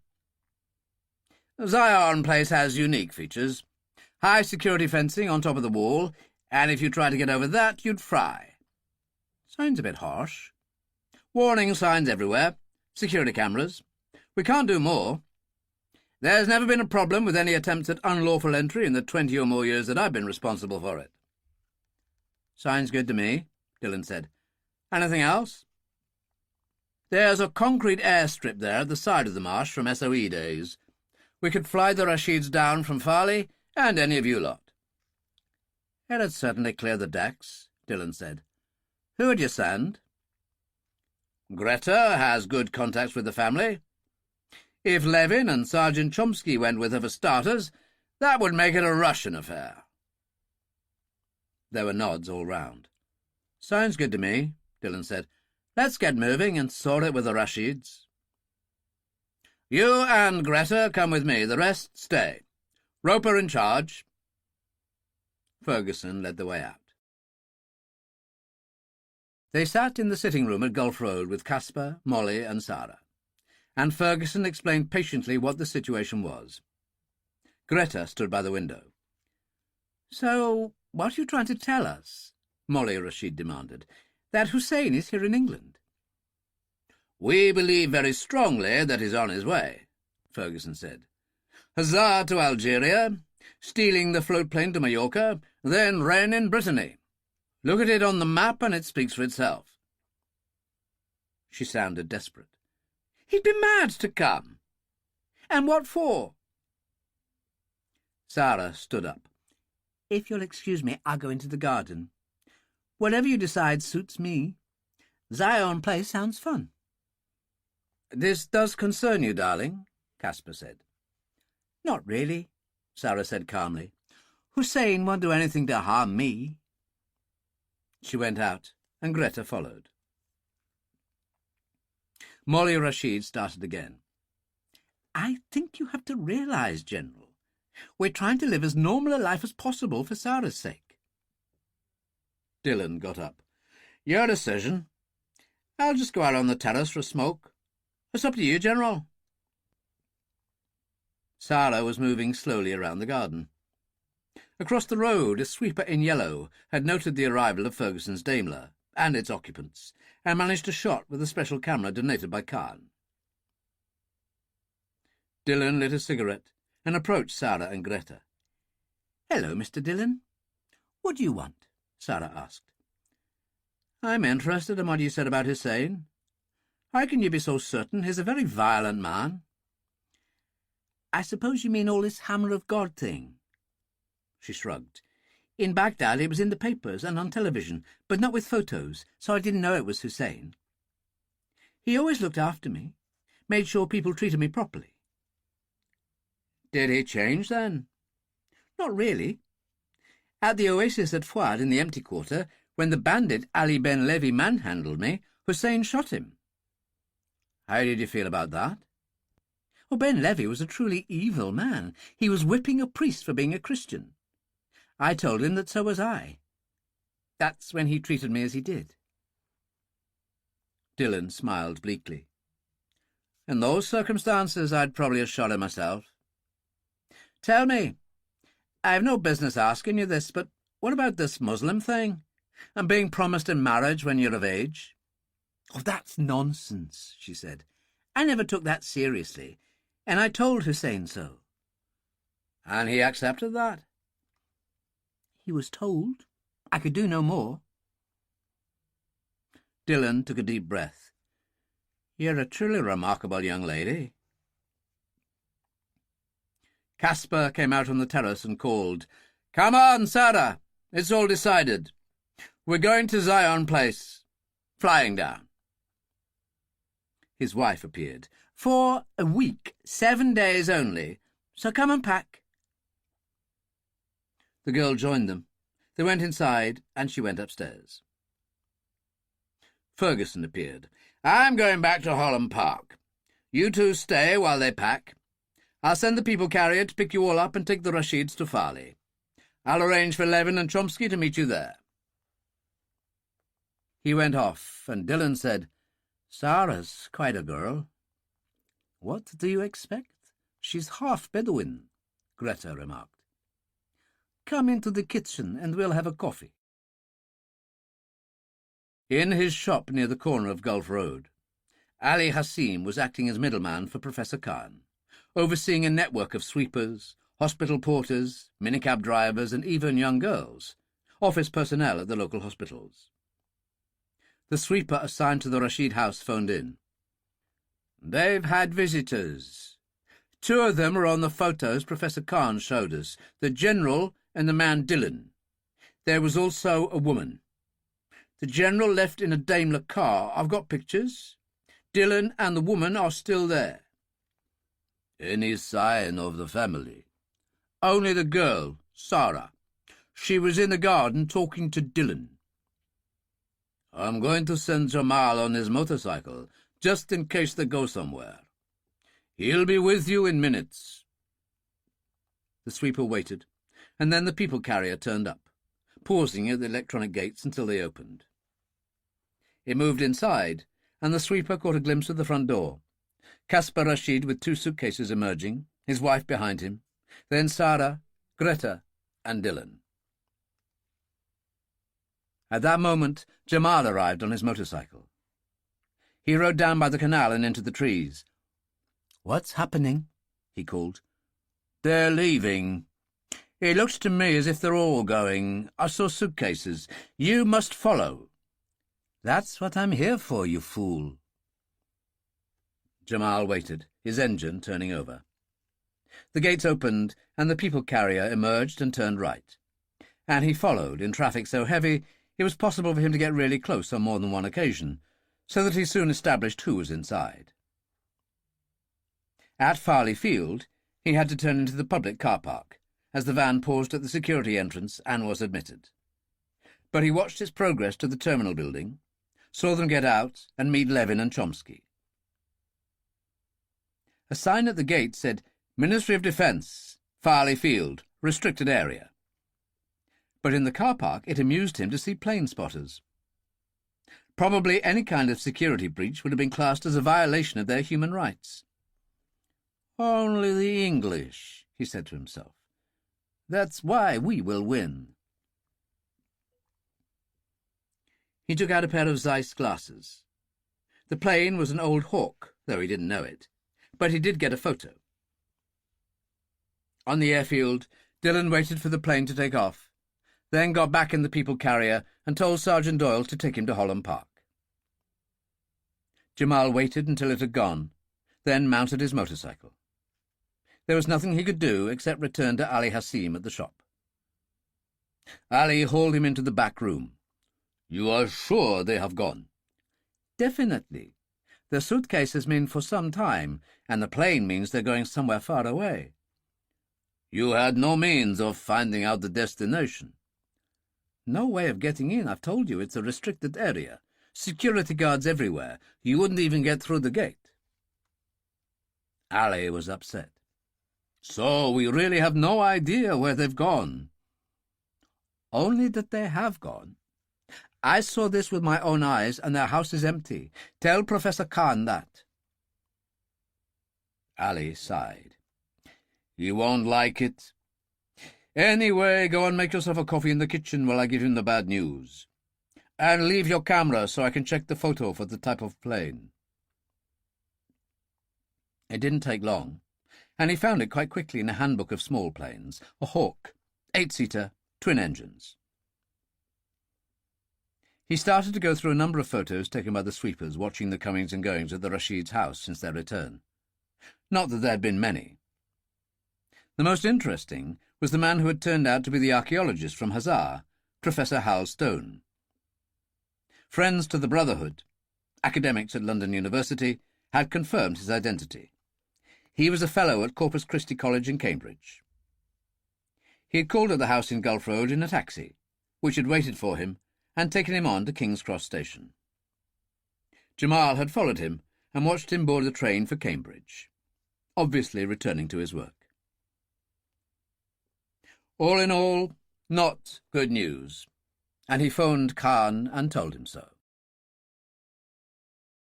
Hussein sat in front of the make-up table in Darcus Wellington's bedroom, naked to the waist. The mirror was very bright, with all those small bulbs around it, and the profusion of make-up itself was something alien to Hussein, and he found the smell of it distasteful. Khazid was sitting on a settle by the window, smoking a cigarette. Hussein said, "Open the window, then go and find something to do." "But I want to watch." "And I don't want you to. Go away." Khazid went reluctantly, and Darcus put a large towel around Hussein's shoulders. "The mark of a true actor, love. Make-up is such a private affair, not something to share. Knowing who you are, that's the thing." "And who am I?" Hussein asked himself. "Hussein Rashid, or the Hammer of God?"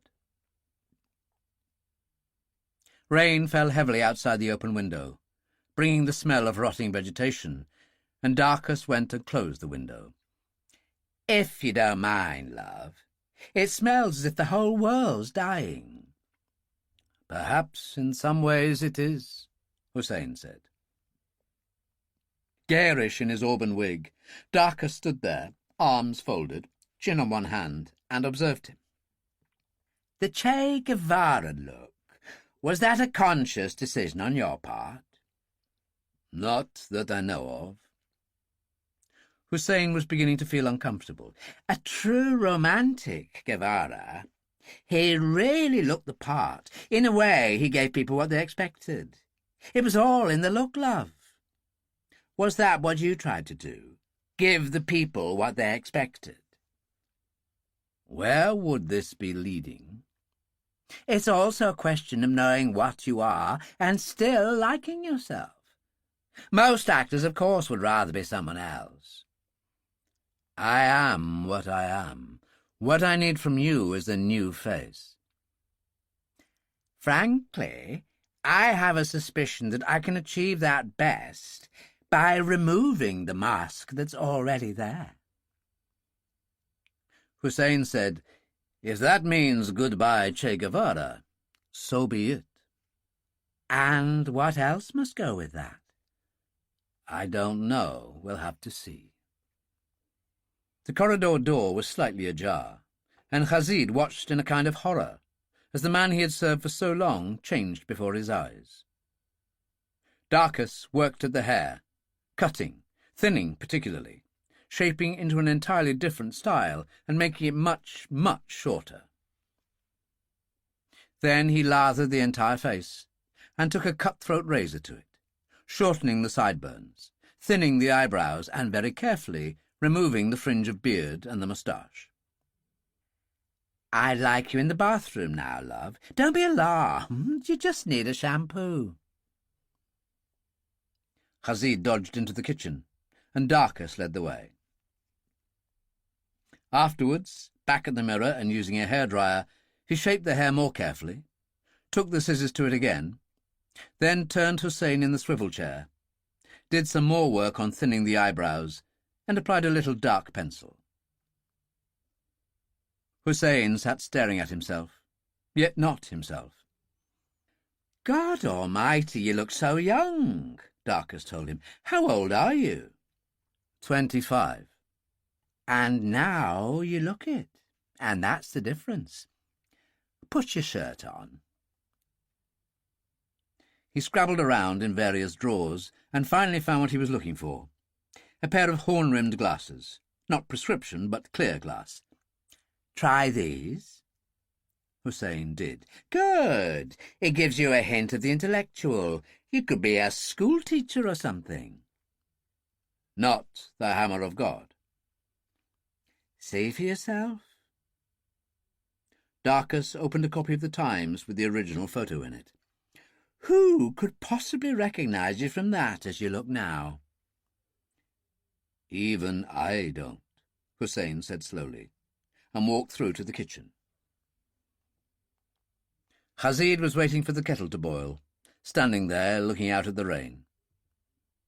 He turned, and his sense of shock was obvious. "Merciful heaven, where have you gone?" He shook his head. "I'm not sure it's you anymore." And maybe it isn't. There was a strange smile on Darcus's face. Who knows? Remember Pandora's box? "What do you mean?" Rashid said. "Greek mythology," Hussein told him. "When the box was opened, it released all sorts of unpleasant things." Rashid, uneasy, frowned slightly, and Darcus said, "I'll make some coffee." "And I'll phone Drek Khan," Hussein said to Rashid. "Work out our next stop." "Hampstead?" Rashid asked. "It would seem obvious. After all, as no one knows we are here, one should seize the moment." "If you say so. But I think we need to talk, and privately." "Of course." "You can use the study," Darcus said. But they went outside on the porch, the door open, the rain pouring down. "Is there a problem?" Hussein asked. "Hampstead, Sara, her parents. Surely our primary task, the most important to our cause, is the assassination of General Ferguson, and this man Salter, if possible. If we go to London with that in mind, we could succeed, because, as you rightly point out, the authorities have no idea that you're in England. In light of this, I'm in favour of us going to London, but not of a visit to Hampstead. Sara and her parents are a sideshow, cousin." "What would you do? Shoot her parents? I shouldn't imagine she'd thank you." "Don't be a fool," Hussein told him. "Or break in the house, kidnap her? Then how would you smuggle her out of the country?" "Professor Khan, the Army of God, the Brotherhood, they would all offer their services. Between us, we would find a way." "Do you honestly think the fate of this young girl is of the slightest importance to these people?" "No. But Ferguson's head on a platter, the British Prime Minister's most valued security adviser, that would be a triumph." Much of what he said made sense, but Hussein was unable to let go. "I'll phone Khan now, and see what the situation is. Then it will be my decision." In answer to Ali Hassim's call, Khan had gone round to the shop to discuss the latest development, and it was there that he received the call that he had, if truth be known, been dreading for some time. He put a hand over his coded mobile and whispered to Ali Hassim, "It's him, Hussein Rashid himself, and he's in England." "Allah be praised," Ali said. Khan returned to the phone. "Where are you?" "Dorset, Peel Strand with one of the broker's people, a cottage called Folly Way. Rashid and I landed this morning. We intend to come to London." "Can this be wise? Your face is in so many newspapers." "That's been taken care of. No one will recognize me. Trust me in this. Now tell me what the situation is with the Rashids." "We monitored them closely, my network of sweepers and informants. Even used a motorcycle unit so the cars which left their house in Hampstead could be followed. Because of this, I have the address of the enemy's safe house in Holland Park. We know where Ferguson and Dillon live, which would obviously be of importance to you." Hussein cut in on him. "Get to the point.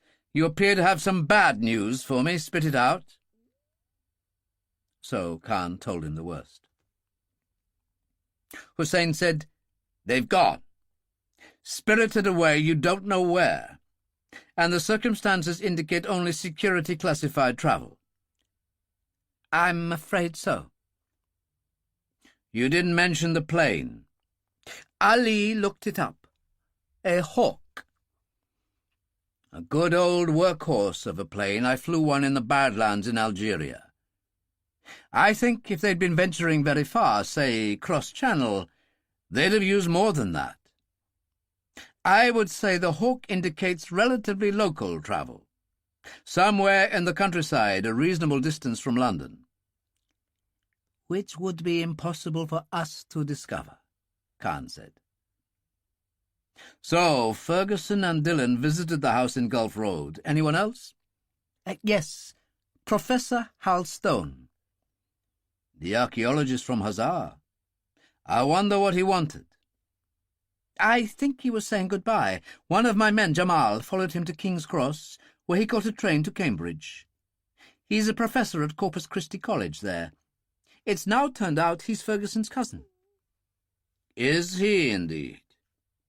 He's been involved in this affair intimately. I'll bet he possesses all the information we need." "You could be right." "I think I am. Ali Hassim, tell me about him." Khan did, and when he had finished, Hussein said, "Is he to be trusted?" "Completely. Few people actually know how important he is." "Then I'll have his address. He may expect me at any time." "What is your intention?" "I'll visit this Hal Stone at Cambridge University today. Bournemouth is close to where I am. We'll go by train." "To Cambridge? You'd have to change in London. Is this wise?" "My dear Professor, even I don't recognize myself. I'll be in touch." He turned and found Khazid watching him, face troubled. "I'll explain it all later when we're on the train," he said. "But I must speak to the broker." He lit a cigarette after pressing the panic button and waited, calm and in charge of himself again. The broker called him instantly. Very quickly, Hussein explained the situation and his intentions. "Do you approve?" "I must say I do. I can't access the departures from Farley like I used to be able to. It has a special security system. I can only wish you luck in Cambridge. Are you sure of your safety in travelling? Is Darkus that good?" "Yes," is the short answer to that. "Goodbye." He brushed past Khazid and found Darkus in the kitchen. "We need to get to Bournemouth. I presume there's a reasonable train service from there." "Yes, excellent. When would you be leaving?" "As soon as you like." "Oh, not me, love. I've got prostate problems you wouldn't want to hear about. Our doctor only looks in twice a week. That's up in Peel Strand Village. It's only half a mile, so I usually walk." He looked at the time. 10 o'clock, and he doesn't arrive until after lunch. "So what's the alternative?" Khazid asked. "You can take my car, leave it in the car park at Bournemouth Station, and leave the key in the glove compartment. I can't say fairer than that. I think you'd have to change in London to get to Cambridge, though. Anyway, it's been great meeting you. Makes life so much more interesting." "And lucrative for you," Hussein said. "Well, of course, love. We all need to earn a crust." They were fully clothed, flight bags in hand, and on their way within 15 minutes. An old Minnie awaited them in the rain by the garage. "The key's in. Good luck," Darker shouted, and closed the door. Hussein got behind the wheel and Rashid slipped off his wristwatch, put it in his raincoat pocket, and leaned down. "Sorry, I left my watch in the bathroom. I'll just be a minute." Darkus had told them, as part of his goodbye chatter, that they'd have to change trains in London for Cambridge. But the only mention of Cambridge had been in Hussein's supposedly private conversations when he and Rashid had been in the study, which meant Darkus had been listening. Rashid stepped into the porch, opened his flight bag, took out a Walter and screwed on the Carswell. He eased open the door to the hall, aware of the voice whittering on. "My goodness, Charlie, darling, if you knew what I've been up to." Rashid whistled softly. Darkus turned. "Oh, my God." He put the phone down. Rashid said, "Naughty, Darkus. Very." He shot him between the eyes and turned away. He threw his flight bag in the back of the Mini and got in, putting on his watch. "Okay," Hussein asked. "Never better." And they drove away. The flight from Farley had been placed in the hands of Lacey and Parry by Ferguson's direct order, for the obvious reason that they knew everybody. Levin and Chomsky needed introducing to the Rashids, and Greta took care of that. Sara responded well to Levin and Chomsky, but the one person who wasn't happy at all was Molly Rashid. She and her husband were sitting together in the two rear seats. Their conversation was at first just a murmur, but it became increasingly fraught. "Where on earth is it getting us all?" Molly asked. "It's for our own good. Just a week until we see how things develop," replied Caspar. "I've my work to consider, some of the most important of my life." "But the colleagues who've stepped in for you are first-class people." "That isn't the point. The Bedford girl, for example, absolutely groundbreaking stuff. I should be hovering over her every day of the week. And where am I? It won't do, Caspar."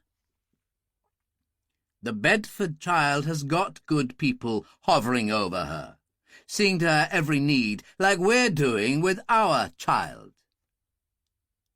Sara smiled solemnly at Levin and raised her eyes. Then she turned, kneeling on her seat, and said, "Is there any way you could treat this like a holiday in the country, so that we can all get along together, because that's what I intend to do?"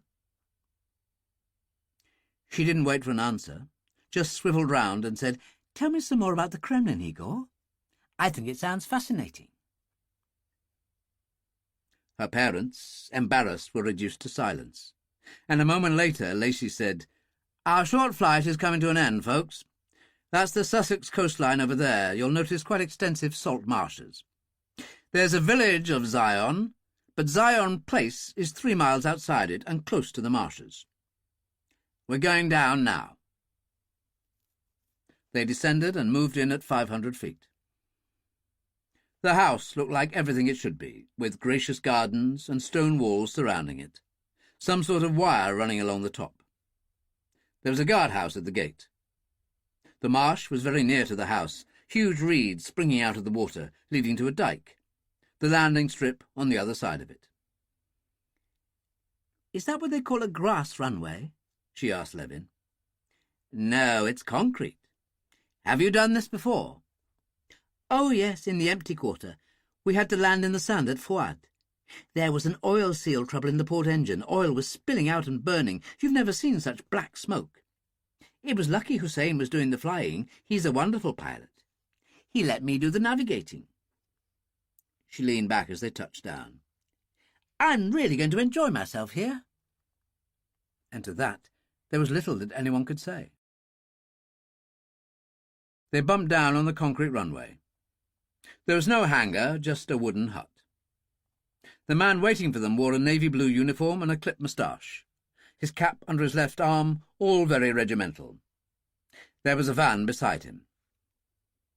As they approached, he said, "Captain Roger Boozy, I run things here. You're all very welcome. What about you chaps?" he asked the pilots. "We're under General Ferguson's command," Lacey said, "and he wants a quick return. Things are a bit fraught, so we'll take off straight away. See you all soon." And he and Parry got back in the Hawk. There were introductions, then they all got in the van and watched the take-off. "Here we go, then. I'll take you all up to the house and settle you in." They turned along a dyke and through a fringe of pine trees, the great reeds of the marsh close, trembling in the wind.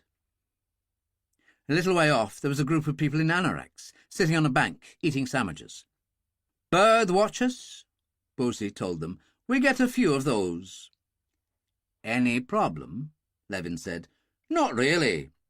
Sometimes if some rare bird turns up, the numbers increase. They're completely harmless from my point of view. Some do make a bit of a holiday out of it, stay at a bed and breakfast in Zion Village, and there's a place that hires caravans. Harmless eccentrics, in a way."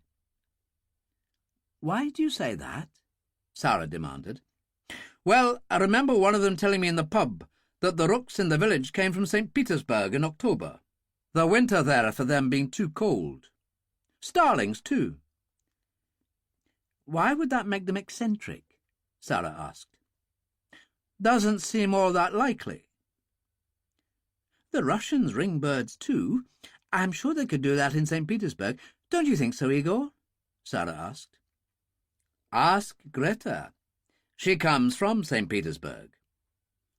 "Yes, they do ring rooks there, and they do fly away to avoid the Russian winter. I learned this as a little girl." "Well, there you are, then," Sara said, and they pulled up to the gate. A man in a similar uniform to Bosie looked out, then operated the electronic barrier, which rose. "Hello," Sara called cheerfully, and he grinned and saluted. "Wasn't that nice? I feel like the Queen now. You run a good outfit, Captain Bosie." Her mother muttered, "Oh, for goodness sake, Sara." But Bosie, totally charmed, flushed with pleasure, although he couldn't think of a thing to say.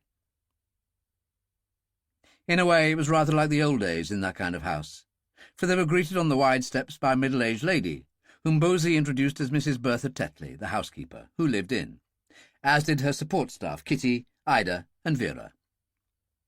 "If you follow me, I'll show you all your rooms. Luncheon will be served soon. This way." She took them through to the vast hall and led the way upstairs. "I'll see you in a moment, and we'll discuss things," Levin said to Bosie, who nodded. When Levin and Chomsky came downstairs, they found Bosie in the library. He offered them a drink, and they settled for vodka. "Have you been here long?" Levin asked.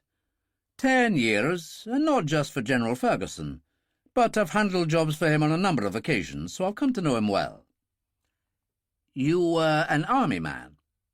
"Military police." "An excellent recommendation. What do you know about this business?" "General Ferguson told me all I need. We're providing refuge for the Rashid family, who are apparently under some terrorist threat. A period of 1 week, longer if needed. I understand that you gentlemen and Miss Novikova are members of General Ferguson's security outfit, and that's enough for me. We have weaponry on the premises, but don't usually carry it." "Good man, and it's Major Novikova. She outranks us all." At that moment she came in. "Just in time for a drink, Major," Levin said. He winked at Bosie, who smiled and reached for the vodka bottle. "Thank you, Captain." She toasted them. "To a pleasant stay, and all our troubles over." There were voices on the stairs outside. Sara's, and then Caspar and Molly followed her into the library. Sara was in excellent spirits. "This is nice," she said, and ran to the window. Caspar looked hunted, and his wife unhappy.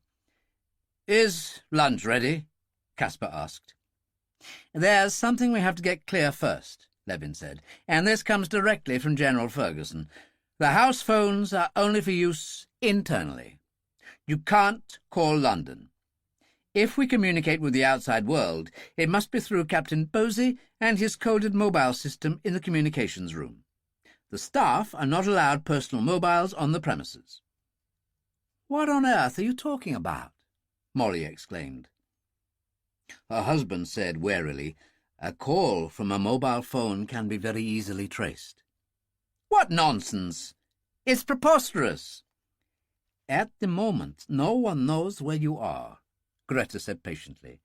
"We'd prefer to leave it that way." "So I'm not allowed to phone a hospital to check on my patients?" "Oh, for God's sake!" Caspar took a mobile phone from his pocket and slammed it down on the table. "It's only for a week." Molly took a deep breath and seemed about to explode, and then the breath went out of her. She opened her handbag and took out not one but 2 phones. "If you must. And Sara's, of course." Sara said, "Cheer up, Mummy. We're going to have a lovely time. Now let's eat." After lunch, Molly went up to the bedroom and checked the luggage, which included her doctor's bag. She opened it, pulled her stethoscope out of the way, and revealed the spare mobile and its charger she always kept in there in case of a hospital emergency. At least she could still check on the progress of the Bedford child, but it could wait. Chapter 14.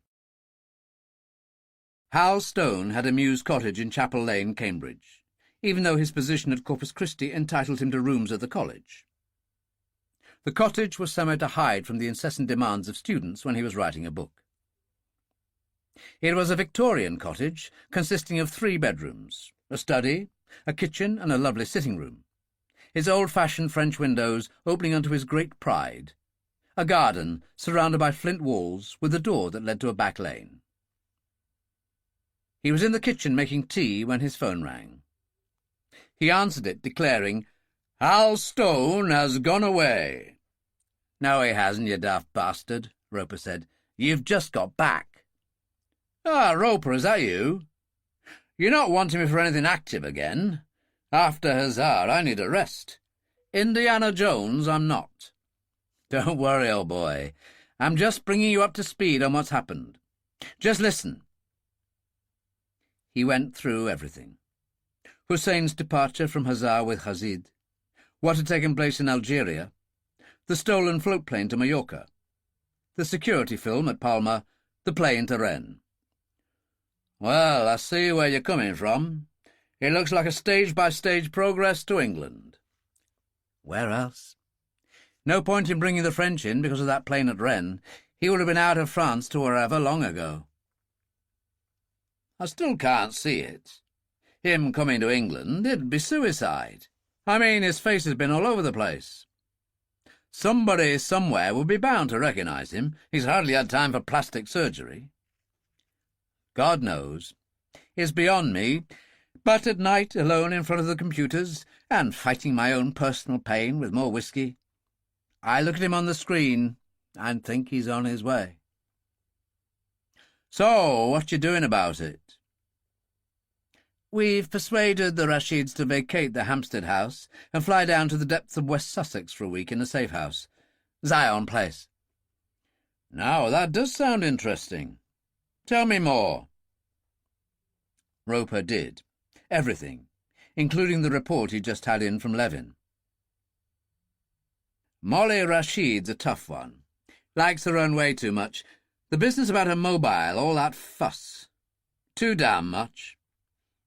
She's a truly fine surgeon, and people like that are obsessive. They think that what they do is more important than anything else. Unfortunately, it often is." "Anyway, now you know the present score," Roper said. "To a great extent we're in Hussein's hands." "And I think he won't come at all." Hal Stone laughed. "After all, he's a Harvard man. He'd have more sense." "Try telling them that at Yale," Roper told him. "I wish you luck, my friend. Take care." "So long." Hal Stone shook his head. Crazy, the whole business. He returned to making his tea. At that moment, Hussein and Hazid, having arrived in Cambridge without incident on the train from London, were in a shop specialising in academic gowns, college scarves and the like. Hazid, under Hussein's orders, purchased a short gown of the type worn by undergraduates, but not a Corpus Christi scarf. I expect the porters pride themselves on knowing their own students. Rashid went down the list and chose a new hall scarf and a dark beret, and they left. Entrance to the college was no problem. Students passing in and out through the gates, students everywhere, or so it seemed. They moved up a floor, and Rashid, in his Henri Duval persona, stopped a passing female undergraduate and inquired for Professor Stone in English heavily laced with French, his beret helping establish his nationality. She was obviously amused, but waved towards the other end of the corridor. "Down there, but he's never in." "Then where would he be, mademoiselle?" "Oh, don't ask me. Try the phone book." She hurried away. Rashid shrugged. They reached the end of the corridor and found a wooden sign hanging on the door saying simply, "Hal Stone is not here today." Rashid tried the door, but it was locked. "Now what do we do?" "The obvious," Hussein told him. "We do what the girl suggested and look in a phone book." "And what if he's not in?" "You're a pessimist, my friend. He's a famous man at one of the great colleges, a professor of the University of Cambridge. Of course he'll be in the phone book. Now let's find one." At Zion Place, Caspar was exploring the garden with his daughter, and found some of his cares slipping away. The three Russians sat on the terrace and watched. "That girl is really quite amazing," Greta said. "She can be a child and adore childish things one minute, and the next she's like a mature woman." "But then if you consider what she's been through," Levin said, "the death, the destruction at such a young age." Chomsky said, "In Chechnya, one could see the same look 100 times on the faces of children that on occasion I have seen on hers. The face goes blank to conceal what lies inside." "God help her survive it all. I'll do everything I can to help," Greta said. "But the mother," Levin said, "is something else." "A brilliant surgeon." Greta nodded and said the same thing as Hal Stone. "An obsessive who is convinced that what she does is more important than anything else in her life." "Good for her ego, but lousy from a relationship point of view," Levin pointed out. Upstairs, Molly Rashid was proving him right to a certain extent, locking herself in the bathroom and calling the hospital, where she'd operated on the Bedford child, on the direct mobile number of a Dr. Harry Sampson, who to a great extent had taken over for her. She caught him on the ward itself, a private one. "It's me, Molly Rashid," she said. "How is she?" Although the news was mixed and there was much to say, finally he got personal. "How are you?" "Oh, well, I think. We had a problem with Sara, but her rest in the country's doing her good, and I'll be back in a week, definitely. But never mind that, it's Lisa Bedford I'm concerned about." "Can I have the number in case I need to contact you?" "We're moving around a bit, Harry. It's not my phone." "Well, no, please don't go.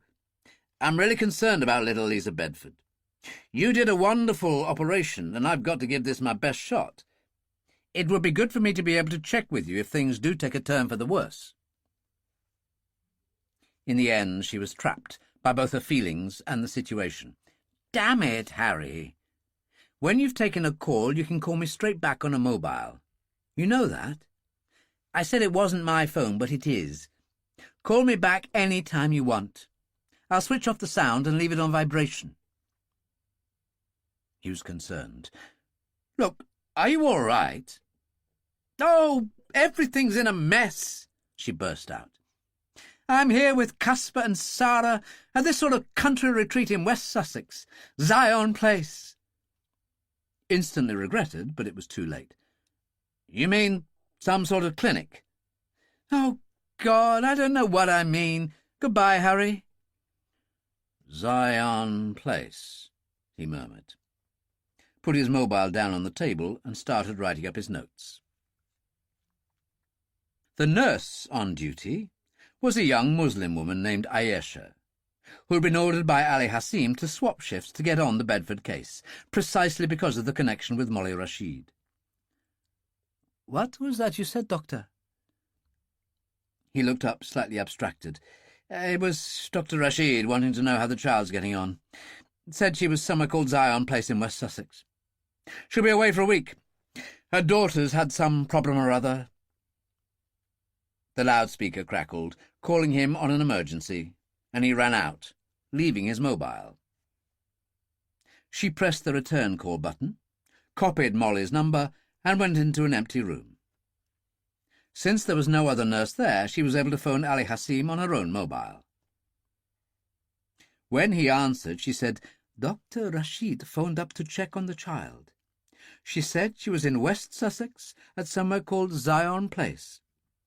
I've also got her mobile phone number for you." "Excellent, girl. You have done well." "I have only done my duty. I'm sure you can find this place on the internet." She was right, of course. Ali immediately phoned for the assistance of a member of the Brotherhood, giving him the facts and telling him it was urgent. An hour later, the man appeared at the shop with his laptop, and Ali took him in the back room. "There are several mentions. The marshland about the place is National Trust.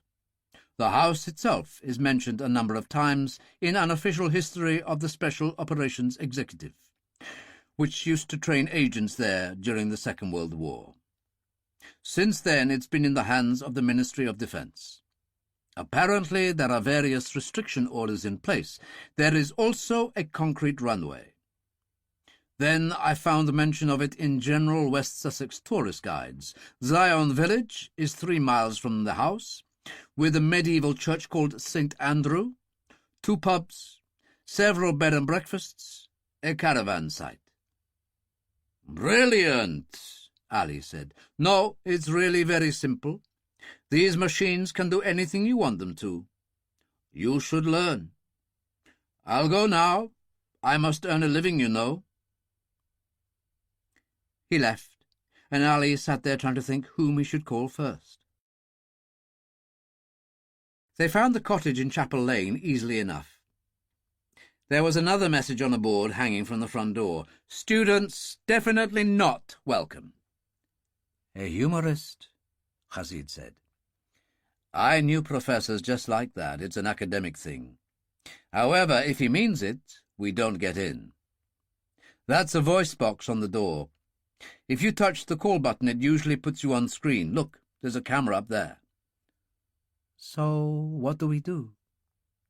"Let's explore." There was a narrow flagged path down one side of the cottage that turned behind the back garden wall. There was a stout wooden door which was locked, and the top of the wall was crowned with ancient Victorian spikes. "What do we do?" Rashid asked. "Try and climb over?" "If he's there in the kitchen or sitting room, he'd be certain to see us and reach for the nearest phone." Hussein shook his head. "That notice probably means what it says. There are times when he values his privacy. On the other hand, a young undergraduate in gown and scarf with a beret on his head and a very French accent seeking advice might interest him. Go and give it a try at the front door. If it works, take him prisoner. Don't harm him in any way, and let me in through this door." "I'll give it a try." "No, make it a performance. Go." Hal Stone was in the sitting room, reading a rather indifferent thesis. The French windows opened to the garden, when he heard the buzz of the entry phone. Irritably, he put the thesis to one side, went into the hall, and found Rashid on the small screen. "Who on earth are you?" "I am Henri Duval of New Hall, Professor. I am an archaeology and anthropology student. I seek your assistance." "Well, as a student at Cambridge, you must be able to read English, and my notice is on the door, so clear off." Hazid excelled himself with a stream of very fluent French. "I beg you with all my heart. My first-year exams are coming up and I have to write a paper. I genuinely need your advice." Hal Stone paused before replying in the same language. "What's your thesis subject?" Hazid was feeling more into his role and returned to fractured English. "The influence of Spartan mercenaries on the wars in Persia." Hal Stone laughed out loud. "Well, that's a tall order, but a glamorous one, which is, I suppose, why you chose it. All right, I'll give you 20 minutes. The door clicked open, and Hazid stepped inside, dropping his flight bag and trench coat to one side, but still wearing the beret and short undergraduate gown. He clutched the silenced Walter in his right hand against his leg, and opened the inner door into the hall. Hal Stone was waiting, a smile on his face, which faded instantly as Hazid covered him with the Walter. "Just do as you're told, or I'll shoot you in your left kneecap." "Who the hell are you? Is this some kind of joke?" "We have a debt to settle." "I've never seen you before in my life." "But I've seen you." Hazid was so absorbed he'd virtually forgotten about Hussein waiting. "At Hazar, I used to watch you on the deck of the Sultan through Zeiss glasses, as I stood on the terrace at the great house at Kafka. You and your people murdered 2 of my best friends." "Dear God," Stone said. "You're not Hussein, so you must be the other one, Hazid." He shook his head. "Come for your revenge." "And I intend to have it," Hazid told him. "Your world is a world of books, Professor. But in mine 1 sword is worth 10,000 words, as it is taught in the Koran." "To hell with your damned ideology. What do you want with me?" "We intended to call on Sara and her parents at their house in Hampstead, but Ferguson has had them spirited away. We want to know where." "And you think I know?" "You've been involved in the whole business since the beginning, and you're Ferguson's cousin. I'm sure you do." "Actually, I don't. And even if I did, I wouldn't oblige you." "Be it on your own head. Get into the sitting room." Stone turned, opened the door, then swung it behind him and ran through the open French windows and made for the garden door. Hazid fired twice. The first shot hit Stone below the left shoulder, driving him against the door. He managed to reach for the large bolt at the top of the door and pulled it to one side, and Hazid shot him again in the lower back. Hussein, waiting impatiently, pushed on the door, sending Stone staggering to fall flat on his face. The body twitched and went still. "What in the hell are you playing at?" Hussein demanded. Hazid said he tried to make a run for it. "Why? What did you say to him?" Hazid, calmer now, was reduced to a certain dishonesty as regards the facts. "He said I was the other one. He knew my name. All I did was try to get the information about where the Rashids have gone from him. He said he had no idea and wouldn't tell me if he could." "And you threatened him?" "What did you expect me to do, pat him on the head? I told him I'd start with his kneecap. He slammed the door on me and made a run for it." "You should have waited for me." Hussein knelt on one knee. Hal Stone's face was turned slightly to one side, blood seeping through his shirt. Hussein felt the neck. He shook his head. "He's dead." "Are you certain? Another in the head, perhaps." "I studied medicine, fool. How many times have you been glad of that in the past 2 years? He stood. "Leave him where he is and let's get out of here." He pushed Hazid before him. "Hurry, I tell you. Straight to the railway station and back to London." "As you say, brother." Hazid dumped his gown and scarf, put on his trench coat again, and followed Hussein. They left the cottage, walked up to the main road, and turned to the railway station. They got there with 15 minutes to spare. Once the train was moving, Rashid lay back in the seat, exhausted. Now what? Give me time to think about it. Hussein turned to stare out of the window, wondering what was happening. His lie to Rashid, the still beating pulse in Halstone's neck that his fingers had felt. Why had he done that? There was no answer, and for Halstone, life or death was a matter for Allah. Ali Hassim had been impressed when Khan told him Hussein would be in touch with him for any help or aid that Ali could offer.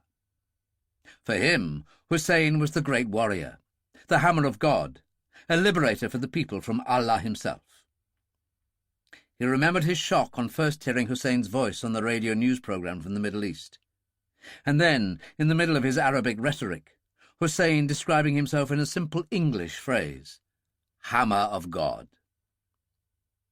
It was a gesture of contempt for his enemies, but that name was now known to millions of Arabs in the Middle East, who were not familiar with the English language at all. So, thinking over his problem about who to first tell about Zion Place, he realized that he had found a new and worthier allegiance. But he needed to make everything perfect, so he called in another member of the Brotherhood, a young accountant in a financial firm in the city. A short chat over the phone, the suggestion that he could be of great service to the Brotherhood, produced the man he wanted within an hour, and he also sent for his laptop expert and waited. Sam Bolton was actually Selim Bolton, his father English, his mother Muslim. He had been raised in an English culture until his first year at London University studying business and accountancy, and then his father had died of cancer. An immediate consequence of this was that his mother was restored to Islam.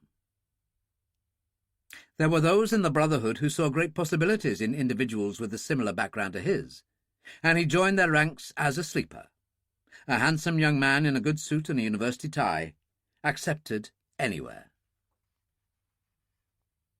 He turned up at the shop and discovered Ali waiting with the laptop expert.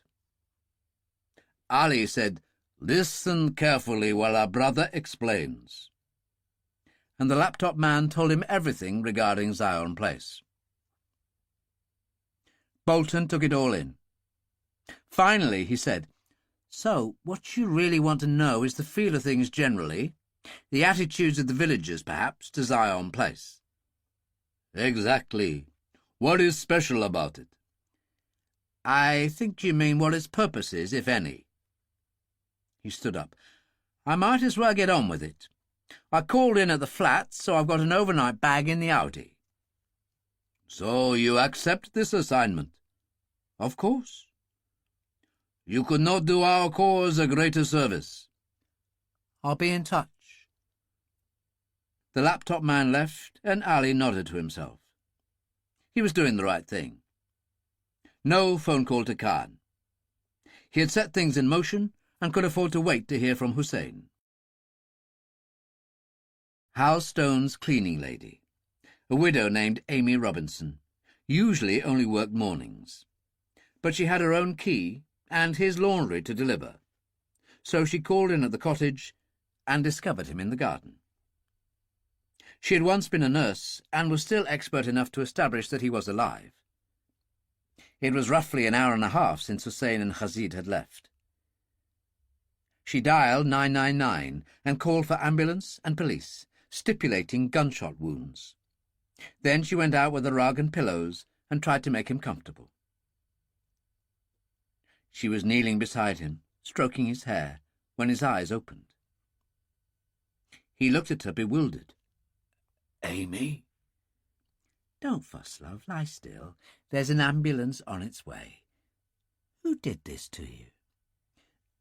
"My cousin, General Ferguson. You met him when he visited the other year. My address book's on the desk. His private mobile number. Call him for me." "Don't upset yourself, love. I'm sure he'll be contacted in time." You don't understand. He clutched at her with a blood-stained hand. Tell him they were here. Both of them. They're here in England. The other one shot me. He closed his eyes and opened them. I didn't mention Zion. He lost consciousness again, and there was a sudden confusion outside as the ambulance arrived. She went to the front door and admitted the paramedics, who followed her as she showed them into the garden. And then, of course, the police came. First one car, then two. She waited, bewildered by it all, and then a man in civilian clothes arrived, who she was told was a Chief Inspector Harper. He had a quick look around the cottage and went outside. When he returned, a police sergeant was taking a written statement from Amy. He did say something strange when he came to for a moment. She told him what it was. Harper, coming in through the French windows, heard. "Did you say General Ferguson?" Yes, Professor Stone's cousin. He's very important in one of the ministries." "You can say that again, if it's who I think it is." "The professor said the General's personal number was in his address book on the desk." Harper rushed to find it. And so it was that Ferguson, who had just arrived at the Holland Park safe house to discuss progress, heard the dreadful news. The train was just 20 minutes out of King's Cross when Ali received the call from Hussein. "We are just arriving from Cambridge. A waste of time. We'll come round to your shop. We'll need somewhere to stay." "I have been waiting to hear from you. I have discovered where they have taken the Rashids." "But where does such information come from?" "Khan, I suppose, and presumably he would have got it from the broker." "No, neither Khan nor the broker know about it. It was the action of the Rashid woman, the doctor, which came to our aid. She was concerned for the welfare of a child she had operated on and telephoned the surgeon who has taken over the case. He wanted to be able to get in touch with her if there was a change in the child's condition. One of the nurses, a member of my network, was on duty and obtained the address for us." "This is truly unbelievable. They are still in England, then?" "West Sussex, a house called Zion Place. Not only can I show it to you on a laptop when you get here, I have also sent a trusted agent straight down there to scout the place out for you. I have impressed on him the urgency of his report." "It is hard to imagine that Ferguson let them make phone calls." "She probably broke the rules," Ali said. "And must pay the price. It would suit me very well for the enemy not to know that we are here. If you mention your discovery of Zion Place to Drek Khan, he will in turn inform the broker."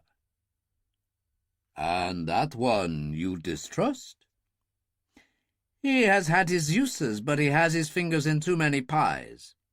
You must not take this as an attack on Osama bin Laden, whom Allah protect, because on the ground he represents Osama in certain matters. In those affairs he is simply serving a great man's needs, and he must remember his place. Sometimes such men see themselves as being more important than they are. Professor Khan, for example.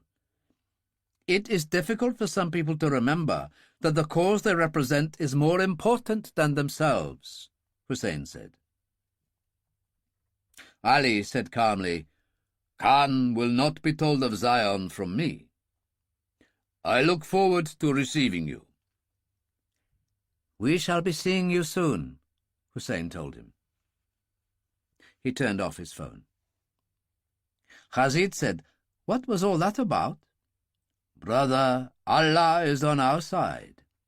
Ali Hassim has discovered where the Rashids have been taken." He proceeded to tell Khazid as much as he needed to know. "Perfect," Khazid said. "With the professor dead, no one in Ferguson's organization even knows we are here." "Of course," Hussein said, a faint shadow on his face as that wavering pulse came back to haunt him. He took a deep breath. Nothing can go wrong now. A few minutes later, the train arrived at King's Cross. At Holland Park, Ferguson was speaking to Harper again. "Chief Inspector, I'm invoking the Terrorism Act to put a blanket on this for the moment. Some very nasty people are involved." "We're dealing with terrorists here, sir." "I have a special warrant from Downing Street on this one. I also have an official request to your Chief Constable that you act as my liaison there." Harper's spirits lifted. "Very good of you, sir. Happy to be on board." "I've borrowed a police helicopter from the Met, thanks to the Commissioner. They're lifting me from a school football field just down the road from here." "Stones hanging on by inches, General. That's what the surgeon in charge informs me. The scans show 2 bullets, one under the left shoulder that's apparently fragmented much of the shoulder blade, and there's a major artery close by that will give a problem." "And the other?" "Low in the back. It's done a lot of damage to the pelvic girdle.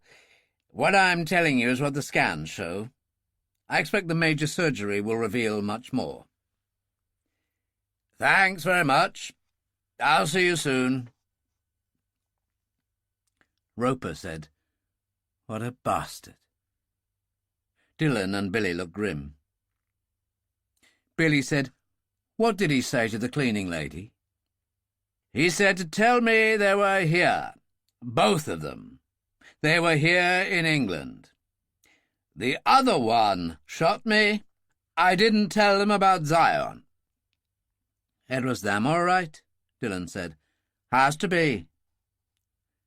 "And the other one, the bastard who shot him in the back, was this Rashid guy?" Billy was angry. "I think that's obvious," Ferguson said.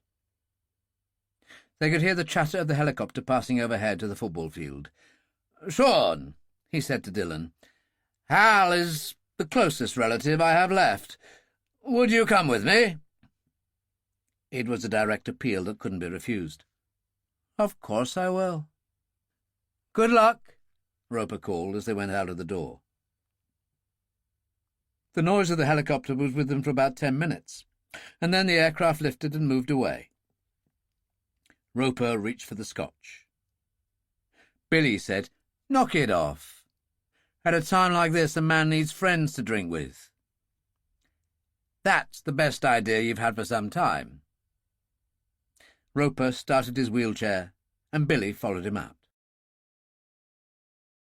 On his way to Zion, Sam Bolton had stopped in Guildford and visited the Army and Navy store, where he purchased an anorak, a jumper, a waterproof bush hat and trousers to go with it, and some boots. He then cast around for a pair of binoculars and found something suitable in a camera shop.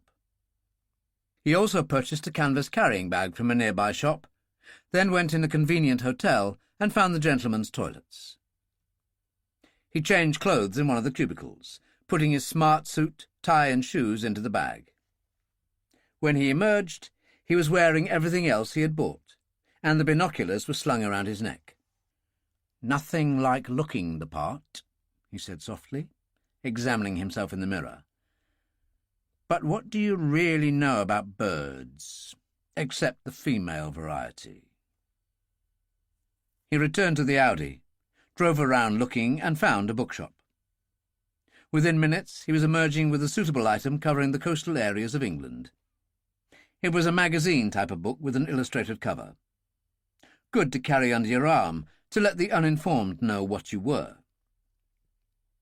Pleased with himself, he got back in the Audi and continued his drive towards the coast and Zion. He arrived in the middle of the afternoon, put the Audi's top down and had a look round. What he saw was a typical English village, one pub called the Ploughman, and another down the street named the Zion Arms. Old cottages, a church. He parked the Audi and went into the Zion Arms. Everything you expected from an English country pub was there, from logs burning on the hearth of a stone fireplace to the beamed ceiling, the mahogany bar, the mirrored shelves. The stout, late-middle-aged lady behind it with rosy cheeks and wearing a floral dress, seemed too good to be true. There weren't many people. A party of 3, a young couple talking in low voices, a very ancient-looking man on the wooden settle by the fire, alone, a half-empty pint of beer in front of him. Selim Bolton he might be, but it was Sam Bolton who approached the bar. In previous adventures for the Brotherhood, he had seldom used an alias. He was himself, a university graduate and a middle-ranking executive in a private bank in the City of London. Anyone who wished to query him, even the police, would discover that quickly enough and look elsewhere. He even had a company card with Sam Bolton engraved on it. Outside the village, he had pulled into a lay-by and looked up Zion in the bird book. He had an extremely good memory. He noted Zion Marsh, the fact that it was National Trust, and a brief mention that the house was not open to the public. "Ah, you be staying here for the bird-watching?" the bar lady said, as he placed the book on the counter. "Plenty of people come here for that." He'd concocted his story in advance. "I work in London in finance. Sometimes you feel trapped. You just want to get away for a few days. I got friends further along the coast. Aldrich Bay on the other side of Bognor Regis. Lovely shingle beaches up there. I'm making my way back to London, taking my time, and I'd noticed in the book that Zion Marsh is a bit special." "People seem to think so. What will you have?" "A pint, please." The old man by the fire emptied his glass and spoke up. "I was 87 last month, and I lived here all my days, mainly working the land, farming. When I was a lad, birds were just birds, parts of life you took for granted. Now we have the bird watchers like you, people who take it seriously. Last year we had people turn up in coaches to try and catch sight of some lapwing in the marsh. Supposed to be special. God knows why." "I see your point. I don't take it seriously. I work hard in an office most of the time. I like to get out in the fresh air, but I like to have a reason, so I've started on birds. Can I buy you a drink? I see you've run dry." "A pint wouldn't be a burden. That all right with you, Annie?" "Shame on you, Seth Harker. You're an old cadger."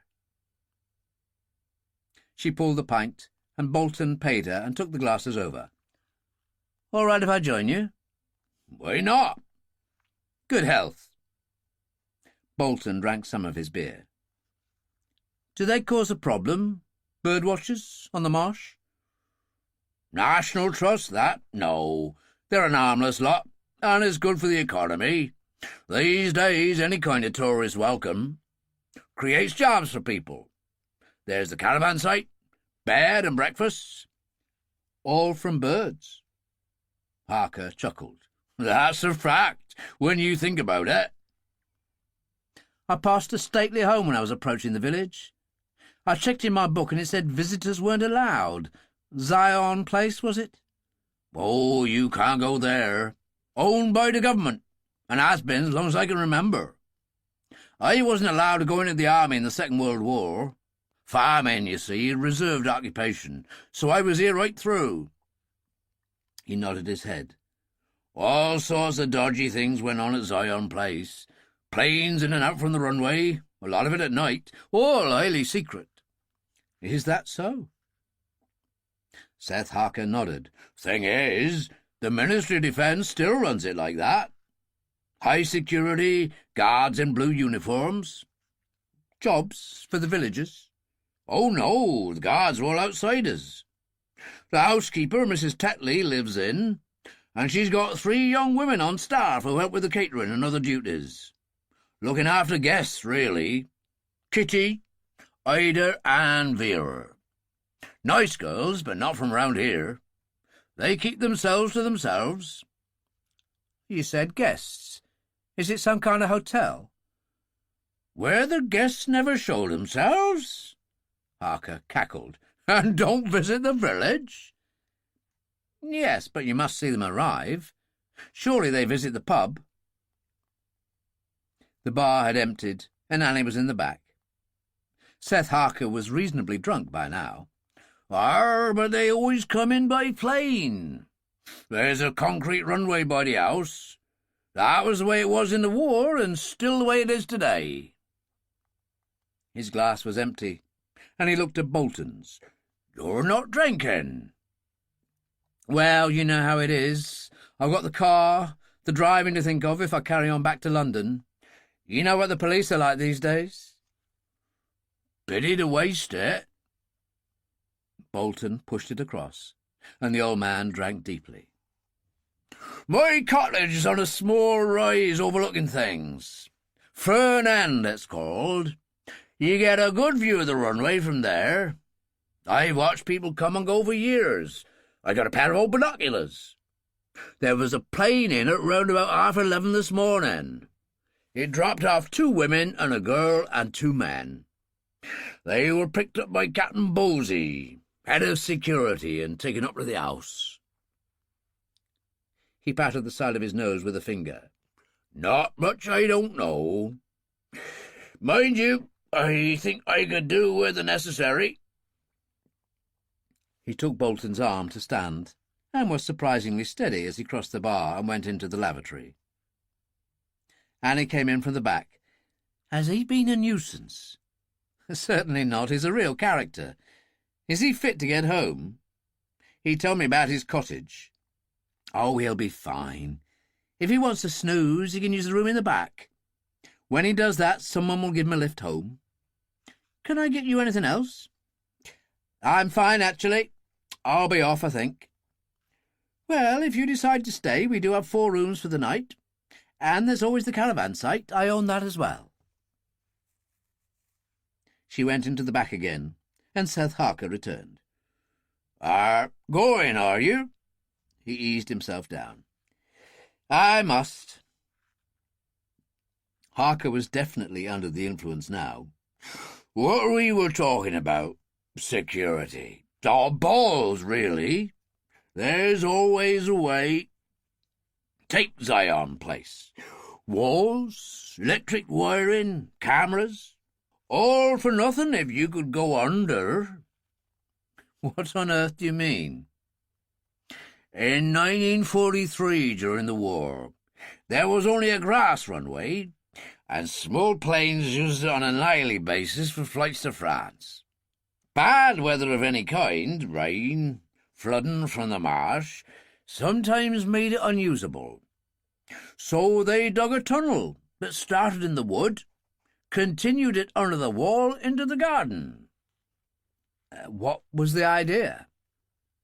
A network of clay piping under the grass from the runway that would drain into the tunnel.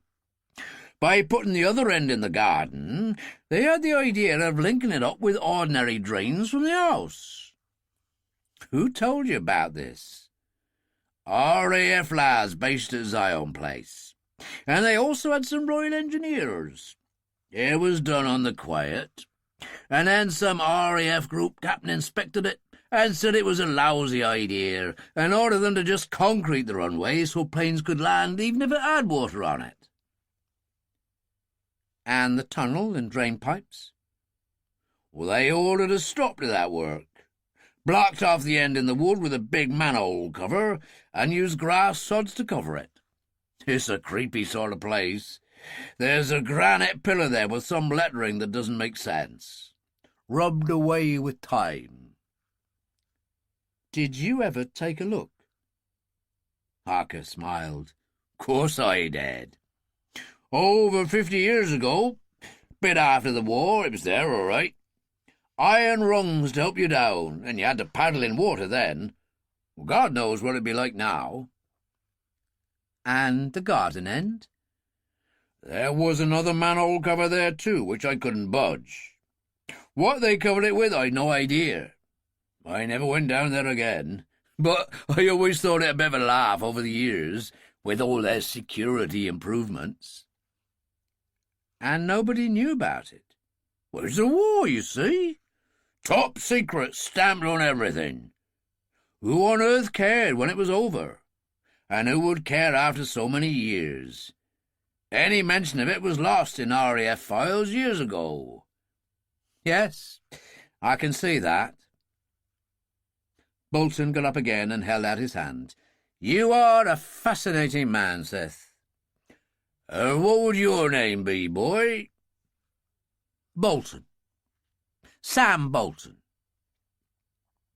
There was a kind of knowing look on Harker's face, a touch of cunning. I hope you got what you came for. I met you, didn't I? He went out, and behind him Annie came in with a long tray of glasses and put them on the bar. He's gone, has he? What a nice young man. A good listener, Seth said. I'll have another pint.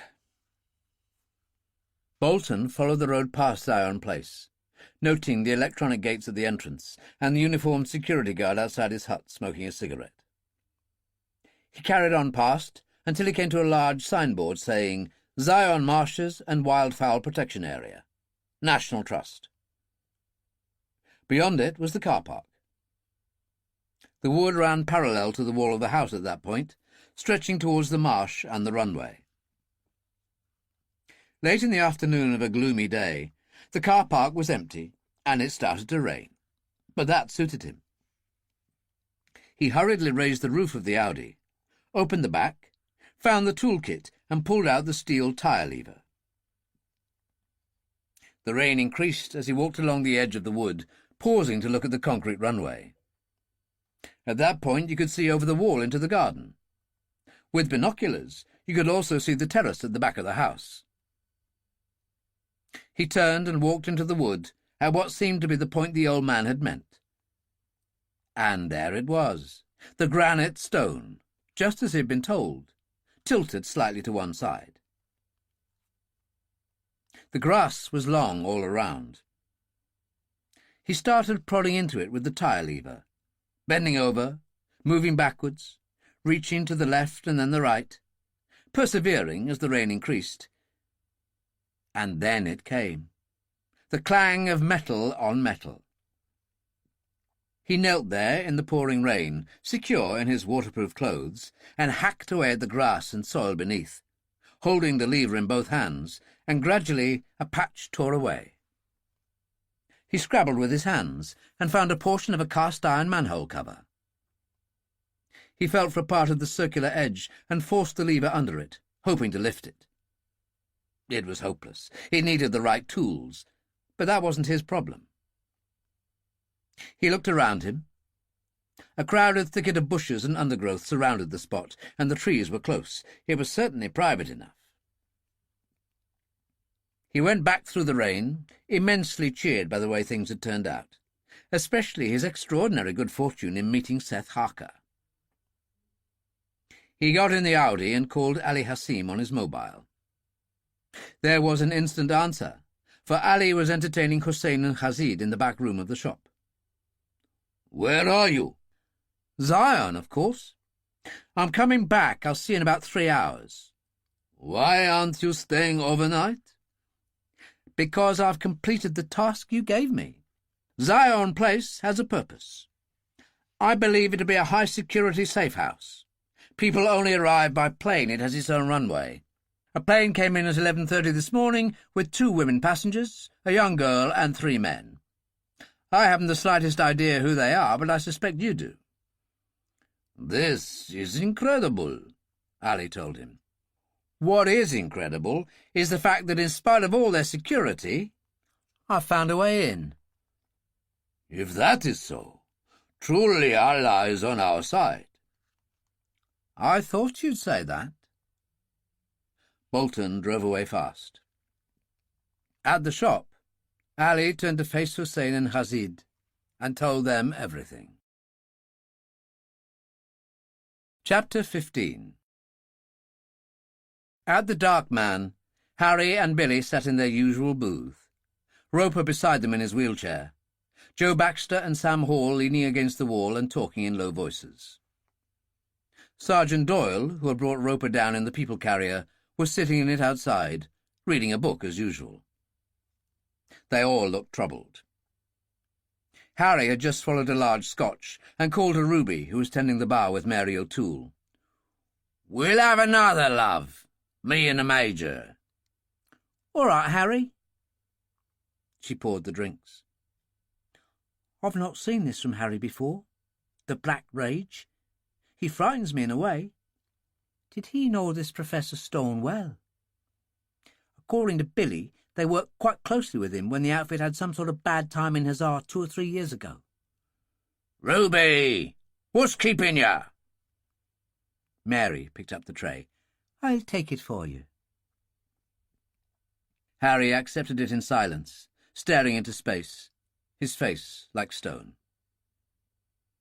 Ferguson had phoned Billy and told him that the surgeon, a Professor Vaughan at the hospital in Cambridge, unhappy with Hal Stone's condition, was holding back on the operation.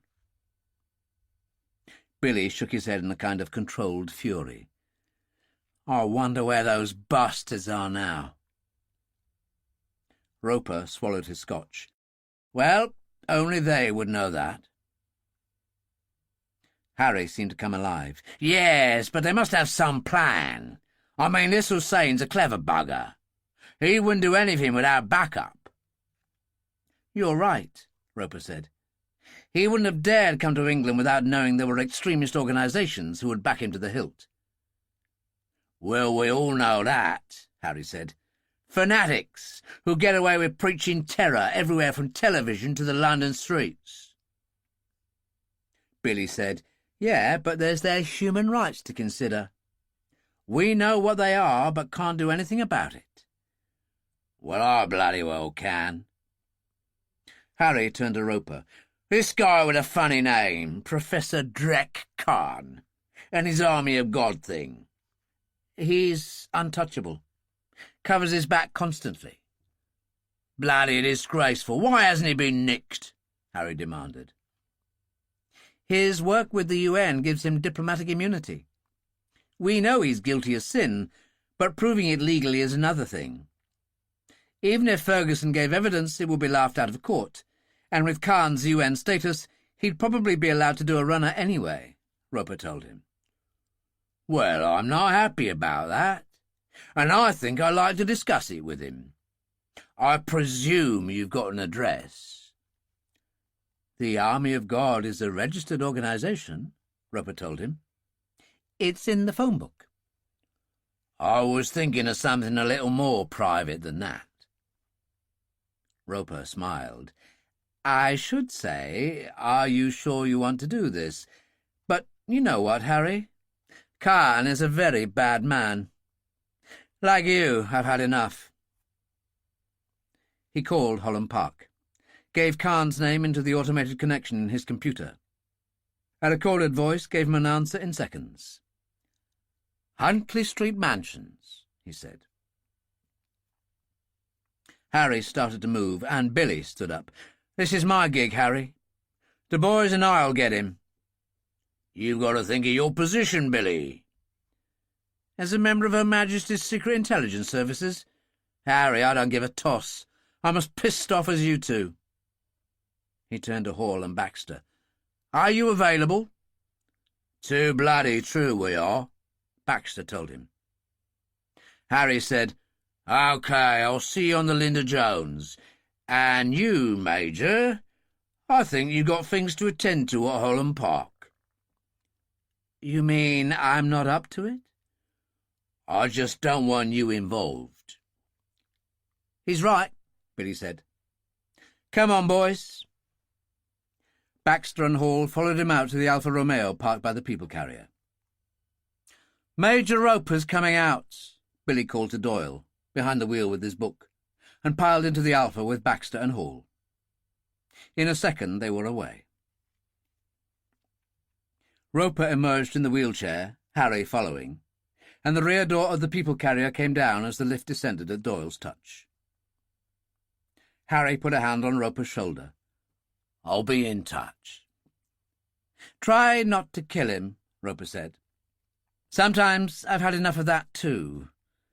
It's been a hell of a life, Harry. I know, old son. I'll try and oblige you. The lift took Roper up and inside. Doyle drove away.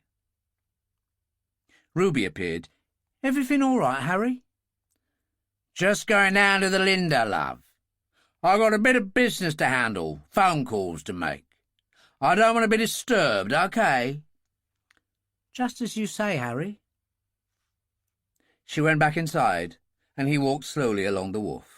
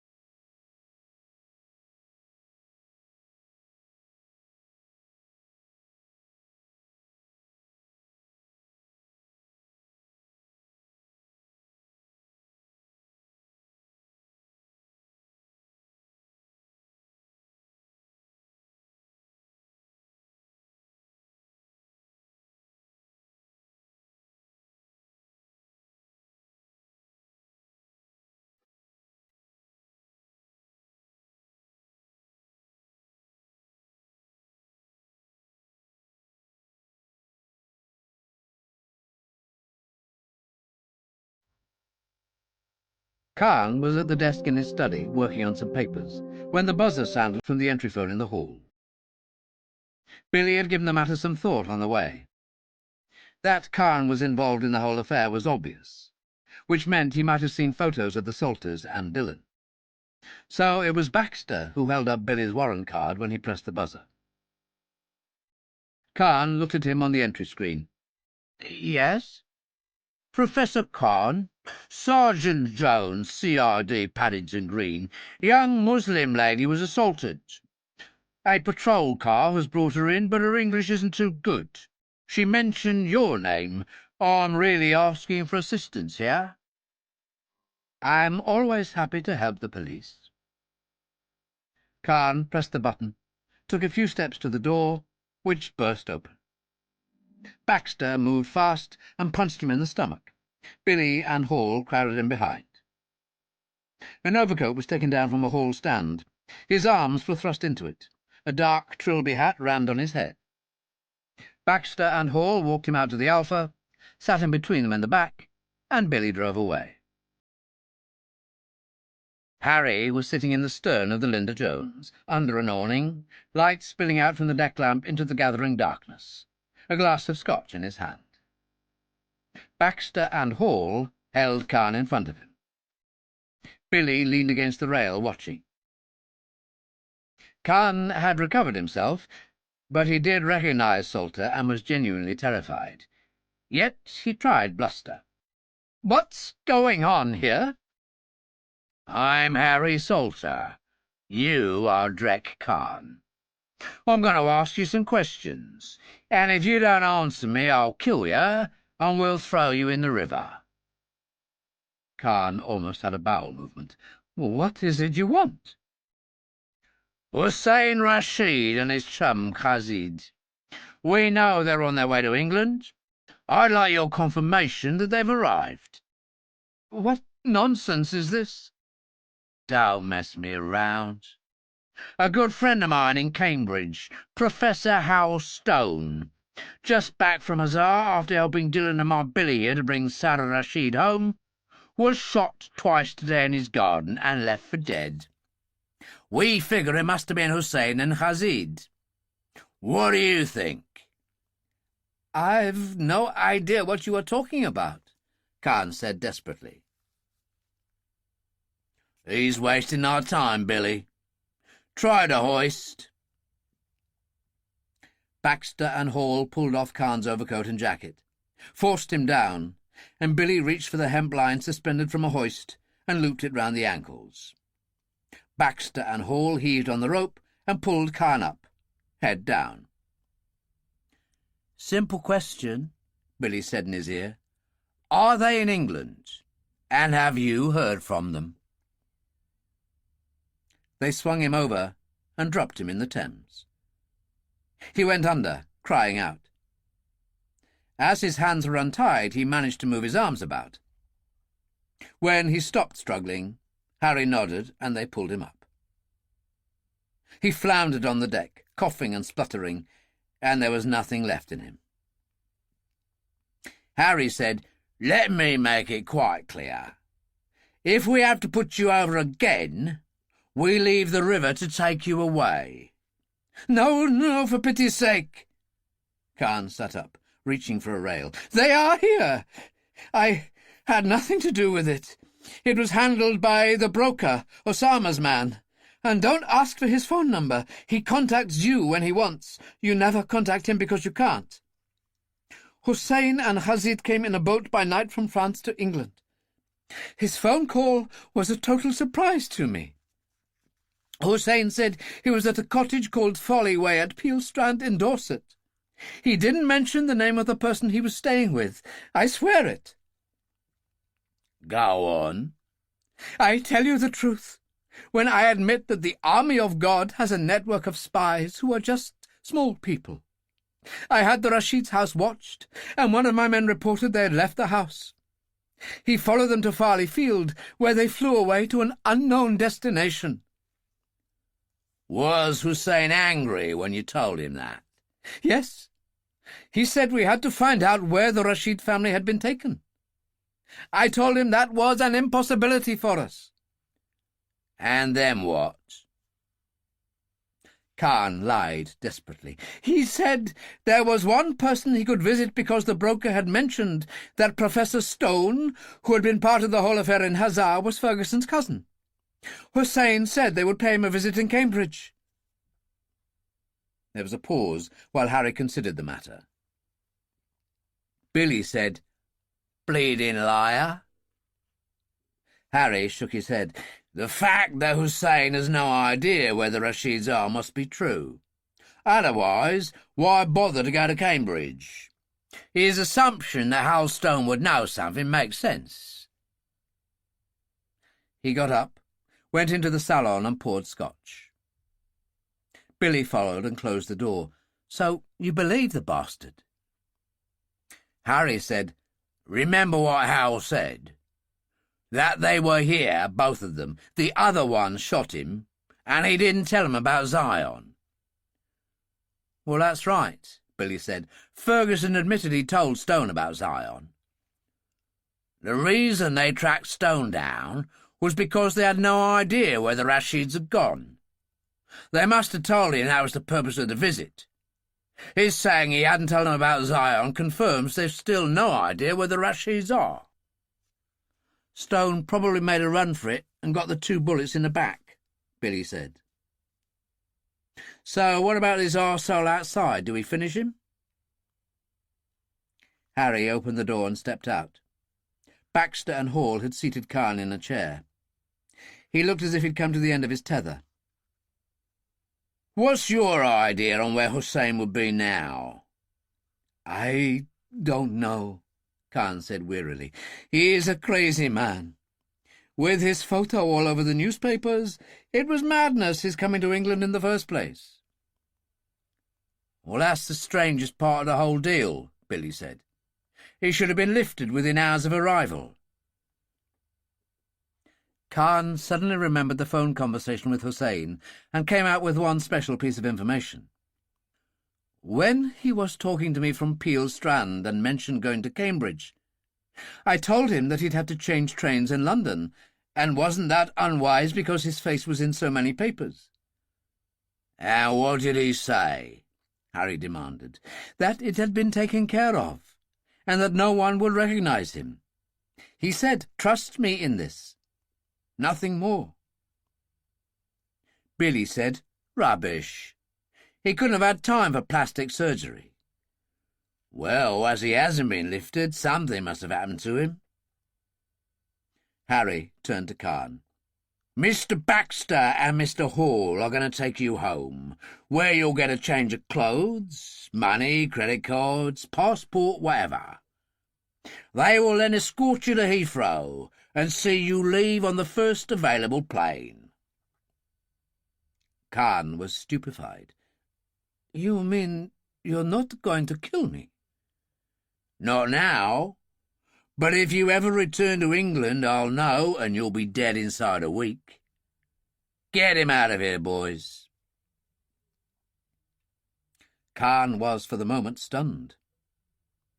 They got his jacket and overcoat on and marched him along the wharf, and it was then that he found he was experiencing the greatest feeling of relief in his life. There was also a certain satisfaction in the fact that by crediting the broker for guiding Hussein to Halstone at Cambridge, he'd been able to let Ali Hassim off the hook. Back on the boat, Billy said, "Have you turned into a big softy or something?" "Roper asked me to go easy on him. Anyway, we've managed to establish without doubt that Hussein has no idea where the Rashids are. So let's go see Roper." Roper listened to what they had to say. Harry said, "You think I did the right thing? Will he stay away?" "The question is, will the people in the larger world he's been involved with allow him to? We've known for a long time about the Al-Qaeda influence on the Army of God. What Osama will think of a man who's done a runner is anyone's guess. The broker won't be too happy either. These important men in the world of terror obviously don't like any indication that things are falling apart." "I don't give a toss about Osama and his people," Harry said. "We've got to stand up and be counted." "I agree. But the Al-Qaeda leaders in Iraq would dearly love to have another spectacular in Britain. Big Ben would be good, or Buckingham Palace. The possibilities are endless." "That would really be out of order," Harry said. Billy put in, "They'd be happy if the Queen was at home when they did it." "Bastards," Harry said. "I could show you intelligence reports indicating that at least a couple of 100 Britons have served in Al-Qaeda's Foreign Legion in Iraq. These are the things the public doesn't know about. And it's not just regular bombs they'd like to set off, but dirty bombs. Several plots involving such weapons in the UK have already been foiled," Roper noted. "We're at war, and that's the fact of it." There was a pause, and Billy said, "Which leaves us with Hussein. What are his intentions?" "Well, he's never been a bomb man," Roper said. "My bet is assassination." "Well, you mean the Prime Minister? Or someone of that level?" Harry asked. "Let's look at it this way. His intentions regarding the Rashids have been thwarted, at least for now, so he's got to find something to do. And he's changed his appearance in some way. Khan told us that. It was worth dumping Khan in the Thames to learn it." His phone went. It was Ferguson, and Roper put it on speaker. "How are things?" "He's out of surgery. Professor Vaughan says it was bad and it'll take time, but he's going to weather the storm." Harry and Billy cheered, and Roper said, "Have you managed to speak to him?" "Just a few sentences. Apparently it was Hazid who held him at gunpoint and wanted to know where the Rashids were. Hal refused to say and made a run for it to the door in the garden. Khazid shot him in the back as he pulled the bolt. He lost it then, was vaguely aware of another person rushing through, but didn't see him. "A pity," Roper told him. "Harry put the screws on Khan earlier this evening. "Rather interesting." He told of Harry's exploit with Khan and the results. Ferguson said, "Christ almighty, so we no longer know what the bastard looks like." "Or his intentions, or where he is now. The only thing we can be certain of is that he doesn't know where the Rashid family are," Roper said. "And thank God for it." "We do know one thing," Roper told him. "When he made that original phone call to Khan, he said he and Khazid had landed by boat and were with one of the broker's people at Peel Strand in Dorset, a cottage called Folly Way." "Right. I'll contact the Chief Constable of the Dorset Constabulary now. Anything else?" "The Rashids at Zion. They need to be informed of the attempt on Hal Stone's life." "It'll frighten Molly Rashid to death. They can't be reached, that's the important thing, so we can leave it for the moment." "And the others?" "I'll speak to Levin. I think he, Chomsky, and Greta deserve to know. We'll make a decision later on whether I should fly down tomorrow. I prefer to tell the Rashids personally. Dillon and I will leave in the helicopter in 30 minutes. See you soon." In the back room of the shop, Hussein and Khazid sat at the dining table with Bolton and went over the details again and again. They'd also had a CD prepared for them by the laptop man, covering every possible aspect of the village and the house, even a list of useful bird names. Khazid had found that amusing. "The most intelligent birds are crows. They can communicate with each other and count. Does that establish my credentials?" Bolton said, "Just be yourself as I did and look the part." He turned to Ali. "I'll go now and purchase the same garments, boots and so on that I used. What about a vehicle?" "Taken care of by a member of the Brotherhood in the motor trade. It's a caravanette with a bunk on either side in the rear, and cooking facilities, a family sort of thing. Popular with campers. He will also supply some tools that with luck should meet all our requirements. They will be delivered to us in a little while." As Bolton stood up, Hussein said, "One thing I must ask. You mentioned being able to look from the edge of the wood over the wall into the garden itself, and to the rear of the house, a terrace and so on. Did you see anyone?" "No. The weather was poor, heavy rain, and my binoculars were nothing special." Hussein looked at Ali. "May he remedy that and find me a pair of Zeiss glasses with top magnification." "Of course," Ali said, and nodded to Bolton. "You know who to call." "I'll take care of it." Bolton glanced at Hussein. "A privilege to serve." He went out, and Hussein said, "A good man. One of the best. Can I do anything else at the moment?" "I think not. If Khan phones, simply say I haven't been in touch with you, and you have no idea where I am." "Whatever you say." "I'll deal with the broker." "As you wish." He got up to go, and there was a knock on the door. He opened it, and the girl assistant passed him the Evening Standard. The Stop Press had a brief report that the police were pursuing inquiries into the shooting of Cambridge professor Hal Stone, who was doing as well as could be expected after successful surgery. "Perhaps you should read this." He put it on the table without a word and went out. Khazid read it first and exploded. "You said there was no pulse. You should have let me finish him." "Things happen." "Sooner or later he'll be able to talk." "So what? He can't report on my new persona because he didn't see me, which is one good thing. Another is that Ferguson has no idea we know about Zion. This will work, cousin. I feel it. Our astonishing good luck with Selim Bolton finding a way in, for example, can only be looked upon as the will of Allah himself. Be practical, cousin. We don't even know if our simple tools will move that manhole. We don't know what's down there if we can remove it. And what about the other end? It could be under 6 feet of earth, a garden rockery, anything. A reconnaissance, then, Hussein said. And how many times have we had to do that in the last 2 years of the war, cousin, and succeeded in our purpose? But what is our objective? Let's say we can force a way through this tunnel into the garden. Do we sit in a shrubbery, waiting for Sara to come out to play? And if so, what do? Shoot her? Don't be absurd. Okay, so you hope she's alone. Knock her out, fling her over your shoulder, drag her through the tunnel and drive away. Hussein sat there staring at him, and Khazid said, Of course, if anyone was with her, we'd have to shoot them, even if it was her parents.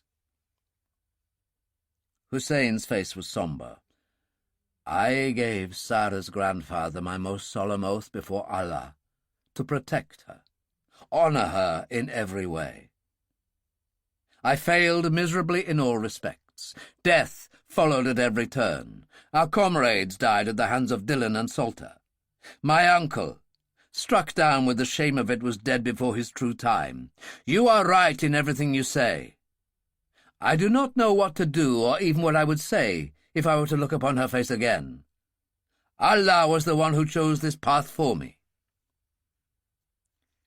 I think the truth is you never knew where everything was leading from the beginning. Khazid got up.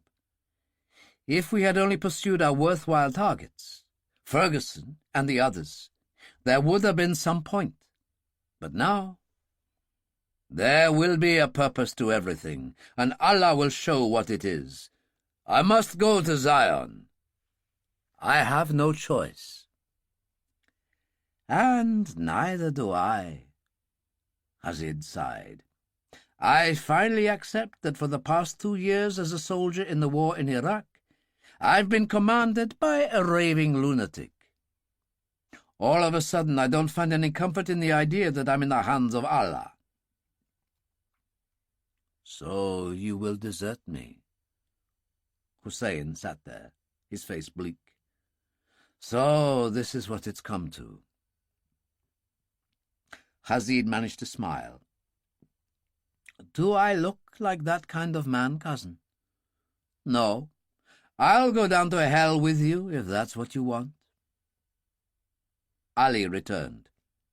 So now we wait.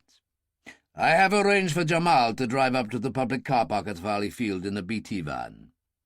He'll wait there and observe, just in case the Hawk plane gets some use. He is familiar with most of Ferguson's crowd, and will phone me the moment he has something, and I'll contact you. Good idea, Khazid told him, and Hussein's special mobile sounded. It's me, the broker said. Cambridge didn't go well, I hear. It was unfortunate and led nowhere. We have no idea where Ferguson has the Rashids. Forget the girl, the broker said. Turn to more worthy targets. Have you been in touch with Khan? No. Strange. I get no response from him, however I try. I can't help you. Where are you? A safe house, that is all I can tell you. Goodbye. Hussein looked at Ali and Khazid. So much for the broker. Can we have some coffee? In the library at Zion Place, the Russian sat having a drink in the corner, trying to absorb the bad news about Hal Stone. Caspar and Molly were watching a film in the television room, and Sara was playing Patience. Levin said, What an absolute bastard. 2 in the back. Chomsky shook his head. A hard thing to cope with. even with a great surgeon. Sara looks lonely, Greta said. I'll go and chat to her. She sat down on the other side of the table. How's it going? A bore, really? Has Professor Stone? Greta was shocked. How on earth did you know? It's my guilty secret. I've got really good hearing. I can hear people speaking 2 rooms away. I can hear the conversation in a cell phone in your hand across the table without putting it to my ear. At my school, the girls call me Gestapo bitch, because with me they had no privacy. Anyway, Professor Stone, at least he's come through surgery. That's true. And it was Hazid who shot him. It was a statement and not a query. I'm afraid so. Where do you think Hussein and Hazid are now? We've no idea, but we do know for certain that they don't know that you and your parents are here. Really? The hammer of God seems to be slipping, and that will be a first. Speaking of telephones, by the way, my mother must have had another mobile. I've heard her phoning Dr. Sampson at the hospital about the Bedford child several times. She shook her head. Very silly. Greta said gravely, I'll have to let Ferguson know. Of course. Sara got up. I'm ready for bed. I'm not going to tell them. I leave that decision to you. She went out, and Greta moved back to the others and told them. Levin called Ferguson at once, caught him with Roper at Holland Park, and gave him the bad news. "What a stupid thing to do," Ferguson said. "But don't say anything to her. I'll handle it myself. I'll fly down in the morning with Dillon and Billy. More bad news. That address in Dorset at Peel Strand, cottage called Folly Way. The Dorset police checked it out. Found the owner, one Darcus Wellington, shot dead." "Good God," Levin said. "Good God, indeed. They've traced his car to Bournemouth railway station, from where they obviously caught a fast train to London. Our boys have been busy. You see, Igor, it all starts to fit." At Holland Park, Ferguson sat in the computer room with Billy and Dillon. Roper had his scotch in his hand. "Well, here's to Dr. Molly Rashid, great surgeon and humanitarian." "The trouble is, her work's the most important thing in her life," Dillon said. "It's so important, it sweeps everything else aside." "What on earth are you implying?" Ferguson demanded of Roper. "That if I was, for example, Al-Qaeda, I'd let the word go out to sympathizers that any news of even the briefest contact with Dr. Molly Rashid and where she was would be welcome." "Stop it, Major," Ferguson said. "Bloody nonsense. All the same, we'll fly down from Farley at 9 sharp. The caravanette was packed with everything they needed, and Ali, Hussein and Hazid sat in the back of the shop for a little while in silence. After a while, Hussein said, "Bed, I think. We'll depart at 6 a.m., With 3 hours on the road, we'll reach there about 9. "It should have been a weekend," Hazid said. "More bird watchers." "The fewer the better," Hussein told him and stood up. "You will wake us, my friend?" he asked Ali. Hazid said, "I had a good friend called Hassim. They killed him in Hazar, Dillon and Salter. Could he have been kin to you?" "I think not. May he rest in peace." Hussein went upstairs, Hazid following. Ali had given them a small bedroom each. They stood on the landing, looking at each other, then parted without a word. Hazid put his flight bag on the bed, took out his silenced Walter, the clips, and the Uzi machine pistol with its spare magazine. He doubled them up with Scotch tape, so that he could reverse load when under stress. Everything was ready, including the hand grenade he'd slipped in without telling Hussein. He lay on the bed, closed his eyes, and went to sleep quickly. Next door, Hussein checked and loaded his Walter, put it back in his flight bag, knelt on the floor and said his prayers, as he had done since childhood. He closed his eyes. He was in the hands of Allah now. He had never been more certain of anything in his life. Chapter 16. At Holland Park, Roper dozed in his wheelchair in front of the screens, as he often did through the night. He usually awakened after an hour or so, checked the screens, then dozed off, and usually opened his eyes again when the pain became hard to bear. His ravaged body was long past doctor's prescriptions, but of course the cigarettes and what he called the whisky sups helped. Sergeant Doyle, on night duty, had peered through the small window in the door, as he did frequently, observed that the Major was awake, and went to the canteen and made him the kind of bacon and egg sandwich that Roper enjoyed, and took it to him. It was just before 5 o'clock in the morning, and he put it down in front of Roper. "There you go, Major. I didn't bother you with tea. I knew you'd just let it go cold. Have you had a good night?" "Sit down and join me for a while, Sergeant." Roper wolfed down the sandwich. Between midnight and dawn is the strangest time of all to be on your own, because all you've got is the past, and you know you can't alter that. "Would you want to, Major? I've spent 20 years of my life as a soldier, and I've never known a finer one than you, or a braver." "Hunched over all those bombs in good old Ireland until I made the one careless mistake over a silly little parked car." "You were doing your duty, getting the job done. We all accept what soldiering means. It comes with the Queen's shilling and the first time you put on the uniform." "Well, let's look at that," Roper said.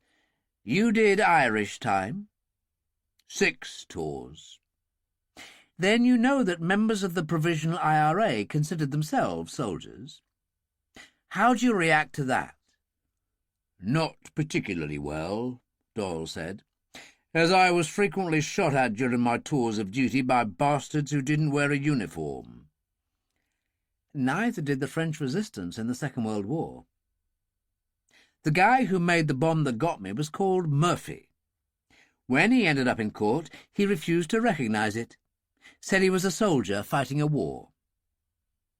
"What happened to him?" 3 life sentences in the maze. He died of cancer." Doyle thought about it. "Where's this going, Major?" "Like I said, between midnight and dawn, the past going through your head. I saw some film on television showing a British-born Muslim swearing allegiance to Al-Qaeda.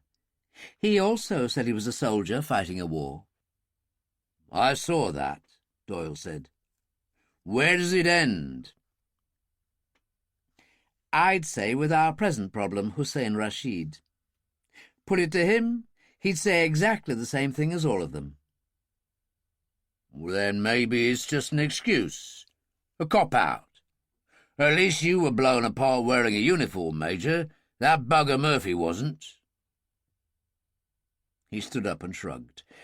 "There's no solution to it, really. I'm going to make tea now. Want some?" "Actually, I would."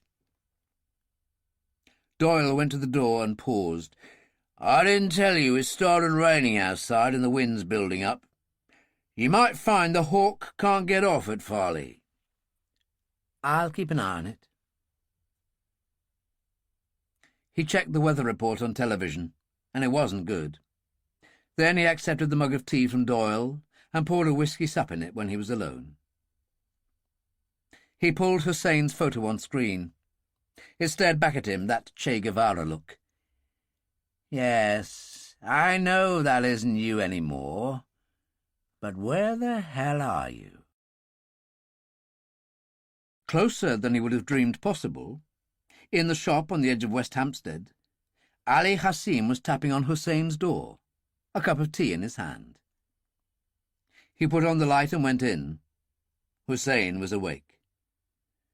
"It's earlier than you said, but the weather is not good." He put the green tea down at the side of the bed. The window rattled in the wind. Hussein said, "My thanks for the tea, but I must pray for a while. I'll be ready to leave at the time agreed. If you would turn off the light." "Of course." Ali went out, tapped on Hazid's door, and went downstairs. Roper dozed again, and came awake to find it was just 7 o'clock. At the same time, the caravanette pulled in at a little chef outside Guildford. There was a strong wind, and the rain was relentless, but Hussein and Hazid were impervious to it, thanks to the outfits Bolton had purchased. The three-quarter-length anoraks in olive green were hooded, with capacious pockets large enough for the silenced Walters they carried, including spare clips of ammunition. Waterproof bush hats, leggings, and heavy boots made short work of the weather. There were a dozen or so customers scattered around the café, mainly truck drivers from the look of what was in the car park. Hussein and Hazid sat in a corner away from anyone else. "What do we eat?" Hazid asked. "Look at the menu. The popular choice is the full English breakfast with a mug of tea." "Which includes bacon for a start." "In the circumstances, Allah will be merciful. So go to the counter and in your best broken French give the order. To be practical, I'm hungry, and we have a long day ahead of us." Hazid went and spoke to the young girl on duty, and returned and sat down. "What do you think of the caravanette? It's hardly a getaway car. The engine throbbing when you put your foot down." "It could be argued that it would be perfect for such a purpose. What police are usually chasing is the faster traffic, not the vehicle in the slow lane." "A debatable point," Hazid said. The girl brought the breakfasts and teas on a tray, put everything on the table, and departed. "My chief instructor in the camp in Algeria had a saying, 'Walk, don't run, whenever possible.' Now eat your breakfast, little brother, and shut up." It was 8 o'clock when Dillon and Billy joined Roper, and his news wasn't too good. "I've had Lacey on. He and Parry have arrived at Farley. It's not too nice. He certainly thinks it's not on for a 9 o'clock departure. They'll just have to wait for a window of opportunity. I've spoken to Ferguson. He suggested we have a quick breakfast. He'll be here for an 8:30 departure." "That's fine," Dillon said. "Are you going to join us?" "I don't think so. I had a bad night, and then this weather." He shook his head. "I think I'll check with Zion Place while you eat. See you later." Dillon and Billy left him for the canteen, and Roper called Levin. In the dining room at Zion Place, Levin, Chomsky, and Greta sat at a corner table as rain rattled against the French windows, the terrace outside streaming with it as it fell on the garden all the way to the wall and into the wood beyond. There was a certain amount of mist that made everything look a little mysterious. Various trees, masses of rhododendrons, willow trees, an old summer house, sheltered pathways running through shrubberies. Greta, who was drinking coffee and looking out, said, "Rain, bloody rain, but it suits the garden." Sara came up behind. "I heard that. It's like something out of Jane Eyre, dark and brooding." "Would you like to join us?" Greta asked. "No, I'd better go and sit in the far corner. The parents are coming down. I'll see you later." She moved across, waving cheerfully at Captain Bosey and Fletcher and Smith, two of his guards, who were eating together. A little later, Caspar and Molly arrived and joined their daughter. Kitty took their order, and went off to the kitchen. Levin's phone went. It was Roper. "How's the house party proceeding?" "Rain and even a little mist makes the garden look romantic." "What about the runway?" "I can't see from here. Hang on, and I'll go to the terrace." Which he did, going out to the hall and helping himself to an umbrella he found behind the door. He opened it and stepped out, giving Roper a running commentary.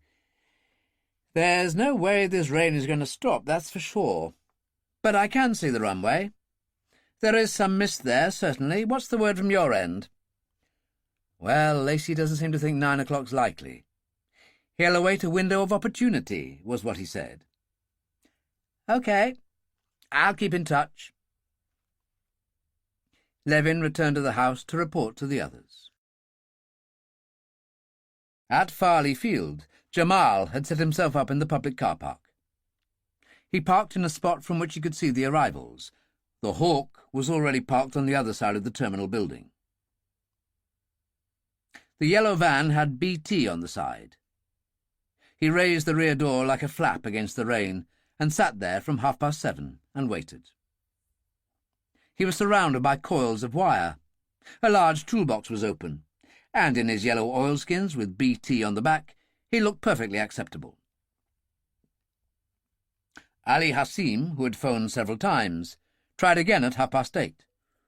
"Still nothing." "I'm afraid so.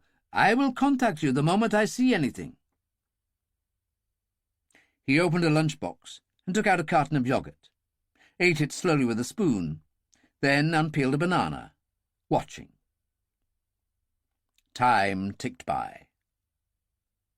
Suddenly, the people carrier from Holland Park, the vehicle which he had followed on his motorbike when it had taken the Caspars and the 3 other people to Farley, arrived. He watched it park at the end of the terminal. 3 men hurried for shelter. He knew one was Ferguson because Hassim had shown him a photo. He phoned Ali instantly. "They've arrived. Ferguson definitely and 2 other men.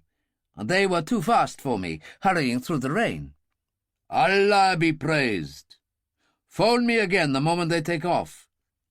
"It may be a while. The weather is not good." "So wait and watch." In the terminal building, Ferguson talked to Lacey. "What do you think?" "I don't hold out any hope of 9 o'clock. The flight down there takes an hour, a little more, depending on the wind and whether it changes direction. Maybe another half hour. That would give an estimated time of arrival of about 10:30. We'll just have to see. I suggest coffee, General." "Oh, very well." Ferguson wasn't pleased. He phoned Levin. 9 o'clock and waiting. Lacey still has hopes. I'll call you." He shrugged and said to Dillon and Billy, "Can't be helped. Let's find that coffee." At Zion, the caravanette had arrived 20 minutes earlier and passed through the village with Hazid at the wheel, following Bolton's instructions, passing the house and the electronic barrier at the estate entrance with the guardhouse beside it. Further along, they came to the sprawling country car park surrounded by high hedges and the wood on the other side. There was one thing that Bolton had failed to mention: a brick public convenience. As for the car park, at that moment there wasn't a single vehicle parked there. Hazid got out. "I have an idea." He went to the public convenience, looked behind it, and returned. "I think I could squeeze the caravanette around the back of it." "No, we won't do that," Hussein said. "Remember what I said. Walk, don't run. We are harmless eccentrics who prefer to be out in the pouring rain watching birds to sitting at home. We've nothing to hide. Just park us there by the wood. The gate guard can't see down here anyway." His phone went. It was Ali, who described the situation at Farley. Hussein took the news quite calmly. "Call me the moment the Hawk leaves." "Where are you?" Where we are supposed to be. Now don't bother me until you have news. Rashid said, "What's happening?" "Jamal at Farley has seen the Hawk waiting, and Ferguson and 2 men arrive, probably Dillon and Billy Salter. He will inform Ali the moment the Hawk takes off. I know that plane. I've flown one. I'd say in good weather it would be here at Zion in an hour, maybe a little more today." "Allah preserve us," Rashid said in awe. "Ferguson himself on the terrace of that house? The British Prime Minister's head of security, a man with huge links to the American president. What a target! This changes everything. Our place in heaven is assured." "It changes nothing," Hussein told him. "First, we need to get into the grounds, fool. So, orders. The large pockets in our anoraks will carry our weapons and additional ammunition with no problem, even your Uzi with the stock folded. We leave the flight bags locked in the caravanette. You can carry the canvas bag with the toolkit. I will have my Zeiss glasses around my neck, and then into the wood with us." "To watch birds," Rashid answered. "Of course. And if any bird watchers as crazy as us turn up in this weather, remember you're French." He led the way along the side of the wood towards the runway end, checking his watch and finding it was just after 9.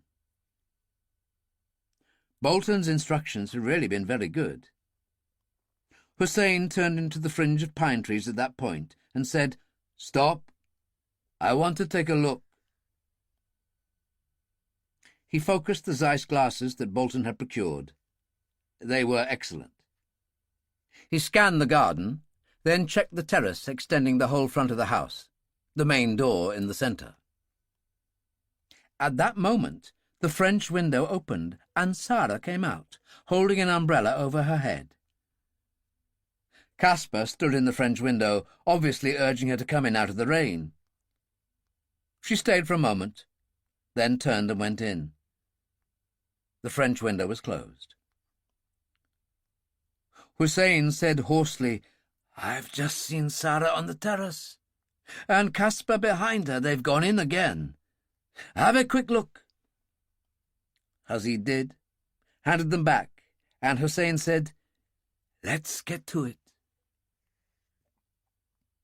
Within a few minutes, thanks to Bolton's briefing, they forced their way through the thicket and found the stone. "Excellent." He stamped around, kicking in the grass, and Rashid unfolded the canvas toolkit. There were 2 small steel spades and 2 lengthy crowbars ranged along the bottom of the bag, a sledgehammer, and a torch. There was also a dark green waterproof cape, to hide an open hole if necessary. Remembering what Bolton had told them he had done, Hussein tapped around in the turf and heard the clang of metal on metal. "Now the spades," he said. "Come on, both of us." They attacked savagely, and the pointed steel blades tore into the turf, turning it over, soon revealing a circular iron manhole. It was worn with the years, pitted, but it was still possible to read the manufacturer's name. Watson and Company, Canal Street, Leeds. They looked at it in silence. "Amazing," Rashid said. "After all these years." "Try moving it," Hussein told him. There was a steel handle in a cup setting in the centre. Rashid pushed one of the crowbars through and heaved. Nothing much happened, and at that moment Hussein's mobile sounded. He answered at once and found Ali there. "Jamal has just called me. Although the weather is still poor here, the Hawk has just departed. It's 9:30. Does everything go well?" "We found the entrance, but I've no time to talk." He slipped the phone in his pocket and took the other crowbar from the bag, inserted it, and they heaved together, without success. Take some of the smaller tools, the screwdrivers, and we'll scrape round the edges of the circle. That was Ali. Jamal reports the Hawk departing at 9:30. He scraped away furiously, as did Rashid. That would mean an ETA of 10:30, plus the drive from the runway. I'd say they'd arrive at the house at about 10:45. Now, put your back into it, little brother. The manhole cover moved with a strange kind of groan, tilted, and broke free. They carried it further into the thicket and dumped it in the long grass. "You first," Hussein said to Rashid, and pulled the cape from the tool bag. "I'll pass it to you. There seem to be rungs down into this thing." Rashid did as he was told, the torch in one hand. His voice echoed up. "It's about 5 feet in diameter. Drop the bag." Hussein did so, spread the cape on the ground, went a few steps down the rungs and reached up to pull the cape over the hole. It was green in colour, and with any luck it could be undetected for a very long time. The beam from the torch in Rashid's hand picked out the tunnel ahead. Its curved sides were concrete and very wet, and the drip of water could be heard. "Must be leakage of some kind," Rashid said. He moved ahead, bending over slightly, oblivious in his stout boots to the sludge under his feet. There was a smell, but it wasn't unpleasant. Rather like walking through a wood in the rain, earthy and damp. In his head, Hussein moved in slow motion as if in a dream. The sight of Sara under that umbrella had shocked him. It was the reality of her presence after the things that had gone before. The journey from Hazar, so much violence and death. Now she was near, and there was little doubt what Rashid would expect to do. And Rashid was right to expect such a thing. They were soldiers, fighting in a war, one of the worst of modern times, which, one way or another, had cost the lives of many thousands of his fellow Iraqis, including his parents. It would be the worst kind of dishonour to fail them all now, even at the cost of his life. He saw all this so clearly. He was the hammer of God, and he had never failed in his duty. There was the same kind of ladder in a brick wall ahead of them. He said to Rashid, "Mount a few rungs with a crowbar, and see what you can do. I'll brace you." Rashid put down the lantern, mounted to the right level, and got to work, as Hussein took his weight. He was having difficulty, but a crack was obvious at the left-hand side of the manhole cover, the decay of the years. "I can get the end of the crowbar in there. I'll hold it with one hand while you get the hammer and swing it against the end." Hussein did exactly that, and everything happened in a rush, 2 or 3 bricks tumbling down. He jumped out of the way, then pushed his hands into Rashid's back, holding him firmly, while the manhole cover seemed to slide to one side, and a considerable amount of earth showered in. Hussein shook it off. "Go through. See where we are," he ordered. Rashid mounted the rungs further, pushing the lid right to one side, and emerged, heavy rain pouring down, in the middle of a mass of rhododendron bushes, surrounded by willow trees, and close to a summer house, styled in the manner of a pagoda. He was hidden from any kind of view, although a narrow path was near at hand, a walkway through the heavy foliage. There was the house, and the front door, the terrace on either side, a glimpse of someone passing the French windows.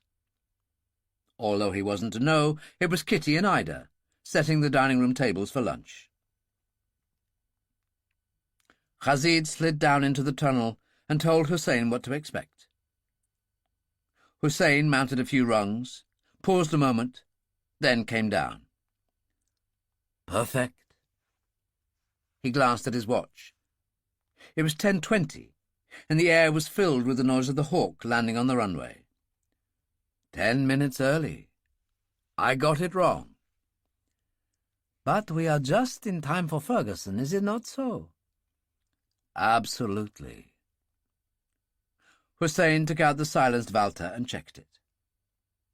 Hazid did the same with his, leaving the Uzi in the other capacious pocket, already loaded with the tape magazines. He left in his breast pocket the hand grenade he had taken from Darcus Wellington's collection without telling Hussein. So Sara is no longer a problem, he said. It will be Ferguson. Hussein nodded slightly. Yes, Ferguson, because it must be so. I see now I was very wrong where Sara was concerned. My duty lies elsewhere. He smiled. Sometimes you see truth more easily than I do. A hard lesson for me to learn. He kissed Hazid on each cheek. I will meet you in paradise, little brother. And I you. Tears stained Hazid's face, and he gave his leader a fierce hug.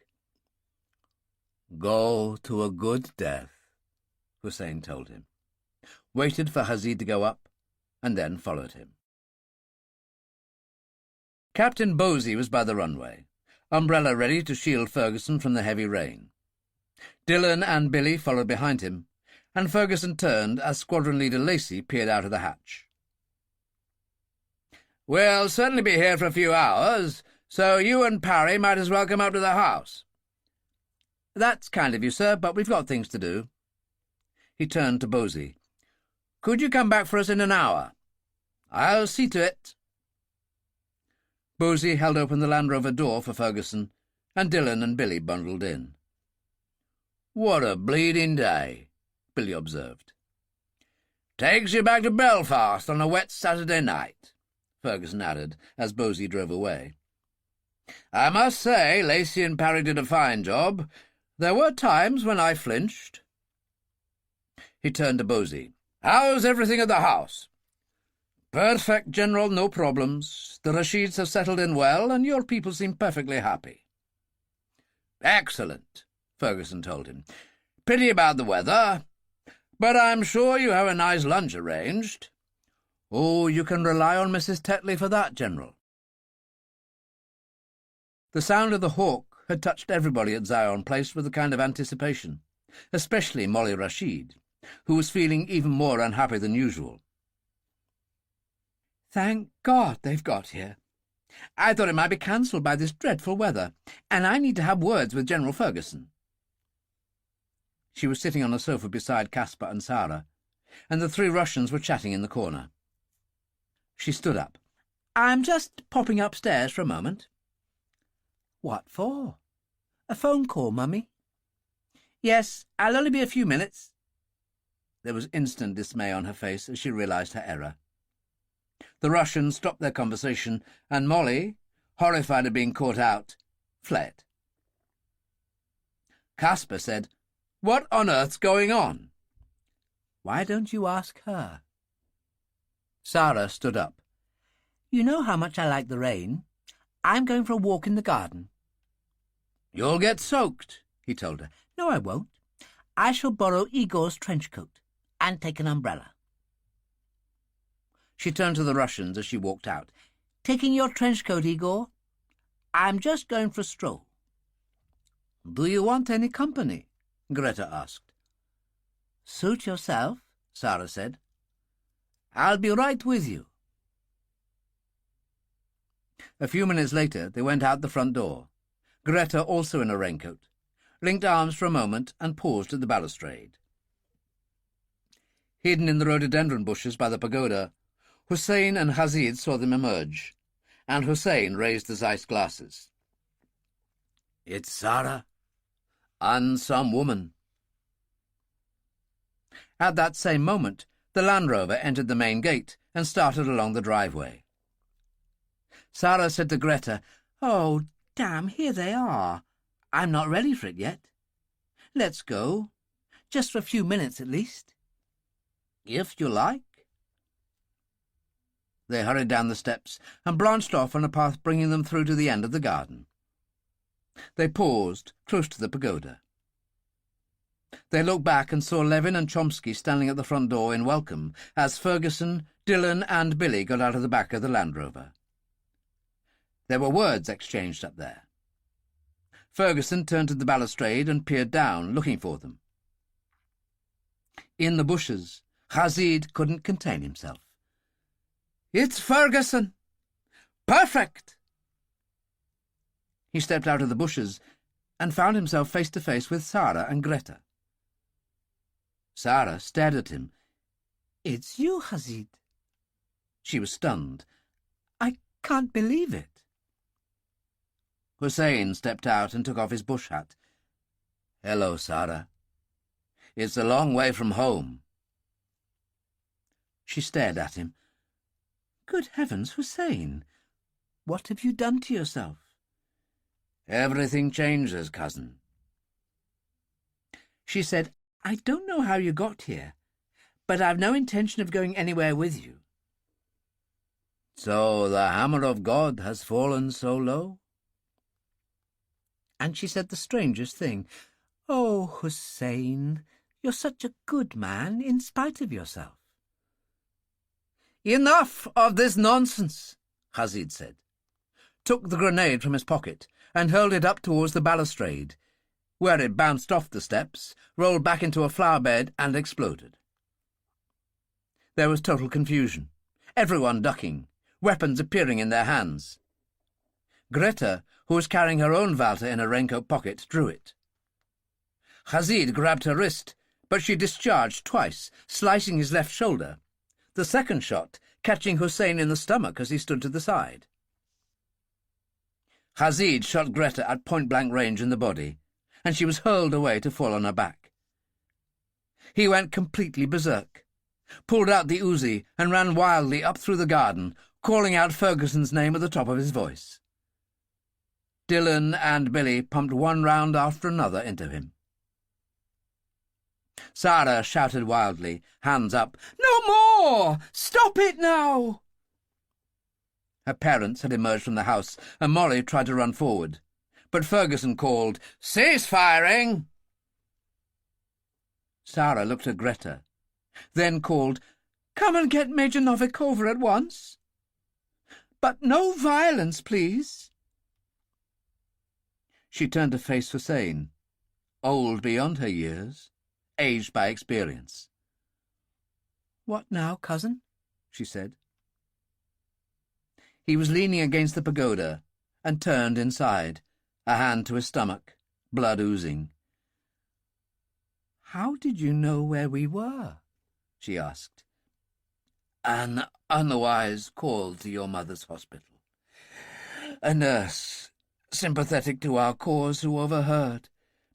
But no matter. This is our final meeting, Sara.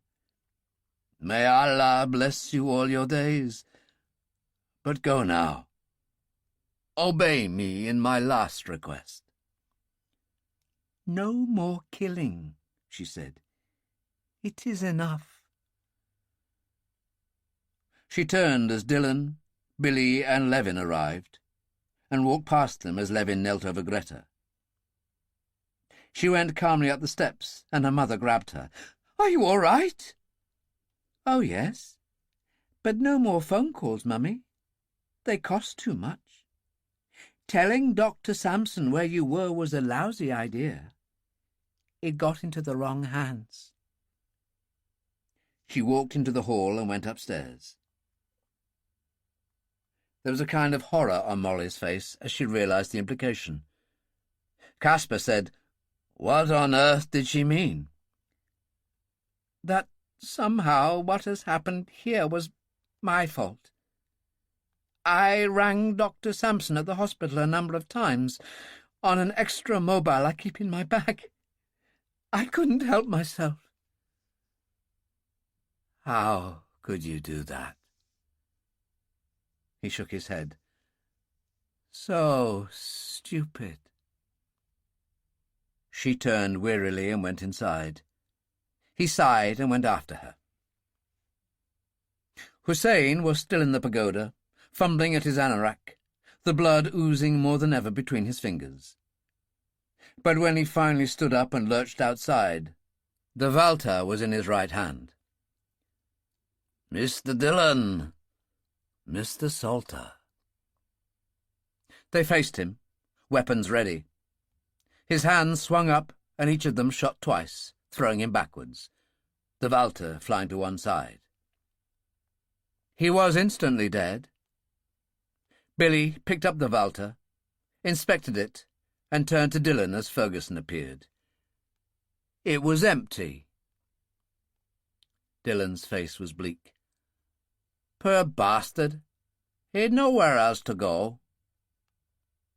He turned to Ferguson. "Greta?" "Levin thinks she'll be all right. Ambulance on its way." "And the bodies?" "The usual disposal team. I'll send in the order to Roper now. Hussein Rashid and this chap Hazid ceased to exist. It never happened." Dillon nodded. "Do you ever wonder what it's all about?" "No, I've no bloody time. It's the world we live in. It's what we have to do to survive these days, with enemies like the broker and Osama, Khan and people like him. So, let's get back to London and get on with it." He turned and walked away as an ambulance drew up on the terrace and 3 paramedics piled out, came down the steps and hurried to where Levin crouched over Greta. Dillon turned to Billy. "OK, you heard the man." And they followed Ferguson up to the terrace and into the house. That was The Killing Ground by Jack Higgins, read by Jonathan Oliver. This program was produced by ID Audio. A HarperCollins audiobook. Text copyright Harry Patterson, 2008. Production copyright 2017 by HarperCollins Publishers. All rights reserved. Jack Higgins asserts the moral right to be identified as the author of this work. Thank you for listening.